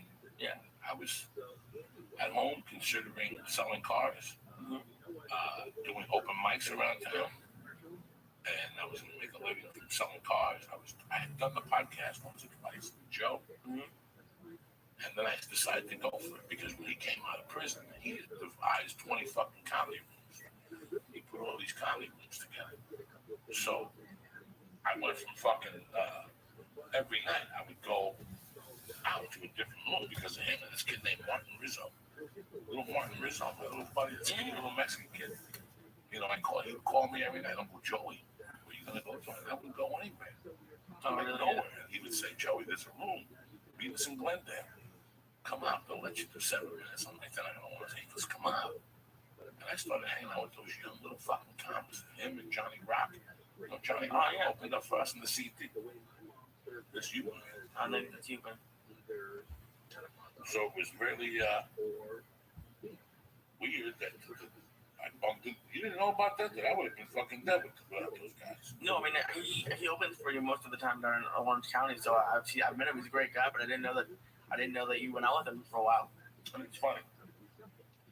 this George Perez guy, fuck he is, maybe fell back to sleep. It's funny that I was telling Bert Kreischer once said a quote about me that I told Bert that you don't need to go to therapy. You really don't need to go to therapy. All you need is to have good friends. You can meet with twice a week and fucking do coffee with and talk and just say, listen, this is what's going on in my life. You know, and they'll tell you the truth. That's it. You don't need no fucking therapy. Your friends are the fucking people that'll tell you what direction you're going or what. And if they can't, then they're not really your friends. Yeah. I think, and while we wait for the call, you were talking about how leaving home and then your real friends. If I think it's not always the case, but sometimes when you go home, you see the people that stayed in the hometown are the people that have problems, and the people who leave, it seems like they have more perspective, and they're more your friends. What do you mean in what sense? It's like sometimes when I go home, I'm like, Jesus, these people are still here working the same job, and I know the work thing is bad, but I feel like the people who leave and go make their own way are the more of the friends who aren't going to bring drama or the friends who are going to be there for you. It seems like that. Well, you know, in my case, I was fucking crazy. I was bringing a lot of heat with my friends. Mm-hmm. Before I left in '83, I was bringing heat on them all the time. They always had an answer. Where's Coco? I think you robbed my house. You know, there was always heat. And these guys took my fucking back, and I never forgot that. And, you know, when I did the premiere of Long Shot, I brought 6 of them to the premiere. I got 8 tickets. I brought 7 of them. All the ones I made fucking suffer. All those nights I called at 4 in the morning. I brought them all just to show them my world, part-time, the world we spoke about, that we thought would never be possible. Here it was, right in front of them. They were losing their minds.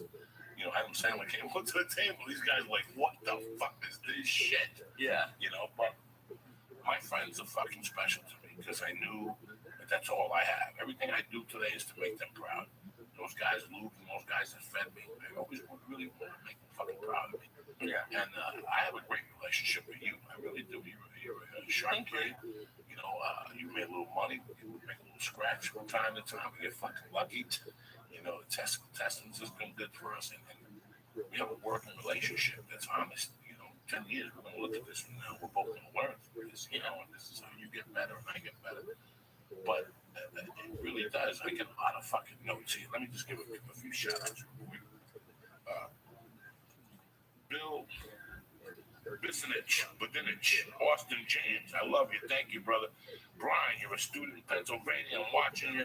Jason Piper, Danny Nagel, Jonathan Murillo, Chubby Lou, and Pearson's dad. I don't know your fucking name. This is my main man, Luke in Boston, fucking Texas. Luke's a fucking soldier. He hit me up. He's 15. He wants to come to one of the shows. His dad, he wanted his tickets out. I'm like, listen, fuck, you live in Austin. I don't know what the fucking drinking age is in Austin. People always hit me up. I'm like, I'm 19. They won't let me. I'm Joey. What can you do? Are you fucking crazy? I woke up this morning to Twitter. 2 15-year-olds like, Joey, we can't go to your show. What will you charge us to do a show in our backyard or something like that? Well, when we went, we haven't talked about it. We had a live podcast after the podcast on Wednesday, and I know personally for me, thank you guys. It was I've never been on stage or done anything like that before, and it was amazing being with Joey and everybody, and it was amazing. No, we did not talk about the live fucking podcast. And I wrote it down. That's right. That's not what Sandusky Jr. was. That was something fucking else. Right now, brother, 6:35. Right. That was amazing. Vinny Curto. You know, I goof on Vinny a lot. He's a boxer and he's punched in the fucking head. And we fuck around with him a lot. But let me tell you something. That night, he was brilliant. He talked for like over an hour just himself. Brilliant. When are you going to put the podcast? Today. It's going to be up today. There's a free podcast. We can care less. We don't want to make no money. We don't want to charge you down that night. But they're going to change a lot. We're going to be doing this. Yeah. Because we learned the fucking huge. Is he calling it? We learned the fucking huge lesson. Lee was amazing. Lee didn't get nervous to see his hands tapping. But to do a live podcast with 90 people, the energy was mind-boggling. I had to drive my wife to this thing, and I couldn't fucking drive. It was great. We'll talk about that. What's up, baby? Hello. What's up, baby? What's going on? What's going on, Uncle Joe? You know, on the line is my fucking brother, George Perez. Happy birthday, by the way, belated. Thank you. Thank you. How old were you on Saturday? 36.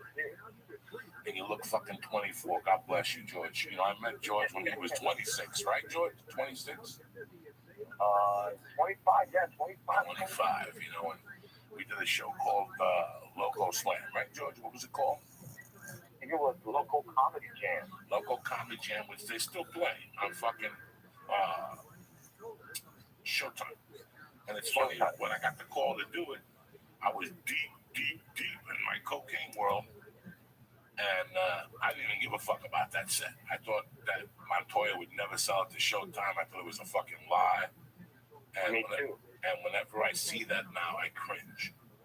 Because it was my chance to shine. And I went out there and just was a filthy fucking dude. The clothes I was wearing, my face, what I looked like, it was just... And whenever I see it on YouTube or something, I just fucking cringe. You know what killed me is I got locked up. I never got to see it. Remember, I got locked up. We'll fucking get to that. I got to watch it when I get home. What the fuck? It made it. It was one of those things, George, that when we were shooting, I remember that they had an after party, and they gave me a hotel key, and all I wanted to do was get home, cash the check, get a gram of blood. We shot it in San Bernardino, remember? Remember, yeah, I remember that one. The night after Thanksgiving. Yeah, right. The night after Thanksgiving, either 2005 or 2006. Now, you were gone when Marilyn Martinez died, correct? Yes. I was incarcerated when she passed away.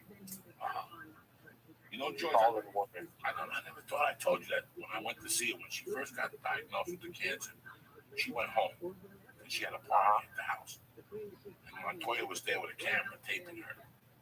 And then by this time, she had lost all the weight, George. She had lost 150 pounds. They took out her stomach. They had taken out a bunch of things, and she's laying on this fucking bed, the hospital bed in the living room of her house. They cleared out the living room. And she's sitting there, George, and I walk in, and she's Joey. We start giggling and laughing. I had gone to the hospital at Kaiser to see her.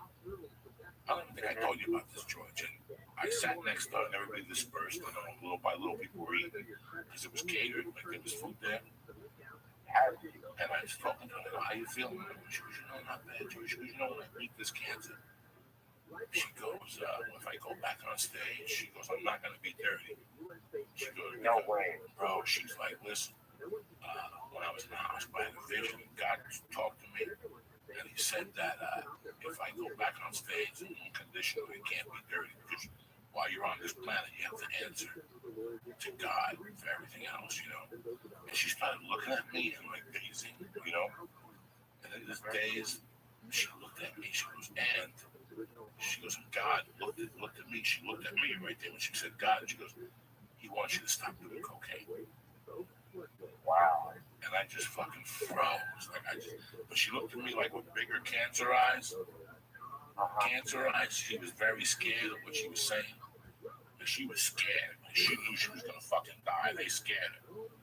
And she said that to me, bro. And it had to be, I think maybe a week later, I stopped doing the blow. Just with those words. Between her and what happened with the cat and shit. So, I was just telling Lee that how you and I were such good friends that we talk once a week and we're like each other's therapists. Hell yeah. You have saved a lot of comics from getting their ass kicked by me.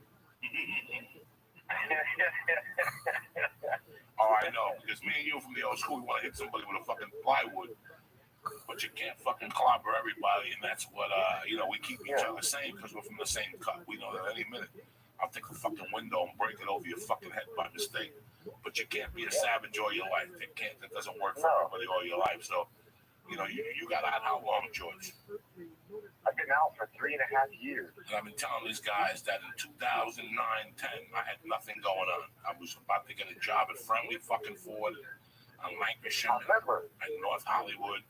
I was writing a one-man show, and I was going to stay home. I was not going to go on the road with Rogan. I was not going to go on the road with anybody. I was going to go out on auditions, and that's it. I was going to end this fucking thing. And George came out and started calling me. He started putting together within 2 weeks. You had like 10 fucking gigs. You know how we do it.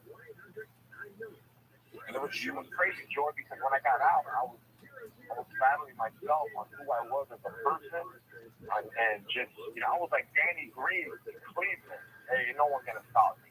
I'm taking the union and everything. I wasn't fucking around, and I feel it. No, you've made a splash. You got 2 great rooms. You got the Tuesday night room, which was on a bar, whatever, Rescue. Bar Rescue. All right, and then you have Wednesday night, which is a fucking great little bar. That's a sandwich shop. You've been there with me, Lee?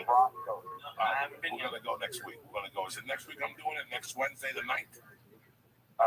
No, it's 17th because on the 10th we're having that autism show. Okay, so I can't do the 17th because I'm going to Miami that night. We're doing the 24th. What's on tomorrow night? Tomorrow night we got the second base in Orange. If you want to come down. That's it. No, but what's this Wednesday? This Wednesday is you know what? You're right. You are there the night. That's what I'm saying. Who the fuck you think they're dealing with? Some fucking novice? And at least I asked him to come down with a flying shoe. We're gonna get a sandwich. Ooh, the flying shoes at the building? What's up, George? How was Easter? It was good, actually. A Jewish guy went out to Easter with some friends. It was good. How was yours? It was good. What you guys look for? An old hammer or what you guys look for? For Passover, the Afikomen? No, I didn't. I don't have any family out here, so I didn't do any of that. Oh, look at George talking some Jew joke. I like this Jew material here. No, George. It's funny when you got out, you really fucking inspired the fuck out of me, and you're doing great things. I know you had a sellout Saturday night at the Irvine Improv for your birthday. Thank you, Joey. And we were just talking about friendship and how the bad people around you can ruin your fucking whole day. By one, they bring negativity on you. We have a lot of people in the comedy community that everybody wants to go to heaven, but nobody wants to die. Okay, everyone wants to be a star, but nobody wants to do the work. And they want to piggyback on your shit. They come to you in weird ways, and then after a month, they can't cut the spread. You got to feel fucking bad because you got to tell a motherfucker to go fuck themselves, You're a very hard worker. I mean, you and I, there's like 10 comics that we have to work for everything we got. Everything we got is nothing that you have. Yeah. I got to get a hammer and a fucking claw because my agents is okay. Everybody around me is okay, but nobody's exceptional. And that's my fault for my attitude. But at the same time, my work ethic is like Jordan. We don't fucking stop. We don't fucking stop. I have no vacations. I don't go skiing. I don't want to. This is the life I fucking chose. And this is how you have to attack it. You have to attack your life with fucking 2 hands. I love these people that call you up, especially comics, and they'll ask you, they have nothing going on. And you'll say, well, what are you doing tonight? And they'll tell you how their girlfriend's parents are in town. I shun that shit. That's got nothing to do with you. You got to go do comedy. Then you hung out with your girlfriend's parents. And if you can't do that, then maybe you shouldn't see this fucking woman. You live in LA because you have a dream. Your dream trumps everything. In my life, your dream trumps fucking everything. If it doesn't, it's not your fucking dream. It's not your fucking dream. It's not your fucking dream. And we bump in. How many comics have you seen come and go? How many of these motherfuckers come and go because they don't have an identity check? They don't know who the fuck they are or what the fuck they are. They don't want to break out a notebook and say, this is what I want to do, and this is the path that's going to get me there. And then they come here and they think that because they go have a drink and they go to acting class, that's what's going to do it. I don't network. I network on stage. And you too. We don't network. We go out and drink margaritas. Oh my God. Fuck you. There's no networking. Networking, you get on fucking stage and you write fucking funny jokes and you tell them. That's how you network. If you don't have to be there, you don't have to fucking be there. And that's one guy that understands. This guy, we talk once a week, George and I. So George has been out 3 years. He's done movies, TV shows. He just flew to Chicago to fucking do a movie because he don't give a fuck. He don't give a fuck. On parole. Are you fucking kidding me? That was some scary shit. Yeah, I went to like 7 states on parole. It was scary. It was scarier than crossing the border just to be a citizen. It was scary, bro. Out on bail, fresh out of jail, California dreaming. When I step on the stage, I'm hearing Hoochie screaming, what are you fucking crazy or what? You're like the Mexican fucking Tupac fucking motherfuckers. Now, I know you have an autism benefit tomorrow night, my friend. We have an autism benefit April 3rd at the Fox Theater in Fullerton. Which is Wednesday night. Yes, sir. Wednesday night. Okay. You got a good lineup and you got yourself though, but let's talk about you and me, buddy. The other day I was thinking about our conversations on Monday. How if I don't talk to you on Monday, my week ain't right. Me too, brother. If you ain't called me, I've done something. And we talk about the week and what rooms we're doing and what plans we have. We talk about the scumbags that are around us and how we just gotta stay the fuck away from them. And then we give each other love and we give each other real love, you know. And it's I'm very happy that I have you here, George. I know that if something ever goes down, you will call me. And I have no, you know, a lot of friends I'll call and now and they'll say to me, well, I have to take a show on Tuesday. You're the type of motherfucker that'll say, what weapon do you want me to bring? A bazooka? A machine gun? A 50 fucking Mexicans? Let me know. Call me right back. So my life is a lot better that you're here. You know, I feel. Thank you. So is mine. You know, there's no guidance out there, especially coming from another Latin comic that has dealt with every race, every generation of scumbags in the game you have dealt with. And we love you, Joey. Oh, I love you guys. I love you guys. I always talk. I'd say that you saved my life, and another motherfucker's that skinny little Martin Rizzo, that fucking human disposal. Kid weighs 80 pounds and eats 80 tacos a fucking day. But you know what, man? He called me every night, and he would say, Uncle Joey, where you going to go tonight? I'd say, I don't know. I don't have nowhere to go. And he'd go, come to this room. They'll let you do 8 minutes. And I would look at him and go, fucking 8 minutes. But I'd say, you know what? It's better than sitting on this fucking couch. So these little young guys, these little young fucking Latinos got me out of the fucking house and do my shit. So that just goes to show you never know what angel's going to fucking show up in your life. You don't know whether it's going to be a Mexican or an Arab with a turban on. You follow me? Yeah, I do. What else, George? What else is going on, little brother? Nothing much, man. You know, just working on my special as well. Trying to hook up with the right people. I took all your advice and I'm just, you know, putting the pieces together and I'm starting to get a picture. You know what? It's funny because in this country, when you check out of prison, they want you to do disability papers to see if you want to go on disability and get a check for $600. And when you apply for a job, the first thing on there is that you're a felon and you have to live with this thing on your forehead, or you don't.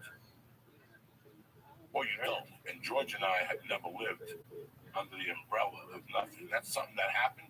I paid my fucking duty to society and it's over, motherfucker. If you want to judge me by it, you dumb motherfucker.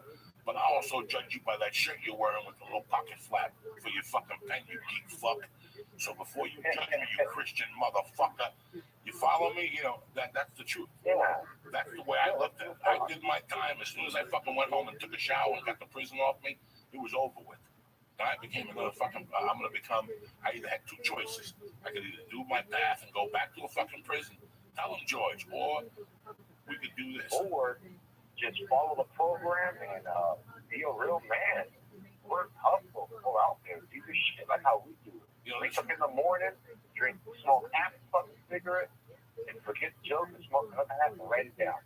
You know, I never have beef with nobody. The other day I went to the doctor to check my glasses out, my eyeballs, my reading glasses and shit. I got out of the car and I put change in me. And as I turned around to two fucking 20-year-old kids with a blonde. Two of them had knapsacks on, and the blonde was hot, cute, with little titties, and she was a little dirty, you know, those dirty street kids. And I turned around, and all three of them looked at me and they go, sir, you have some change to spare? And I said, no. And I looked at them and I walked 3 steps, and I turned around and I go, hey, go out and fucking mug somebody, or have that chick suck somebody's dick. But for you 3 fucking mutts to be looking at, I mean, the chick was cute. I would have gave her $10, $15 to suck my dick at lunchtime right in front of the fucking Sunset Grill. Fuck Don Henley and the Eagles. Fuck that bitch. These 2 little dumb motherfuckers asking me for change. They got a perfect little blonde there. They could fucking hope to suck dick on Sunset. And I turned around, I go, hey man, what the fuck? And they looked at me like, what did you just say? I go, you heard what the fuck I just said? Pimp that bitch or fucking go out and mug somebody. But you 2 young motherfuckers are too stupid to be working. Can I have change? Fuck you at that age? Are you fucking kidding me? At 22, dog, I wouldn't even ask you fucking change. I would ask you for 100 on the street and look at you serious. You knew you had to fucking give it to me. Spend some change. Are you go get a gram of blow and chop it up 10 ways and cut it with aspirin and go sell it like a fucking man. Go get a gun and mug a fucking 7-Eleven like a man. But you're gonna be out here with a hot little blonde. What? You gonna get some change? You fucking dirty little fucking mutt. Tonight, I stopped over here to get rolling papers at 5:15. There's always some dude with a beard in a fucking wheelchair. I feel like kicking him out of the fucking wheelchair right in the fucking stomach and say, get up, you fuck, you're healed. Get up and get a job. They sit there, give me change. You have me fucking change. You know what? I got an ATM card. Even if I had change, get up, you fucking cocksucker. I've been locked up and I came out here and took the world by the ball. George Perez gets up every fucking morning. He's Mexican. He says it's a beautiful fucking day to be alive. And you're out here with a beard hustling change in a fucking wheelchair. I'll karate chop you the fucking neck. I'm pissed off, George. I would kick him in his face, shave his beard. And you know that they don't need the wheelchair. You know they borrowed it from their aunt that's at home sleeping. And they go to they park around the corner, they go to 7-Eleven, they sit in a fucking wheelchair. Motherfuckers. I got a lot of respect for you, George. Yeah, they're lazy, bro. They're lazy. They don't know what's up. I would have took that shit and just like I would have put on a hustle flow and showed her how the game was gonna go. I would never ask to change in front of a woman. I would never let a woman see that side of me as a man. I would never. I would rather take her home and fuck her in that dirty pussy with no condom and be hungry than fucking beg for change in front of a fucking woman, guy. That's me. That's the school of thought I fucking came from. So, you know. No, I'm the same way. Hey, man, that's the reason there's a backseat in your car. You know what I mean? Fuck yeah. Suck that helmet. Looking two young guys. And it's difficult. I'm not saying to go out and steal. You go out in front of a warehouse and you go, listen, man, I need help for today. I have enough to eat. I guarantee somebody will work for 2 hours and give you $10 to get a sandwich. But they know you are. And it beats you walking around sunset. Hey, man, you had to change. What the fuck is wrong with you, you fucking dirty motherfucker? Yeah, especially people with like money asking for money. Like, come on, man, you're wearing better shoes than me. Get the fuck out of here. What they are, they're trust fund kids, and they regret it. Like they regret it. They make believe they're not trust fund kids. You know, daddy owns a company that's unfair to the community. Fuck you. We having a good time jumping up and down, going to raves, eating ecstasy, and take daddy's money, right? Right? Everybody take daddy's money, go jump up and down and be cool and wiggle. And you like when daddy buys that 3 convertible, but my daddy uses water that Billy Goats drink. I don't give a fuck, all right? Gives a fuck about the Billy Goats. You know, it's harming the society, but you like living with those 20s, get your pulse smoke. Fucking moron. So they walk around, trust me, I live in Boulder. Half those kids are trust fund kids. They get a check for $10, $8 grand a month. They drive an Audi, but they dress dirty. They don't take showers. You know, I'm on a budget. What budget? You're eating fucking Domino's pizza. Your dad sends you $8 grand a month, but you're eating Domino's pizza. You dumb, fucking dummy. And what do? You sit here with those dirty feet, those fucking flip flops on, bad mouthing your country. You miserable piece of shit. Go out there and get a felony or become a victim. Real talk. No, dog. It's Monday morning. On Monday mornings, I wake up fired the fuck up. And I thought about who I could put on the show on Monday morning. And it's you. It's you. Because you know what, George? You could have tapped the fuck out. I could have tapped the fuck out. We could have came out and got a gun and been living like sons of anarchy. That's the easy thing. Yeah. I could do that every day. I already know I got that. That's like doing Joy Karates for me. Getting a gun and tricking somebody. I could trick anybody out of fucking money. I could trick anybody out of fucking money. That's my middle name. I'll put you together. I'll make you dizzy. I'll have you giving me 10,000, but I only want 2. I'm one of those motherfuckers. I'll put you together so much that I just need 2,000. I'll give you 10. No, give me 2. No, I want to invest. I'm gonna give you 20. Now I really got my hooks in you, you dummy. You know, I bump into so many people that 20 years ago I look at today. No. 20 years ago I look at today and I go, 10 years ago I would have been pimping your fucking soul out right now. 20 years ago, I'd be fucking drowning that fucking bank account of yours with stories. Snorting coke, taking women out to dinner with your fucking cash. That's how lucky you are to get my hands on you, fucking mofo. How was your Easter, George? How was your family? What's going on? It was good, you know. I got all my kids. I got 3 baby moms, so it was a little hassle. You know? 3 baby moms. You're the last of the real Mohicans, brother. Yeah. Planned Parenthood gave me Easter basket, so it was cool, man. Got to show my mom. My mom beat cancer. I'm happy as hell. And, you know, living like a soldier, Joey. Oh, I love it, Joey. I love when I talk to you on Mondays. It's, It's going to be a good week. It's going to be a good week. Yeah, you talk to all these people, they're kind of negative, and they call you. You never called me bitching about nothing. You always call me, I got a new room, I got this, I got a movie, Joey, what do I do? A college just called me, and they want me to go. Yeah, you remember? I don't know what to do. I'm like, yeah. Okay, what do I do? It's great having a friend like you, Joey, because it's always good. It's all good, man. And I like talking to you out of a fucking shotgun blast, too. I love when you want to bitch slap somebody, because I get like that on a daily. I need guys like me around that I can explain my situation to, too. This motherfucker with their stupid rooms, and they want to hand you $40. It's so weird that sometimes the comedians are criminals that don't know. Like they're stupid. Oh, I know. And you have to straighten them out. And they get pissed at you. You have to straighten them out. Like they'll never call you again because you have to say something to them. They're criminals that don't know the law. Like there's an honor amongst thieves. Yeah, you know what? That makes your life easier. Yeah, and they're going to get there. So we've seen it. All these comics that had all kinds of rooms that were keeping money. Where are they at now? Where's Mike Robles now? Fuck Mike Robles. He just put me on that shit. Remember that shit? Down that guy he comes down here trying to take my room. Come on, Danny Green on his ass. Danny Green on his ass. That Robles kid never said a funny fucking thing in his life. He's telling him no people to get him a show. Yeah. And they launched Gabriel's career. They launched a lot of little careers on it. And he hated me. One night he gave me a spot at Caroline's. And I invited my family to me up at 12:30 at night following a salsa band. No way. Oh, bro, I ate that and I never forgave him. Like, I don't even want, like, he knows he can't even come in a room if I'm in the room. Like, that's how he has it. He knows he can't even come in a room because he was always a fake comic and he made a bunch of money off comics. Then he kept milking the Latin thing. He was so terrible, he couldn't cover the spread. For 2 or 3 years, he lived off of just Puerto Rican associations, flying them in. I'm not kidding you. Fuck. He's Puerto Rican. So a lot of Puerto Rican colleges, like people at Puerto colleges. Ricans are the Jews, the Mexicans. Yeah, they would fucking bring them in and do things they couldn't cover the spread. Like I bumped into a college student one time that was like, oh, he was the worst comedian ever. He did our student association thing, like some Latin thing. It was horrible. Then he went to Houston and he started pimping the thing out there, giving away free tickets, and he just killed it. I mean, he beat that dog to the they come from Houston and they always go right back.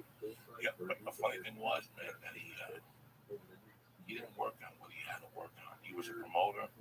He knew how to bullshit people into the seats and he knew how to bullshit the networks. But he didn't work on the most important part of this, which is you got to work on your comedy. You got to work on your craft. He thought these comedians were going to carry him in and remember him. Nobody remembers nothing, though. You got to work on your craft. I remember being at the Sunset Room on a Monday, me and you kept telling me you need to get up and write. You don't have to stay there and write a joke. If you don't like it, walk away.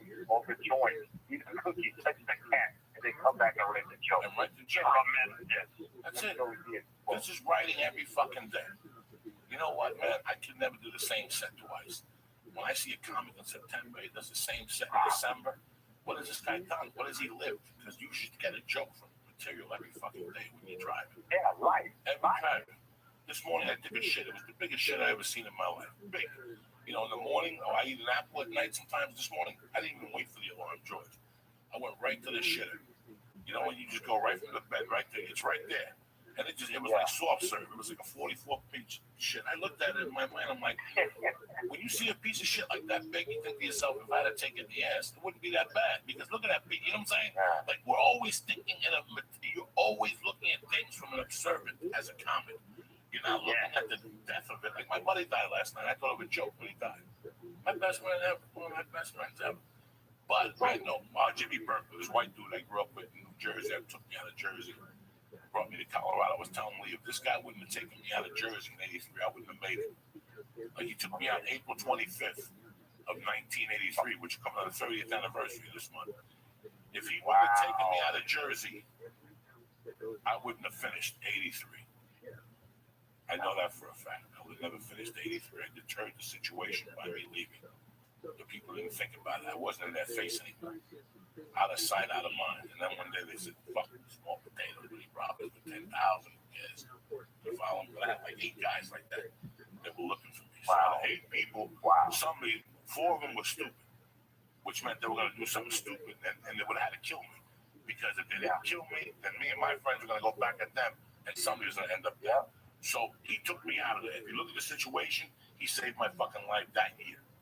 So anything I do, I dedicate to him. You know. So George, I love you, man. I wanted to have another show on a Monday. I got some brothers like that too. You know, they told me when I got out of jail, hey man, fuck the game, fuck hanging out with us.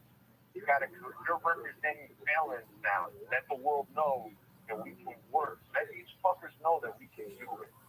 And I feel blessed every time I have people from prison go to my shows now. They were there Saturday. And I was like, wow. And they told me, hey man, you're the only inmate I ever met that did what he said he was going to do in prison. We were laughing at you. Yeah, you're going to go out and help us, whatever. Look at me now. And I tell those people, it doesn't matter. You can have your fucking addictions. You can have everything. So what, bro? You made a fucking mistake. Correct it. Get on your fucking horse. Tell these motherfuckers to suck your dick. You know, George, after I got out of prison and I would fill out job applications, I would never mark the box for felony. No. Yeah, they don't even look. Now they do. In corporate America, holy fuck. These Christians look for everything now. They even check your Cub Scout records. These motherfuckers now. They're going to give you $8 an hour. Forget that. They're going to have to check. It's amazing now. But I'm talking about for years. I didn't fucking mark it. I didn't say nothing. Because nothing happened. You know, when you're a kid and you throw apples against the wall, your mom either smacks the shit out of you and puts you in a timeout. She don't mention it after that, does she? No. She don't say, well, why the hell? Well, in 1968, you took the apples and she made them on the couch. Does she? You made a mistake. No, I didn't fucking know. Get your ass whooped and you moved on. So when you get a felony and you get corrected and you do your time and you succeed, because everybody knows that parole is harder than the fucking time. Sometimes probation is harder than doing time. You do know that. Parole is harder than getting to the playoffs with the Lakers right now. Yeah. It's hard. Hey, George, hey, listen, this is how I violate parole. George comes over to my house to eat lunch. Me and George go get a sandwich. He gets back, we get pulled over. I got a gun in my car. George is going away, even if it's my gun.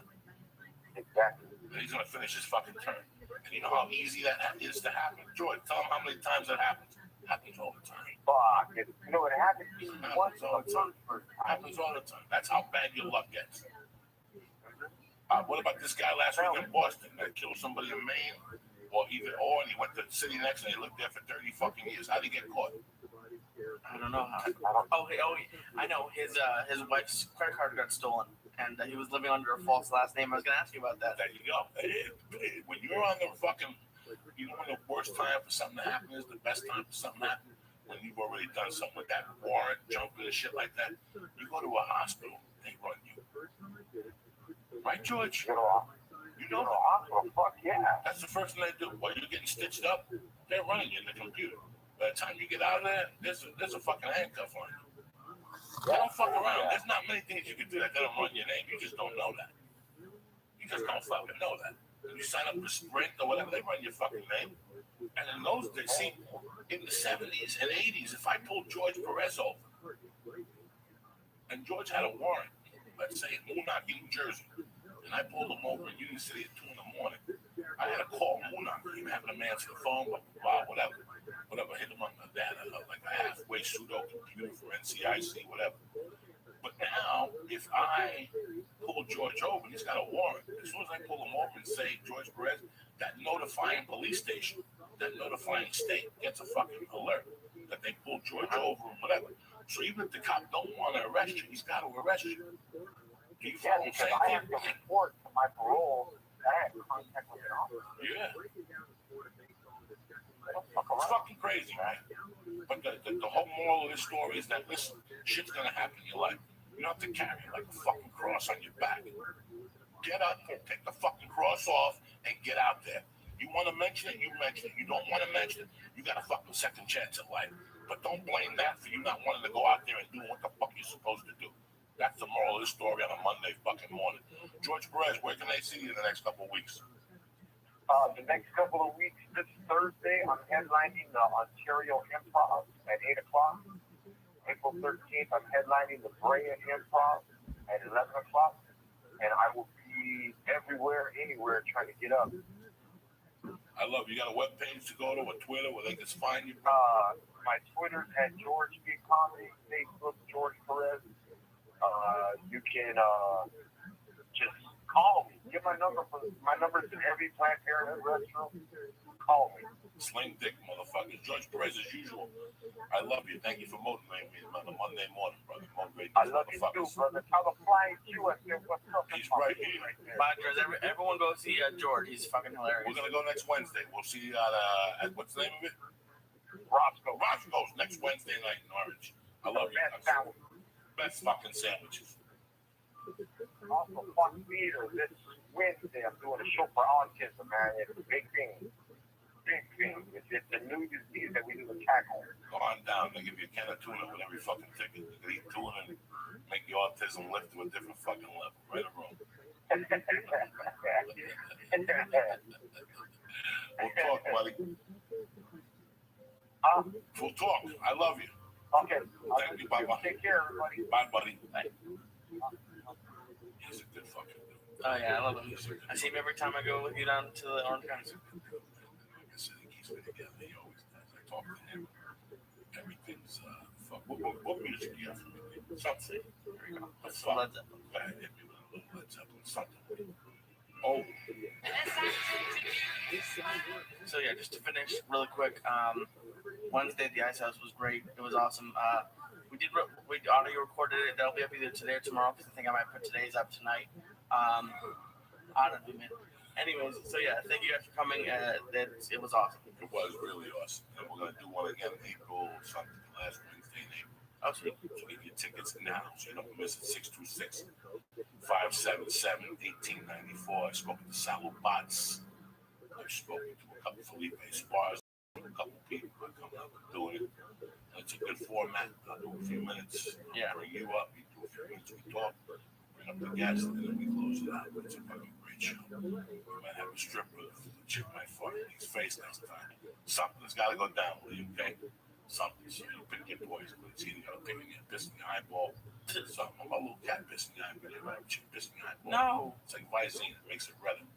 Anyway, listen. This week, you got another chance of starting out and working your shit out this week. You got another chance. It all starts with a little walk to the post office, hitting it like my Doja said, and walking home. And you take it from there, the water. Before you start, go to a doctor, get your blood pressure check, draw some blood. See what the fuck is really going on. If you're healthy enough, you can go out there and do jumping jacks. And after that, go to ootd.com and start with that. Last night, by the way, I took a new mood. You're looking at me, I'm all fired up. I've been taking new moods the last couple of nights. Because like I said, everybody who takes new moods every day, after a while, your body becomes whatever to it. Yeah. It comes across some sort of effect. So I space everything out. I take a little fucking fish caps. I take them every day. I take that over my joints. My blood pressure keeps low. Go to ootd.com. Listen, they got a couple things on there, a couple things that you might not agree with, whatever. I understand. But that fucking strong bone, I cannot talk more about it. The new mood is fucking tremendous. In fact, you know what?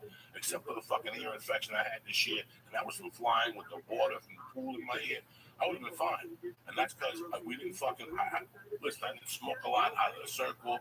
I drank a lot of water, but I didn't have flus here. We didn't really get fucking flus here. You took the shroom tech, I took the fucking shroom tech. Listen, people, go there, even if it's the shroom tech just for your immune system. Start with that.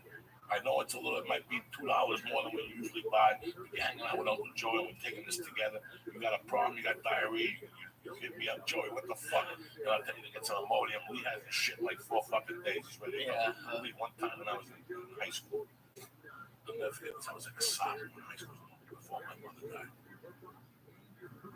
I was a freshman. Okay. Something happened. I didn't take the shit for like a week. I didn't tell nobody. In those days, I wouldn't tell nothing about medical conditions. That's how fucking crazy I was. I hated doctors that much. When I was spitting blood with my lung infection with the paraquat from the government's brain. Found the weed. Yeah. I didn't tell my mother. My mother found out it was the third fucking party. I was playing basketball. They saw the blood. They told their parent, and their parent called my parent. I was solid. I'd rather die than go to a fucking doctor. I'm not kidding. Yeah. So I had this pain in my stomach, and I had a fucking. I'll never forget that we played East Orange in the Christmas tournament. Freshman year, we lost them. They intimidated us. They flipped the bus over. It was fucking horrible. So we had to sit in the varsity bus and wait for a freshman bus to come get us. Okay. So we're sitting in this bus with no fucking heat, no vapor, because we couldn't even sit in the arena. They were going to kill us. This is East Orange in the old fucking days. This is way before Naughty by Nature and OPP. This is when black people met fucking business in East Orange. You understand me? So we're there, and we're in the thing. So it's the freshman cheerleaders, the coaches, and the freshman basketball team. And I decide I got to take a shit now. But before you take a shit, the first thing that happens is you start ripping those pre-shit farts. Oh, yeah. Get those, Oh, yeah. that they're fucking horrendous. They're just horrendous. It's like the root of the shit comes out first, and then you run up the bathroom and you shit your pants, one of those things. I remember I blew 2 of those until this day. I'll never forget the cheerleaders with their heads out the window going, stop. And I blew one that lasted like 30 minutes, and then it stopped, and then like the next 15 minutes, I blew another one, and one of the cheerleaders was You made her cry? It was horrible. Like I remember going home and sniffing my underwear. It was like a filter. Because when you're 14, we do all that disgusting shit. I didn't shit my pants, but it was like a tea. It was like a coffee filter. It was kind of yellowish in that area where the filter came out. It smelled so bad. It was like my stomach had blown. I went home. I don't even know what happened to that shit for 14 fucking hours. I don't know what the fuck Yeah, I've been popping fiber pills. I'm gonna take some. I'm gonna eat an apple for breakfast because I been like 3 days. Just go buy a bag of apples. Just keep. I have some here. I have like 4 apples. I'm gonna eat them just right now. I just start eating apples and go in and finger bang your mufflers and jiggle it like you ever stick a key in the thing and it won't open it. You gotta jiggle it. It's the same thing with your ass. You know, you've been drinking juice for fucking 4 weeks. What do you expect? Now you're eating like a rat. So I don't know what the fuck to tell you. You know, I love you either way. I just want you to be healthy. We can both be healthy. I gotta go for a blood test. I gotta go for a hearing exam. I'm doing it all, man. Oh shit. But you gotta get insurance because like that woman I'm doing $25 a pop every safety sorry. Oh yeah, of course. Once you hit 50, I'm going for a fucking blood every 6 months. I got a guy here on Twitter that is making me a diet. Oh sweet. So just a regular shit that I like to eat. Shit that I like to eat. Not shit that I don't like to eat. I don't want to, I'm like you. I don't, that speech you made got me, but it didn't get me that day because I understand where you're coming from. That's why I went to Weight Watchers. Yeah. Because I got to eat what I want to eat. For a long time, you on another diet. That's not me get diet. Yeah. Where they ship you the food. Was the food any good? For about a week, and then it was awful. The breakfasts were okay, but everything else was garbage. What were the breakfasts like? Like they were bars. That's why they were okay. Like bars and some muffins. But they send it to you, and they send you 28 days worth of breakfast, lunch, dinners, and snacks. The amount of stuff they have to put to preserve it, and like the tomato sauce is gross. But it's been crazy. I haven't eaten out at all. I have a full fridge full of food, which I've never had, and it's weird. It's exciting, and now it's a journey. All right, there's my girl, MB Leaf girl, looking good on fucking Monday morning. You filthy savage. It's nice. It's nice when you get to take care of yourself. I wish I would have taken care of myself better. When I was your age, I was eating salami like it was going on a star. I would eat a pack of Oscar Mayer salami with lettuce. I thought that was healthy. So I would take a head of lettuce, cut it up into a salad, an onion. Yeah. Take salami, cut the whole thing, Oscar Mayer.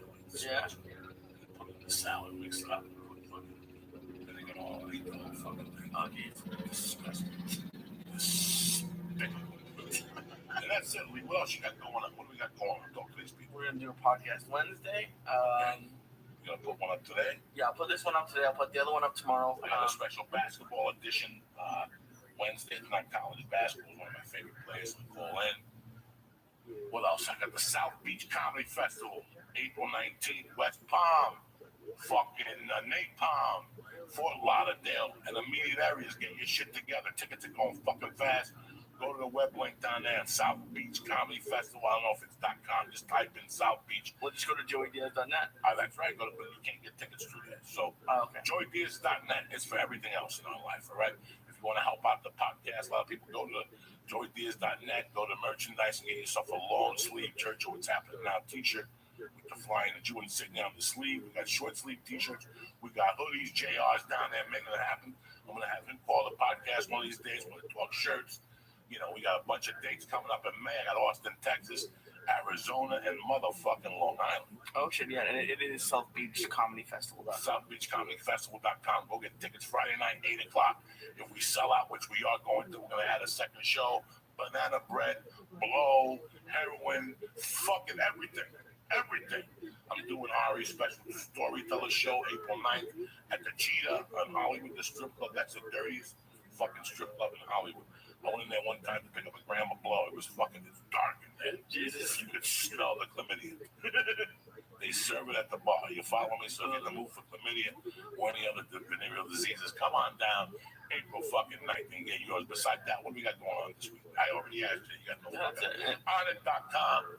And that's it, you bad motherfuckers. As always, thank you very much from the bottom of my heart for fucking tweeting with me and being my friend and fucking around on Facebook and coming to the shows. We didn't put a video up this week because we really had to have a video.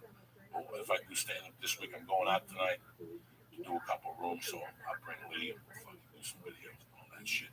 Lee's in the Testament 5 out. Yeah. And that's it. I love you guys with all my heart. I do this podcast so you start the morning off or your fucking day or your night correctly, you bad motherfuckers. Get out there, stab a motherfucker in the throat.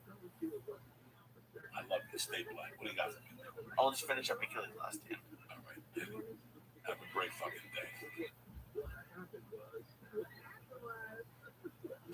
That is kind of impressive, though. Lighting a joint off another joint. I can never do that. Because you weren't a weed blow, cocksucker. That's what. I was a weed blow. I went until it became Boy Scouts. I was there for like a year and it got a little creepy, so I stopped. What do you mean creepy? Somebody tried them. I never understood, and I'm sure most of them are nice, but it's just like people who like are doing that stuff and like not all of them, but some of like I got some weird vibes from like some of like the guys who'll teach girls softball. Seems kind of weird to me a little bit. So I mean, I'm sure 95% of them are fine, but just stuff like that kind of creep me out a little bit. You can always tell they do get a little too into it. Yeah, that's what I don't like that shit. They got that look like they never really got older. Like just the face, they look like what Benjamin Buttons. Like, yeah, pervert. Fuck you in the ass and the butt. It's Wednesday. It's a beautiful motherfucking day to be alive. Get up there. We had a very interesting Monday night. It's funny because sometimes me and Lee hang, and it's fucking hysterical. Because I show Lee, you know, what I see, why I have the fucking thing up with my fucking stoned. Oh, really? I like it. And as usual, this podcast is always sponsored by Anna, and I even call sponsored. They're my buddies. I like Aubrey. I like the products that they fucking sell. I like how I feel the fucking new mood. Excuse me. I like the alpha brain. I like the strong bone if you're a fat buck. I like the hemp protein. This morning I made a banana shake with the chocolate hemp protein. Oh, that must have been good. Little milk. Fuck, I'm off. I ain't farting. It's clean. I'm ready to go. I really don't like eating. When I get over here, I gotta leave the house by 5:30, 20 to 6. I don't have time to make it. I'm not that hungry. Yeah, I'm not that hungry when I get up. We have the same problem. Yeah. I have to smoke 52 bongos. You know. I think it's because you. I mean, for me, like when you get up and you go, I've never been hungry. So when I wake up and go to work, I don't get hungry until like lunch. Oh no, I gotta eat something on the path. When I was a kid, I could get up and do that, and I found that's not really good for you. Oh, it's awful for you.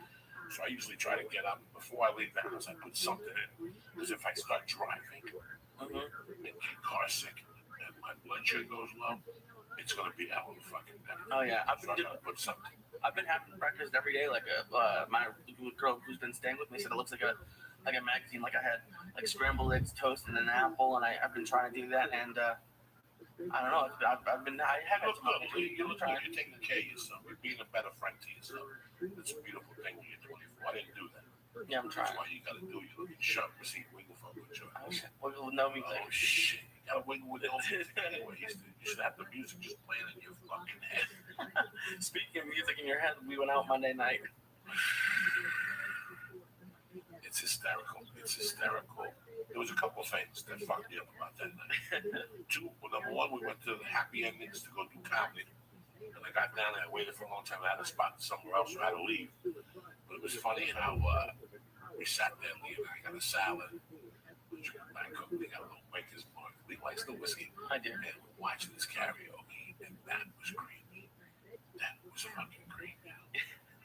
That was my first time seeing karaoke, and I didn't even like look at them. I was sitting with my back to the stage area, and I was just looking at you because you like with every person who came up until the two girls who sang that catchy song, like your face just like went blank, and you just started shaking your head. I never saw something like that in my life. But the click that came down, they had some skinny guy, and you could tell it was a fucking Moldovan, like that walked over with these jeans and these white shoes that were fucking beat up, and a t-shirt and a white vest made out of mink. And he had like a George Michael beard, like everything was perfect. I can't stand those fucking guys. And he was in that karaoke scene, and you know what? They had some hot fucking chicks. How hot was chick with a dress? And they're wasting their time with these karaoke guys who were fucking goofy retards. Get away. They're up there singing bad music. Immediately, there was one chick that sang a song. It was so fucking bad. It was so bad. She looked like the mother in Carrie, that creepy lady like that. Yeah. And even the guy she was with kept looking at the football, like the basketball game. He didn't want to look at it.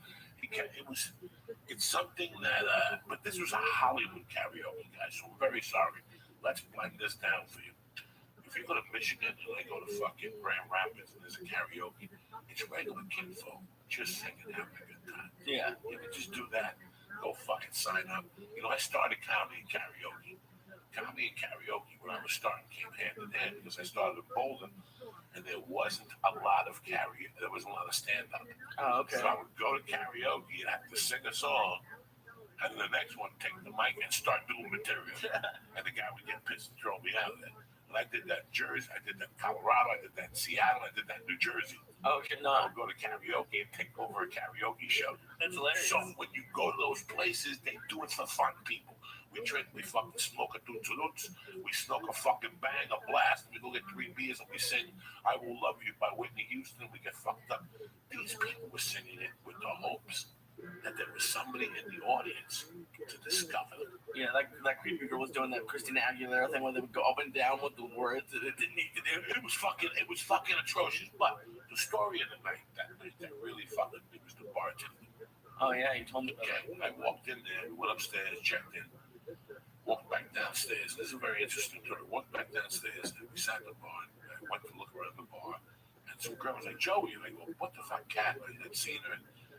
She was a beautiful girl. Yeah. That I was friends with as a stand-up comic in Chicago 10 years ago. I used to work this club on the South Side. Oh, I didn't know you met her there. Yeah, okay, around here. Okay. So we became friends. Friday and Saturday, after you did comedy at this place, you sat around the back and you drank with the waitresses and the bar staff and a couple people let us stay. I could grab a blow and talk to them. That girl didn't do blow, nothing. I'm just saying. Yeah. And then we talked to them and go back to the hotel, look out windows and whatever the fuck I would do. But what was very interesting was her and I became friends. She wanted to act. Listen, guys, I was 40 fucking 2, all fucked up. She was 20 something at the time. I wouldn't hit on her. We would go to lunch at Steak and Shake, right? We'd get like a little shake. We'd talk about acting and what she did. Then one day she bust out a movie with Brian Carey's boyfriend, Nick Cannon. Yeah, Nick Cannon. And in the movie, she has to kiss Nick Cannon. Okay. So what we had spoken about, like we would meet and talk about, like, make notes. Listen, man, as a stand-up comic, you move here and you're a stand-up comic, and that's great. You learn how to cover the spread as a stand-up comic. Somebody once told me to get into acting class, so I went to a Vanna Chubbuck acting class, which is one of the premier acting classes. It's where the black chick went before she won the Oscar. Halle Berry? Halle Berry, and the tall white chick went before she won the Oscar. The tall one that's really hot right now. That did a skit dancing on the Oscars. She played in that movie with Marky Wahlberg, where they robbed the fucking guy. Real pretty. Who's the Was it Uma Thurman or No. Charlize Theron? Or? Charlize Theron. All right. So Charlize Theron thanked her, and the black chick thanked the Vanna Chubbuck. Okay. Thursday night's class is the heavy duty class. That's where you go when there's agents there. You have to work yourself up to that class. So you take a beginner class, and they move you to the intermediate class. And the master class is Wednesday, Thursday being the premier class. Okay. You know, you go there and see models in there, supermodels. You see the guy from Sex and the City on Thursday night, and they let you do scenes. But you know what? It really doesn't matter. because I'm the motherfucker in the morning class that's working anyway. You follow me? Yeah. So that was what they trained you sort of in, but that's not what we're talking about here today. So I meet this girl, and we're talking, and I go, listen, when you go to LA, go to Atlanta Chubby. She specializes in women. And you're like, Joey, why? Because she breaks a woman down. She makes you get naked in front of the class and do a scene. People you never known before, it's fucking creepy. Jesus. But that she makes a woman get out of her skin, get out of herself. Okay. So that's why those women are tougher than fucking males. So I told her, she does this movie, Kisses Nick Cannon, is an extra in the fucking movie.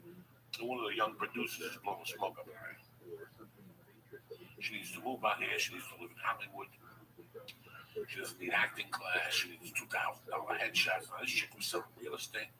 She was a waitress in Chicago. Okay. She moves out here. She calls me up one day. That's where I used to hang out in front of that gym. We were the other day. Oh, okay. Justin Ford's gym. I meet her there. There used to be a cafe right next door. I took her to the cafe. We're sitting there, and she's fucking insulting me. She goes, I talked to my producer friend on that movie, and he said that you were wrong, but I shouldn't go to an acting class. And I'm like, what? And see, I go, you've never done anything before. Yeah. You've never done anything. At least when you're a comedian, you've done shit. You've been on sets. You've seen what happened. This chick's like, I'm not going to be an extra, but I'm not going to an acting class. You know me, I don't give a fuck what you do. Yeah. She's like, I think you're doing it wrong out here. She goes, you're doing it wrong. She goes, me and this guy worked out a plan where I don't have to do acting classes. She goes, it's more about networking, going to clubs and talking to people, having this photographer headshot me and all this shit. And I'm looking at her going, wow, okay, if you don't think I'm fucking wrong, I never saw her again. She was moving into an apartment on Ocean Boulevard that you had to rent like as a community. Okay. And you had to share like the gym with something else, but you also had to share a theater. So if you were in a movie, your friends would come over and screen the film. You know what I'm saying? Like, this is how crazy this girl got. And for people who don't know, Wilshire Boulevard is one of the fanciest, boulevards. Yeah. And it was like, when you move out here, guys, when you first move out here, look at your rent beat. I mean, it's a 1-bedroom or a 2-bedroom to share with somebody. It's like $500 to share an apartment. Yeah. This guy talked this dummy into laying down $2,200 now. There's two types of women in this town. There's two types of guys. If I'm gonna fuck you, I'm gonna tell you. Yeah. Listen, I like your fucking pussy. We're gonna know before you fly out here and shit. But then these dudes that come out here as your friend, at the end they just wanna fuck you. Yeah. Just say it, get out of the way. I kept saying, are you fucking this guy? She's like, no, he hasn't even tried. He's a sweetheart. Well, sure enough, you don't know what to do. That's why you don't get involved with those guys, ladies, because if you fuck them, you're wrong. And if you don't fuck them, you're fucking wrong. And damn if you do, damn if you don't. Yeah. And these guys will tell you whatever, you're beautiful, you're going to make it out here, blah, blah, blah, blah. And they're just going to blow fucking smoke out your ass. I looked at this girl, I said, young fucking girl. After that day, I got up, went back to the gym, and I never even thought of her no more. Yeah. Like, I was like, here we go. Because I've lived through a million of those. Oh, yeah. I've lived through a million people who've come in with a fucking credit card and a smile, and they have all the answers, and they fucking blast off. And with me, it's always been hard work and staying on base. The other day, I watched Moneyball, and the most important thing about your life after a certain age and your career is staying on base. You're on first base for a while, but at least you're on fucking base. Yeah. And you're threatening to steal, and you get the second. There's nothing like not having anything going on in this town. Yeah. People have nothing going on. It's a mind fuck because they depend on this guy, or they wrote a script between 3 guys. Listen, 10 years ago, I fucked up. I should have wrote a script for television. I would have been on television right now because people don't write for me, but I didn't. And that's not the point. The point is that 4 years ago, I decided that I wasn't going to wait on anybody for help anymore. Yeah. The agents weren't going to help me. Nobody's going to help me. I had to write my own material. I had to get up in the morning and email people. And a lot of people don't like my style of business, but I don't give a fuck. A lot of casting. There's been about 2 casting people in the last 15 years that have contacted me and said, you're not supposed to contact me as an actor. And I replied, my job is to end your job. Yeah. You know what I'm saying? My job is to end your job. I knew right now if I had to look for 50 fucking people for a TV show in look through breakdowns and all this shit. But you came to me with 3 people to save me. I would appreciate that. Yeah, it must be kind of like, because I know, I mean, mine is a little weird. I work for a few months and I have to look for a new job.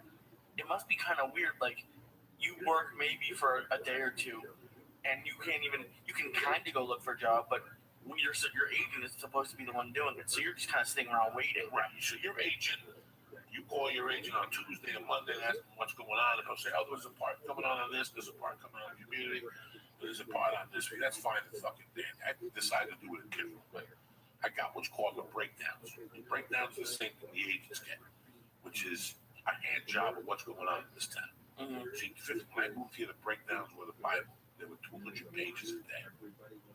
And that was just for theatrical. And in those breakdowns, you had ads, you had, education for actors, you had stuff that was going on, so it wasn't all breakdowns. So the breakdowns are basically this. Lee's doing a movie, The Adventures of the Flying Jew. He's going to be the lead. Lee needs a co-star. And it is the characters in the movie. They'll say, Lee Syed, 28 to 32, chubby little Jewish guy, whatever, recurring role, whatever the fuck it says. And then they send you in. The agent sees that, calls up and says, I have a guy that fits that, send me his headshot. And then they call you the fucking. That's the traditional way. Then you go to producers. I figured out a different way. With TV, you never know. With TV, it's every 3 days that they're looking for a role, so you can't stand for a film. I would get the breakdown. Okay, I'm gonna get the role that I wanted. Let's say it was a mafia movie. Okay. All right, let's break it down to a longer shot. I was just gonna say that, yeah. Okay, let's break it down to a longer shot. I get the call for a longer shot. Now, the longer shot isn't really that fair because the longer shot was a lead. Okay, so let me tell you what I'm trying to do here.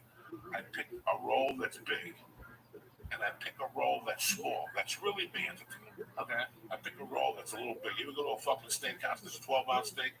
There's a 20-ounce steak. The 12-ounce steak you've had 15 times. It's comfortable.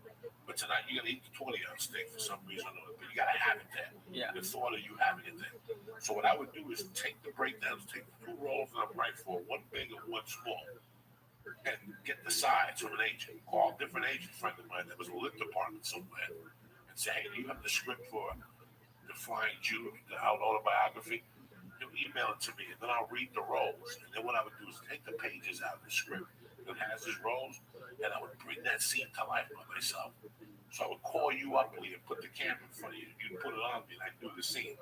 Yeah. And then after that, I'd say, my name is Joey Cocodes, and I put an audition tape together. And I found that way the fuck you work, and I sent you the tape overnight. That's a hustle. Yeah. That's a move that only you can put together. Somebody told me about it, and I didn't. A lot of people wouldn't do that. But that's how I got the longest shot. And that's how I got Spider-Man 2. That's how I got the other one I fucked with. That's how you get these movies. My job is to end your job of searching. Yeah. So that's what I do. Because otherwise you're sitting around the coffee bean and just waiting for somebody else to make a move. I want to know what the fuck's going on. A lot of times it's great to do spots at the Improv or the Laugh Factory or fucking. It's great at a comedy store. Me, I go down to the Mexican rooms and the black rooms. Why? Because I want to have my heart and get on the pulse of what the fuck's really going on. Okay. I want to know what's going on. I don't want to just dabble in. I want to know what the fuck's really going on. If you're going to do this, if you're going to be a plumber, you want to know what the fuck's going on. If you want to be a scientist, you got to know what the fuck's going on. I don't candy coat my comedy. I go to hell host. That's a week. Because Monday, I mean, you knew the guy and it was nice for you to be there, but in reality, you didn't have. It's not like you. It's like an open mic in Sinlight or something. It's practice. Yeah. It's practice. It's going up against different fucking faces. When you're a quarterback, you got to go up against different defenses and call audibles. Audibles is when you make the decision. They make a big deal about, oh my God, that guy just called an audible. Oh my God. You're supposed to call fucking audibles every day in your fucking life. You've been playing it for 30 years. You're driving down a fucking street, you see a dead fucking car 2 miles up. As you look and you see a bunch of idiots sitting there, you're going to fucking look that left and get the fuck out of there to make your life easier. That's an audible. You just made a fucking choice. You follow me? A lot of people, oh my God, I did an audible. What's wrong with you? We do audibles. It's a decision. Mm-hmm. It's a decision at the line of fucking scrimmage. It's just a decision at the line of do or fucking die. You got to make the call. You can't call mommy. You can't call daddy. You can't call Uncle Joe. You got to make the decision. And that's what that is. That's why I go to those rooms. So I can face different fucking type of people. When I go to a Mexican room on Thursday night at 10 o'clock, half of those people I'm blown. They're walking in and out. I got to work for my fucking comedy. Yeah. You think they have music and lights. you come up dancing and shit. No, it's a pool table behind you. You follow me? Yeah. So you have to make it. A lot of people refuse to go down. The comedy store is a very hard place to do comedy. Not everybody goes to the comedy store. You can understand. Oh yeah, of course. And it's People go to the Improv and the Laugh Factory. The comedy store is very fucking dark, so a lot of people won't go to the fucking comedy store. It's just dark in there. Your spots are always late. You know. I went through something where I had a boss that was a shitty boss, awful. I wanted to quit every day, but ever since I went to new jobs, bosses don't seem as bad. So I've heard that about the comedy store, that it might suck and you might be making no money or whatever, but when you go to the Improv, you're ready for it. It's like it doesn't scare you. You're ready. You know, I always say to myself that nobody can fucking scare me because I've done comedy in Buffalo and halftime in the same again. That's as tough as your life's gonna get. Tell you how tough your life's gonna get today, cocksucker. I'll show you people something. Because what we do here in the church, what's happening, I'll keep you on trends and what's cracking like. We've introduced you to banana bread, vapor pen, what else, Lee? Well, fucking bang bars across the country. Auntie Dolores. This is the hottest thing going right now. Chibo chews, okay? I was hoping you were too high and forgot. I didn't fucking forget. I never forget on my game Lincoln. You see that? These are called Chibo chews. I don't know how many milligrams you have. These are double dose for the whole thing. So I'm just gonna give you the weight. You guys are all gonna judge. I'm gonna give you. I'm gonna eat the other 1.5. No, Because that's how I fucking roll. All right. That's how I fucking roll. This is how strong these Chibo chews are. You see it? Booyah! It's a fucking. It's a Chibo chew. Looks like one of those now and later things for Starburst. A couple of them. years ago for them get creative. I puke again. I swear to Yeah, God. bro. Who takes care of you like you cocksucker? You say that, and then you call 4 hours later, laughing your head off. And I'm sitting in the corner trying not to throw up. Because you think about it, you gotta go out and move. You gotta go out and get some sun. I don't know how you move with that stuff. I have to. You fucking move. I jump in bed and I hope for the best. Music on, you're gonna sit there like a fucking mother. Look at the age, dude. It's Wednesday. Play some fucking music for these people. Why, brothers? This is like getting into a 14-year-old's fucking under. When you were in the 8th grade, you try to bang your neighbor. And they go through a vault of fucking debt to get down panties. But this is tripping. Look at this. It's a fucking Tootsie Roll. Oh, shit. That's all this is. It's a Tootsie Roll. That's all it is. Look, I'm gonna cut a little tiny piece for Lee. Because this is how your brother loves you. Look at that. Look what I'm eating, and look what Lee's getting. Look at that. All right, I'm going to throw some music on. Oh, yeah.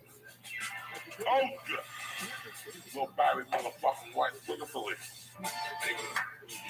Lee, you gotta go fuck this on bone, too. Please.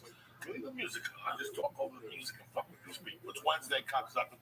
I got my main man, Danny Calandrolo, call in. He's a kid that I watched sizzle motherfucking basketball Nets. Went on to be a top leading scorer in the nation at Seton Hall. He was one of my idols growing up, and his brother.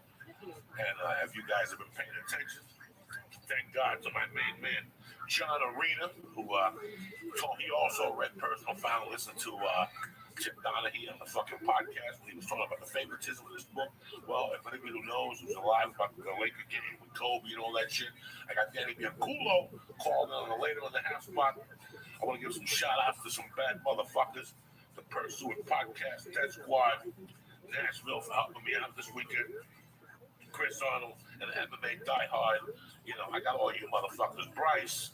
I got fucking Asa Hensworth. You know, I got everybody. I love you motherfuckers. All I want is the best for you cocksuckers. That's it. I don't know what the fuck. This is what I got to do. I forgot the light this morning. I got here early. Shit went down. And I forgot the fucking lineup. We got 3 joints to smoke. The show don't end until these fucking bazookas go down. Look at the size of this monster here. Then my fake cigarettes. I don't know what. I can't even be international this morning. I should have stopped and bought one, but I did. I was fucking early. I can't even be an international, like making believe I've been to Europe and all this shit. I'm fucking confused. But hey, what are you gonna do? It's Wednesday. I'm gonna be at Mercedes. Saturday night, 11:15. I'm just dropping in. I'm staying close by. What you do with your mom? So, I'll make a habit of lighting joints off my but where's the music, Lee? He was just about to go. Where you go? You gotta smoke some of this guy. I've had enough. 2 joints and that thing edible. I'm going to sleep for the rest of the day. What, 2 joints? Let's check out that joint. It's the second joint. So you're fucking me up. You're making me. Yeah, you had me there. I didn't think I was doing 3. I thought I rolled 2 and there was 1 here. So we were talking about that bartender in Hollywood and living here. Listen, the most important thing about living here that I seem to do, don't ask me how, because I had horrible years in 2008 and 2007, 2009 was, but I still shot movies and television shows. I still did stand-up. I still stayed relevant. I still stayed in the game. You know, when I walked in there that night and I sat down and seen her bartender, I was crushed and happy at the same time. Well, were you happy, or were you like kind of like felt like you were, I don't know, like proved yourself I was right? happy because I proved her wrong. You know, here she is fucking bartending. You just became a statistic.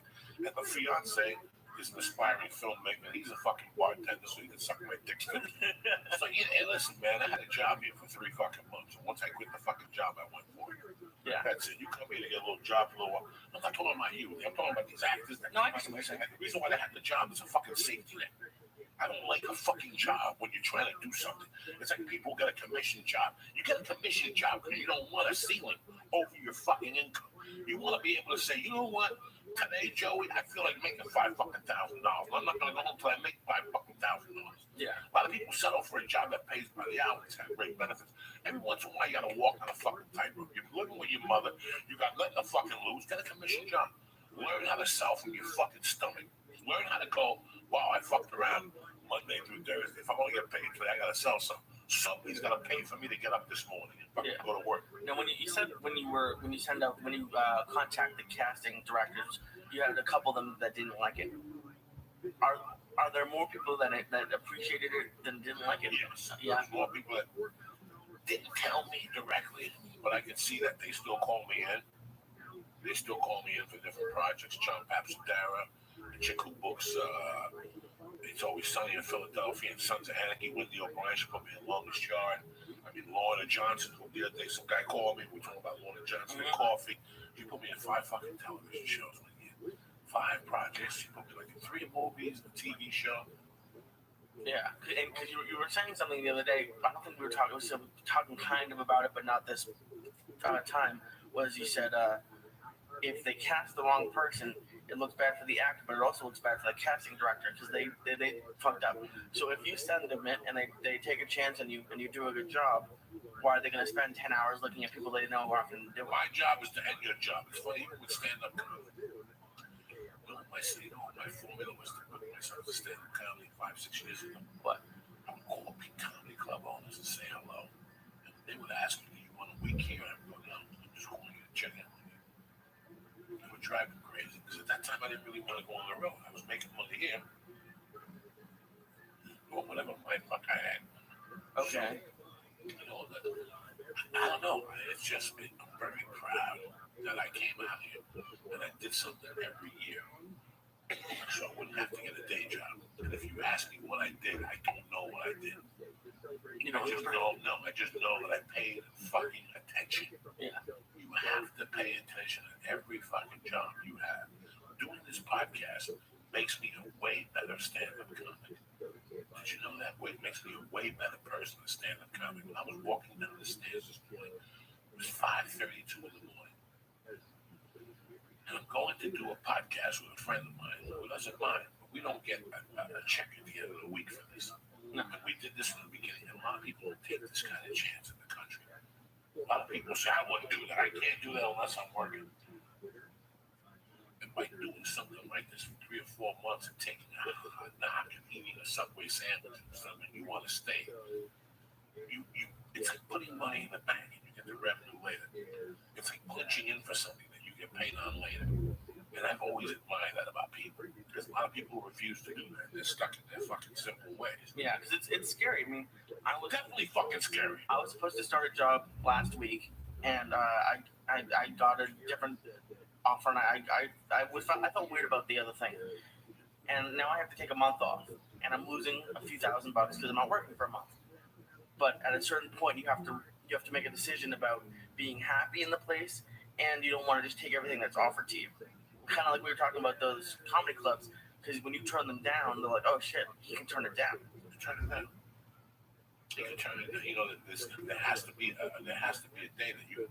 With me, I had to forget I was a comedian, that whore mentality, and I become Joey Diaz again. Why wasn't it? I always had the hustle and desire. Like, listen, I got up, if I find out about something, you call me and go, hey, Lisa Ian's doing a movie, Joe Rogan's doing a movie. I'll call the cast director and find out. I'll find out who's doing what. And then from there, we get the side, and then from there, we work that motherfucker. Oh, there's a role for me? How are we going to work this? Let's see who the producers are.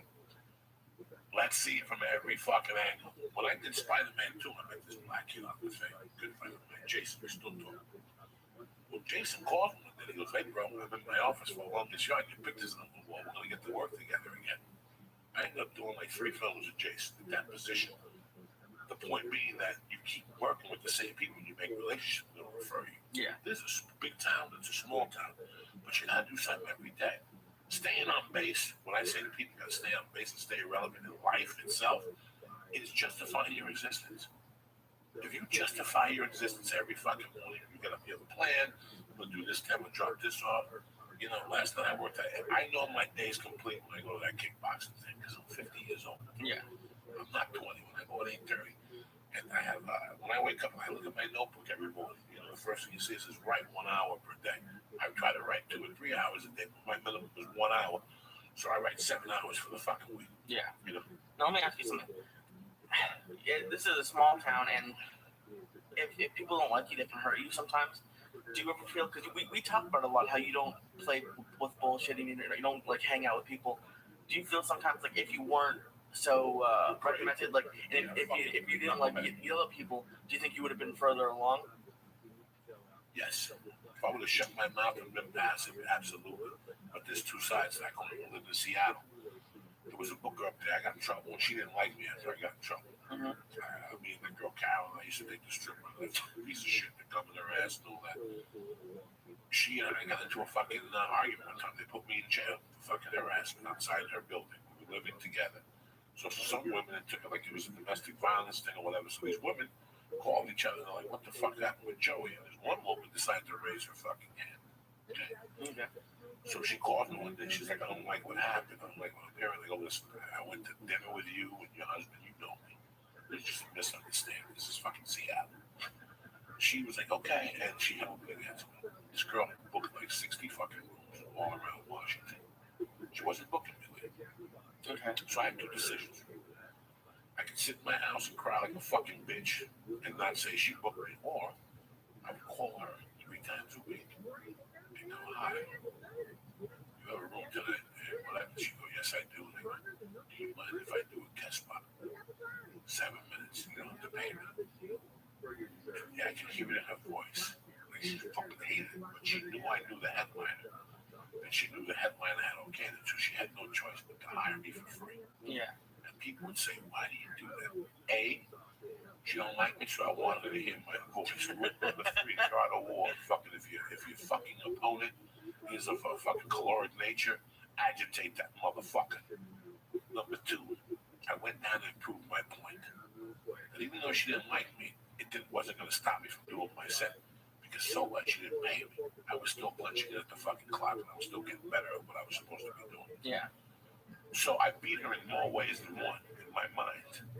Because she didn't have to pay me in her mind, but I was going down to get better at what I do. Yeah. And at the end, I'm here, and she's still in fucking Seattle with an umbrella right now, looking out the fucking window, thinking about whether she'd go get a coffee or not. Do you understand me? That's the difference. She used to have 10 clients and 50 fucking rooms. She don't have that no more. She has nothing now. She has 1 event a year or something like that. And she's old and fucking wrinkly. But I'm here with you guys because no doesn't mean no. I'll find the fucking way to go around it. Yeah. You know, I know people that will hire me because I'll say, hey, that trailer's too small. Or hey, there's not enough food on that table. I'm a fucking union member. You know what my dues are a year? I got to pay 2 times. I got to pay dues a year. Then at the end of the year, I got to give another point in the fucking hat to the union. If I got to pay those fucking dues and I'm doing a union job, when I show up, your shit better be fucking tight too. Yeah. For years, I went to these jobs and didn't say nothing because you don't say nothing. But then when I stopped doing blow, I realized before I was an actor or a comedian or I'm a fucking man.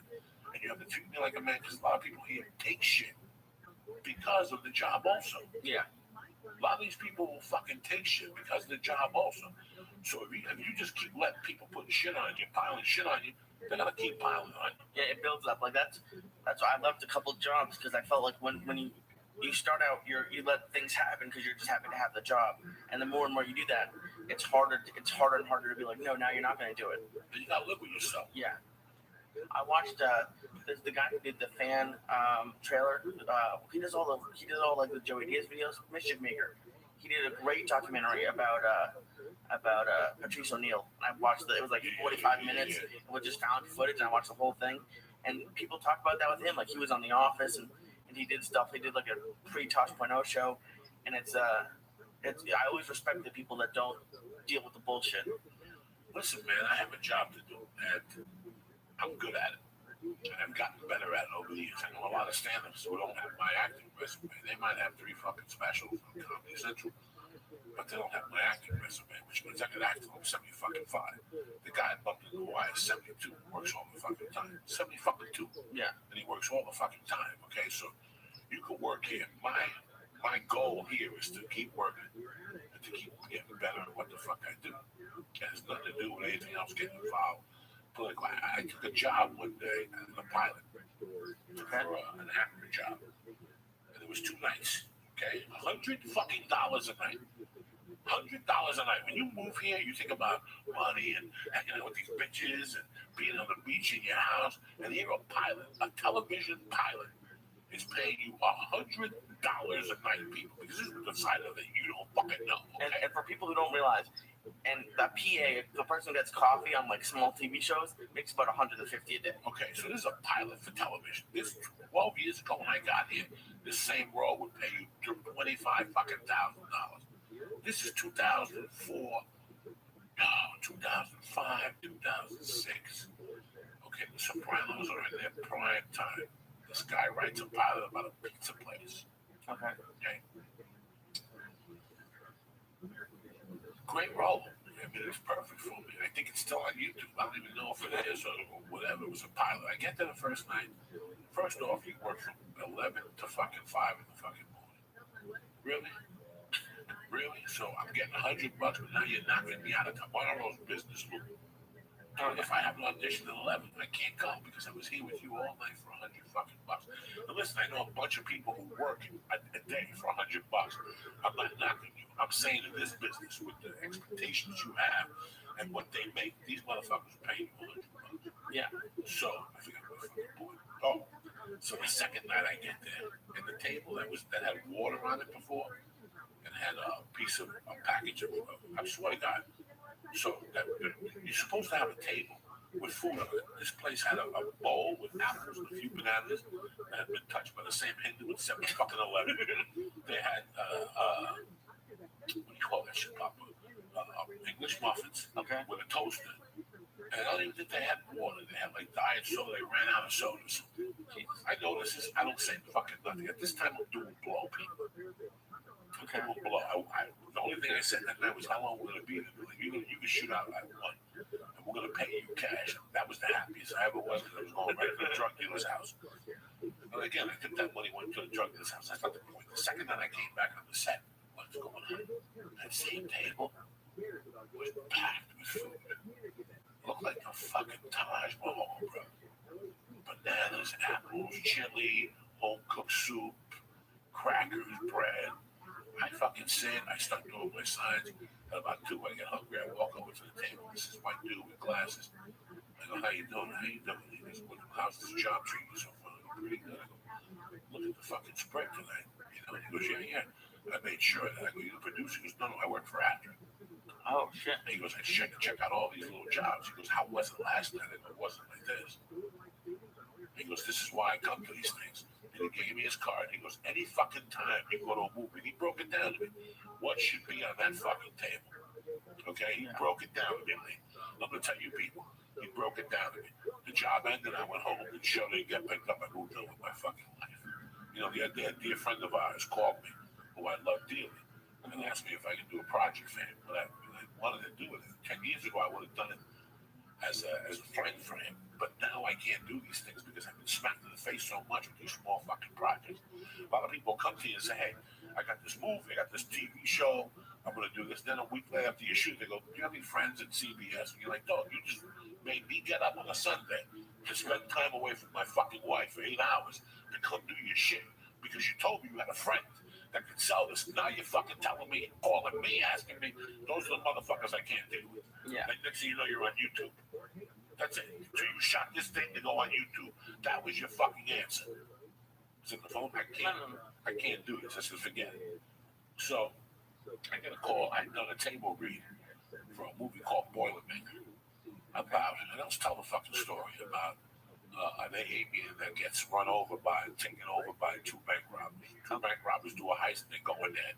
Cops are looking for them and they go in there and they hold up the fucking meeting and they slap a few people and then they got arrested. So I did the table read and people really liked me. The movie had Jack McGee in it from The Fighter and Jack McGee, and it had the guy from the other guy from Deer Hunter. We had some names and it was great shooting.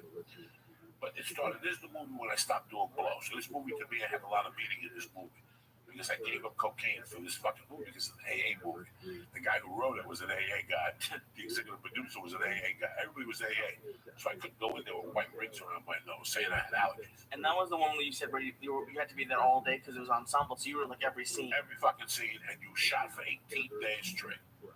Which anybody who works, you shot like for 22 days straight. Anybody who knows, after 7 fucking days, you want to shoot yourself. Of doing anything. Especially when you have an addiction and you want to be out of there. Out of there. But this movie helped my addiction because I was there. Yeah. I was there, So I took this fucking job and the movie starts on a Thursday. The movie starts on a Wednesday, guys. Okay. I'm asking you as Americans, as people. So knowing this, I pay 2.5% a year and then I pay another 5% or whatever the fuck I pay. I make a big payment, like 10% of what I make, I send in January. That gets split in 2. And then December, I get a bill every year for $1.5 for whatever I make to pay for my dues. Jesus. Okay, so now, this movie is not scale. When I talk to you about scale, most movies are $6.95, whatever the fuck it is, I don't know. Now, about 6 years ago, SAG, or 8 or 9 years ago, SAG had a strike or something. They put together this new movie package. You don't have to pay motherfuckers $6.56 no more. You can pay them $4.58, $2.58, or $100 flat, or $50. That's ultra low budget. Jesus. Okay, and listen, guys, if it's a great script, there's been 1,000 great movies the last 15 years. There've been $100 a day movies. All right, you can tell that they're a little fucked up, but it's a $100 a day movie. Okay, and not everything is fucking perfect. All right, so the movie starts on a Wednesday. So I'm getting off this blow. Okay. I'm really fucking fat. I'm 415 pounds then. I'm getting off the blow. I'm hungry. I go in there that Wednesday. There's no food. A couple bananas, a couple fucking pears, some toast. That's it. And it's not like you can go and grab a sandwich. This is off the 170. You have to be on set. So you're not You're not being a diva. You need food. You know what Ghost Rider is? I just watched the bad movie Ghost Rider. Oh yeah. This is the road where you take. In LA, the big roads are the 405, the 101, the 10, and what else? 175. The 175. No, the 170 and 5. But the 170 is like hell. Have you ever taken the 170? Oh, yeah, you used to live right by. You think you're going to die. You really do. It's the only road that you're like, is this fucking California? It's like Patterson, New Jersey. If I was to kill somebody, it's a joke. I would take them up there and just drop them. Nobody would find them. If you take a bitch up to 170, she knows she's dying. Okay, that's what we shot. Okay. Up to 170. I ain't never been up to 170. Already, I'm like, what the fuck is this shit? This ain't Hollywood. This ain't fucking nothing. This ain't nothing like I ain't never seen. This is industrial fucking park, California. So we get Sherman Way, you make a fucking left, and it's in this little set stage. Since it was one scene in the movie, it was an AA thing. We shot in the same fucking room. That's what's good. You have to make, you have to turn around, and that's what's something about it. You always ready to shoot. There was no go back. We had a set lighting. They already had the lighting set. We were just shooting. So Thursday I get there. There's no fucking food in it. Friday I get there. They put a little bit of food, but there's no food. And they're sending us out to lunch. At this time of my life, I had never seen this. This is what you were saying before. A SAG movie will not send you out to lunch. What if you slip on a fucking banana peel? Yeah. So they want you there in contact. The only movie I had ever gotten off the set to do with Spider-Man 2 because they let you go to the commissary. Yeah, and that's in the studio But lot. that's still in the studio lot. That's how you have to get in your car. That's the only movie I've ever done that they really let you stray away for lunch. Besides that, you don't want to stray away. No. You're working on a film. This is what you fucking went to acting class for. This is what you thought about high school. You don't want to go nowhere. Because now you get pissed off by the server. And you think about your lines. Yeah. Sit in the room, relax. You bring a book. You bring a half a dozen. You smoke that. Do we eat the other fucking piece? You can have it. Oh no! So this is going down. This ship is going down. It's going down. So fucking Friday, mediocre food. Saturday, mediocre food. I'm steep. I'm not saying that because they're paying me $100. I gotta go spend $20 for lunch. Oh, they didn't pay for your lunch? No. And I'm like, what the fuck? I was no trailer. No trailer to sit in. You had to sit outside in the sun. I thought they would have paid you for your lunch. No, I had to take my wardrobe home every day and wear it every day and wash it myself and iron it, make it look like it was a fucking Puerto Rican production. But I liked the script. I liked the people, and I wanted to do something different. Plus, I was trying to get off the blow. Yeah. So they made me shoot on Sunday.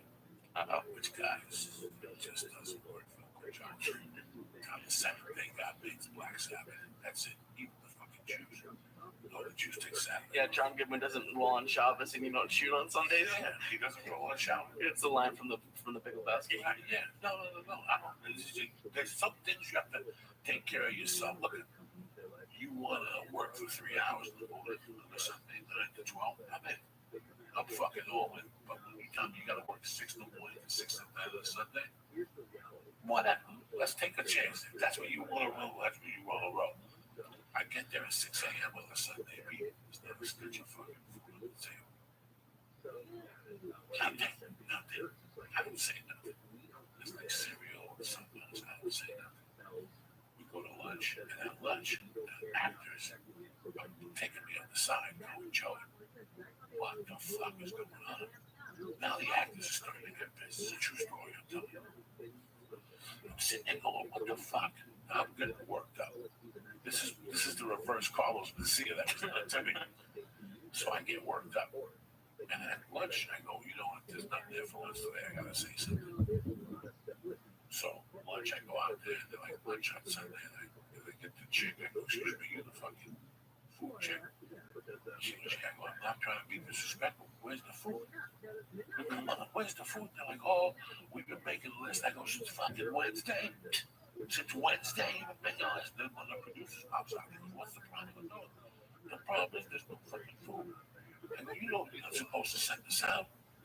You fucking know this. I go, all the fucking actors are pissed. The guy goes, well, nobody else said nothing. No, because they told me. And I'm sitting here going, I'm a fat fuck. And that's not even a banana. There's oatmeal. There's nothing. You motherfuckers better go get some shit. Get the fuck out of here. And I'll come back tomorrow when you guys get some. Yeah. For the next 20 days, those people didn't talk to me. And let me correct it. The food chick was the director's fiance. Of course. So I was fucked no matter what. All I stuck up for was what was coming to me. Yeah. I pay a lot of fucking money every year, and it's a union. You got to get your shit together. All I said was what was coming to me. They treated me like I had fucking the HIV. You understand? They treated me like I had the fucking HIV. They wouldn't talk to me. I mean, and even the actors. Jack McGee, I still see because he was in Studio City. Yeah. And Jack McGee is a real friend of John. Like, he's a real AA guy. He'll invite me to his house for little meetings and shit. I like Jack. You see Jack McGee in movies. That's a really good guy. Jack talked to me. But Jack is from the Bronx. So Jack even pulled me aside and was like, dog, thank you. But you fucking went off on it. I had to go off. I had to fucking tell him what the fuck. You know, but in this town, see, in life, when you pull somebody aside, I don't have to tell you that. Yeah. And it's the answer you give. If you're like, nah, since Wednesday, you blowing smoke up my ass. You were putting this list together until some guy like me came and told you that you put it together. Yeah. Before after comes. And I hate when the actor did. This has happened a few times in my life where everyone talks and, oh, they're all pissed off and everyone's going to walk out and then you say something and then they're all high. Oh, we don't care. We don't mind. Look at Joe Rogan at the Comedy Store. Look at Joe Rogan at the fucking Comedy Store. Goes to bat against this guy. All the comics, yay. Come Friday night, nobody walked out because Mitzi said if you walk out, you're not going to get spots no more. Yeah. And now you want me to talk to you? What the fuck is there to talk about? When you had an opportunity to get my back, you didn't get my fucking back. Yeah. I'm gonna talk to you 5 years now. I'm gonna forget that. Motherfuckers like me never forget. I'll forgive you, but I ain't gonna forget you. I ain't gonna go into war with you. No, wait, walk around. What am I gonna walk around with you for? Yeah. If something happens, you're gonna turn your back on me. Well, I can't do this. I'm not gonna get spot. What, comedy store's the only fucking place we get on stage? There's gotta be somewhere in this art where you keep what's yours alive. And for years, the blow I was doing was too fucking depressed. That feeling, it was a fact. I wasn't living my life. I was living, once I fucking took control of who the fuck I was, the people, nobody fucking talks to me. Yeah. Very seldom people like me on the set or whatever, they know. Get them on it, get them on. I don't mind that. Get them on it, get them on, pay my fucking money. I had a great time to do all these. You know, last year I got knee surgery. Okay, I got a call after I do a knee surgery for the dog that saved whatever. These fucking thieves. These guys, you want to pay your fucking residual, another $100 a day movie. I'm taking falls. Those are $100 a day movies? Yeah, the Christmas ones I do $100 fucking dollar a day movies with Dean King. Jeez, like, and I was just gonna ask you, do you think movies like that, they'll probably somewhere they have a They certain... make money, they get paid for television, they pack the money, they don't give me 100. That's what I was gonna say. Oh, they don't pay that much anymore. Yes, they do. If they don't pay, you wouldn't be fucking doing it. The producers take them. Yeah, you wouldn't be doing it. So they stopped paying residuals. I gotta call SAG. Like, SAG called me one time. SAG was like, hey, dog, you get residuals from that movie. I go, I haven't done shit. They go, well, email you something, sign it, send it back. It's a fucking report against the second movie in Colorado. The whole fucking cast and crew wrote them up. Hey, you know, you work for these criminals. So they called me. I said, listen, guys, I just had knee surgery. I'd rather not do it. They're like, no, this will be easy. I said, listen, it's never easy when you motherfuckers. I always got to chase a dog or run after a cat or do something, which I don't mind. I don't mind playing those roles. I've enjoyed doing it. But after a while, you're like $100 fucking bucks a day. 6 days is $600 fucking bucks. I'm chasing cats. I'm jumping off fucking buildings. Again, I pay union. I don't want somebody saying, well, Joey, you sound like a fucking diva. Fuck no. When you go to work and you get $8 an hour, $100 a day, you don't have to pay. You don't have to pay. I gotta fucking pay. And this is the only union that they don't stick up for you guys. And even brought up your agent yet. They take 10%. They take 10, but I don't mind that. Listen, in my world. No, but that's what I'm saying. So for $100 a day movie, that's 90 you're making. Oh, I see what and then taxes, and then part of that, yeah. So that you're making like 75. Fuck yeah. So at the end, then you're wearing your own clothes and your gas. And your fucking gas. Yeah. You know, I get these calls. I got a call. Yeah, I want you to, play a guy, a heavy in the strip club. How much? All right, 100 a night. I got it. Then you get there and it's not day shoot. It's a night shoot because they don't have the money to buy the location. So you got to get in there when the Mexicans clean the fucking building. You got to fucking shoot opposite where the Mexican chick is clean. So when is the strip club closed? 2 to fucking 6, 2 to 7. So I got to shoot between 2 to 7 for again $110 goes to the fucking agent. Taxes, gas, and my wardrobe. I just shot a fucking. You're breaking even. Guys, I just shot a feature film that you guys will see on Showtime or Cinemax for $50 a day. So ask me fucking again. It's like me telling you people to pay you $10 an hour. And before the fucking day starts, I'm taking $35 from you. Yeah. After taxes, what do you got left? And that's in every industry. We're getting raked across the fucking board. This isn't only me.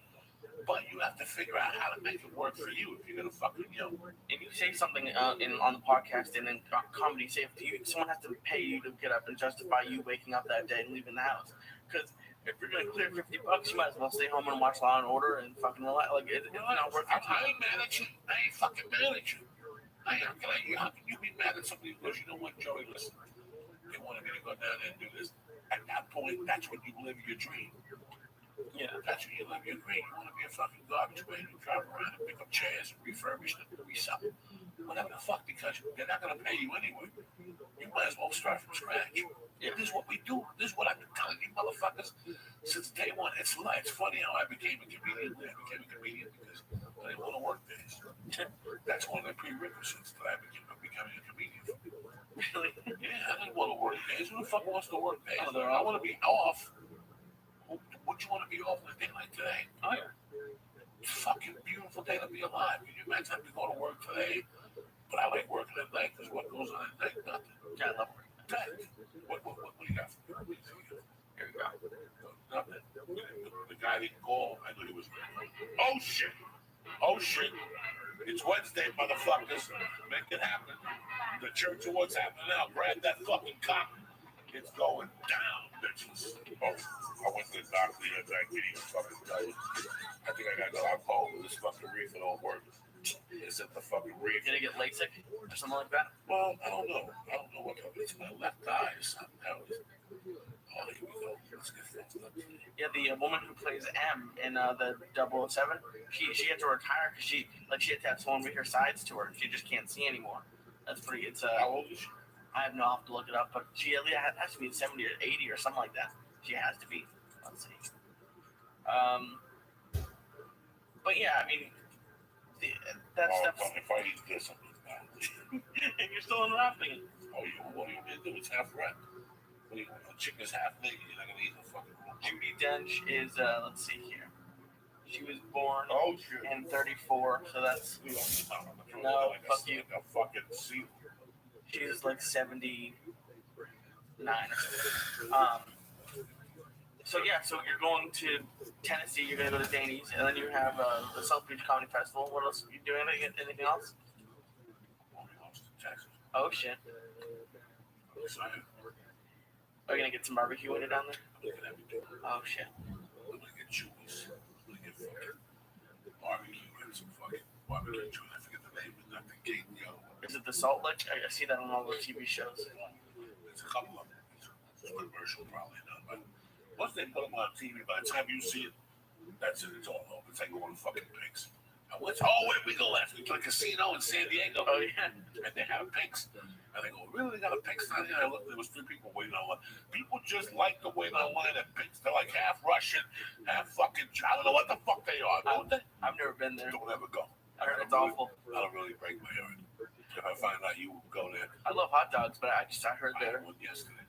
Oh really? Oh, I love hot dogs. I had the ones at Rounds, brother. Do you steam them or put them on the pan? I like them in the pan a I put little them bit. on the pan and I cut up a fucking white onion real small. Okay. Because I had 10 points left last night. Okay. After lunch and breakfast. So I like my. One thing I did this week was I ate at home. That's a huge My job. wife, I tell you, my wife was killing me with eating hot dog. Killing me. Once we were doing one meal, but it kills you. That one meal sometimes 5 days a week, it fucking kills you. Money wise, calories wise. You don't go to a fucking expensive place. But still, if you're spending $20, yeah, it's like 22, 28. You go like Big Tony's, who's healthy as shit. Big Tony's is my favorite fucking healthy place. Right there on the riverside. Is it one of those like burger stands? No, it's a little quarter Mexican place. Oh, okay. That's where they got a singer from the group. What's his name?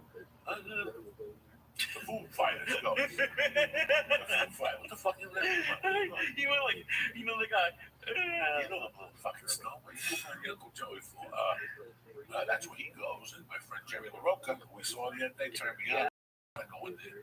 Like right now, they got a great oatmeal thing. I mean, it's a Mexican place, but they cater. They have a fruit basket. God damn, with this juice on it, with raspberries and mangoes and pineapples and cantaloupe. It's delicious. I think $4, $5.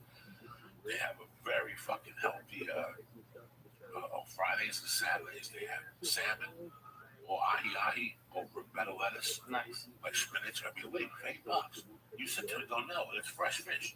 You get it fucking every Friday and Saturday. But during the week, they have this special chicken salad.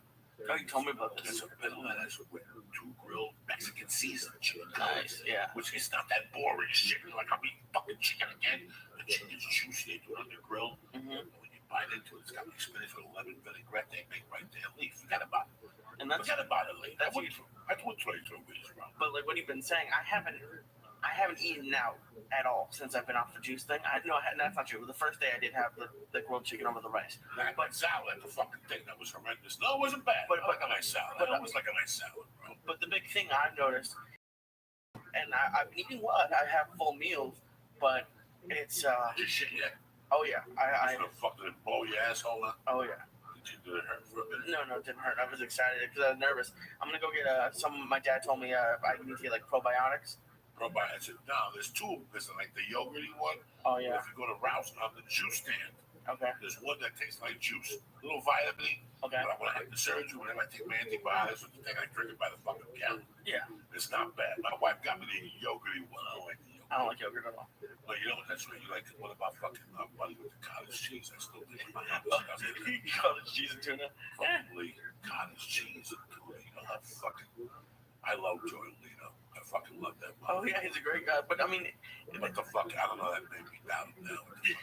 I mean, if you're gonna throw mayonnaise in it, and instead of mayonnaise, well, no, that's what I'm saying. Instead of throwing mayonnaise, if you can get past it with the cottage cheese, and if you can, I couldn't do it, but I mean, if you can get cottage cheese is always taken like that. It tastes like straight up fucking ass. Yeah. Just looking at it, it looks like fucking yeast infection drool or something like that coming out of little chunks and shit. You ever see a little monkey with chunks of cheese? No. What the fuck? that's what comes from doing the stuff that you always tell me to do. I've never seen chunks of cottage cheese coming out of a pussy, and I'm proud of that. It's a joke. All right? No, you've seen. You want to piece of joke? No, I don't want. What do you got to do all fucking? We're gonna drop tomorrow. I gotta learn how to take care of your cats. I gotta pack for tomorrow. I got shit to do. Well, I'm gonna do it right after I feed your cats. Thursday night you leaving? Yeah. I'm gonna start driving back Sunday. You better be nice to my fucking cats. I love your cats. No perversions.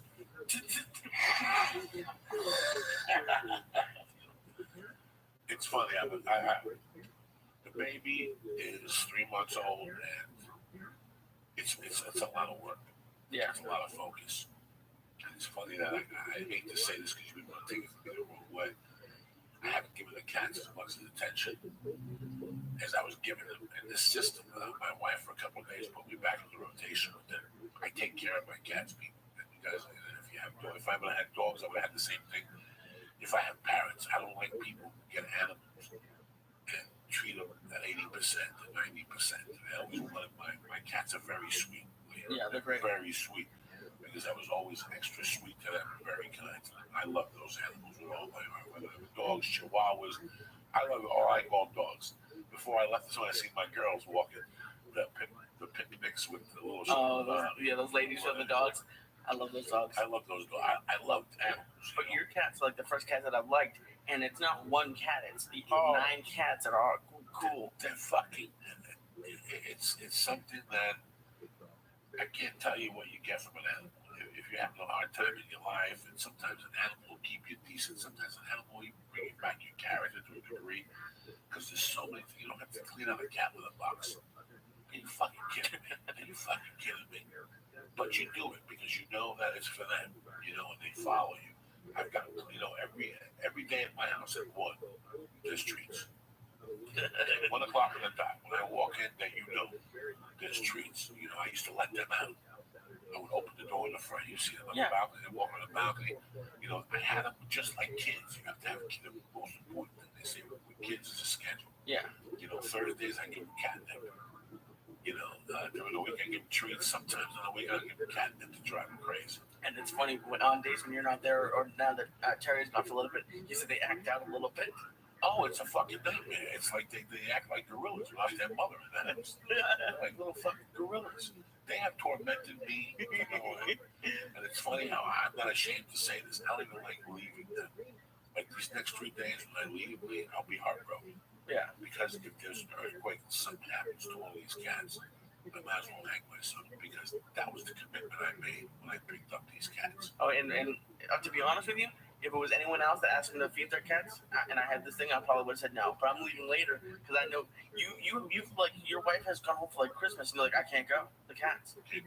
So like, I for people who I know it's important to, like, you're like, you can't. I can't go. I don't want.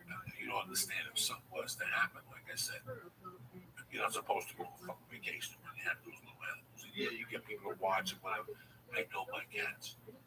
I know their movements. I've been around with these. I know their tendencies. I have to put certain cats' dishes in certain places, yes. And I can't just like take a dish and like, okay, they'll all eat. Like each dish has it for a certain cat in a certain place, and it's Fidel is gonna be fucking crazy tomorrow because he doesn't eat. He likes to eat like every 5 or 6 hours. This cat's eating all day. Like Superman, as tiny as he is, eats all fucking day. Then picks at that shit all fucking day. So, but it's funny how when I wake up at 2 to pee, I can tell you who's awake.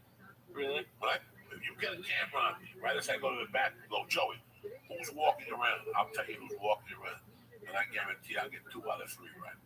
I can tell you who's on the couch. I can tell you who's behind the couch. I can tell you who's in the room with my wife. I can tell you who's in the fucking room with me.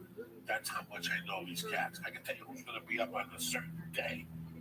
Because right now they're sleeping. There's no action in the house. But there's one guy that today is his day to walk around. Whose day is it? Today's Thursday. It's Sissy Day. Today's Thursday. It's Wednesday. Today's Lulu. That means Lulu will be sniffing when I come in a little So you'll take a watch? And she takes like a little watch and she walks around. So I know their tendencies. I know that they're used to me being there every 2 or 3 hours. Yeah. For 25 minutes. Sometimes I come in, take a piss, check the computer, feed them, give them like love, giggle with them. You know, check the fucking the backyard, take the garbage out. Sometimes I just run through and have that type of love. Yeah. So yeah. People looking at me like, what the fuck, Joey? Okay. No, it's funny. Motherfucker's the truth. If you're gonna get an animal, you gotta go 100%. Don't get the fucking animal. That's one thing I miss about going to do the podcast there is because you would be getting ready in the morning and stuff, and I'd be planning like I'd have to go see Harry, I'd go see Fidel, and it'd be like 20 minutes just patting them and like, and I miss it. And they're happy to see you. They're very happy. I wanted them to be lovable. I never wanted them to be standoffish. You know, Superbad. I see Superbad do things that are fucking amazing. Or like what? That are amazing. For Superbad, they're amazing because he could not get that way from me. He could not get that. When I first brought Superbad up, Superbad fucking hated Terry. Really? But he hated the fuck out of me. Superbad is a black and white one that was part of 4. He had 4 in his litter. 3 of them were Siamese. Superbad came out black and white because a female cat could get pregnant with 2 or 3 different cats at the same time. Are you serious? Yeah, they both fucked her the same night. They both fucked that my cat. Well, no, it wasn't my cat. She lived on the fucking street. She was a dirty woman. But she's the mother, 6 of my cats. Yeah. So it was 2 cats that fucked her. The black and white got her pregnant. We only had 1. And the Siamese samurai had 3. Okay. So Superbad's the one, for people who don't know, whose brother was sick and is one of the main reasons you got off Blow. Well, off Blow, but when we captured Superbad, Superbad was always 20 feet from me. Superbad didn't like human contact, where DJ, Lulu, and Evie like contact at that age. Oh, okay. I had to take the fucking 4 more days. They were tiny. But when I come out, DJ would come over, and the 2 girls would come over. Superbad would never come over. That's why I said, really, Superbad? Well, fuck you too. And then when he would stray DJ out, I'd say, you know what? I'm going to stab this fucking cat one day. And so when I had to bring DJ up, upstairs, and I had to bring DJ upstairs, then he was sick. Superbad was just the same. I still remember my wife trying to carry Superbad, how he was weak. Yeah. And he was still hissing. Oh, really? He didn't like human contact. And I remember going, this fucking cat, and I remember leaving that night, coming back. DJ was dying, but Superbad was horrible shit. And every time I go in the bathroom to check on him while I was petting DJ, Superbad would hiss at me. Really? Like, let me fucking die, get the fuck out of here type. This is basically don't fucking touch me. But I would force myself to rub his side, and I kept rubbing his side and praying, and especially after DJ died that next morning, I got up and I'm like, you're not gonna die. And I said, I'll never do Blow again, but you're not gonna fucking die. Yeah. 3 days, I was gonna stab the cat myself. 4 days, my anxiety levels were high, and I rubbed them, and it went from me rubbing them and going maybe like 3 minutes ago. Like he tried to hiss at me, to me to go away. It went from that to him starting to burn. I watched the transition, and then I kept rubbing him. I would go in and come back and rub him. So he stopped hissing altogether. It was just a ball of burn. Yeah, and it's weird because Lulu and Evie are more a little. I mean, with you, they're probably fine. With me, those are like really the only 2 cats that are really cool with me. Yeah, He'll still bite you. That litter stayed outside a little longer. Oh, okay. I left them outside. They were 7, 8 months old. By the time I brought them up, they were getting into that. They seen the father killed other cats. There had been a couple wars. There was raccoons back there. They had seen everything. So it was fucking. The first people that took Evie, the first girl that took Evie and Lulu had a big old cat and didn't like those 2 kids.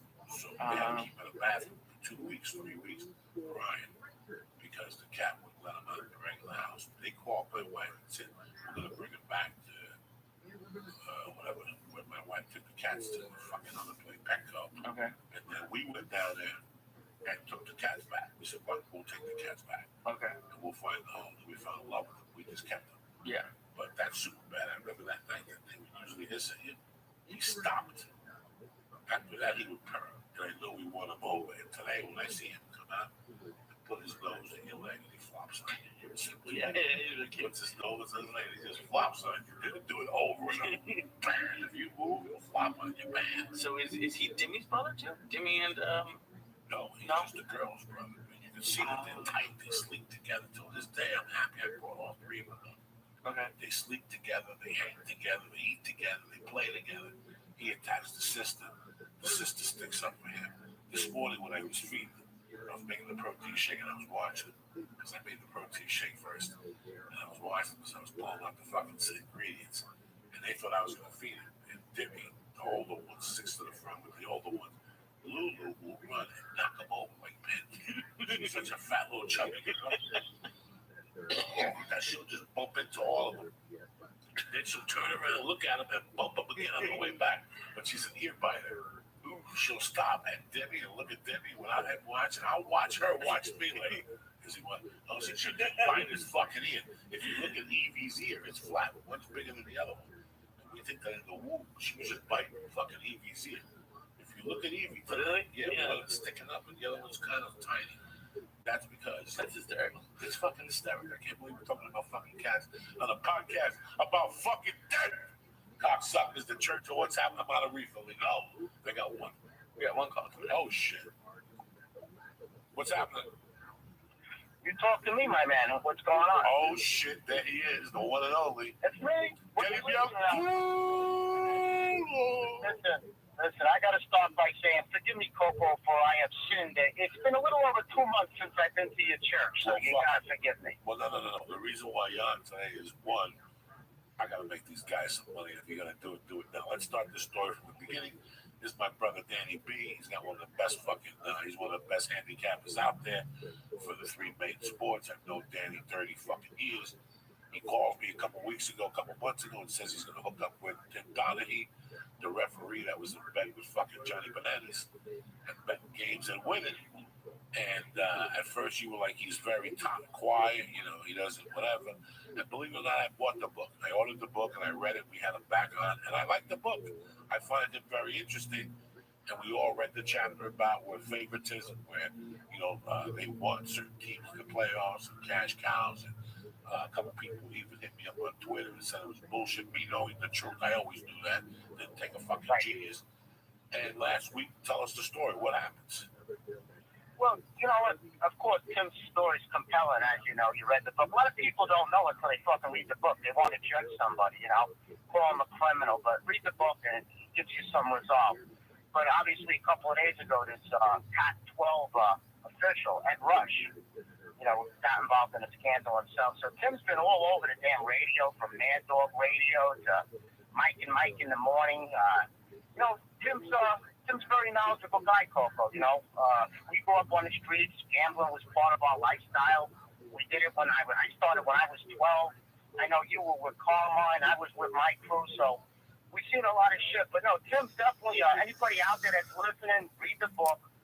Get involved with him. Give him a call, man. I'm telling you, this guy's a cash cow. And he said it. That was it. Kobe Bryant is going to make the fucking playoffs year after year. They're in it now. They're 4 games above 500. I knew that. I knew that when I heard Shaq say during the All-Star break, the Lakers are not going to make the playoffs. I'm like, you fucking cocksucker. In fact, last night they covered, right? Did they cover last night? You know what? Yeah, they won big. You know what? Fucking the Lakers don't make the playoffs. It's bad for TV. It's bad for TV. It's all about TV, and that's what Tim talks about a lot. It's just a business. Stern, he's a smart Jew. He knows what he's doing. He's made a lot of money for the league. DJ'd, you know, this Mark Cuban, too, you know. Tim's in touch with Cuban. This is pretty cool shit, you know. When this story broke, this referee, Ed Rush, at the time, he was the head of the league's official back in the day. Cuban's a billionaire, young kid in the league. They hated him. They had it out for him. You know, when the story broke, you know, Tim talked to Donaghy, Cuban rather, and Cuban was like, Tim, stick it to this guy the way he stuck it to me, you know. A lot of people wouldn't believe it, but the fact of the matter is Tim's still in touch with a lot of these guys. It's just dirty business, man. I wish I knew what I know now 30 years ago when I was out there getting fucked up, making $10,000 and losing it to the English brothers, the Burgalitos, all those fucking crazy men. No, this is good. This is good shit, and I'm excited to be involved in it. Look at that paying a bookie. What a disgusting fucking feeling. Well, it's horrible, especially when you had to borrow from Peter to pay Paul. Oh. So COVID, you know, we did a lot of shit to survive there, folks. And like I said, everybody's proud of where you are right now. It was a rough battle, but, you know, did you even think you'd be alive at 50 years old? No. I didn't. I was telling Lee the other day. I got 2 kids. I'm still here making money. It's beautiful. You know, Jim Burkle died this week. Jimmy Burkle died. No. He finally, yeah, the best one of all four. He finally died on Sunday. He was 53. Died on my birthday. And I told Lee the Jimmy Burkle was a good man. Good man. Listen, man, I'm at Joe Mary's. I'm robbing. I'm down 40 grand on the street. You knew it, and I knew it. That one of those Cubans was going to put a bullet in my head. Remember, you took me to see the winner with Malagamba. He said he was going to take me to my stepfather to get some money from my stepfather. I had just tried to rob Nico on 57th Street here with the flower shop. It was a high-level bookmaker for the battles. I tried to rob him. My hand got caught in the fence. I was staying in Fruity Masusuno's basement. I had just given all my best friends a bad dose of sleeping pills when I robbed the epileptic fucking janitor. Remember, I gave it to J-Mo and Greg, and you, and nobody talked to me. I know, I remember, and they're lightweight, so that really fucked them up. Oh, I gave them epileptic pills. I thought they were fucking baby Quaaludes, and I gave them more epileptic pills. I used to rob the janitor at Joe Mary's. I remember it all. What was the fucking vomit? What was Lila. Sweetheart, darling. Sweetheart, you do too much cocaine, you look fucked up. Lila will give you remember her fucking vodka. Sure, she killed herself. She killed us. Do you remember her white? Do you remember her vodka and orange juices? They were white. You just fucking have a lot to. Yeah. We left up. I don't know how. You know, who was that kid? Didn't the kid shoot himself right across the street in the park that one time and survived? Put a 45 to his chest. Listen, what the fuck? You remember that kid? I know, Cole. I'm like I said. I'm just excited to be around still. No. Don't go nowhere. We got to talk about this Joe Mary's. Just let these motherfuckers know. You're talking about the guy that shot himself. Oh my God, I'm trying to think about this shit. He put the fucking, and he played, and then his nickname was, you know, shot in the park instead of shot in the dark. He used to say, and he survived it. His name was Ed something. Russo's. And his theme song when he survived it was shot in the park. What about who was the old guy that used to? What was the old guy? Johnny Reed, who used to hang out at the Midtown Lounge, and he could throw. John Reed. He was an old guy. On that guy. Then we pick on him. We abused him. No. This is a guy that jumped out of a dumpster. No, he jumped out of a building in North Bergen, but he landed in a construction dumpster and lived. And everybody tortured him. So he used to hang out at the Midtown Lounge and throw punches in the air and have conversations with himself. Yeah, that fucking weirdo. Yeah. Remember, we locked him in the back of Midtown. One come up, put my dick on the chair and showed it to him. We go, Johnny, look at me. Turtle deck. And he went, wow. Tell me that fucking bathroom. It was like, you know, what was that joke when you can fit 1 million Jews in a Volkswagen? How many of us can fit in that little fucking bathroom and snort? That bathroom was the size of a, you know, we had 20 people in there, and it seemed like there was still room for more. You know, that was fucking something. We had some fun, though. Honestly, we look back. 30 years ago, you know, I guess I started really peaking with the party in like 83, 84, 85, 86, you know, and we've seen a lot of shit, had a lot of laughs. Danny, I'm still thinking about the janitor, Danny. You gotta remember, this poor janitor, Cleveland High School, he would come every Friday to Joe Mary's. And this all started by me pickpocketing his pill thing out of his jacket pocket, and I would take the Valiums out of it. He had 30 10-milligram Valiums. Every Gary, Friday. what was the name of the janitor at the high school that used to They had a bunch. They had the one guy's eye. They had the one guy's eye that looked up. They called him Eagle Eye. They had Benny in the jet, the old guy that died. Benny, he used to get blackberry brandy in the wintertime. But this guy was a quiet dude. So I remember one night I went to Mugger and I went to the people and he didn't bring the Valiums. And they caught him walking by Grasshopper and Larry McNeil, me and somebody else threw a beat on him on Friday. Like, next time, bring the fucking Valiums, cocksucker. Larry. Wasn't his name John? I know he had black hair. Gary's sitting here scratching his chin trying to figure it out. No, Gary was too fucking young. Gary was 10. No, listen, Gary was fucking 7 years old snorting coke. Gary fucking was doing it when we started. What he's fucking I know, but he didn't go to Joe Mary's then. That's what I'm trying to say. What the hell he did too? We used to sneak him in there. He'd be in there outside in the alleyway. Gary's seen more. Gary's memory is ridiculous. I mean, he can remember people's pages numbers from 1985. You give him Nick DeLucia, ask him Nick DeLucia's number, he knows it. You ask him Carlos Acosta's number, he's got it down. Look, he's doing it right now in the background. Didn't he try to rob Nick DeLucia? He left the suitcase behind. Yeah, well, that was I put him on that. That was my fault. I put him on that. He robbed the wrong fucking suitcase. Yeah, no, him and his boy Speed, they break into DeLucia's. There's like 100,000 cash, tons of fucking pre-rock crack. There's a briefcase. It's a score. It's a score. So what does Gary do? He takes $40 off the fucking kitchen table and a couple of buds of weed, and that's what he left behind. But then again, when he robbed TGI Fridays in the early 90s, he grabbed $4,000. They laughed about him the next day. They said TGI Fridays robbed, burglar leaves $56,000 behind. So Gary, yeah. I robbed the Hess. I robbed that one Hess gas station, and I got it for like $12,000. Me and the stutterer. And look, we left. Jimmy Lou.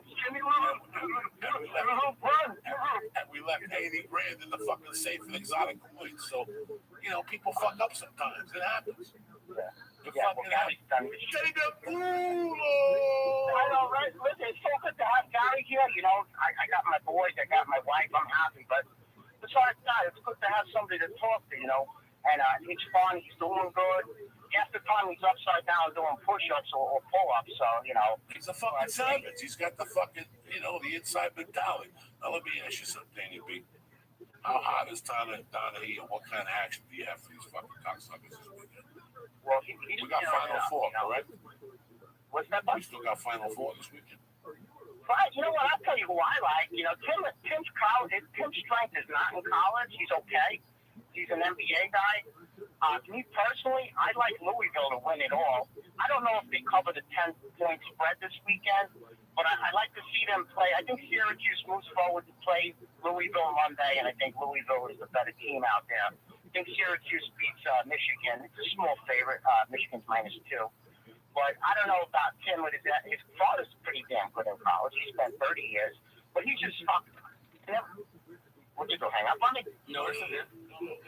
You're hanging up on me? What the fuck? No, we love but anyway, I know you do. But listen, he's on a tear. His record's all documented on his website, so I'm not just throwing out, fictitious numbers at you. He's on a roll. Last night he had the Lakers. But let me tell you something now. He is human. He'll lose 2 or 3 in a row, and you can't get discouraged, and that's where you fuckers go wrong. Because he's a referee. But remember, he was betting with a whistle in his mouth, and he still didn't win every game. But if you stick by his side and get that money, at the end of the year, you got years. Because even if you go 7 out of 10, you still got fucking what? 4 or 5 net winners, which makes you fucking cash and umbo at the end of the week. You want to get your dicks up. You want to go backstage at the Eagles. You need to get your dicks up. You need to get some fucking geezers. Call Danny Bianculo.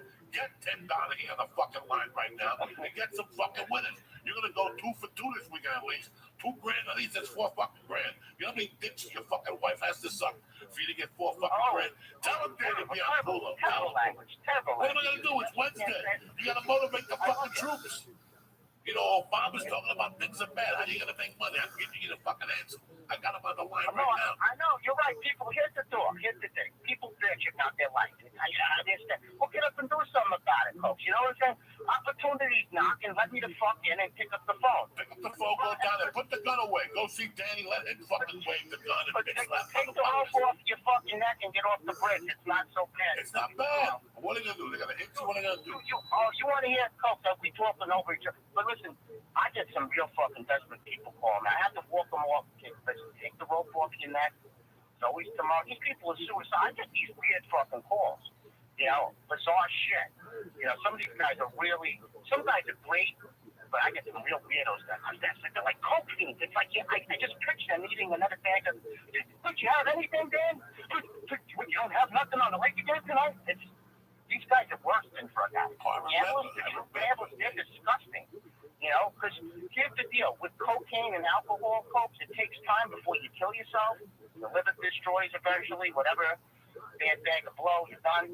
But the gambler, they can wipe themselves out in a matter of 2.5 hours. The course of a ball game, everything they have saved could be gone. So they're worse than any other addict out there.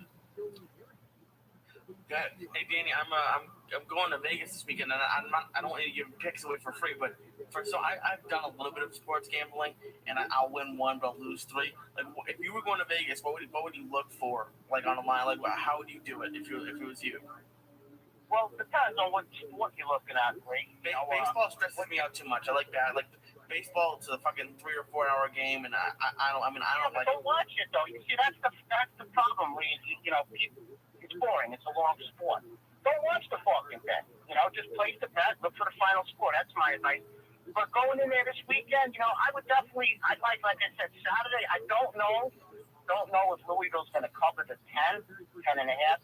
I think that they definitely win, but I would, if you're going to bet a particular game out there, and now today's only Wednesday, we're talking Saturday, shit happens. Just take the fucking number on Saturday and call Daily Direct. Or go to the webpage direct. Yeah, well, you know what, that's the thing, people like, even when you're buying these fucking picks online in the morning, they're posted at 6 o'clock, 7 o'clock a.m. Tip-off is 9 o'clock Eastern, whatever, 10 o'clock, a lot of shit transpires. A lot of shit happens. So, what's that, Paul? A lot of shit fucking happens. That's why people are, Yeah, you like the UFC. Shut the fuck up. Call me next fucking Friday after the weigh-in. You gotta, you know, the best information usually comes an hour, 2 hours before a game starts. But some of your sharper players, like the Philadelphia Godfather, the Philly Godfather, he's been on your show. Those guys move 5 minutes before a game, 10 minutes before a game. But they're bringing in the steam. They're moving hundreds of thousands of dollars for there is a betting syndicate. People say, oh, there is a betting syndicate. It's a group of successful bettors that pool their money together, and then they have a count room. They make so much fucking money. I've been in the places. There's fucking counting money. It's like, that's what they do. They count fucking money. There's big money in sports betting if you do it right. That's the whole thing. If most people don't have a fucking clue. They can't pick their wife as a photo lineup. Janet Jackson, 94, you know what I'm saying? Yeah, you know, we've been through a lot. We grew up. We did everything. The shit that he talks about every time on the church, what's happening now, he's telling you the truth. The guy that owned Joe Barry's name was George. He was a loan shark. Crazy George, yeah. He was a loan shark. He was a big time loan shark. And then he got so big that he would write. He got to the point where he would write you a check, and you would have to go to the bank and cash it. But the guy at the bank already knew you were coming. That's how big this guy was, because he wanted. And I used to go to him for loans every other day. For some reason, this guy liked me. He kept giving me $5 for $750 for 75 a week for 10 weeks. Jamo funded many pounds of weed off of George's money. And you know who else? Nick the pizzeria guy. You know Nick's pizzeria? Yes, the best. It was a big.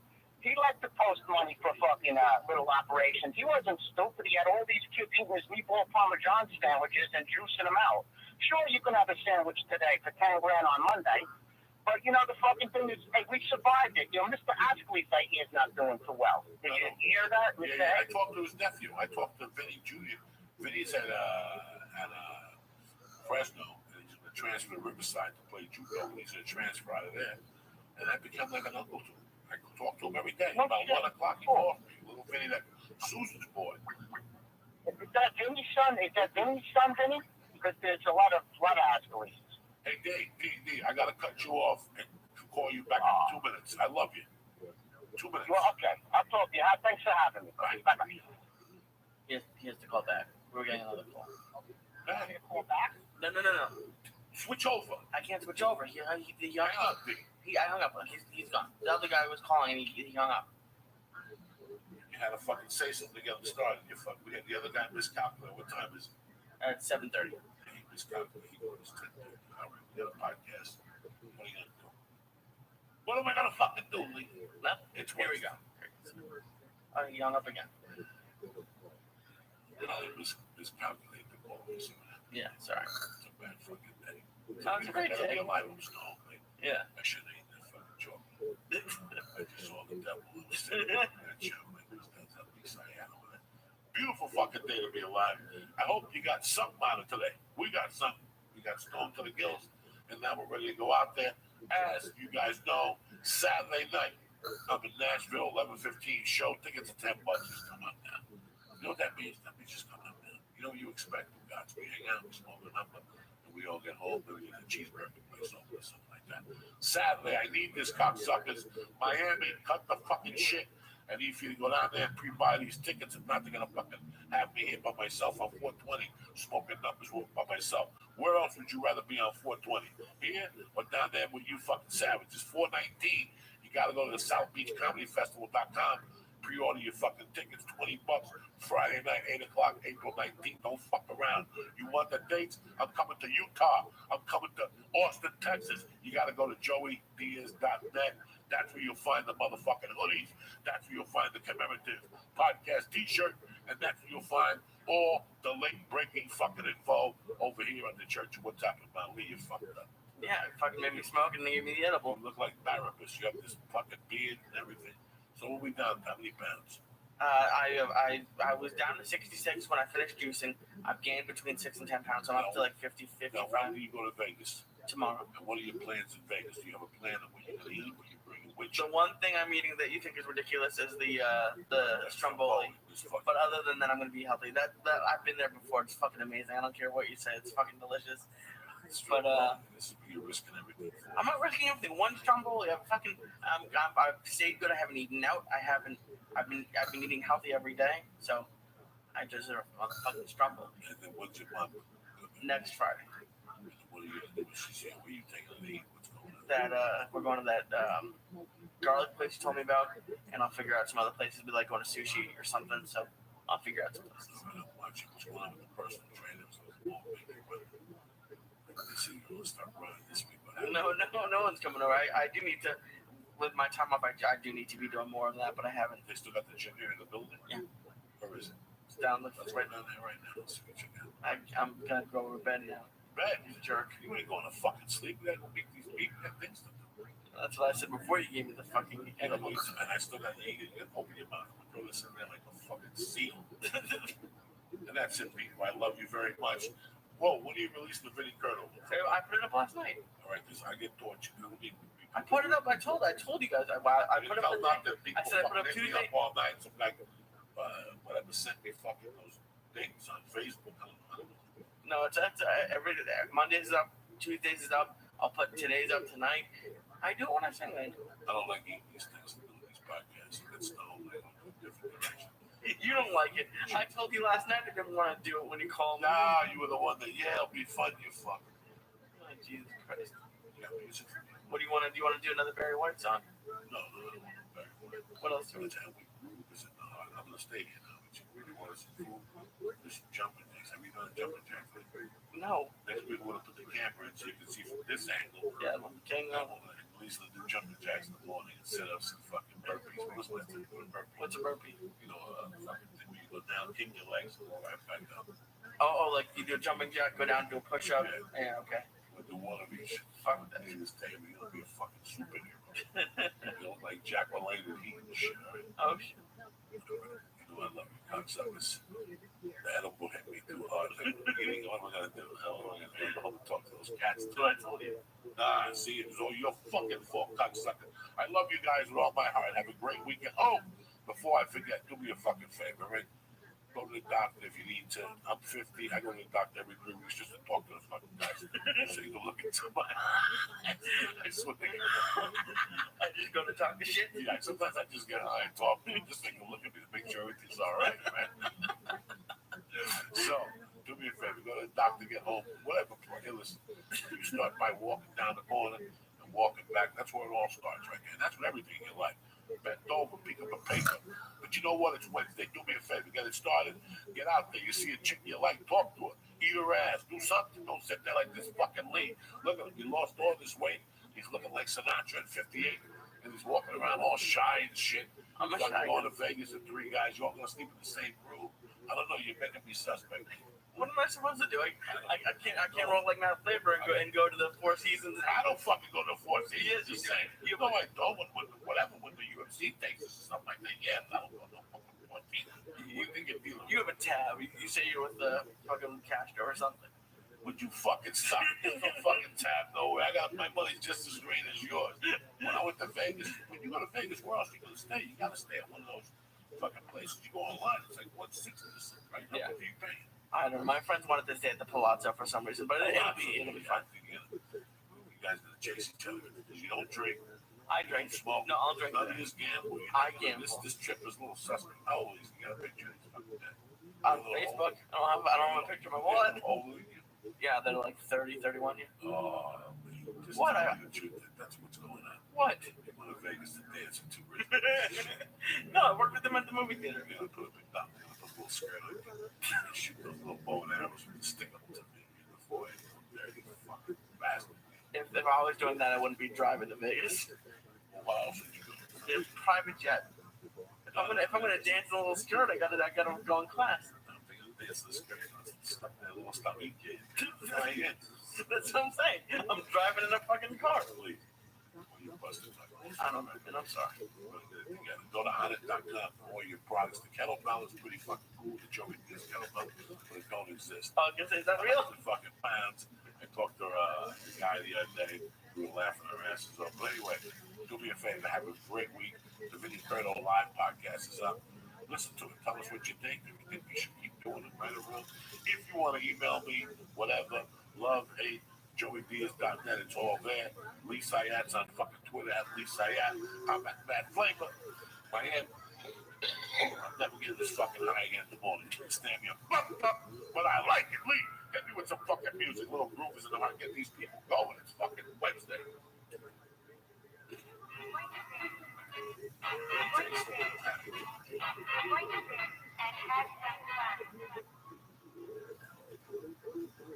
This is how we do it, motherfuckers.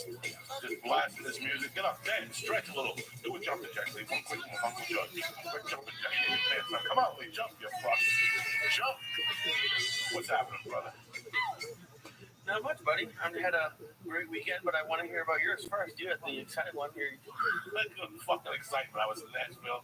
I was in the Sticks. Fucking Nashville's a great city. Nobody's been to Nashville. Tennessee is a great city. Yeah, because you love music, so that must be like. I love music, but I've been to Memphis for music. Okay. I never really rocked it out in Nashville. Like I've been down to that big street where people talk about. I've never been there.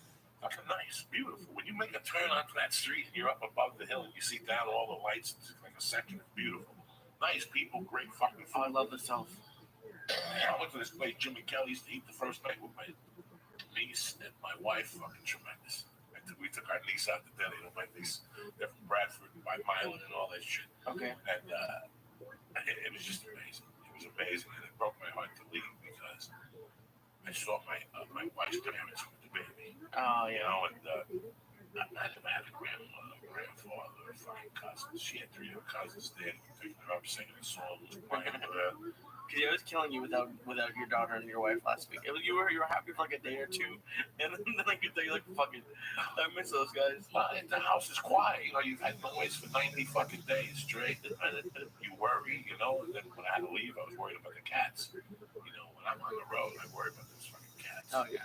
Because there'd be an earthquake, a hole in the seat, one of them leaves. You know, driving back, I'm worried about the cats, and I see a fucking dead cat on the road. My heart stopped. You know? But it was great. Nashville, fucking Zanies is a fucking great club. Oh, cool. It really is. That is, you know, what happened to me there was in '98, I walked in there with Stanhope. Okay. And I had to open for him, and I ate dick. And I got turned off. right away when you think and you're a young comic, you think the people aren't cool. Yeah, you blame it on them. Yeah, it wasn't their fault. It was my fault. You know, I went out there cocky, was too dirty, and I didn't know it was part of the Bible Belt. And you fuck up. This show is 11:15, so if you're not dirty, you're not gonna be there anyway. So you're there for a reason. You know, you fucking cocksucker. How about you and Vegas? Talk. I had a great time because there's some history of it in my family, and part of it's the food. But I'm addicted to stuff. I love gambling. I love it. I'm always gonna love it, and that's why I can't go that often because I ended up out on top, which is fucking unbelievable for Vegas, but it's dangerous for me there. But I love it. But I know if it was my choice, I would never leave the casino I'm at. And I don't understand walking up another street. Oh yeah, that's the fucking. Listen, we were talking about this before going away on vacation. People who are certain people. Yeah. So yeah, I love my friends. They're great people. But when you're going to do something like Vegas, it's not going to be like The Hangover. But you can't go with people who don't like that sort of stuff. You don't go somewhere where it's the gambling mecca and the drinking mecca and the having fun mecca with people who Don't have that gene. And that's fine. I don't have that gene. You do know that I don't have that gene. Like fucking first time I went to Vegas, I knew it wasn't me. Well, that's so weird. I went out when I was younger, and I found out a buddy of mine was in the bathroom doing blow. He got arrested, and I had no interest in ever going there because I knew they watched you in the bathroom. Oh yeah, well they watch you everywhere. They watch everywhere, so I had no interest in it. You're saying Joey's very cynical. Goes then I went back. I used to work for a sports betting service. Okay. We would go once a fucking week with $14. Jesus Christ. And I'd be so fucking embarrassed. At this time, I was, 20 years ago, I was 30 something. And here I would go to Vegas, and all I want to do is get my pipe smoked, get a gram of blow, lock myself in a room. You know what I mean? But I'm not a hooker guy. I'm not a strip club guy. No, yeah. So I would basically go walk a little bit, play a slot or two, get something, go to my room, do blow. And they would make you go to Circus du Soleil and make you go to strip clubs. And I fucking hated it. See, I'm not a party guy. Like I wish I was, but I don't go to the bar. They give you free drinks at the tables. All I did basically was I stayed up for 24 hours one day because I just go from the sports book, which I'm terrible at, to the blackjack table and back. And I get Makers, Marks, and Coke. I give the waitress a dollar tip every time, and she comes back every 20 minutes. And I can't tell. There's a sense of family at the blackjack table, like especially around 4 a.m, and everyone's drunk and giving high fives. It's called like the party pit. There's like this like 80s hard walk section of the casino I was at, and I was there every night till like 4 or 5 in the morning. And I love every minute of it. I was thinking on the way back how much I'd have to make and how much I have to spend if I could go every weekend and win an extra like $500 or $600. It was going through my head if I could do it, it's amazing that you were thinking like an addict. Oh, absolutely. I was telling you that when you live like that, you have to live. So like I live now, it's a daily thing. Oh yeah. I enjoy that. A lot of people don't like that. A lot of people can't live without that guaranteed at the end of the week. Yeah. I was one of those guys.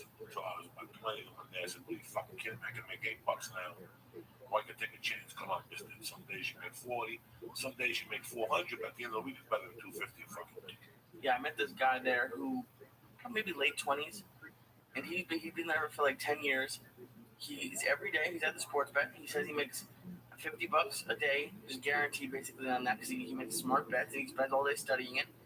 And then he said he plays 80 hours of poker a week, and that's how he makes his money. He uses the sports bet as a way to pay bills. And my friend didn't understand it, and I totally did. If you were gonna make a minimum wage or spend all day gambling and do it, I would do that in a second. I would do it in a second. Listen, you're stuck in a fucking wage. Yeah. Here's a chance for you to make first of all, the will you have to have when you wake up every morning is a fucking nightmare. Yeah. Because I didn't like it. When I was 18, 19, I was good at hustling, but I didn't like hustling. I didn't like it. I thought you loved it. At this age, I wanted to be Joe fucking Wasp. Okay. I wanted a day job. I wanted a 401k, but I was too stupid. Not too stupid. I didn't have the formal education. I could always get a fucking job. But I could get a job flipping. You know, when I got out of high school, the big thing for my buddies was going into a lot of pretty smart guys. So Okay. to the stock market and all that, Florida and up north.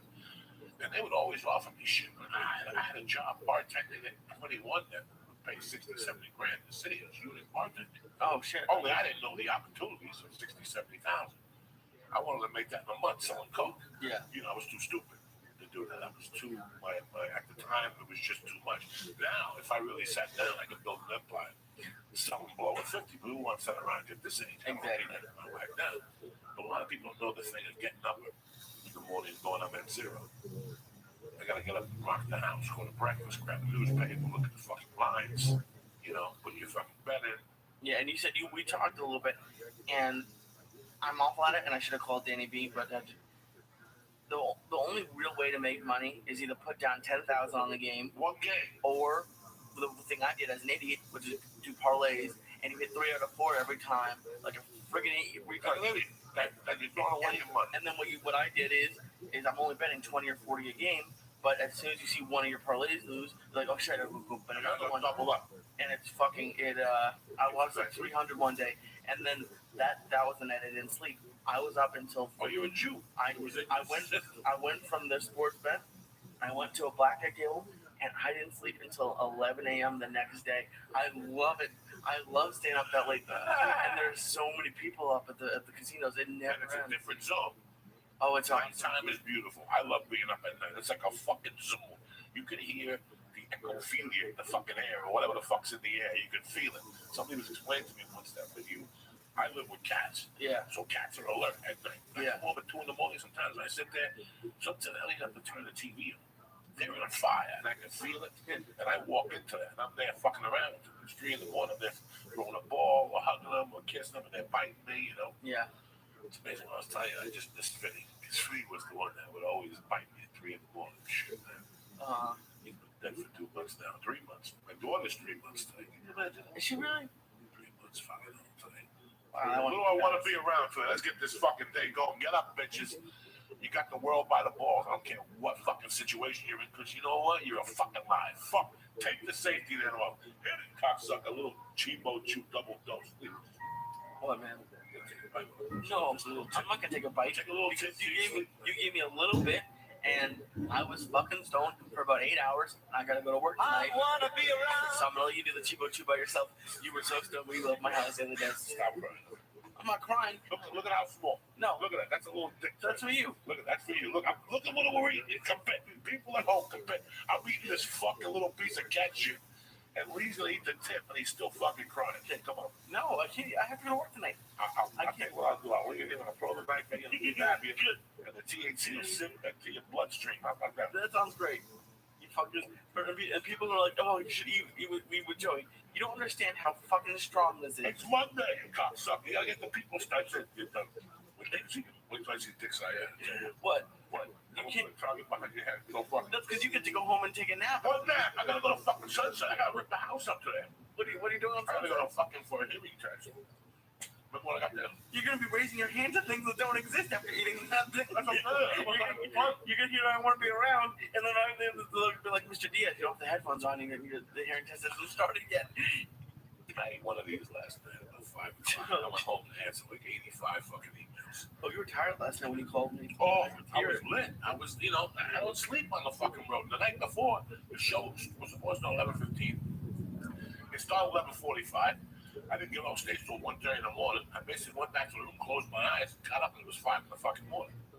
Oh, it was 5 in the morning. But you know what I tell you when I got out of this trip? What? I made somebody's year. I made my wife's year. Really? I really took care of her on this trip. I went all out for her. The family was happy. I got a niece, guys, that's 16 years old. I gotta tell you, I've known her since she's, 2. Okay. Terry. And when she was 6, we started talking a little more and talking. I've always liked it. Because at that age, you can finally start having conversations with I've them. always liked it. Terry's got a brother. And she didn't have a father.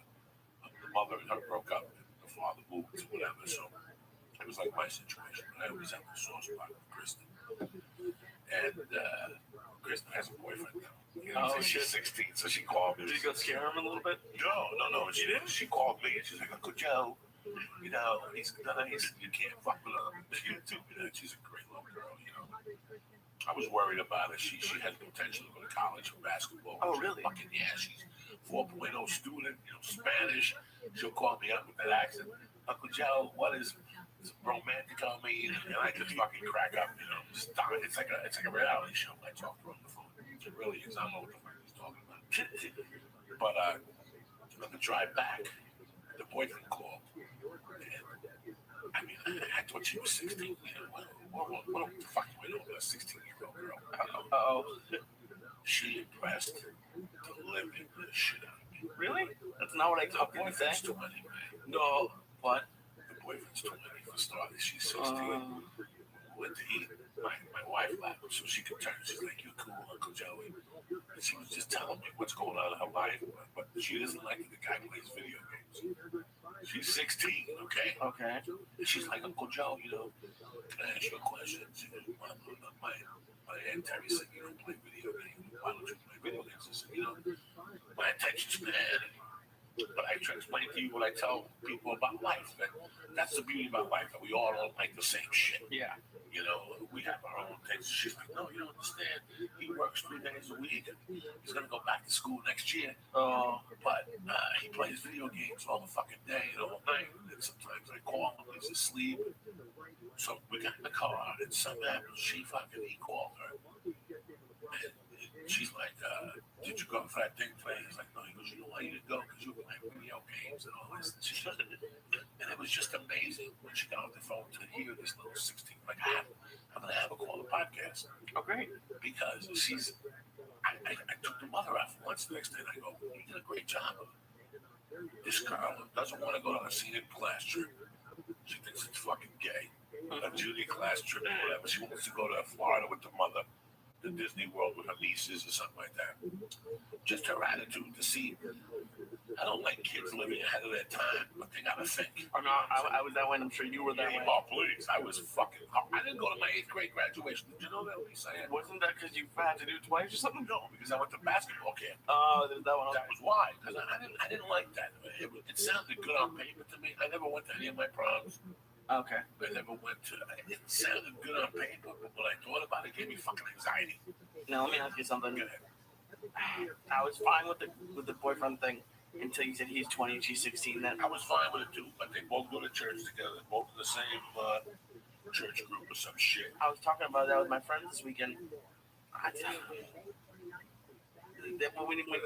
don't think when you're in your 20s, anything below 18, it seems like there's something wrong there, and it's not on her part because I understand why it's alluring for her. But as a 20-year-old, you're dating someone who's just able to drive. They've known each other for a while, and I go to a lot of your girlfriends. Date older guys. She goes, I have 3 of my friends that date 19-year-olds, 20s. They go, she's right I'm something against it. Oh, please. How the fuck do you think? He's 20 getting 16-year-old pussy. That's wrong. No, yeah. But they both go to the same church group together, both in that same church. I mean, one thing about my niece, he's a fucking Bible reader. Okay. She doesn't talk to you about it. We don't even discuss it. She's told me she's watched some of the videos, whatever. But no, she's a little bit of a Bible beater, which I have nothing against as long as it keeps her in school. That's the biggest area for fucking meth. Is it really? Yeah, that part of fucking Tennessee. She says you can smell the downwind.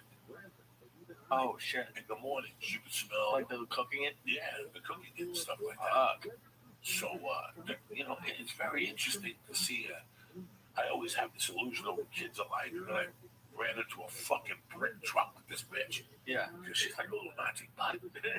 I'm also seeing the resemblance to my wife. Okay. My wife is a strong-willed bitch. All 4 of those sisters, the 2 sisters, the mother, the wife, that's a difference. Tammy's very sweet on paper. But Tammy's a bitch when it comes to. She's my wife, and I'm telling you this. You're not saying that in a weird way. No. It's strong. She's a fucking. When it comes to work and to taking care of shit. Like last night, my wife goes, "So what's going on this week?" And I just started spitting names out to her, who had to send a check to, or whatever. And she just started writing checks. My wife and me had that same demeanor. When it's time to fucking rock, it's time to rock. There's times I call her at work, and she'll tell me, what is it that you want? And my feelings have been hurt for 3 minutes. And then I realize, A, I know her. Yeah. And B, this is why I married her. Because I didn't want a fucking candy coat. You never want a candy coat. So I seen the connection, which made me fall in love with him even more across the board. I love my mother-in-law. My mother-in-law is the old lady from Outlaw Josie Wales, the old Indian lady. I think it's Outlaw Josie Wales. I'm not sure. Somebody please correct me on Twitter. There's an Indian. Oh yeah, the Outlaw Josie Wales. When he goes to the store to buy the goods, and she asks the lady, "You're the guy that they're looking for." You know, there was some people here looking for you, and he goes to pay her, and she goes, "No, catch me on the next time." She tells him something, but what she wraps it around is, "I'll see you again. You're a bad motherfucker. I'll catch you on the way back." Yeah, I don't know. Look it up on YouTube. Don't. He goes to a general store, and she's an old lady, and I think she's either smoking a cigar, she's doing something fucking crazy. What's going on? It sounds like the ocean. It sounds like I'm at the beach. Or is this fucking Chandy Jew already fucking hit me? I have no idea. Yeah, no, your wife is very cool. When you were talking about your niece, the first thing I thought was, is it? I know there's a little bit of an age difference, but it seems like with your first daughter and her, there might be like a. Is that do you gravitate towards your niece because of that? I gravitate towards young girls at that age because of that. Because I ask them questions just to see what my daughter would be like at that age or whatever. Yeah. I've always been very respectful. I've always been a fucking young girls guy. I always get along with young girls. I have another niece, Jaylyn. Okay. She's 3. And I made, those YouTube videos, the camera I have, the blog, it's all with Jaylyn. Oh, that's awesome. I can't put it on YouTube because people are going to shoot me. But it was her singing, that shit. And usually, last time I was there, she was kicking me out of basketball. My mom's like, she don't kick nobody, but that's what I bring out the kids, and I don't give a fuck. At least I bring something out of them. It's because you're a 50-year-old kid. I mean, you're serious, yeah. But you're a goofy motherfucker. Oh, please. I love fucking around with kids and talking to them and letting them. By the way, anybody watch, before I get this going, because of my fucking breakdown, we got 7 minutes. Anybody watch 60 Minutes last night? If you didn't watch 60 Minutes last night, it was fucked up. What was last night? Fucked uply.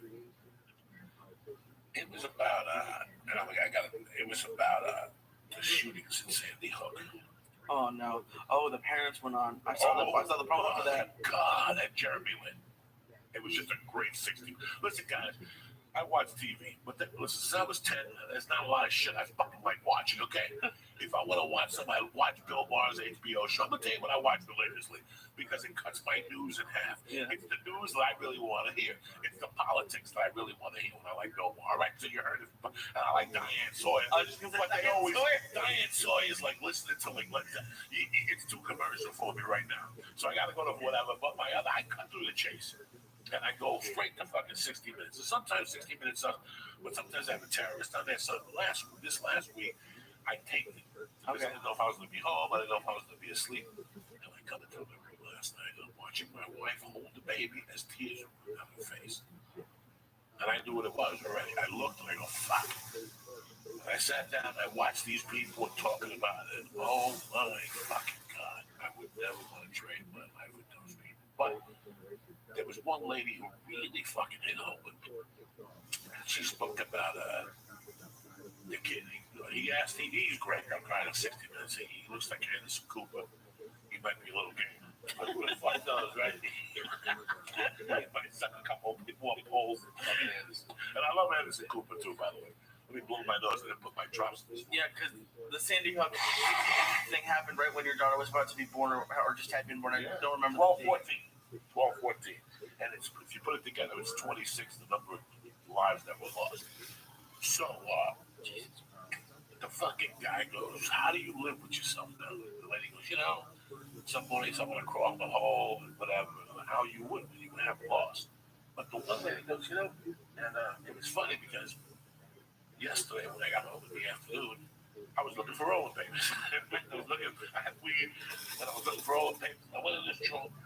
this little compartment there. Yo, this I have a little shrine to all my brothers that are dead. Yeah. You know. And I just put a new one last week. I had a George Burke one there.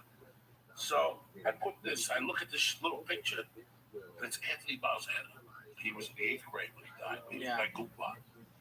And I looked at the picture, and it was like, in my mind, I didn't know he was dead. I didn't psychologically tell myself he was dead. I told myself that I gotta see Anthony soon.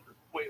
You were thinking that the other day? Before the fucking Sandy Hook even came on yesterday, when I got in at 11, at 10, and I started cleaning the house and whatever, then I started going on the computer to catch up on what I was missing, emails, and I was looking for papers. You know, I was rolling to get the party started, looking for papers, and I saw that his picture was twisted.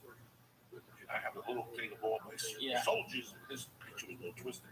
It's a picture of him with his 8th grade graduation picture. Okay. In the back of my mind, I just took him for granted. I go, I'll see him later. Like I always think like that. Like these people are really dead. They're around me. And that's what she was saying. He goes, how do you deal with this? And she goes, this is how I deal with this. He's around me. I talk to him. I feel his fucking wound. He's not gone. This is how I made believe my mother was around. This when I was a kid, I was an only child. How I made believe my father was still around. By you imagine. You don't imagine. You dream. You don't even dream. You put it somewhere else that these people are still alive somewhere, and you feel their warmth. And then when she said that, I knew I wasn't fucking crazy. That's what I'm trying to say.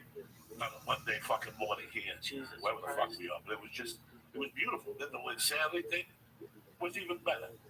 Oh, the basketball player. This kid was a player of the year in California. Didn't get his fucking scholarship. Jesus.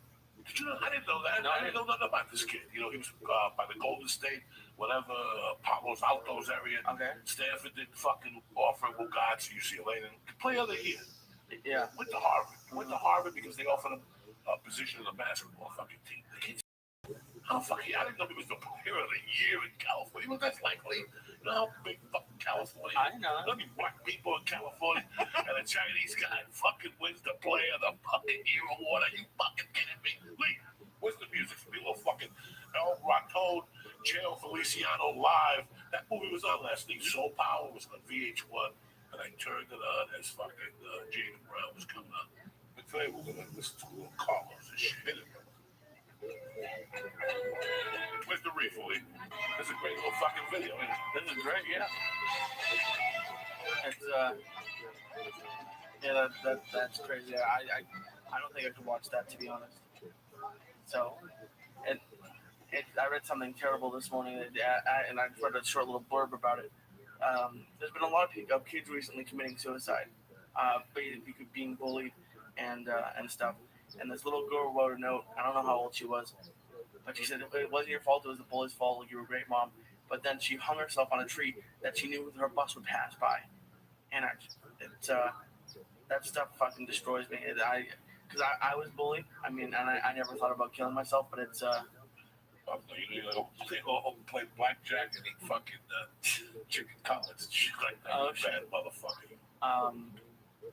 Yeah, that stuff always destroys me. But one thing I wanted to ask you quickly, because I don't know if you even have that much to say about it, but all this Rutgers basketball coach thing that's going on, it doesn't bother me at all. That's what a coach is supposed to do. He was throwing it at the feet. He didn't. In all the videos, I didn't really see anything. I had an elementary school gym teacher who was from the Army, and the thing he would do, he would take basketball, and if you weren't paying attention, he would never hit anyone, but it would go right over your head. And everyone loved him. His name was Mr. Dye. And these kids could transfer. I have no problem with the coach acting like that, to be honest. Listen, I have no problem with the coach doing a lot of things. Yeah. You can't fucking touch me. You can't fucking touch me. You can't fucking touch me. Okay. You can't fucking touch me. Nobody should be able to fucking touch you. Then why did they stay? Because they under a fucking agreement. It's like a fucking poor chick with a rich old fucking guy that's got nowhere to go. It's like a battered fucking woman that's got nowhere to fucking go sometimes. You really think it's that serious? Me? I would have knocked that motherfucker out like we did in high school. You know, right now, call him right now. He smacked the fuck out of the baseball coach. And that would have been fine. I seen Louis Aldebar punch the fucking principal in the 7th fucking grade, okay? You never let somebody touch you. Never. I don't give a fuck. Okay. That's your body. That's your fucking body. Oh, shit. Oh shit! Is this my sexy girl? I decided not to wear any clothes to church today. Oh, you're not supposed to wear fucking clothes to church. I gotta wear clothes just because I'm fucking here. The leaves in the room. If not, I'd be over here scratching my nuts, sniffing my fingers. You know how we do it. Oh yeah, I saw your tweet about how you need to clip your fingernails. That's right, because you never know. Your ass. Sure, you never know. I always put my finger up my ass when I have sex. Sure, not my own ass. Just I wiggle outside to get the party started. You know what I'm saying? Sometimes you got that dick, you did one too many lines of coke, and you're eating that monkey. You got to put a little pinky in your ass just to motivate things down there. Tabitha, my girl is calling in today. How are you, my friend? I am doing very, very well. How are you? I know you had a busy trip, a busy weekend. Yeah, we did. You know, when you fucking got to do shit with the family and carry packages, I was carrying teddy bears and kids. It was pretty great. It was great to be in Tennessee with my wife. How was your weekend, my love? I'm trying to remember what I did. I was having a good time. I'm like, my brain is like every whirlwind. But yeah, no, it was great. Wish the weather was better, you know. You know what I'm saying? Were you here in California, or were you in Las Vegas, or were you in New York for the weekend? I couldn't understand what you said. No, I was in San Francisco. I live in Las Vegas, and I will be going back to New York, actually. Okay. So, yes, I do all of them. You're originally from New York? Originally, yeah, I'm from Long Island, so I have that, like, accent if I really wanted to pronounce, only when I'm drunk. Okay, no, I heard it the other day on the phone, so you must have had a glass of wine, didn't you? So, I wanted to say one point. Well, I guess that's exactly. Yeah. Just to let you know, you're the first adult princess to ever call in, you know. Really? So it's an honor to have you. But yeah, I've never really had anybody from the industry call. You know, I go on Sam Tripoli's show, and I go on the shows, and there was always a lot of girls called in, so I didn't want to step on his toes. But when Kenji called in, and I spoke to him, he spoke highly of you, and I looked at some of your work, and I was fucking impressed. But what impressed me the most about you when we started talking the other day, how sharp you were. You're a sharp little fucking tag. Thank you. Well, when you took a lot of cock, you gotta get that. Yeah, it kind of happens. It kind of hits something in your brain, and it goes way deep down your throat, and it hits up, you know, when they load, and then it kind of sparks something in you, and you see things clearer. No, I'm joking. But seriously, yeah, thank you. But yeah, you know, it's like Ken is my ex-husband. I was married to Ken. He's my second husband. I was married 4 times, and Ken and I stayed cool. We're friends. And when he told me he was on your show, I'm like, get out. I'm like, Joey's funny as fuck. I'm like, really? And he's like, yeah. I'm like, is it cool? Can I go on? And he's like, yeah. And it was actually my friend. You know who Shabuti is? Yes. Yeah. Okay, so Shabuti. Hey, Shabuti's awesome. So Shabuti was the one who tweeted me. He's like, your ex-husband's on Joey's show right now. I'm like, he is? You know, and I was just like, no. You know, so I was just like, right on. And then I got a hold of Ken, and like, you gotta hook me up with Joey. I gotta be on Joey's show because I like you. And so he's like, okay. So it worked out very well. Thank you so much for having me on. No, thank you. But it was funny. You know, what we do on this show is just, you know, Tabitha, I know when you talk to different people, when you talk to some girl, I mean, I don't know how to say this without you've been around. You follow what I'm saying? You've been around the block. And sometimes you see a 20-year-old girl that's just getting into the industry or whatever, you bump into her. She's very sweet. And you know that something's not right there, but this person can do a lot more. Do you ever have that feeling about somebody? You're like, wow, this person could maybe do something better with themselves. And out of the business? Or just no, maybe in the business, maybe somebody is you know, and people evolve. Maybe they would be a good director or something. But it's really weird how people get stuck in their lives. You and I were having a conversation about divorce because I've been divorced once. I tell you, it was as devastating as losing my money. The first divorce, I'd never been divorced once, just my divorce. It was devastating because I lost everything, you know, emotionally and financially and all this shit. It was tough to recover, but the best thing about my divorce was I got into comedy because I had nothing. I had nothing to lose. Right. And you were telling me the story the other day in between divorces, how you were married to a guy, you looked beautiful, the guy wouldn't touch you, and you lived like a princess. He gave you everything. Tell us the story. I really love that thing. Oh, it's true. I was married at age 23. And he was a nice guy, and I think financially, yeah, it was great. You know, I didn't realize he had a lot of money. Well, actually, he did. I can't say he's the one that really worked. But I wasn't working. I became a housewife. And he was so busy working all the time. And here I was going to the gym 6 days a week. You know, I had really long blonde hair, you know, big boobs, you know, and I looked good. I took care of myself. And he was, what happened was he would go to work early in the morning, and he would come home, you know, at 5 o'clock in the evening. I'd have dinner, you know, he would take a shower, and he'd fall asleep on the couch. And I had to get him up and have him go to bed. So our sex life really suffered if we had sex once every 3 weeks. That was good. And when you're a newlywed and you're young, you know, being 23, 24-year-old girl who's going to the gym and taking care of herself, you feel like there's something wrong with you. You feel like it's you. And I went to a psychiatrist. I was on Prozac. I would cry in front of the mirror every day for 2 months. I did. I cried every night before I went to bed. And I thought it was me. And it really wasn't. He was working to secure our future. Of course, I see that as I get older. But I just thought, you know what? I'm not happy. And I had friends approach me at the gym. We used to go to the gym who were in the adult business. And they asked if I would do a scene. And actually, they asked if my husband would do the scene with me. And I said, yeah, he won't do it, but I wanted to see it. So I went and I got an HIV test. You just have a test when you go to work.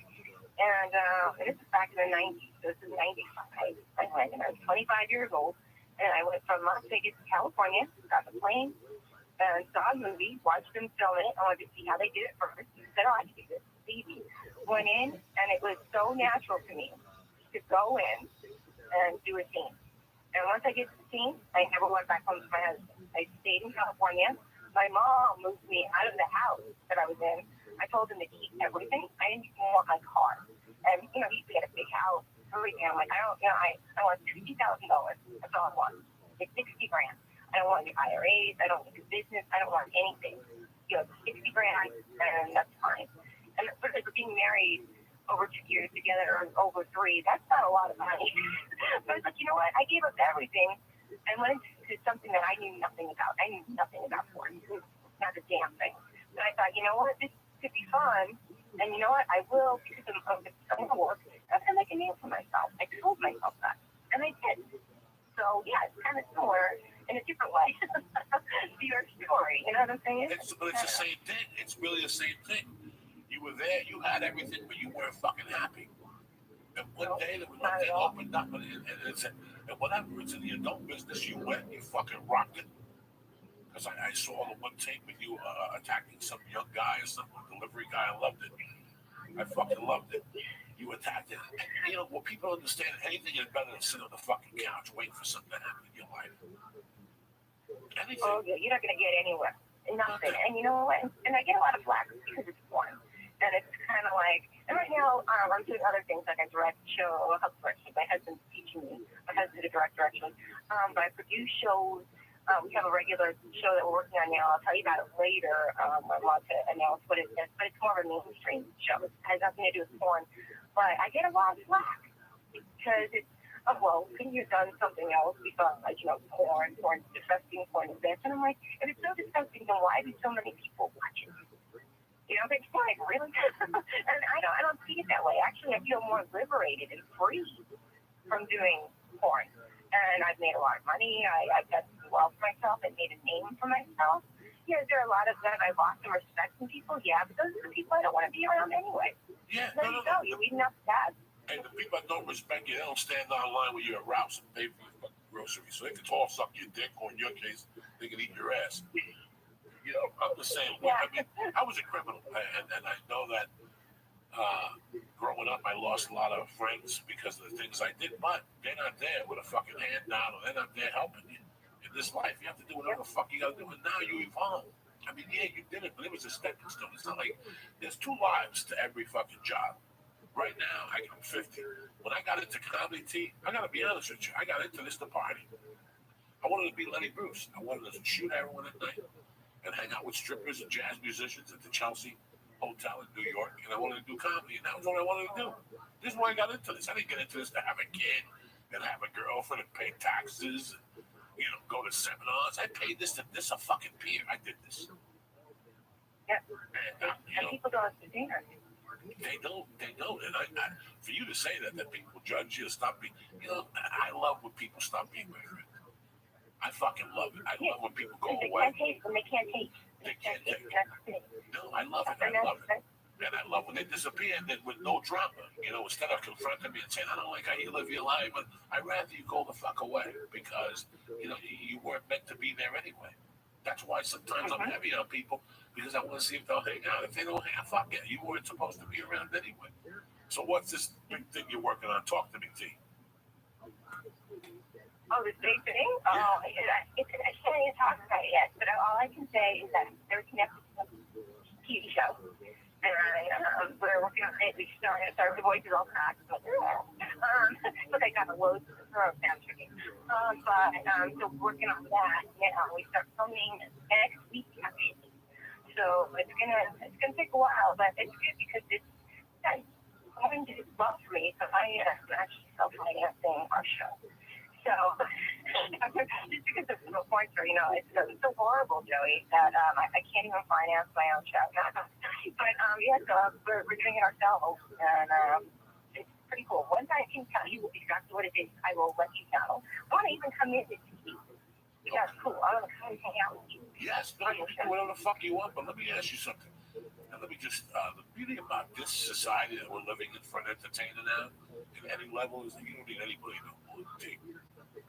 You don't need anybody no more. You want to get your word out there. There's a webpage. You can write a blog. You can take pictures of your asshole. You can stab other people, put them on there. And eventually, if you have enough belief in what you're doing, you'll get the word out there. Oh, yeah. No, I think that social media, especially now, too, it's like Twitter. It's huge. I don't like Facebook things. Facebook thing bugs me because I don't want it, but I don't want you. No, but there's too many fucking Christians on Facebook. I love you on Twitter. You're the real fucking deal. I say like some anecdote, like, hey, get up, wash your ass. It's a beautiful day to be alive. You just tweet a picture of your fucking ass the other day. I woke up to a picture of your ass, and I would have banked one out, but I was in a rush. You follow me? Sometimes you just can't fucking bank one out when it's like carrying a body and moving around. But that's the way to say hello to people on Twitter. Fuck all this nonsense. Have a great day. You saw somebody a picture of your pussy for breakfast. You leave the fucking house with a different look on your face. You follow me? I just saw a chick's fucking monkey on there on Twitter. And nobody says nothing to you. I love it. I fucking love it. Oh, yeah. It's the right app. Oh, yeah. No, I do that when I reach a milestone. Like, let's say I was at, look, Twitter's weird. Numbers keep going up and down. It's really weird. Anyway, like, let's say I hit 80,000 followers. That would post pictures of much, you know what I'm saying? But then I see that for like big numbers. But I always post the morning, like I wake up. With some beautiful titties. Beautiful titties with the sun shining on them. Yeah, they look good. I say goodnight to the ladies. They call them the ladies. The ladies come on, titty Tuesday. So I'm going to post titty pictures all day tomorrow. So to me, it's kind of like it's a body. And if you can't appreciate the body, don't fucking click on the link to look at it. That's how I see it. Oh, it's beautiful. I love that you do it. I fucking love it. That's why I became. When I saw that, I'm like, you know what? She's got it. She's got the fucking right attitude. Fuck around. Fuck preaching, Nietzsche, and all this shit. Here's a picture. They'll get a smile on your face. Bam. I love you, T, from the bottom of my heart. I'm happy you called in. And I want you to call in once a month. I want you to give me a fucking make a portion up for me that you come and report for these churches what's happening now. Pick a movie of the month, one of your favorite scenes, or a historic day in Tabitha Stevens' life. I love to get you on here a lot more. I love you with all my heart. Oh, I love you too, and thank you. And we'll talk to you soon. When are you going to be in LA? When you're in LA, tweet me and we'll do something. You can come. Oh, you know what? We're doing a live podcast, so I'd love to get you on if you're in LA. We're doing it at the Ice House. We just put up the Vinnie Curto one, and people like that. We think we got a nice recipe, and you would fit perfectly in one of those. Tell a little bit. When are you doing those? Because I have a podcast too, actually, that I do. I should have you on mine. Yeah, and I'm in Vegas Memorial Day. Oh, yeah. So then, let's get together and we'll just work everything out. Yeah, because I'm going to Vegas for the Memorial Day, but July 4th for sure for the UFC with Joe. We're doing a show. So, but man, I think I'm just going to go and watch the fight, so I'd love to call you up. If we can be at a hotel, I'd love to do podcasts or wherever the fuck you do it. I don't give a fuck. I don't know if you do it live. Oh, yeah, no, as long as I can do a topless. Can you do the topless podcast? Yes, I do a topless podcast, and I even take a nutsack out. You know me, I'm a fucking savage. I'll do it naked. You know me, I don't give a fuck. I'm 50. You know me? I'll show you some balls that'll make fucking people cry. Oh, well, yeah, take this balls and smash those. Oh, please. And I'll do a scratch and sniff. We'll do like a 3D section of the podcast. We can do a scratch and sniff. You can like an interactive screen. You can scratch my asshole and sniff your fingers, whatever. I don't give a fuck. I'm Catholic. I love it. I'll cut my fingernails. Let me check. Are you a Catholic also? Right on. Awesome. All right, we'll talk. Have a great day. All right, beautiful. Thank you. You too, sweetie. Okay, thank you. Bye, Mama. Bye. So whatever the fuck you decide to do, she was telling me the story the other day. It was breaking up here. It was an amazing thing because she made a move. You know, when I was married, I was in hell. The first time, there's times I think about it, Lee, and I get sick. And I think about how I like coming home now. Yeah. You don't know what it has to. You don't know what it is to have a life, and you don't like coming home because you don't like the person you're married to. The person you live with. Yeah, and the thing, it sounded similar to yours. I mean, your ex-wife did some pretty shitty stuff with the baby afterwards, but when you broke up, it was kind of the same thing. Her husband, in reality, didn't do much of anything wrong. He was working hard, and he wasn't fucking his hot wife, which I don't understand. But when you're working hard, what didn't happen? You and your wife just weren't, or ex-wife weren't meant to be together, and she did shitty shit afterwards. But you basically did the same thing. You went and did comedy. I was done. Guys, when I got divorced in 1991, well, let's say that June of 91, I probably had every major credit card, I had a couple grand in the bank, I had zero debt, and I believed in that, you know? Yeah. I had zero debt. If I wanted something, I bought it. If I had a credit card, I bought a plane ticket, I paid it off at the end of the month. There was zero debt. I started with my credit from a college Visa card. Once you get your first loan or your first payment, you get a visa application in the mail, pre-approved with a $100 bill if you sign it. They want you. They want you out of fucking high school. They want to lure you in, you know. And I'm not kidding you. I never had no credit. I got paid cash. I had bank accounts, but there was my mother's name. My mother had them and stuff like that. I wasn't one of those type of guys. And what were we just talking about? About your divorce. And no, I'm talking about the thing, but by a year later, I had all those 15 credit cards maxed out. Really? I was so much fucking dead, guys. I mean, I'm not even kidding. I was drained. I was selling drugs. I was doing comedy for $50 a fucking week. You know, every Tuesday I had the broker for a steak, and the rest came out of Valiums. I sold Valiums. I couldn't sell Valiums anymore. I get $100 for $200. And so I don't even know what the money was at the time, whatever. But this is what made me get into comedy, because I had done comedy that July. We broke up that October, but I was doing it as a hobbyist. Yeah. I would have become one of those people that I fucking hate. They do it, but they always have something else to do, and they just have a business card and shit like that.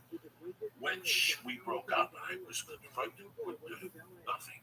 And even then, I still didn't. It took me 2 years to really grasp what was going on in my life. I was going broke. And after I stopped feeling sorry for myself, was when I said, I have nothing to lose now. I have nothing. Yeah. I had nothing. I had a white Nissan 19, whatever the fucking car. If it was a 91, think about it, Nissan, when they were Datsun. Oh, shit. That's how old the car was. I went from having an Acura Integra, brand new, and a brand new Ford truck, to having a fucking Datsun. And that's how I got to comedy in 1994. I got separated in 91. I didn't even really zip into comedy until maybe October of 93. So I said, you know what? This is what I need to do. It's not getting any better. It's not getting any better. The addiction was bad. The money for the kid was bad. I had nothing, so I might as well go for it. And I went for it. It's the best time to go for something. You got nothing. You got nowhere to fucking go. It can't get no worse than what it already is. Exactly. And sometimes it gets better, and sometimes it don't. But you never know until you fucking wrap your hands around it and say something like that. Am I right? No, that's all you can do. Look at you with this gambling thing. You know, you like it. And I know you're a smart guy. You can make a living off it. You're going to take a couple knocks. You're going to call a couple $275 grand for 3 points for a couple of weeks because that's you need your bankroll. The most important thing in sports is a bankroll. Yeah. As you learn, parlay something. Oh, yeah. So you have to attack one game at a time. Then eventually you'll learn that the game that's on CBS, not the game you want to bet. No. Most people say I don't like bet that because I can't watch it. You follow me? So they highlight those games. Those are the games that have action on them. You gotta bet the Mexico States, the Wichita States, the fucking. Yeah, even me, I called you in Syracuse. My friend said Syracuse gonna upset them. Close. Yeah. But they didn't win, so it wasn't that fucking close. But let's say the one time or 1 or 2 times I won, they don't do it often, but they made a mistake on like Friday or Saturday night. I think it was probably Friday. It was Oklahoma City playing the Indiana Pacers, and they had the Pacers favored by 3. You know NBA. I know a little bit. I know. I'm like more than a casual fan, but I knew that Indiana shouldn't be favored over Oklahoma City by 3. So I bet, and I won. But I won like $250. I was like, oh shit, because that. I mean, it was awesome. But it's kind of like with Colin. They say in blackjack, you have to wait. Like you really have to have a lot of money to play because you're going to lose a lot in a row. And you have to wait until it gets good. You have to wait for that one time they make a mistake. Like you said, you told me not to bet parlays. You should wait for that one game where they make a mistake and put the house on that motherfucker. That's how you have to do it. With gambling, the more you dilly-dally, yeah, the more you're gonna fucking lose. Don't you have a high chance of losing? Straight up. Yeah. Can you imagine dilly-dallying? Like when I go to the track and I bet 2 trifectas, I'm dilly-dallying. Yeah. I'm dilly-dallying. You take that one fucking horse and you blast it for everything's going off 8 to fucking 1 and you keep going. You keep going on to the next race. And the next race, it might be a 3 to 1. And you're there. At least you made $2 on your fucking dollar. You know? But at least, and you know, you gotta hold it. You know a horse is gonna win. Yeah. There's no money at the end of this fucking horse. It's gonna go off whatever. There's no fucking money. Why? It's like throwing spaghetti against the wall. So your hand movements are very calculated. You just can't like a fucking Puerto Rican on the 5th. I gotta check in my fucking hand. No, your movements have to be very calculated. Because just because you know that you might win, it's like that chick at the bar. That you know you're gonna fuck her. You fucked 80 times. You're coming up mouth and eyeballs, but you know there's drama attached to it. Yeah. She's a good piece of ass, but you know you're gonna hang about the father and have a brother beat her with a fucking broom handle. You don't want to put up with this shit. You know, follow me? That's that fucking thing. So sometimes you just lay off until the good one comes along. That's a thing with that sports bet. Yeah. But then you hit different ball angles because while you're making money there, you're playing cards. Correct? Yeah. Oh yeah. So it's a hard fucking thing. You gotta be really sharp and king and high. You gotta be sharp. And the other thing is, and one of the main reasons I'm not gonna, I would love to make a living off of it, but I went to a local bar in Vegas yesterday for lunch, and I see it all the time in the casinos, and I saw it in San Diego. The people who are there all day, every day, and are just sitting at the slots, constantly putting in money or constantly making bets, are the people that fucking lose, and that's they're doing too much of it. Like just the Tabitha who just spoke. She's not the porn star who's gonna be there at 50 doing $100 a day or whatever. You always have to be moving forward, and at some point, gambling isn't gonna be enough to do it. So you gotta be careful because I can feel myself getting pulled in. I won yesterday, and all I wanted to do was take all my winnings and put it on one bet. That's all I wanted to do. I didn't do it, but and my friends didn't understand that I couldn't. To me, I'm like, how could you not want to do that? But to me, like I wanted to just do it, but I didn't. But action, it's called action, brother. It's called action. And some people fucking love it, and some people don't, and some people are scared of it. Oh, I love it. You're looking at somebody that's scared of it. But you did a lot of sports betting. I did sports betting to a certain fucking age. Okay. And then I stopped. You know what that age was? What? 21. I sports really betted heavy for 1 year. And I knew that A, it wasn't my cup of tea.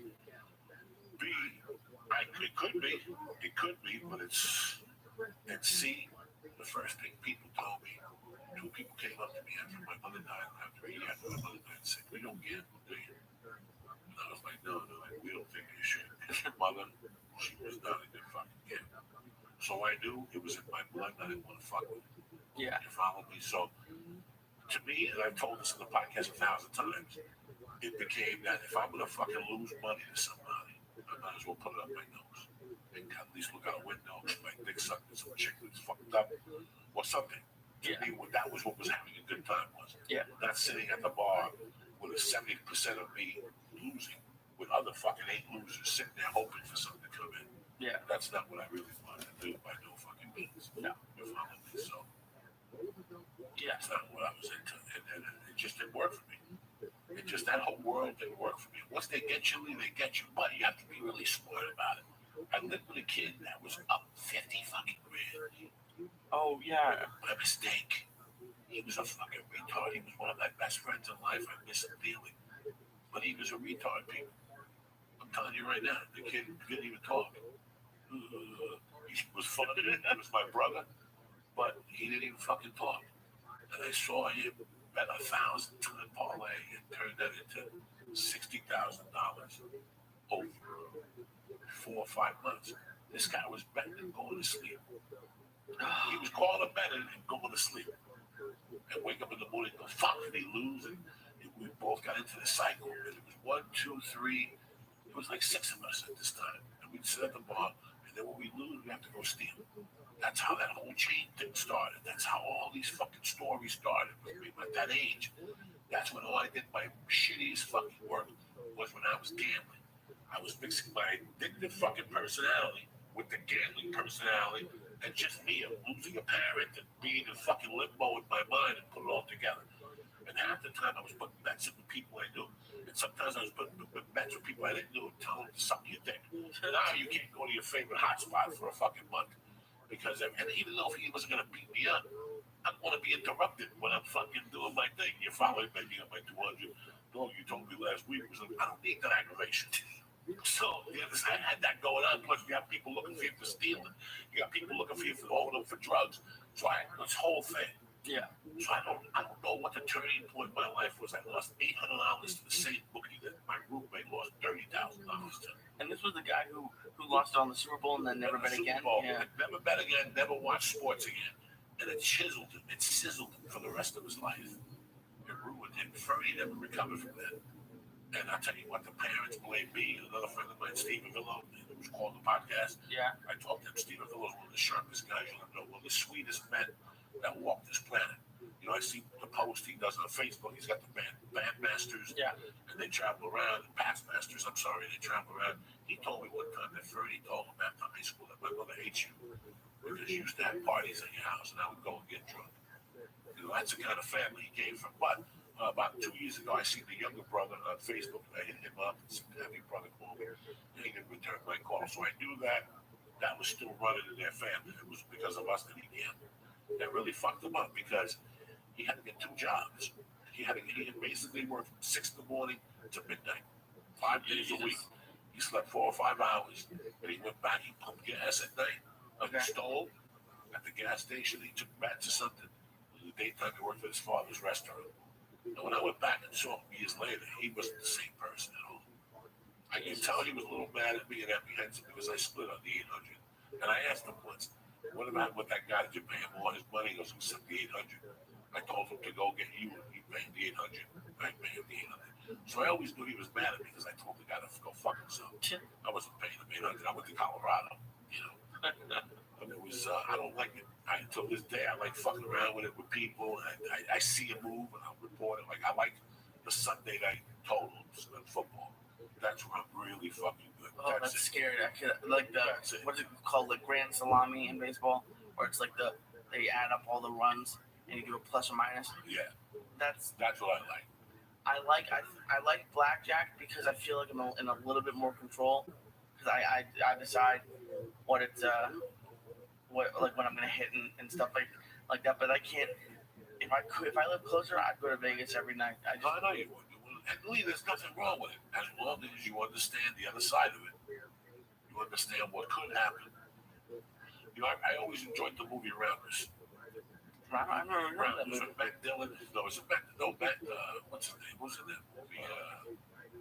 Brown, this is a great fucking movie about a poker player. It's about Matt Damon with John Malkovich playing the Russian gangster at the end.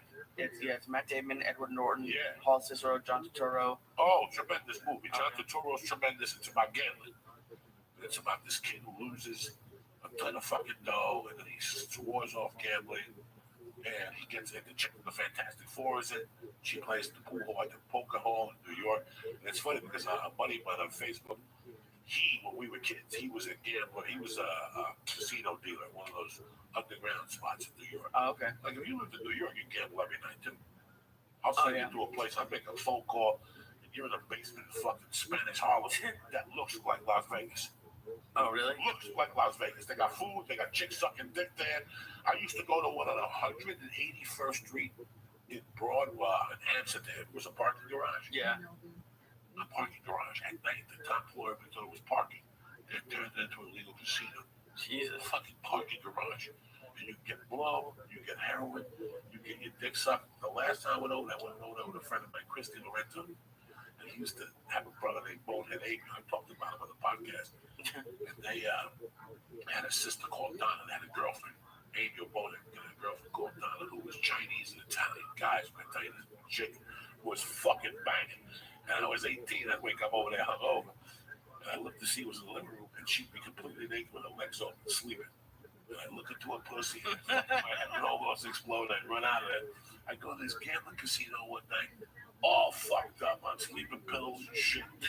And I see Donna in there. And she goes, "Get me out of here." And I had the car downstairs. I was all fucked up. I had woken up in the car. I had been out with friends of mine. They had the keys.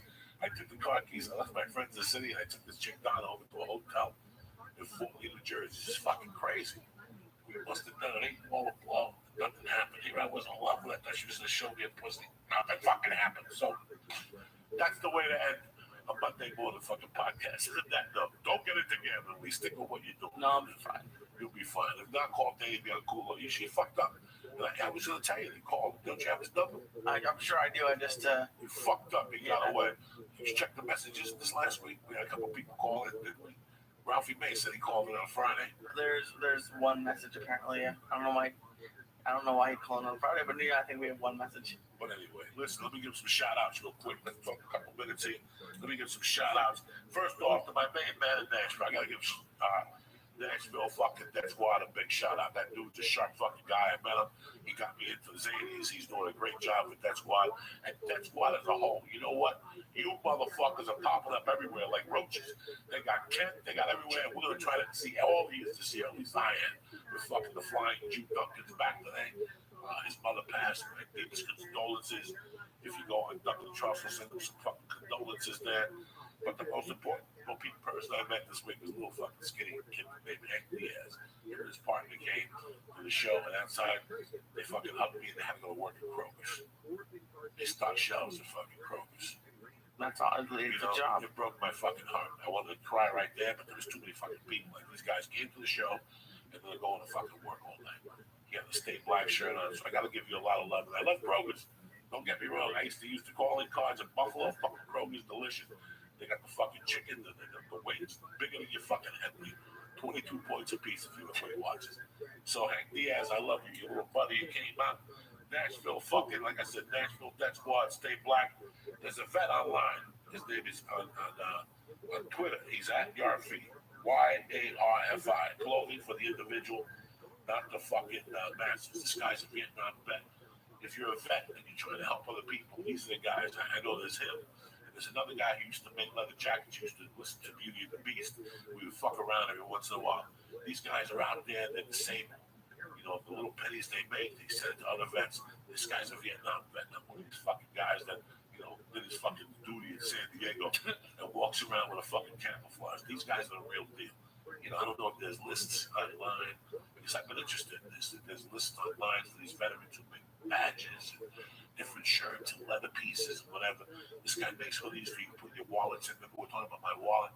You offered me a wallet, but I thought it was one of those biker wallets with the fucking chain. Like, sons I had. I don't need that shit. I don't even like shit in my pocket. But this is about him and what he does. You know, so help him out.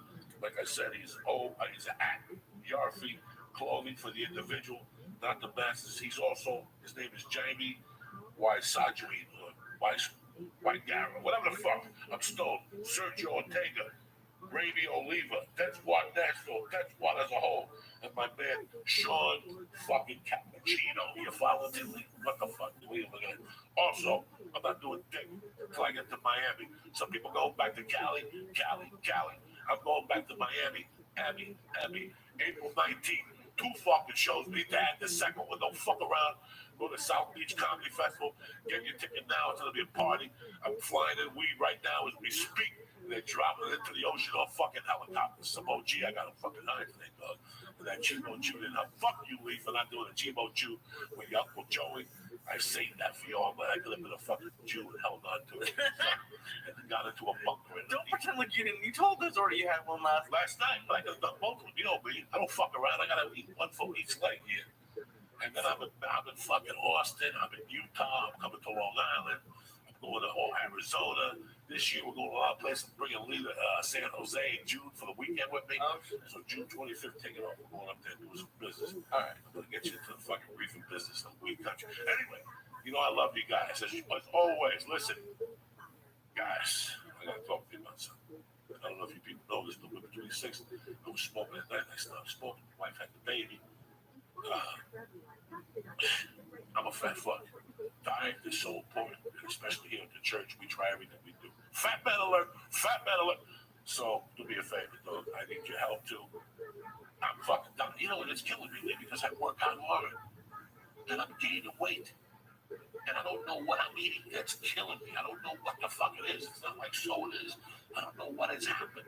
And even when I eat light, I get on the scale and I'm even. I don't lose any fucking weight. That happens. It happens with everyone who's losing weight. If you hit a plateau and you got to change one little thing. I think it's time to get Dolce back on here. I think it's time to go to Vegas for a week and just hang out with Dolce. Oh yeah, he tweeted me a couple times. We talked a little bit over the weekend. It was nice. He's a good fucking dude. Dolce's got the podcast kicking ass because people want to know how to fucking get healthy.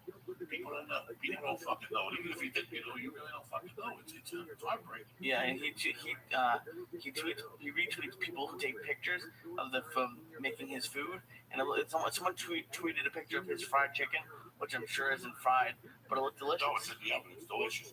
I tell you what I really like is pasta. Oh, cool. I gotta make it. You gotta make it fresh, and I'm fucking lazy. Get fat about a fucking fat and ugly and fucking old as No, you're not. Yes, I am. Getting old, dog. My ears are getting bigger. I'll be like 60 and those long ears like fucking Dumbo. That shit's in my blood.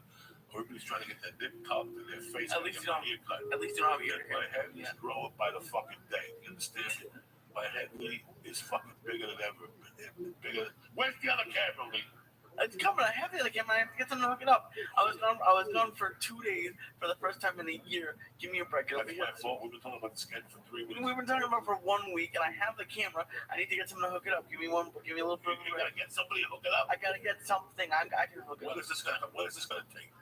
What do you mean? What is it gonna take? It's gonna fucking take. I told you it's gonna take a week. That was 3 weeks ago. No, each time you say it gets longer. I was talking about this 4 years ago, Lee. You're slipping, man. He is fucking slipping. Anyway, listen. As usual, podcast brought to you by Honor. Yeah, but here's the fucking. A lot of people have been going on it. They really like the strong bone. I'm not kidding you. That shit works if you're a fat fuck.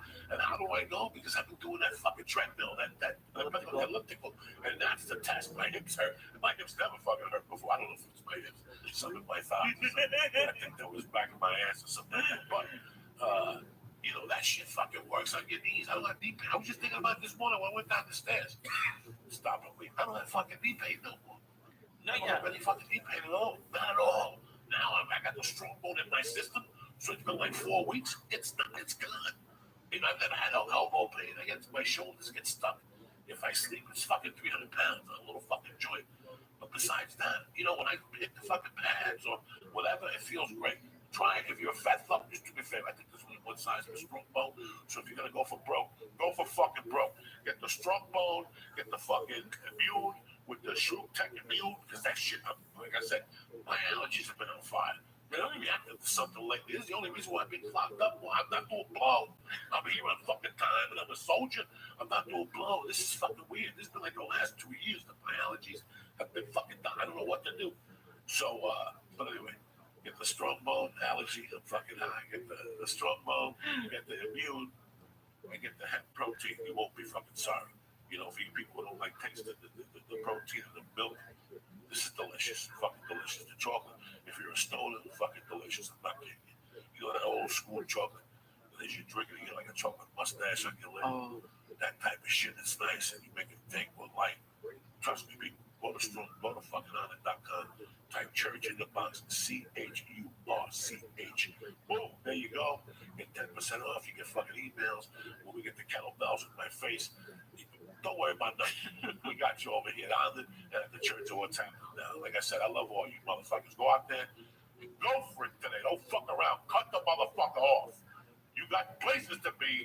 You're a soldier. You went to church. I love you motherfuckers. We'll see you Wednesday. Thank you for the love of the live podcast. We're going to keep doing these. We're going to perfect these until they sound like Judas Priest live in fucking Bangladesh. Unleashed in the East with a bunch of Japanese people. Whatever the fuck it was. So I'm loving it. You're loving it. Go to joeydiaz.net for all your dates and t-shirts have been on fire. Thank you for the support. The main t-shirt, the long sleeve. You're supporting the podcast. You're helping us out.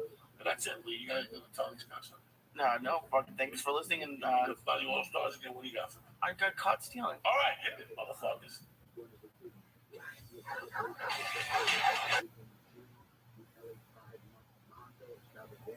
It's Wednesday, April 10th. Get up, you fuck. Watch that helmet. I didn't even know what fucking Omaha was, but I knew I was going. You follow me? I knew I was fucking going. You know why, dog? When I came, I used to think that they were saying American man. I made my mother buy the single, put like a fucking Spanish bar. And every time I was there, I'd get a handful of fucking quarters and keep playing American. I wanted to be such a fucking American at that time. That little kid, this song came out. To me, that song is like my national anthem. I kid you fucking not. I haven't heard this before, and it sounds like the rock. Like if you were gonna make a theme for American rock. That's it. American rock, hanging out with rednecks, fucking cowboys, long-haired motherfuckers, smoking dope, talking about how to overcome the fucking enemy in this goddamn country. That's how you fucking listen to that shit. You just sitting there going, let's start by fucking killing the fucking whatever. Don't get me started. It's a beautiful day to be alive. It is. Fucking beautiful. They had a great time last night. Ari Shafir cheated to the strip Yeah, club. I'm pissed off. I couldn't go. I'm pissed off. I couldn't go. Because you're not supposed to go to work till April 29th, and they fucking always put you together. They always do this to you, and it hurts my feelings. Well, You're part of the church, and what's happening? what am I supposed to do when you haven't had a boss to call you in for fucking 20 years? Because I took a chance, Columbus Day. Yeah, I want to. Over here, we're doing good, and we're trying, and I never know what the camera's doing out here. And Tia, I walked in this morning, he's got fucking short time, white as fucking Jew legs. You ever seen your life? I thought he was trying to seduce me. I was ready to stab him in his fucking Jew stomach. And, but it's a fucking beautiful day to be alive. You're here, you're an American. That's what the point I'm trying to make with that song. This is a part that goes, we'll come into your town. We'll help you party down. We're an American fucking band, okay?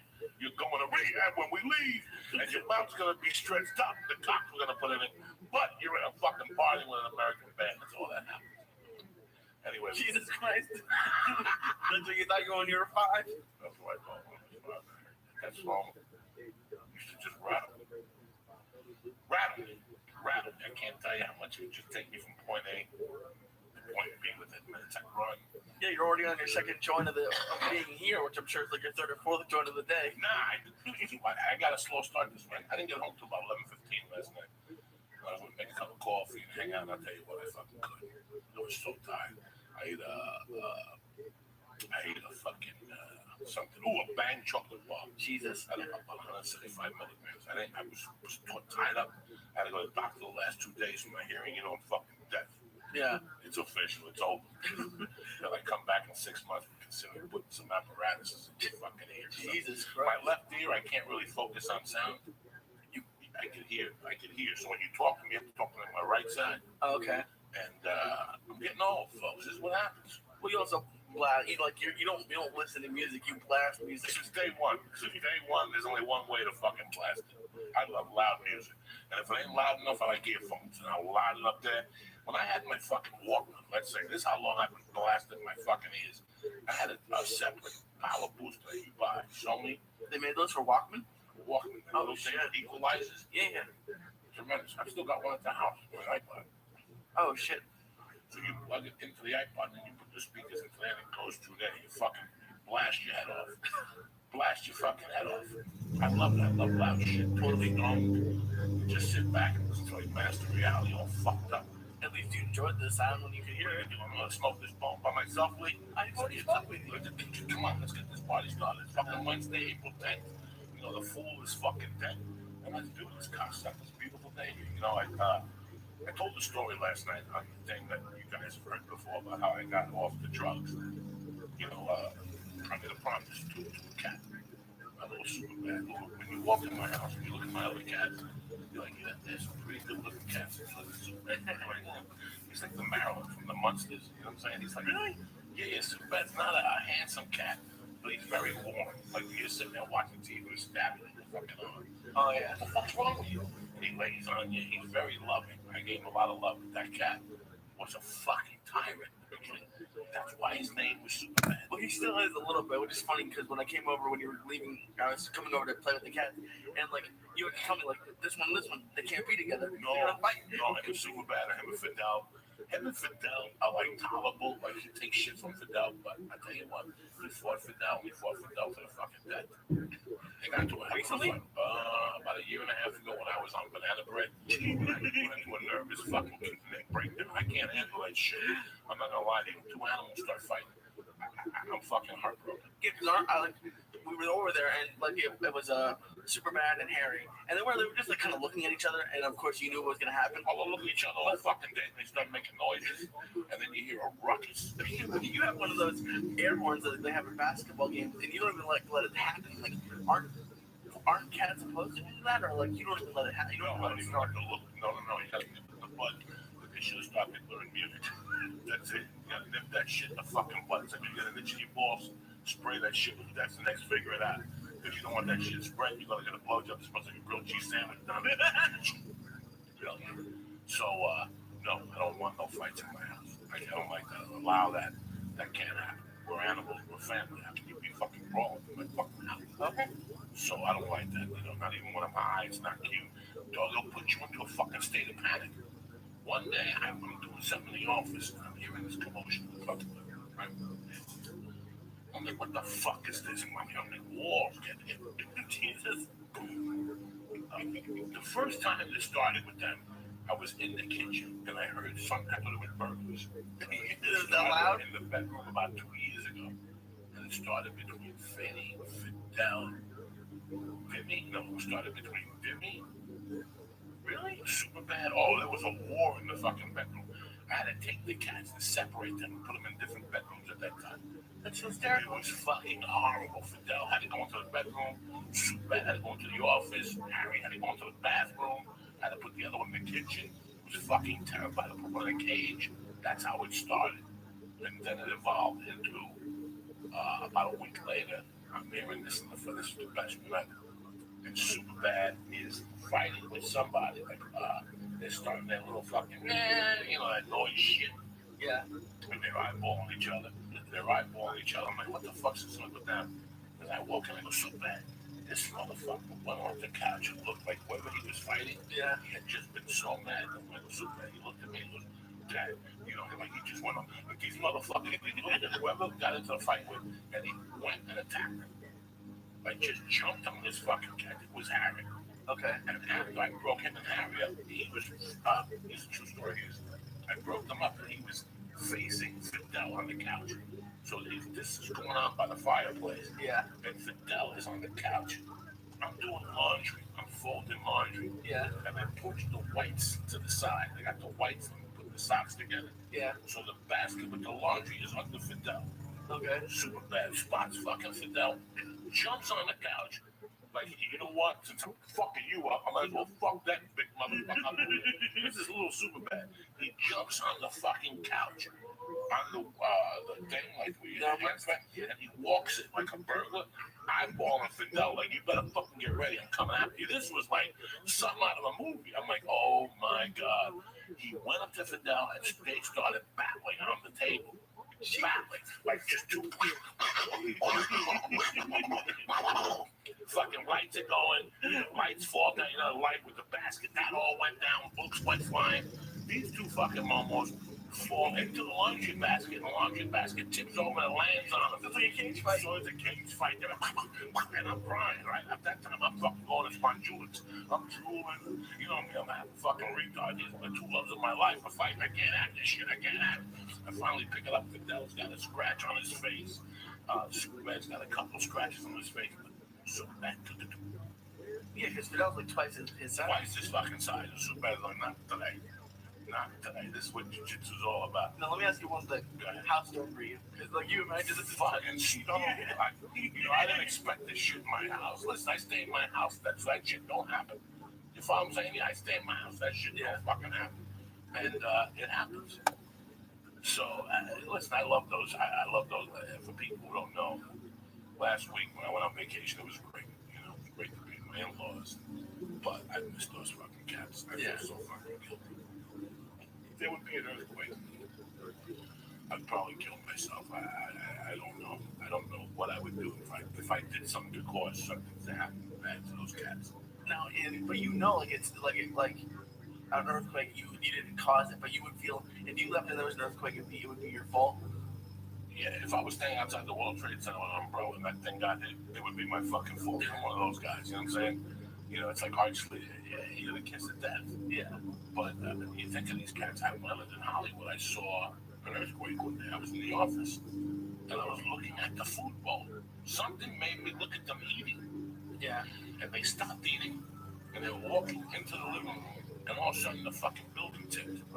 You have no idea. There's an earthquake, and I say this story all the time. It was horrifying to me. I don't give a fuck what I tell you about Harlem and drugs and guns. I'm telling you.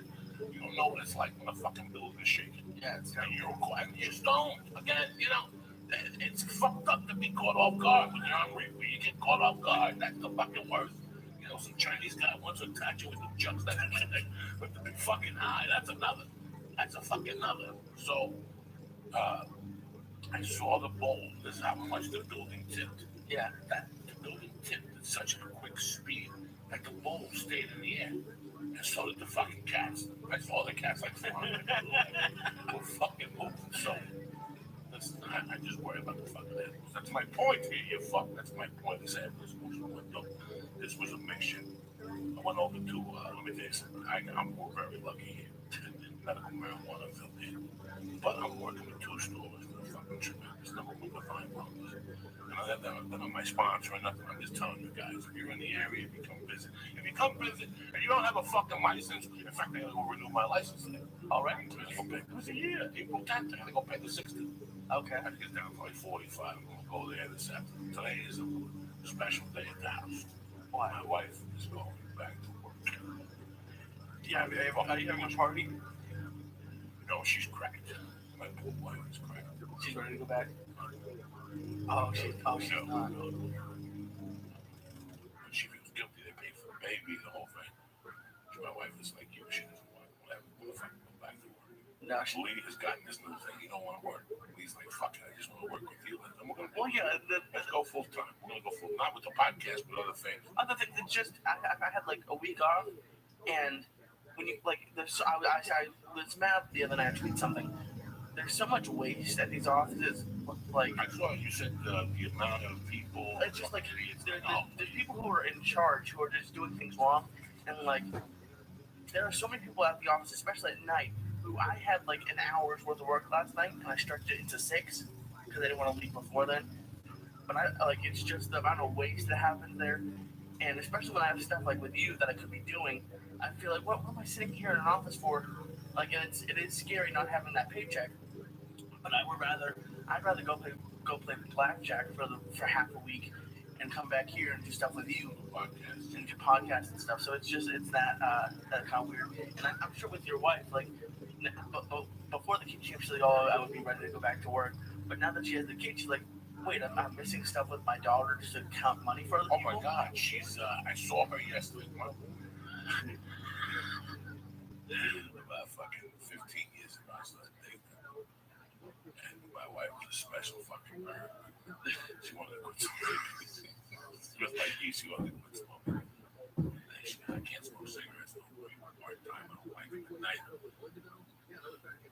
I'm like, well, how long you been smoking? She goes, since college. I go, you didn't quit? Yeah. I'll never forget. Senior, I got the 8th day of quitting. Guys, she was fucking pale. She had this look in her eyes, but her eyes are beautiful blue eyes, but they get light, like she's in danger.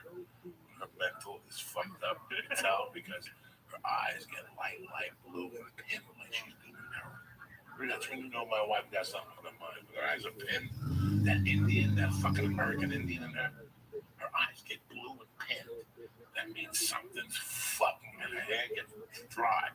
It starts popping from the ponytail. She's got something on her mind, I gotta tell you. That's funny that you know her that well after this long. Oh, yeah, you could tell. When I came in from that thing and she hadn't smoked that 8 days, she looked at me and she goes, I'm going to the store to get a pack of cigarettes. Just by looking at the pain in her face, I understood. Then she quit, no problem, the next time. But yesterday, when I was leaving to go to Ari's show, she was sitting there, she was mad with her eyes open. She was thinking about going back to work. But she likes the job. It's one of those things that's like me at 8 o'clock when I have to go to kickboxing. I'm like, 8 o'clock. I want to go to kickboxing. And then once I get in the car, I go, you know, like I get there, once I'm stretching and I hit the bag, you're like, fuck it, I'm happy I came. You know, my wife has good friends at that job. I've been with my wife for a long time, I'll tell you. She was at a company, you know, my wife worked at Starbucks in Gayville. You know, my wife was making like $200 a day working part-time at the Starbucks in Boys Town, in the gay neighborhood in Santa Monica. No. Because that's the most prosperous fucking gay guys tip. They get that much. She was working with 3 guys, 3 chicks or something. She was coming home with a deuce a day, 3 days a week, 600 in tips and fucking salaries. That's what my wife did until she got the job as the accountant. You know, like she I didn't know that. Yeah, I knew about the comedy store, but I didn't know about the comedy store. She quit there to do taxes and to fucking do the Starbucks. Then she didn't like that, so she flew over to the Disney Center, whatever the fuck she works.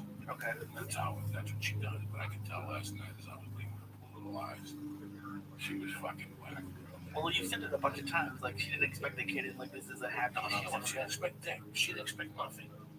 This is her, you know, this is her whole life, guys. Yeah. Do you think she's gonna last 6 months? No.